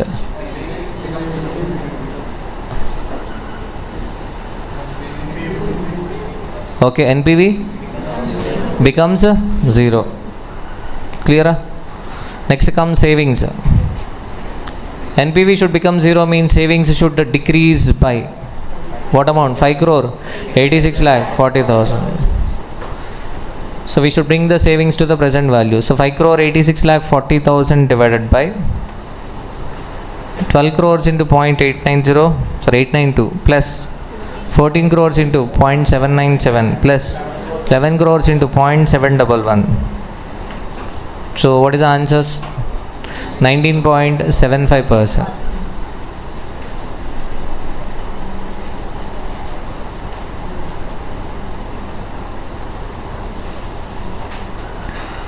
Clear?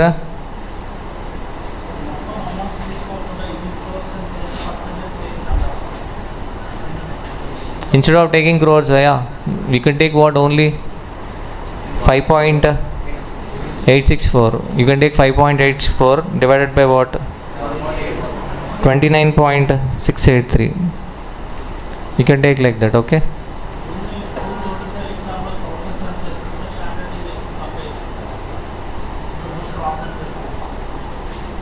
అక్కడదే చెప్పాను నేను మీకు.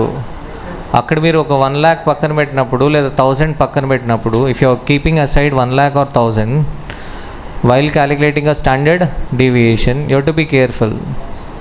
అక్కడ lakh కూడా ఏం చేయాలి? Square చేయాలి. If it is 1000 you have to take a 1000 square. అందుకే నేను చెప్పింది చాలా కేర్ఫుల్గా ఉండాలి ఇక్కడ అని. మీకు అర్థమైందా? Okay. So now tell me, which is the most sensitive factor? Savings 19.75, running 49.61, cost of a plant 48.86.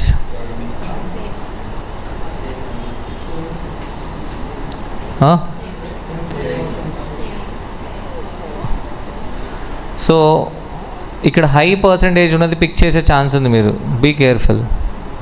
Which is the most affecting factor? Savings. Savings factor is the most sensitive, as only a small change, that is 19.75% in savings, makes the project unacceptable. We have to focus on savings. We have to focus on savings because a small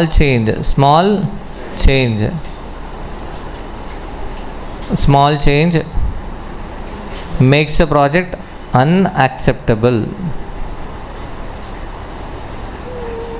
మీకు అర్థమైందా? You might take a higher percentage. Subconscious mind high percentage తీసుకో అంటే త్వరగా time అవుతుందని. But the point is here. So 19.75. So this question can be asked in the other way. So what is the other way? Change each factor adversely by 10% and find out the change in NPV.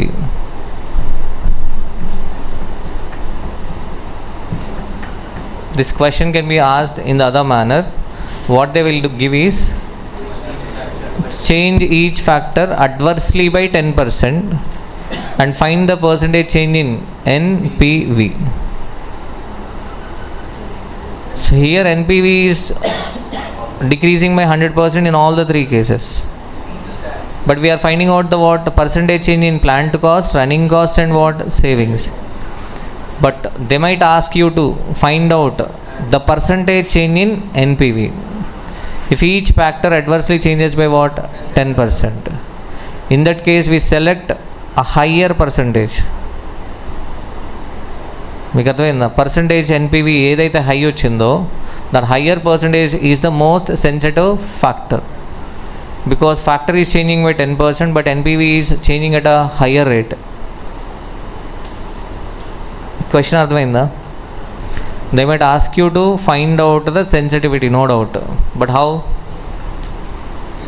They will ask you to find out the percentage change in NPV if the each factor adversely changes by 10%.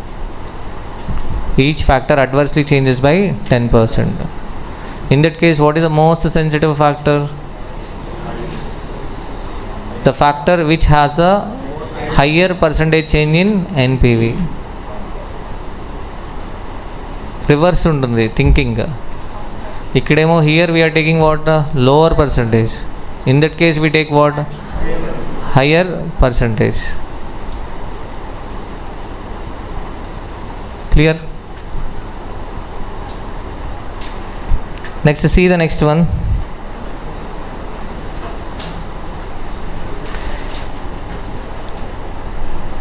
A manager is trying to decide which of the three mutually exclusive projects to undertake. Each of the projects should lead the following payoff table or a matrix, a conditional profit table, to varying net profits which are classified as outcome 1, 2, 3. The manager has constructed net profit if outcome turns out to be. Projects 1, 2, 3, ABC probability. Which project should be undertaken? So first one, outcome 1, 2, 3. For project A, what is the expected profit? 50,000 into 0.2 plus 65,000 into 0.6 plus 80,000 into 0.2. So what is the answer? 65,000. So for project B also 65,000, and next what? 77,000. So project C should be selected because it is having a higher expected value. Higher expected value. Am I clear? Done. But in question they have not mentioned which method to be applied. But if you apply the maximum criteria,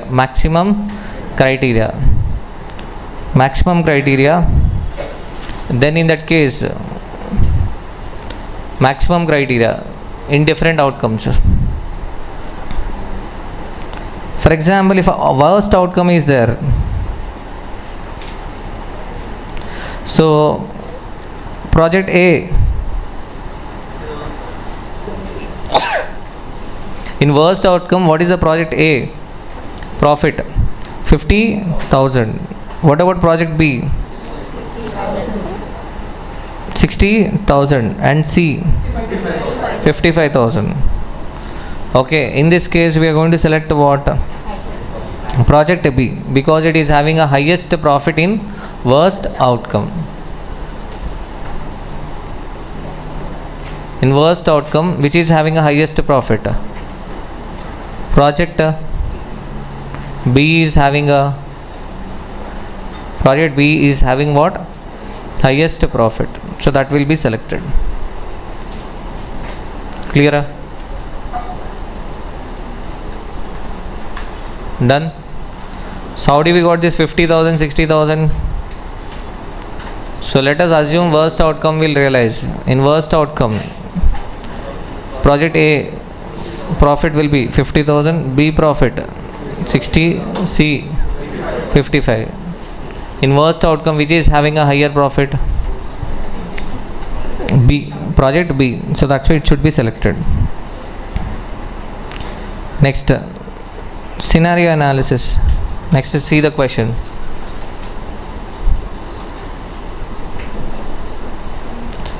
A and R has under its consideration a project with initial investment of rupees 90 lakhs, 3 probable cash inflow scenarios with their probabilities of occurrence has been estimated as below.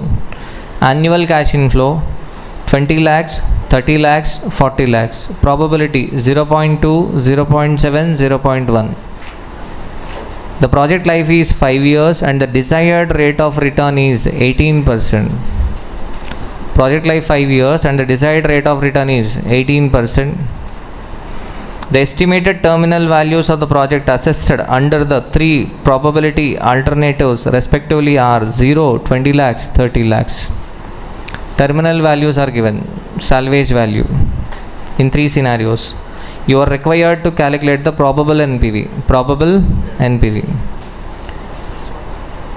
Okay, what is the investment? 90 lakhs. What is the project life? 5 years. Simple question. Probable NPV. We find out the expected cash inflow by doing weighted average. So tell me, what is the average cash inflow?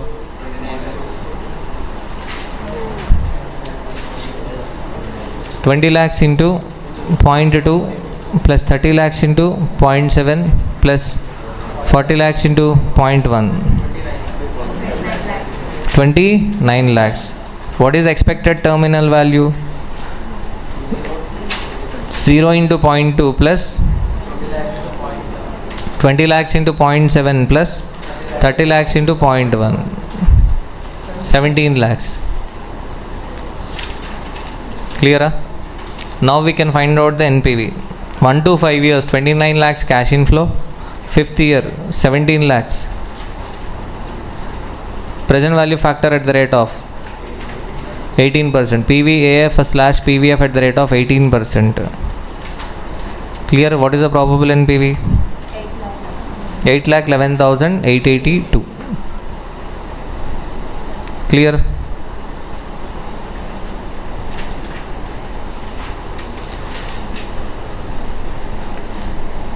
Scenario analysis. In scenario analysis, there can be 3 scenarios.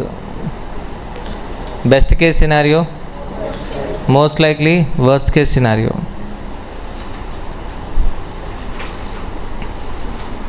So calculation of a probable NPV. Is it clear? Next part of the question is calculate the worst case NPV and best case NPV. Worst case NPV means we take annual cash inflow 20 lakhs, salvage value 0. Best case NPV, annual cash inflow we take 40 lakhs, salvage value we take 30 lakhs. Clear?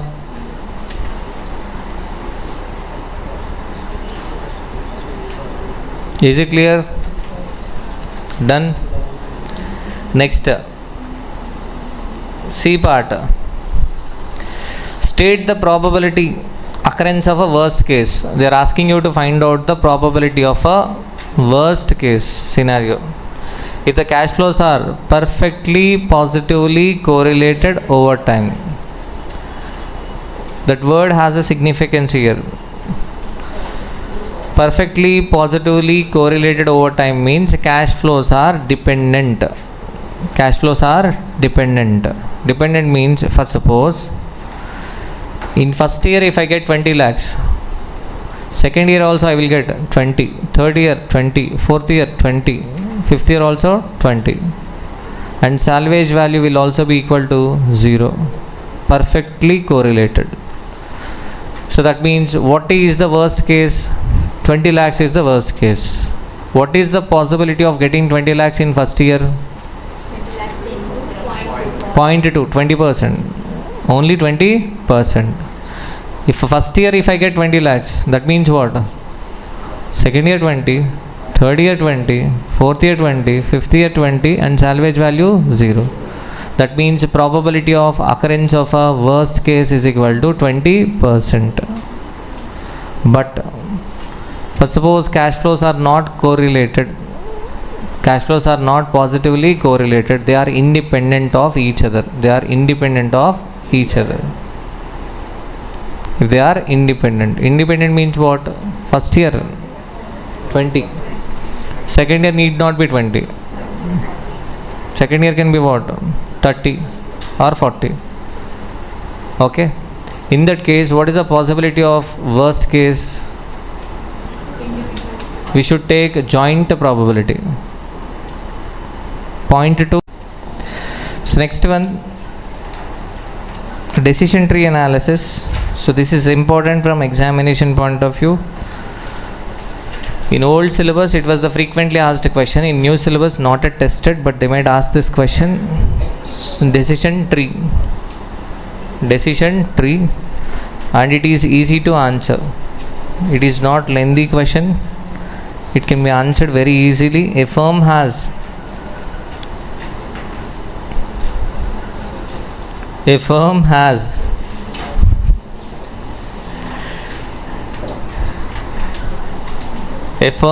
an investment proposal requiring an outlay of rupees 40,000.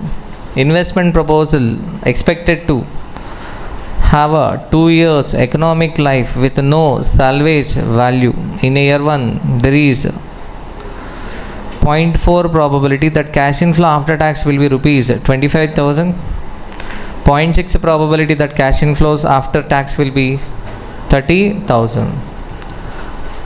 Okay. The probabilities assigned to cash inflows after tax for the year 2 are as follows. The cash inflow first year 25,000, next 30,000. Cash inflow second year probability. The firm uses 12% discount rate for this type of investment. Required. Construct a decision tree for the proposed investment project. Construct a decision tree. What NPV will the project yield if the worst outcome is realized? What is the probability of occurrence of this NPV? What will be the best and the probability of that occurrence? Will the project be accepted? Will the project be accepted? Will the project be accepted is the question. Okay. So the question is simple. So generally 2 years cash flows will be given for decision tree. They will not be giving 3 years cash flow. Okay, 2 years. So first year cash flow 25,000, and what is the probability? 0.4. Next 30,000, what is the probability? 0.6. Okay. Here the logic is generally second year cash flows are dependent on first year. Generally. So that's why if a first year cash flows are 25,000, then second year cash flows will be 12,000, 16,000 and 22. But if first year cash flows are 30,000, then second year cash flows will be 20, 25, 30. 20, 25 and what? 30. So it is simple question.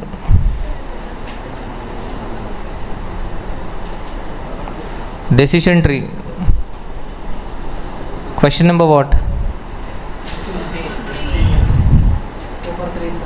Super 3. Very good, Amma. Mahi.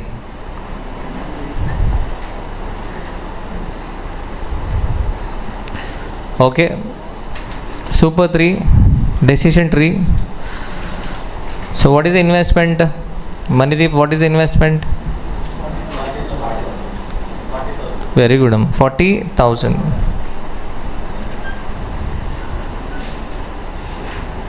40,000 is investment. 40,000 is the investment. Yes or no? Okay. Year 1. 40,000 is the investment, and year 1. What can be the cash inflow? 25,000 or 30,000.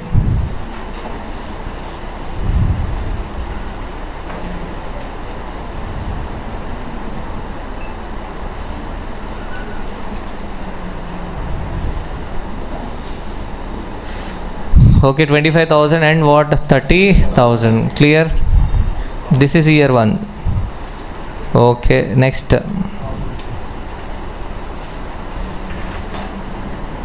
Year 2.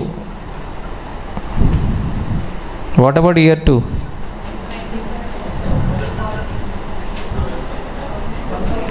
Year 2 can be what? 12,000, 16,000, 22,000. Clear? So next, if first year cash flow is 30,000, then what? 20, 25, 30,000. So these are the scenarios, yes or no?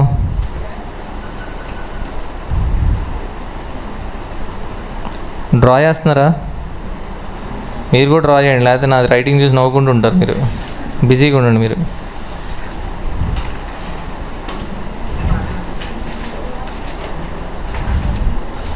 Okay, so clear?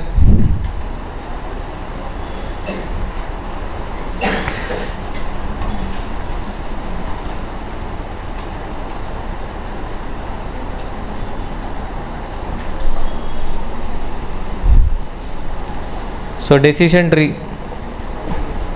So 40,000 is the investment, and in first year you may get what, 25,000 or 30. For suppose in first year you are getting 25,000, that means second year you may get 12,000, 16,000, 22.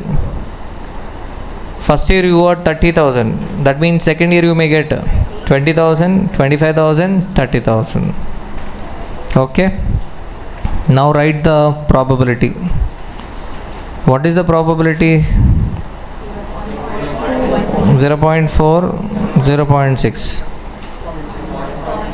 0.2, 0.3, 0.5. Next, 0.4, 0.5, 0.1. Clear? So total there are six paths, six possibilities. Six paths, six possibility. That means there can be 6 NPVs. There can be what? 6 NPVs. Okay, now take joint probability.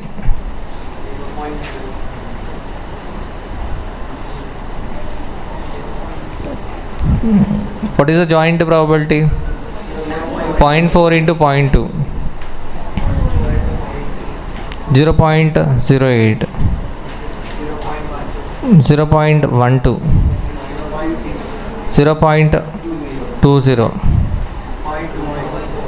0.24, 0.30.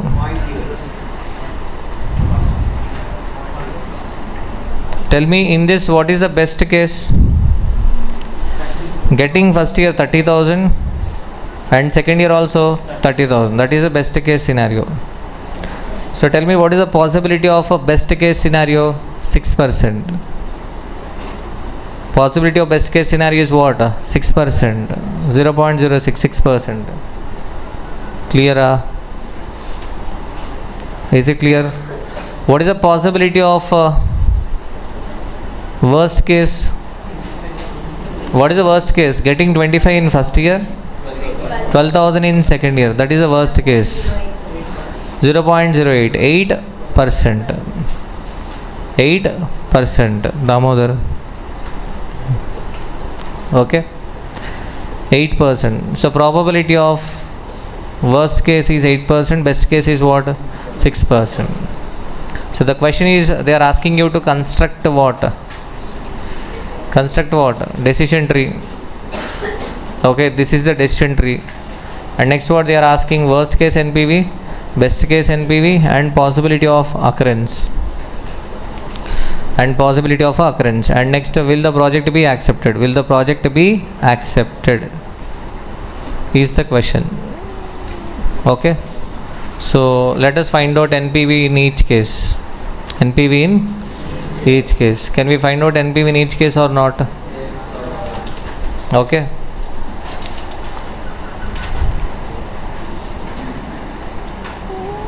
Path 1.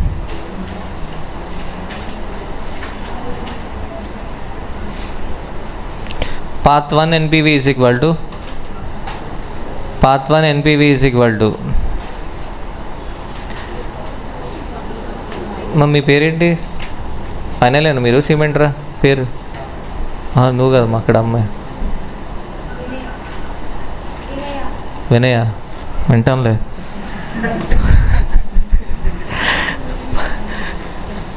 Path 1 NPV.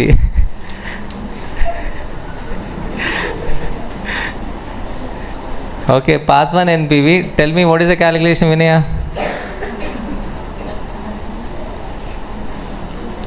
Tell me the calculation. What is the cash inflow for the first year and second year? Cash inflow. First year. 25,000. Very good, Amma. 25,000 into factor 0.08. అదేం number? Present value factor. నా కెరీర్లో వెళ్ళాలి అలాంటి number. 25,000 into PV factor for first year 1 divided by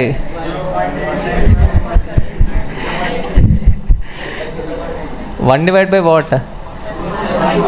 1.12. What is the factor? 0.8929. నువ్వు zero చెప్పారు కదా extra మీరు.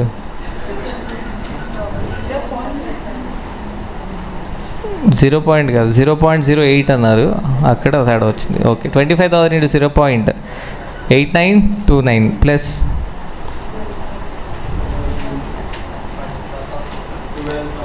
Plus second year 12,000 into 0.7929. This is the sum of a discounted cash inflow minus 40,000. So what is the NPV? 8,000. 8,111 8,111 negative. 8,111 negative. Clear? So this is path 1.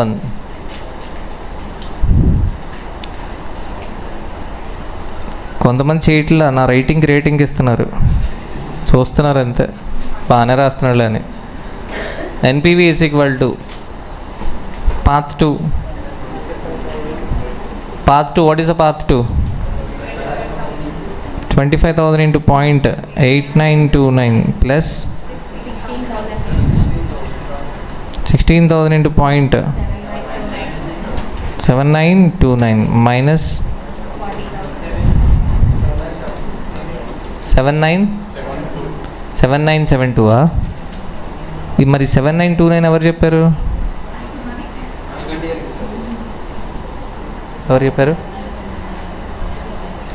7929 చెప్పారు మరి ఎవరు? 0.79.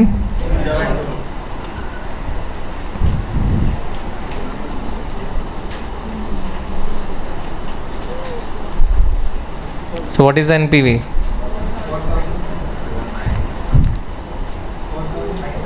4922. Negative or positive?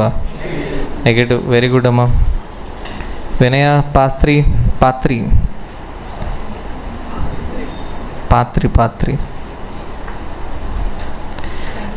3 NPV 25,000 into, very good, Amma. 25,000 into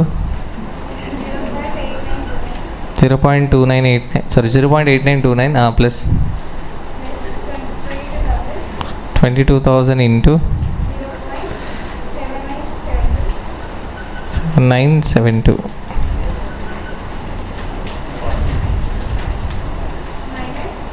40,000. Answer 139. Positive or negative? Negative again. Okay, likewise find out for another 3 paths and tell me the answer.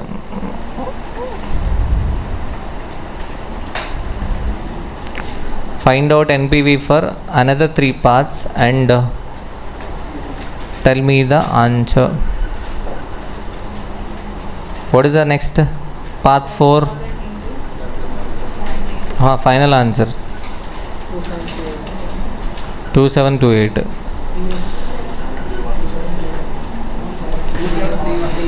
Naresh, what is the answer? Very good, Amma. 6717. 10,703.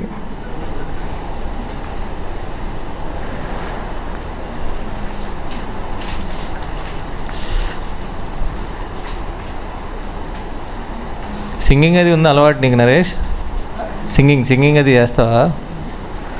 Voice కొంచెం ఉదిత్ నారాయణ వాయిస్లో ఉంది ఇది.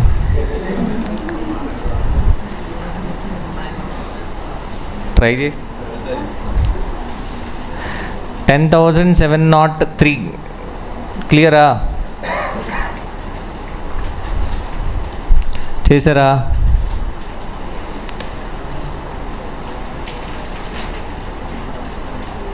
So now last one, expected NPV. Tell me Naresh, what is expected NPV?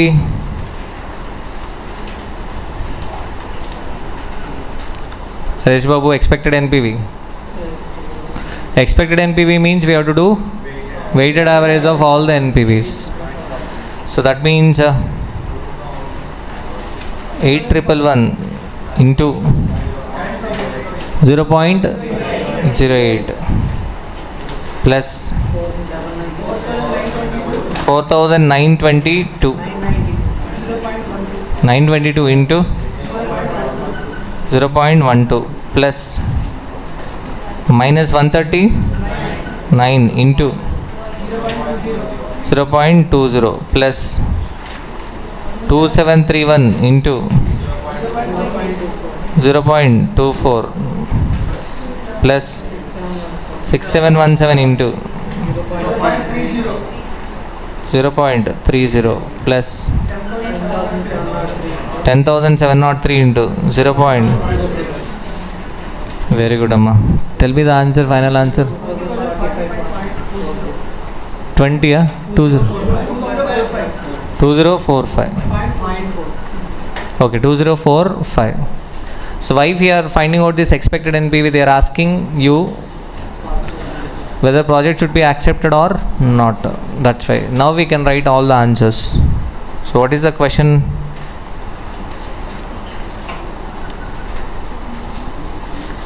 Construct a decision tree for the proposed investment project. That is over. Next. What NPV will the project yield if a worst outcome is realized? If a worst outcome is realized, NPV is equal to -8,111. What is the probability of occurrence of the NPV?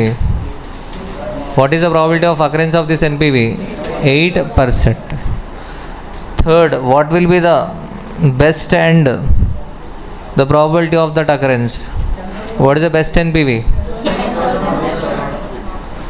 NPV in the best case 10,703.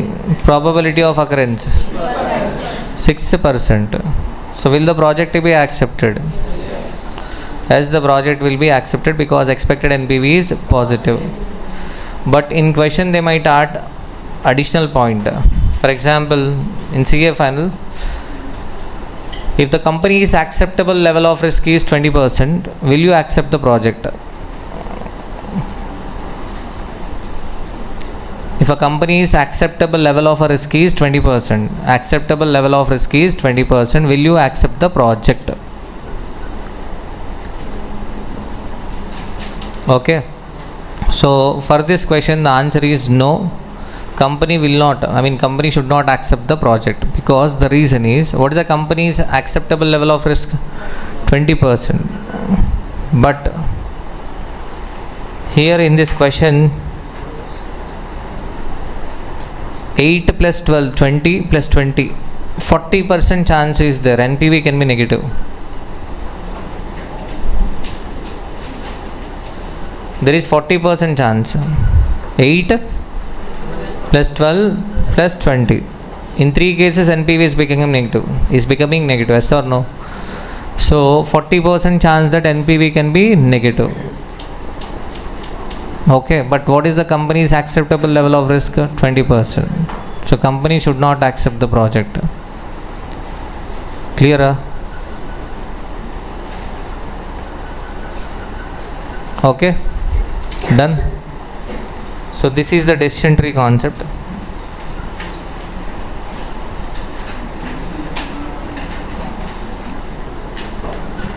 Next, simulation. Next concept, simulation. In December 24, this concept was tested. It was not tested before, okay? But it was tested only in what? December 24.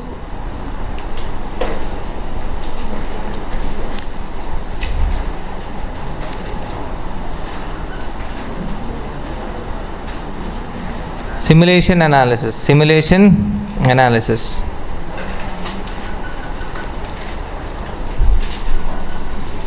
So already in OM you might have came across this simulation technique, okay? Simulation. So till now we have discussed various techniques like probability, standard deviation, variance, coefficient of variance, certainty equivalent coefficient, risk adjusted discount rate, sensitivity analysis, scenario analysis, and next what? Decision tree analysis. Now simulation. Now what? Simulation. So what is this simulation technique?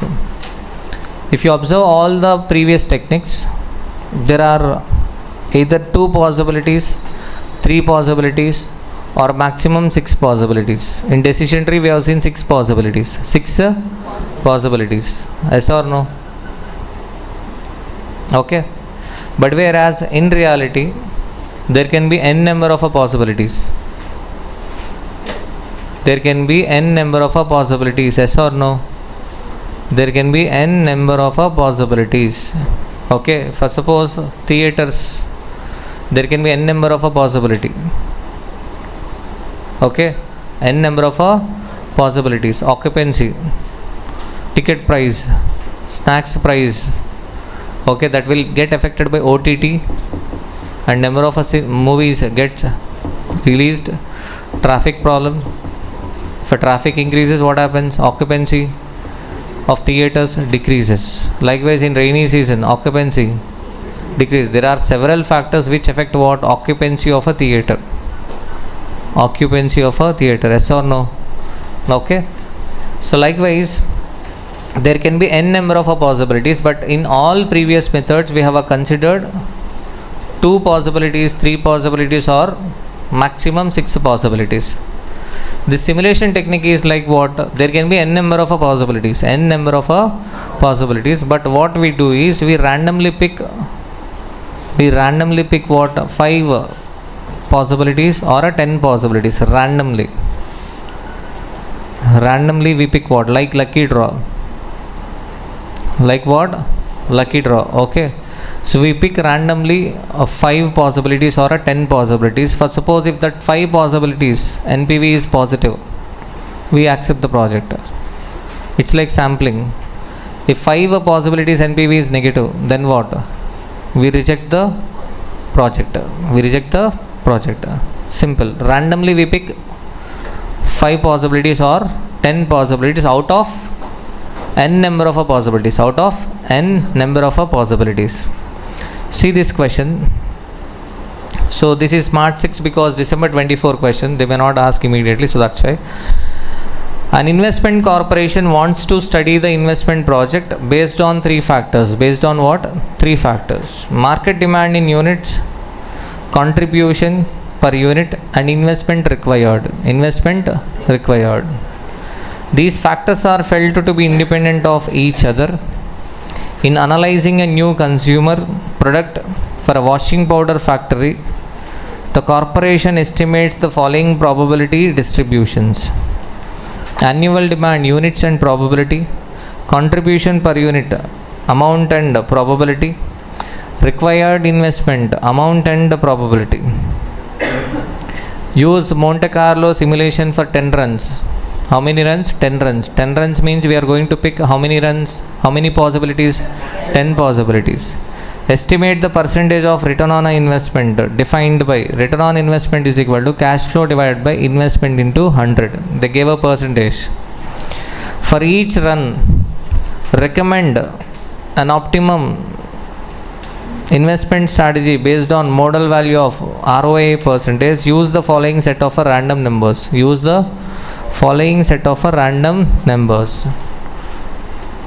So 3 set of random numbers are given. How many runs? 10 runs. This is one set of random numbers. This is the second set. And this one is what? Third set. In each set 10 numbers are given. Why? Because they are asking you to conduct how many runs? 10 runs. So that's why. And how many factors are there? There are 3 factors, so that's why 3 sets are given. 3 factors. What are the 3 factors? Annual demand, contribution per unit, required investment. So 3 factors are given. 3 factors are given. Annual demand, contribution per unit, required investment. If you see these numbers, annual demand, how many possibilities are there? 7. Contribution per unit, 5. Required investment, 3. Okay. So first possibility can be what? This one. First possibility can be what? 20,000 units, contribution per unit 3, and required investment 17 lakh 50. Second can be what? 20,000 units, contribution 3 rupees, investment 20 lakhs. Third one, 20,000 units, contribution per unit 3, and required investment 25 lakhs. Okay. So here also there are limited number of possibilities, but practically what there can be even more number of possibilities. Okay. So to conduct this simulation run, for each factor first we should find out what random number range. First one, what is the first one? Annual demand. What is the annual demand? 20,000 units, 25, 30, 35, 40, 45, 50. Probability. And next what? Cumulative probability. So what is the cumulative probability? 0.05, 0.15, 0.35, likewise. So in question 2-digit random numbers are given. 2-digit random numbers are given. So that's why here we take 2 digits random number range. 2 digits random number range. Okay. So first case, what is the cumulative probability? 5. 0.05. So what we take? We take 0, 0, hyphen, 04. Second, 05 hyphen 14. Third, 15 hyphen 34. Next, 35 hyphen 64. 65 hyphen 84. 85 hyphen 94. 95 hyphen 99. Cannot be 100. That is a 3-digit number. So that's why we take one number less. Okay. Clear? So likewise we take a random number range for what? Required investment, and also what? Contribution per unit. Clear? Okay. Run 1. First run 1. Run 1 means what? In every set we take a first random number. In every set we take first random number. First number in first set 28. So this first set is for what? Annual demand. First set is for what? Annual demand. Second set is for what? Contribution per unit. Third set is for what? Required investment. First random number of first set 28. So 28 ranges, 28 lies between the range of 15 to 34. So that means annual demand 30,000. Randomly we are picking the possibilities. Okay, so 30,000 units. Next, what is the first random number of a second set? 19. So that is for what? Contribution per unit. 19 lies between 10 and 29. So what should be the contribution per unit? 5. Very good, Amavinia. Next, what is the random number? Next random number. Third set, first random number. 18. 18.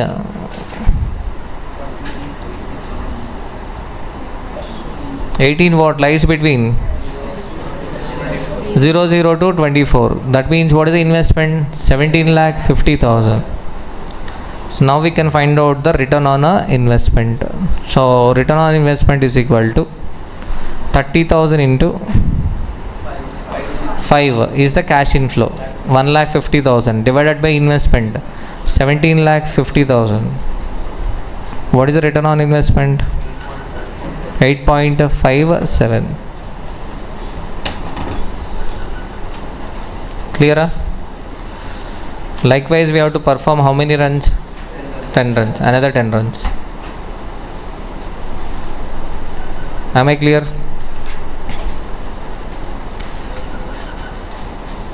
This question is lengthy but easy. Simulation.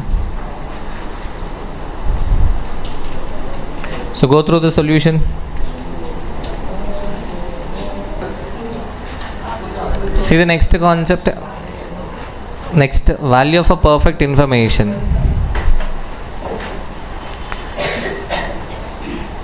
So you understood this question or not? Simulation.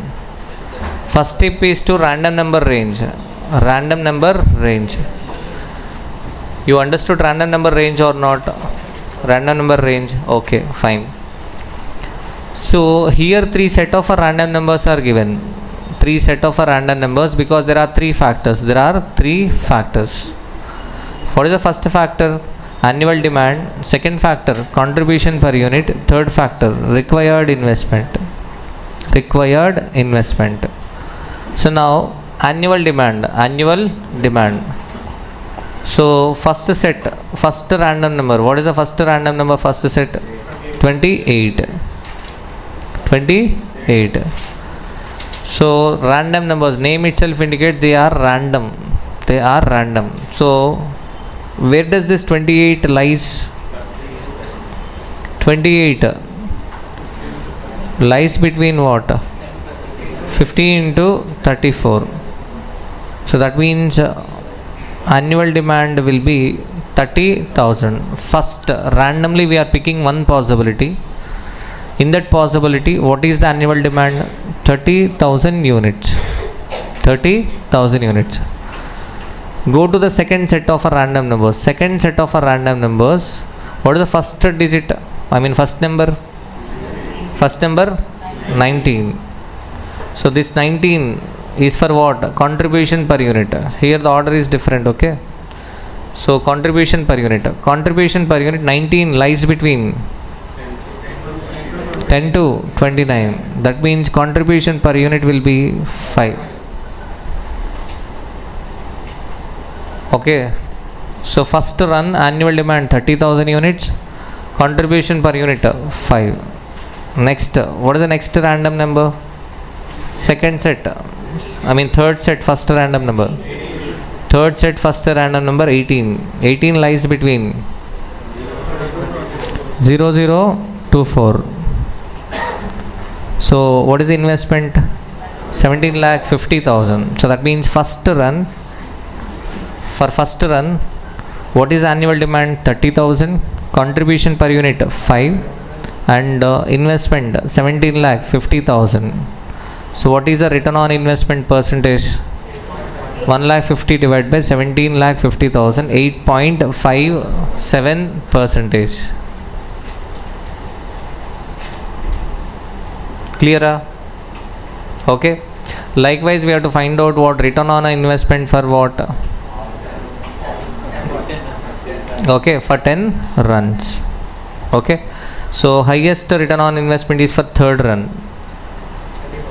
So that's your best investment strategy is third one. What is the third one? 17,50,000 investment, contribution per unit 10 rupees, annual demand 35,000.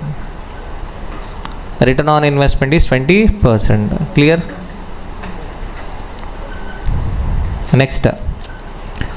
Next question, Smart 7. The management of a power tech limited must choose whether to go ahead with either of two mutually exclusive projects A and B. The expected profits are as follows. So they will be asking MCQ on this perfect information. The expected profits are as follows. Particulars: profit if there is a strong demand, profit if there is a strong demand, profit or a loss if there is a weak demand. Option A, option B. 4,000 and 1,500, negative 1,000 and 500. Probability of demand 0.3 and 0.7. So what would be the decision based on expected values if no information about demands were available? What is the value of a perfect information about demand? Value of a perfect information. Okay. So first one, what would be the decision based on expected value? Decision based on expected value. So probability of strong demand is what? 0.3. Weak demand is what? 0.7.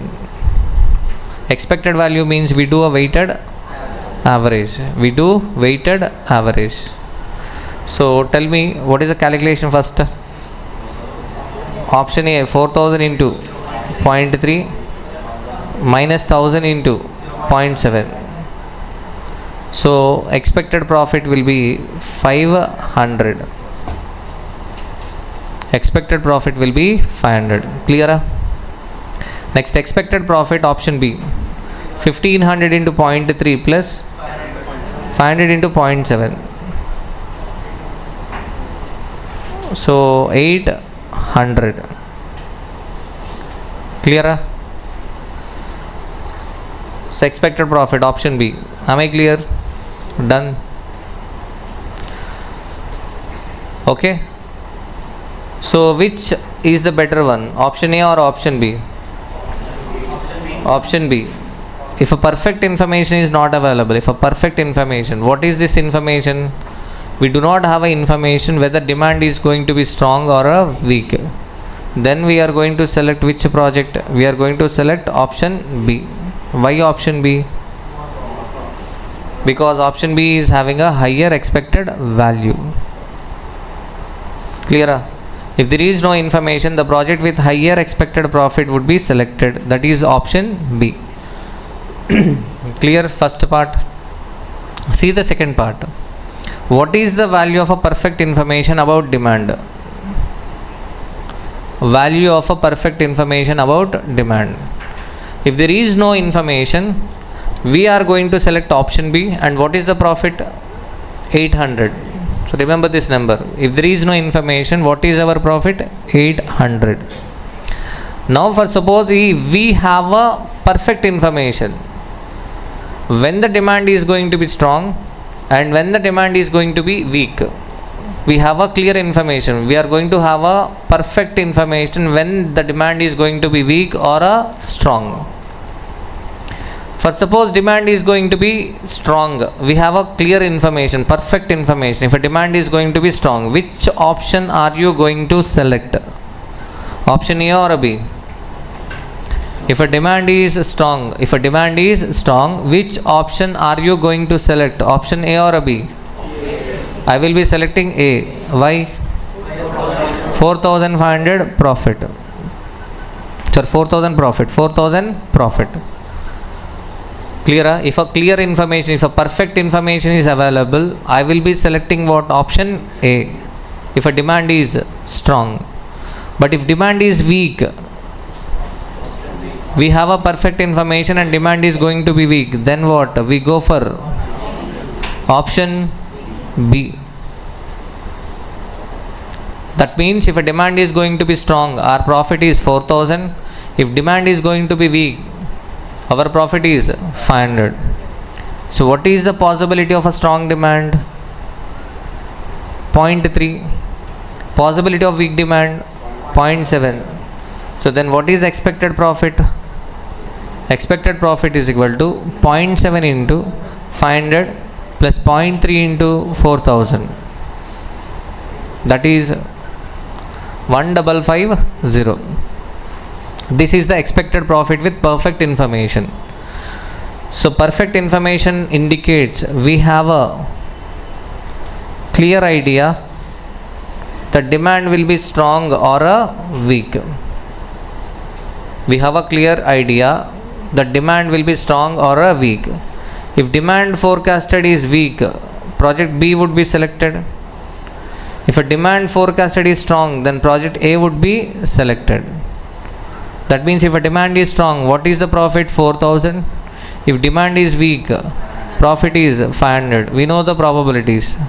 So after doing weighted average, we get 1550. 1550. Okay.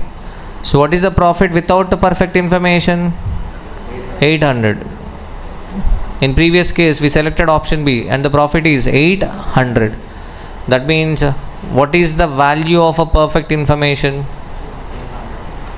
750. We are getting extra profit. We are getting extra profit 750 because of a perfect information, that is called as a value of a perfect information. Value of a perfect information. What is the value of perfect information in this case? 750 is the value of a perfect information. Okay? Am I clear? Done. So you will get MCQ also. Clear descriptive question. Next, Super 5. Minimax regret rule. Minimax regret rule. A manager is trying to decide which of the three mutually exclusive project X, Y or a Z to undertake. June 24 question. Each of the project could lead to varying net profits which are classified as outcome 1, 2, 3. The manager has constructed the following payoff table or a matrix. Total 3 projects and 3 outcomes are given. Which project should be undertaken using expected value criteria? Using what expected value criteria? Second, which project should be chosen if a minimax regret is applicable? If a minimax regret rule is applicable, which project should be chosen?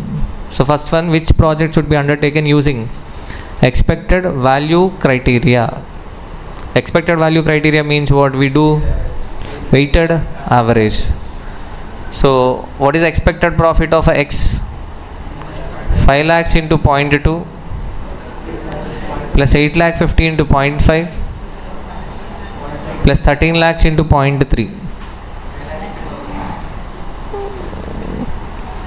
Okay, so answer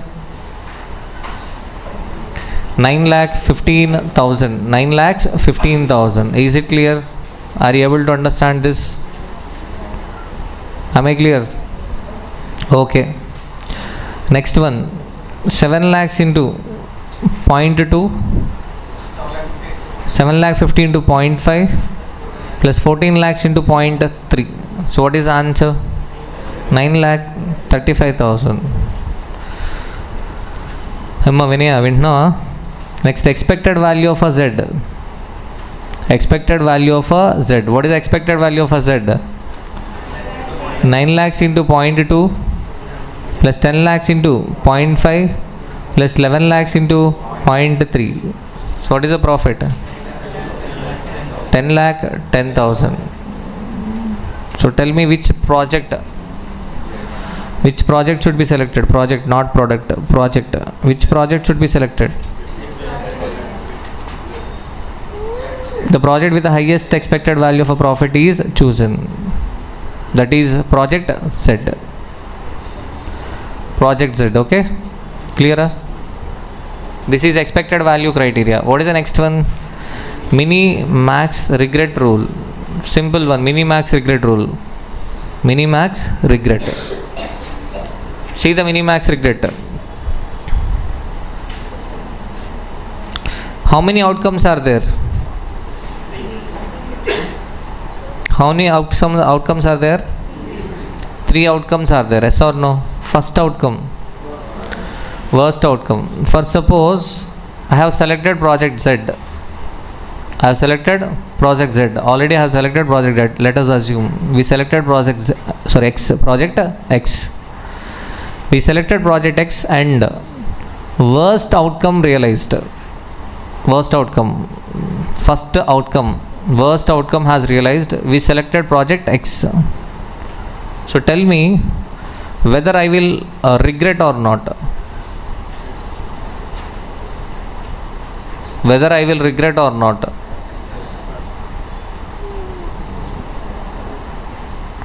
Whether I will regret or not. Regret. I will regret, yes or no? So I will regret for not selecting Y and Z. But the maximum regret will be for not selecting Z. Yes or no? I selected X. Okay. But worst outcome realized. I will regret or not? Yes, I will regret for not selecting Y and Z, but the maximum regret will be in case of a Z. What is the amount? 5 lakhs. I am getting 5 lakhs. Okay, I am getting 5 lakhs. But if I have selected Z, then I could have earned 9 lakhs. That means what is the regret amount? 4 lakhs is the regret amount. First case. If I select project X and worst outcome realized, then what is the regret amount? 4 lakhs. Are you able to understand this? Clear? Second one. Most likely outcome realized. Most likely outcome realized. So I will have a regret feeling or not? I regret or not? Yes, I will regret for not selecting only Z. Okay, and what is the amount, regret amount? 1,50,000. 10 lakhs minus 8 lakh 50, 1,50,000. Maximum regret is 1,50,000. Maximum regret is what? 1,50,000. Yes or no? Clear? If a best outcome realized, then I will regret or not? Yes, again I will regret for not selecting Y. What is the amount? 1 lakh. Clear? Are you able to understand how this regret amount is calculated? Okay. Next, for suppose we selected Y. And now worst outcome realized. Will I regret or not? Yes, for not selecting Z, but the regret amount is only 2 lakhs. Most likely outcome realized. Then what?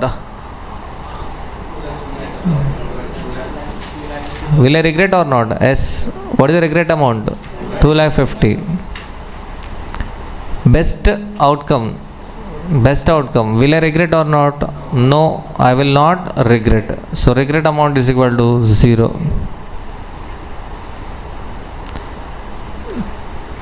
Regret amount is equal to 0. Clear?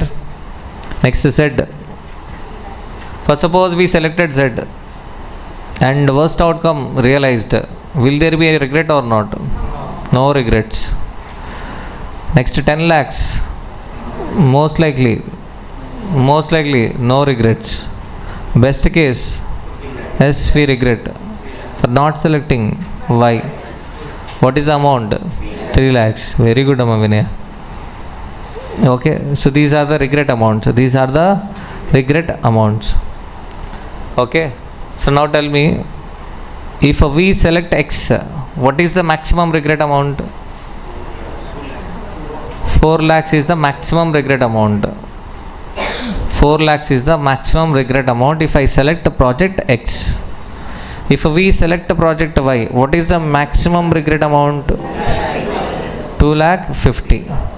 If we select project Z, what is the maximum regret amount? 3 lakhs. Okay. We should regret max or minimum? We should regret minimum, yes or no? So we should take minimum of this maximum regret. So what is the minimum of this maximum regret? 2,50,000. The maximum regret is 4 lakhs in project X, 2,50,000 with Y, 3 lakhs with Z. The lowest of these 3 maximum regrets is 2,50,000 with Y. So project Y should be selected if the Minimax regret rule is used. Clear? Done?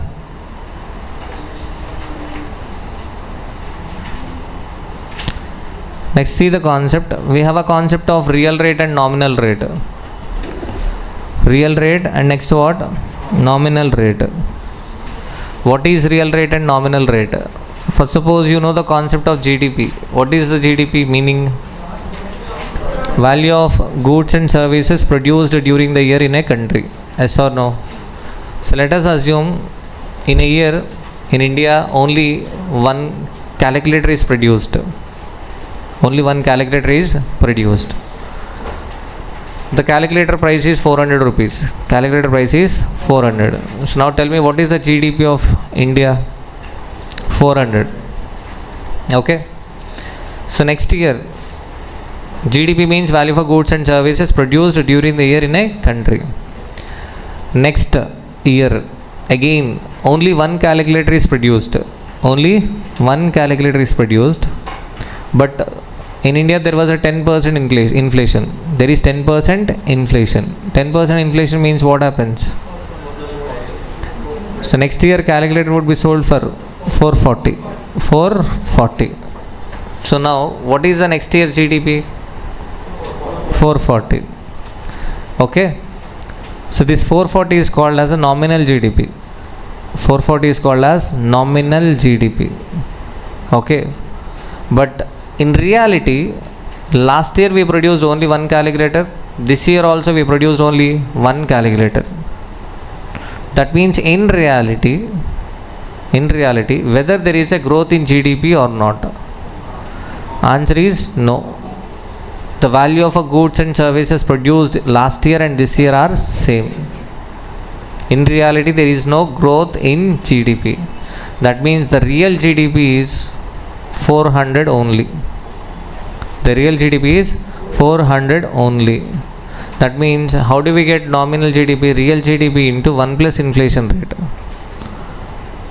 Real GDP into what? 1 plus inflation rate. Okay. So here we have a real rate and nominal rate. In MCQs they will be asking question on real and nominal rate. For example, in June 2025, Forex question. In Forex, they have asked a simple question, interest rate parity theory and purchasing power parity theory. But so in first part, what they have given inflation, they have given what? Inflation, and they asked you to find out the real rate. Real rate. Okay. See how the real rate and nominal rates are calculated. Why it is relevant in capital bursting? In capital bursting also, one machine may produce 30,000 units every year. Yes or no? 30,000 units every year. Okay.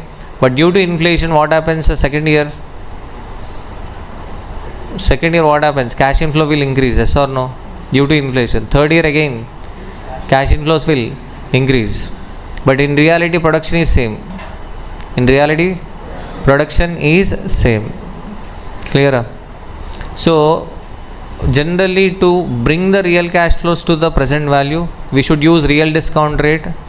And to bring the nominal cash flows to the present value, we should use nominal discount rate. Nominal discount rate means real rate plus inflation rate. Real rate plus what? Inflation rate. Nominal discount rate. Are you getting my point? For suppose 1 lakh is the cash flow, real cash flow. Inflation rate is 10%. Then what is the nominal cash flow?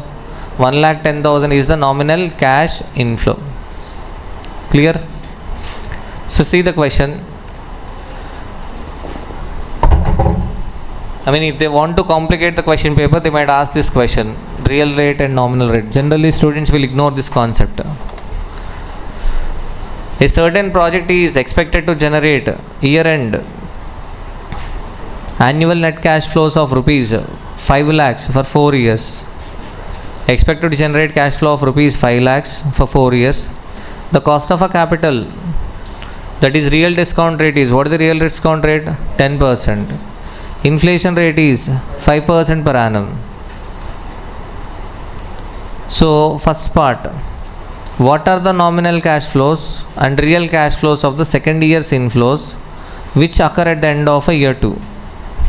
They are asking you to find out what nominal cash flow and real cash flow of the second year inflow which occur at the end of a year 2. Next, what is the present value of the inflow of the second year that you would use in determining the NPV of the project? What is the present value of the inflow of the second year that would use in determining the NPV of the project? You are not required to calculate the values, you are only required to substitute the values in appropriate formula. Okay, clear? So first they are asking what are the nominal cash flows. A certain project is expected to generate year-end cash inflows of rupees what? 5 lakhs for how many years? 4 years. Manoj, how many years? 4 years. What is the amount? 5 lakhs.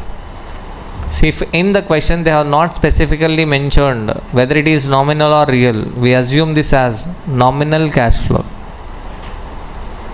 Nominal cash flow. Okay, so what is the nominal cash flow? 5 lakhs is the nominal cash flow.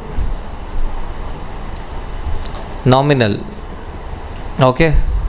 So what is the real cash flow? Real means, nominal means already inflation added. Already inflation added. Now real cash flows. Real cash flows means what? We should reduce the inflation from the nominal cash flows. So that means we should multiply or divide? We should divide. So that means what is the real cash flow here? Real cash flow is equal to 5 lakhs divided by 1.05. 5 lakhs divided by 1.05. So the answer is 4 lakh 76,190.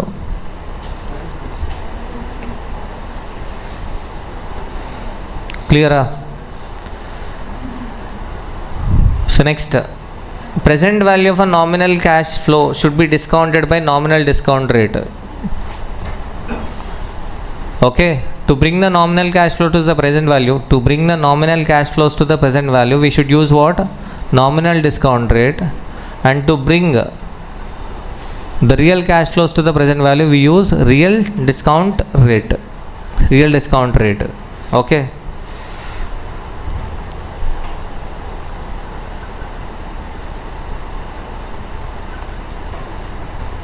See the calculation. First, are you able to understand what is real and nominal? So I have started example with what? GDP. So we produced one calculator last year. What is the price? 400. Next year we are producing again only one calculator. So real cash flow is equal to 400, but inflation 10%. That means nominal cash flow is equal to 440. Nominal cash flows 440. Okay. So here 1 plus nominal rate is equal to, nominal rate means what? We add inflation to the real cash flows, yes or no? So that's why 1 plus nominal rate, 1 plus nominal rate is equal to 1 plus real rate into 1 plus inflation rate. This is very, very important. They may ask MCQ, multiple choice question. In the past, many times this was asked. 1 plus nominal rate is equal to 1 plus real rate into 1 plus inflation rate. Are you able to understand the logic? Real cash flows, nominal cash flows. So simple example I have taken. 400 last year. This year we produce the same calculator. That means real cash flow 400, but nominal cash flow is equal to 440. That means how are we arriving this nominal? By adding inflation to the real. Okay, but here we are not directly adding, we are doing compounding. 1 plus nominal rate is equal to 1 plus real rate into 1 plus inflation rate. So here 1 plus nominal rate is equal to, real discount rate is given in the question. What is the real rate given in the question? 10%. So 1 plus 0.1 into 1 plus inflation 0.05. So that means you will get nominal rate.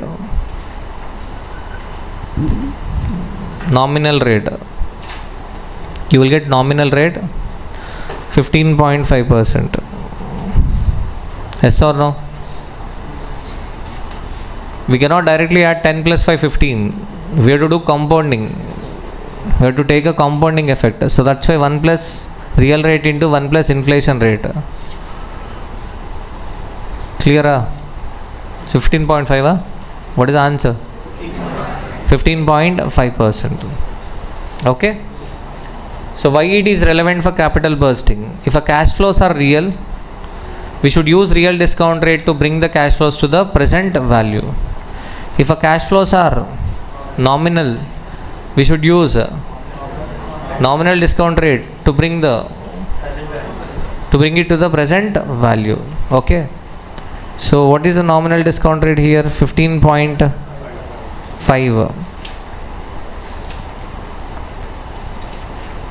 15.5%. So present value at year end 2 will be 5 lakhs divided by 5 lakhs is what? Nominal cash inflow. 5 lakhs is what? Nominal cash inflow divided by what? 1 plus I. 1.155. We should take square actually, but in study material they have taken 1.155 something. Okay. Clear? If we have to bring the year end cash flows to the present value, we should take what? 5 lakhs divided by 1.155 square. Done? For suppose real cash flow. If it is a real cash flow, then what? If it is a real cash flow, then what? First we should find out the real cash flow. How can we get the real cash flow? 5 lakhs divided by 1.05. That is to bring the year 1 cash flow.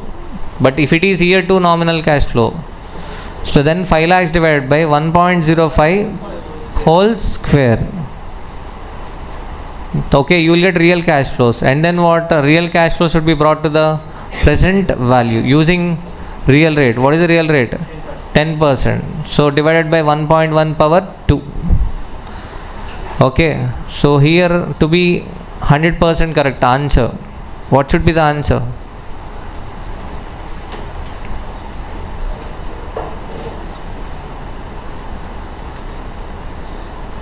Present value of nominal cash flow.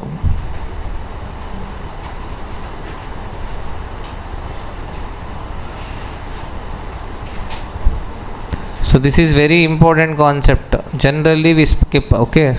In mainstream questions, we are not going to discuss this concept. So present value of a nominal cash flow. Present value of a nominal cash flow is equal to. Okay, if it is year 1, simple calculation. 5 lakhs divided by 1 plus 0.155. If it is first year, 5 lakhs divided by 1 plus 0.155 is the answer. But here the question is bring the year 2 cash flows to the present value. So that's why we should take what? Square. So the answer is, what is the answer? This concept many a times they asked as MCQ, multiple choice question. You have to understand this. 3,74,806. Next, present value of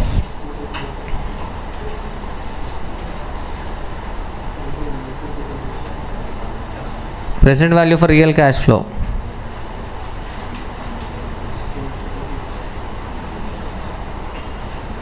Present value for real cash flow. So what is the real cash flow? Present value for real cash flow. First, this 5 lakhs is what? Nominal cash flow. First, this nominal cash flows shall be converted into real cash flow divided by 1 plus 0.05 square. We should take square. Why? Because this 5 lakhs is at the end of a second year. 5 lakhs divided by 1 plus 0.05 square. Okay, so nominal cash flows are converted into what? Real cash flows. Now divided by, we should bring it to present value using what? Real discount rate. What is the real discount rate? 1 plus 0.1 square. This will be the answer. Are you getting my point? 5 lakhs divided by 1 plus 0.05 square whole divided by 1 plus 0.1 square. What is the answer? You will get same answer. You will get the same number, 374,806.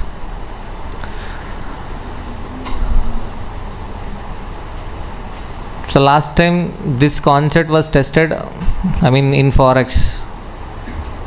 Simple. I have discussed in bullet MCQs, but whether students have done it or not, but I have discussed in bullet MCQs this concept. Okay, most frequently asked MCQ. First equation, are you able to understand this? 1 plus nominal rate is equal to 1 plus real rate plus 1 plus inflation rate. Clear? Nominal rate is equal to 15.5%. Present value of a nominal cash flow. Okay, so nominal cash flows divided by what? 1 plus inflation rate power n. Present value of nominal cash flows is equal to what? We should bring the nominal cash flows to the present value using what? Nominal discount rate. We bring the real cash flows to the present value using what? Real discount rate. We use what? Real discount rate. Is it clear? Are you able to understand this? So it is very important. Okay, we are bringing the future cash flows to the present value. If it is nominal cash flow, we bring nominal cash flows to the present value using nominal discount rate. If these cash flows are real cash flows, we bring the real cash flows to the present value using what? Real discount rate. Clear? See the next question. Super 7. This is sensitivity analysis. Super 7.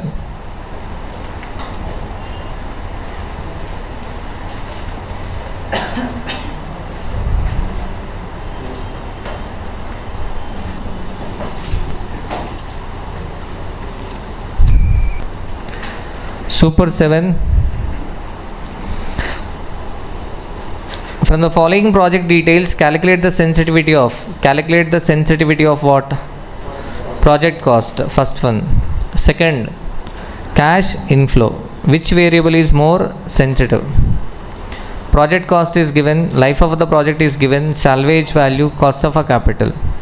Cash inflow after tax, end of year 1, 5,000, end of year 2, 5,000, end of year 3, 10% increase over year 1 inflow, end of year 4, 10% increase over year 1 inflow. Would you conclude the cost of a capital is more sensitive than 1 or 2 above? Okay. Sensitivity. First we should find out what? NPV. NPV. 0 year, what is the project cost? 12,000. What is the cash inflow? First year 5,000, second year 5,000, third year 5,500, 10% above the year 1 cash inflow. Fourth year 5,500. Okay. So how much NPV are we getting? We are getting NPV 3,199. First part, are you able to understand? 3,199. 3,199. Clear? Next, sensitivity. They are asking you to find out the sensitivity of a project cost. NPV as of now 3,199. That has to become 0. That means project cost has to increase. Project cost should increase. By what percentage? 3,199. So 3,199 divided by 12,000. 3199 divided by 12,000. So the answer is 26.66%. So 27% is the 27% is what? Sensitivity. Clear? Okay. Sensitivity. Next, second year.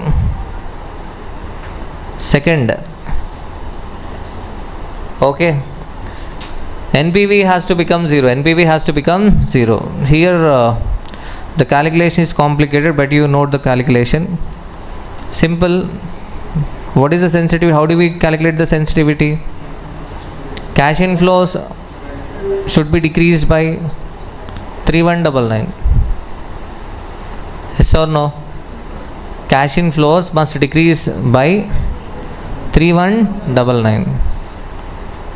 So what is the cash inflow then? What is the cash inflow? Cash inflow is equal to 4385 plus 3845 plus 3713 plus 3256. 3199 divided by 4385 plus 3845 plus 3713 plus 3256. Yes or no?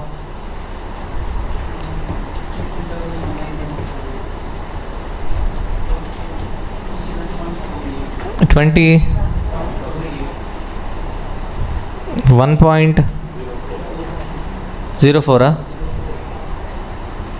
Simple calculation. 21 point what? 04%.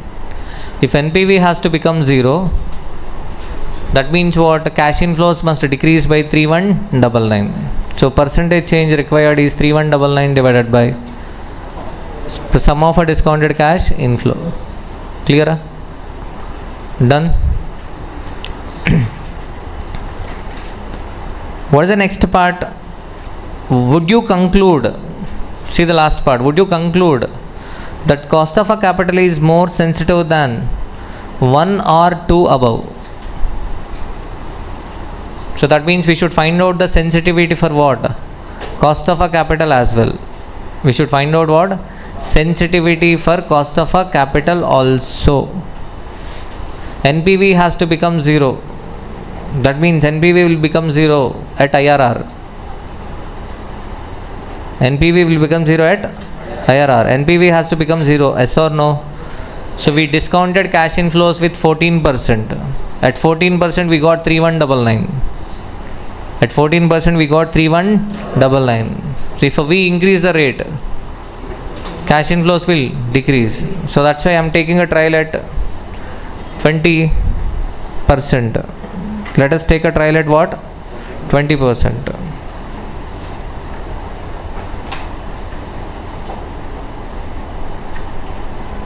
Trial at the rate of 20%. Here cash flow, PV factor at the rate of 20%, discounted cash flow. Year 1, 2, 3, 4. Cash flow 5,000,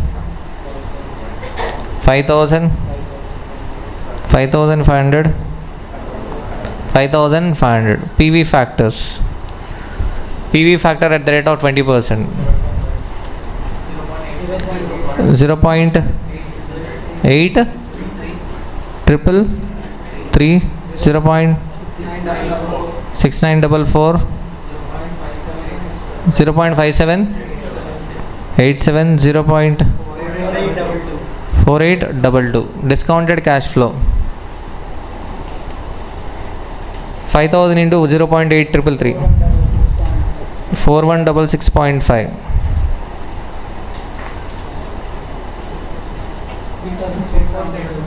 3,000 3472 3166 huh?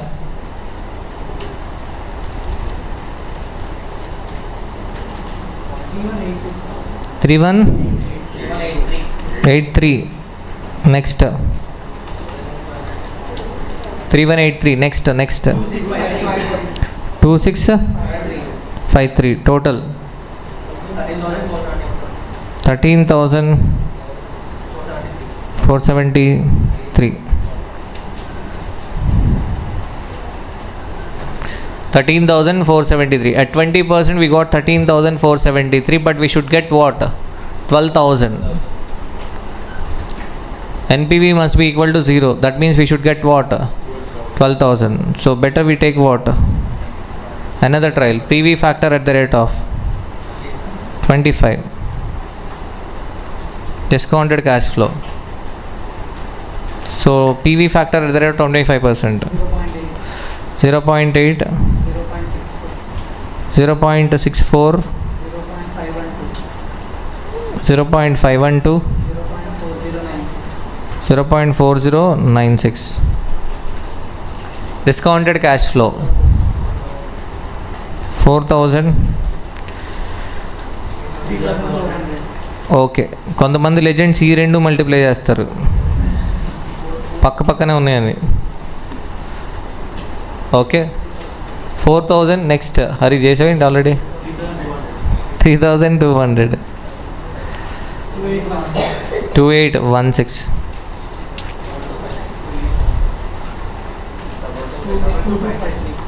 equal to 53 total 12,000. Okay,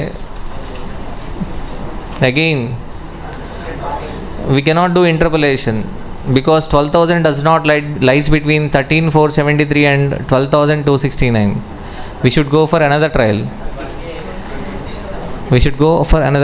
PV factor at the rate of 30. Better you take 30.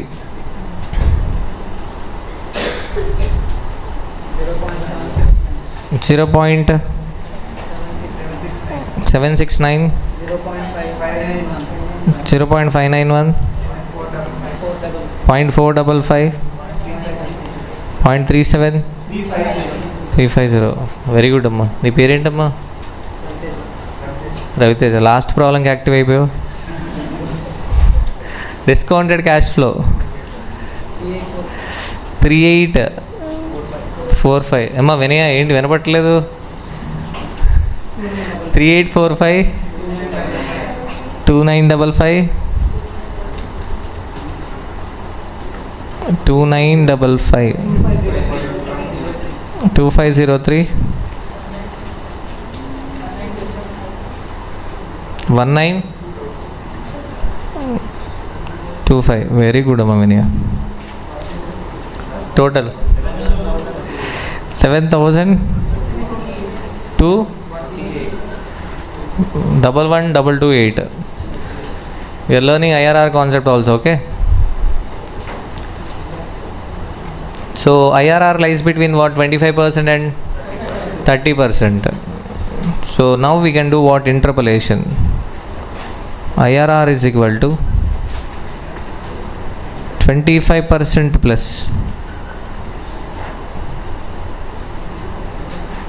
25% plus. At 25% we are getting what?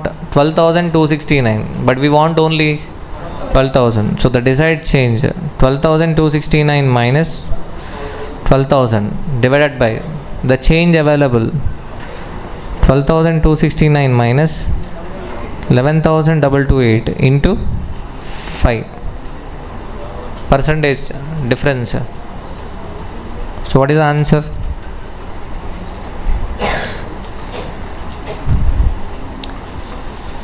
What is the answer?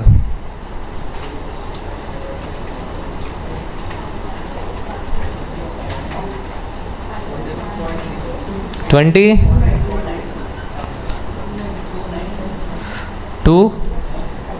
29 26.29%. 26.29% is not the final answer. 26.29 is the rate at which NPV will become 0. This is not the sensitivity. Clear? 26.29. Is it clear? Now let us find out sensitivity.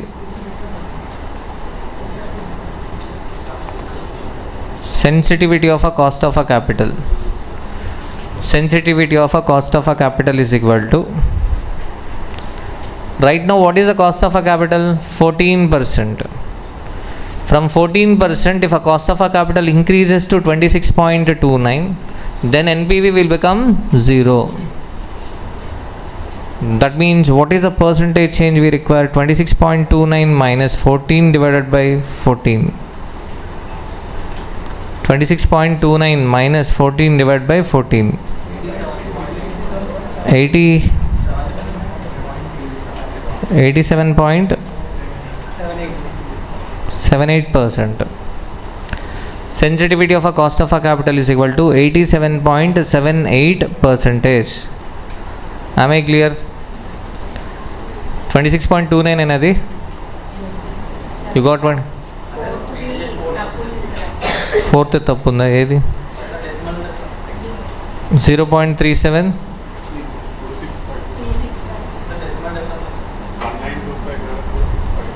1952 దగ్గర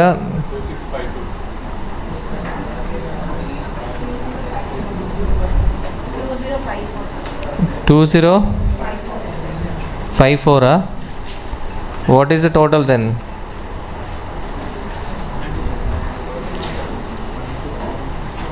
రవితేజ్ ఏంటి మళ్ళీ com అయిపోయావు? ఇదే last question.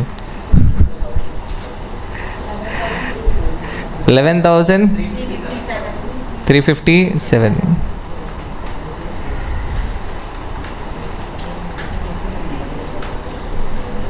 11,357. Now tell me what is the answer. 26.47. 26.47. ఇంకేమైనా ఉన్నాయా అంతేనా mistakes? చెప్పండి అమ్మా, నా కెరీర్ మీ చేతుల్లో ఉంది.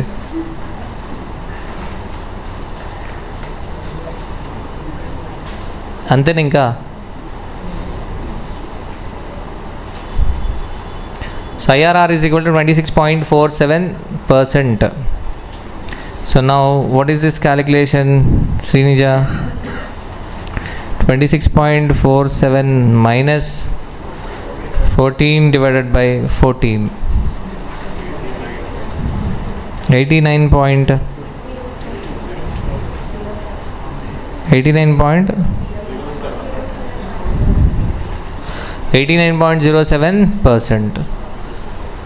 So tell me which is the most sensitive factor, cost of a capital, project cost, cash inflows,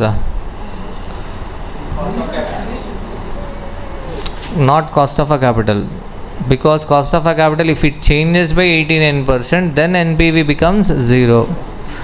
But cash flows, if they just decrease by 21%, NPV will become 0.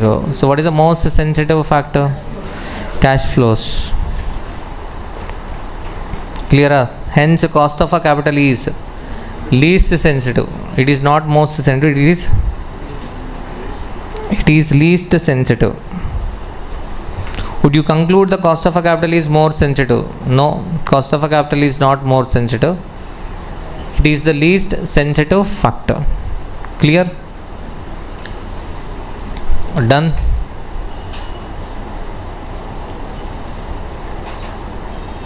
అయిపోయిందమ్మా, దండం పెడుతున్నారు. ఆన్సర్ రావట్లేదా?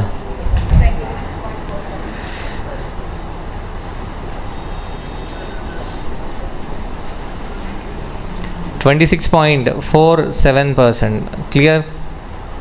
Done? So there is one more question. Actually in sheet it is missing. There is one more question. In this sheet it is missing. Okay. So that question is in study material and I have discussed in bullet MCQs. So it can be asked as MCQ or a descriptive question. Okay. Last time in Supertown I have discussed at the end that question. You go through it. You have to go through it. You have to go through that question also. Okay, study material question. Probability of NPV. So they will be asking you to find out the probability finding out the probability. The G score will be given. G score will be given in the question, Z score. So last time I have discussed in Superthon. Okay. Last question. So you have to go through that question also for ERP. Clear?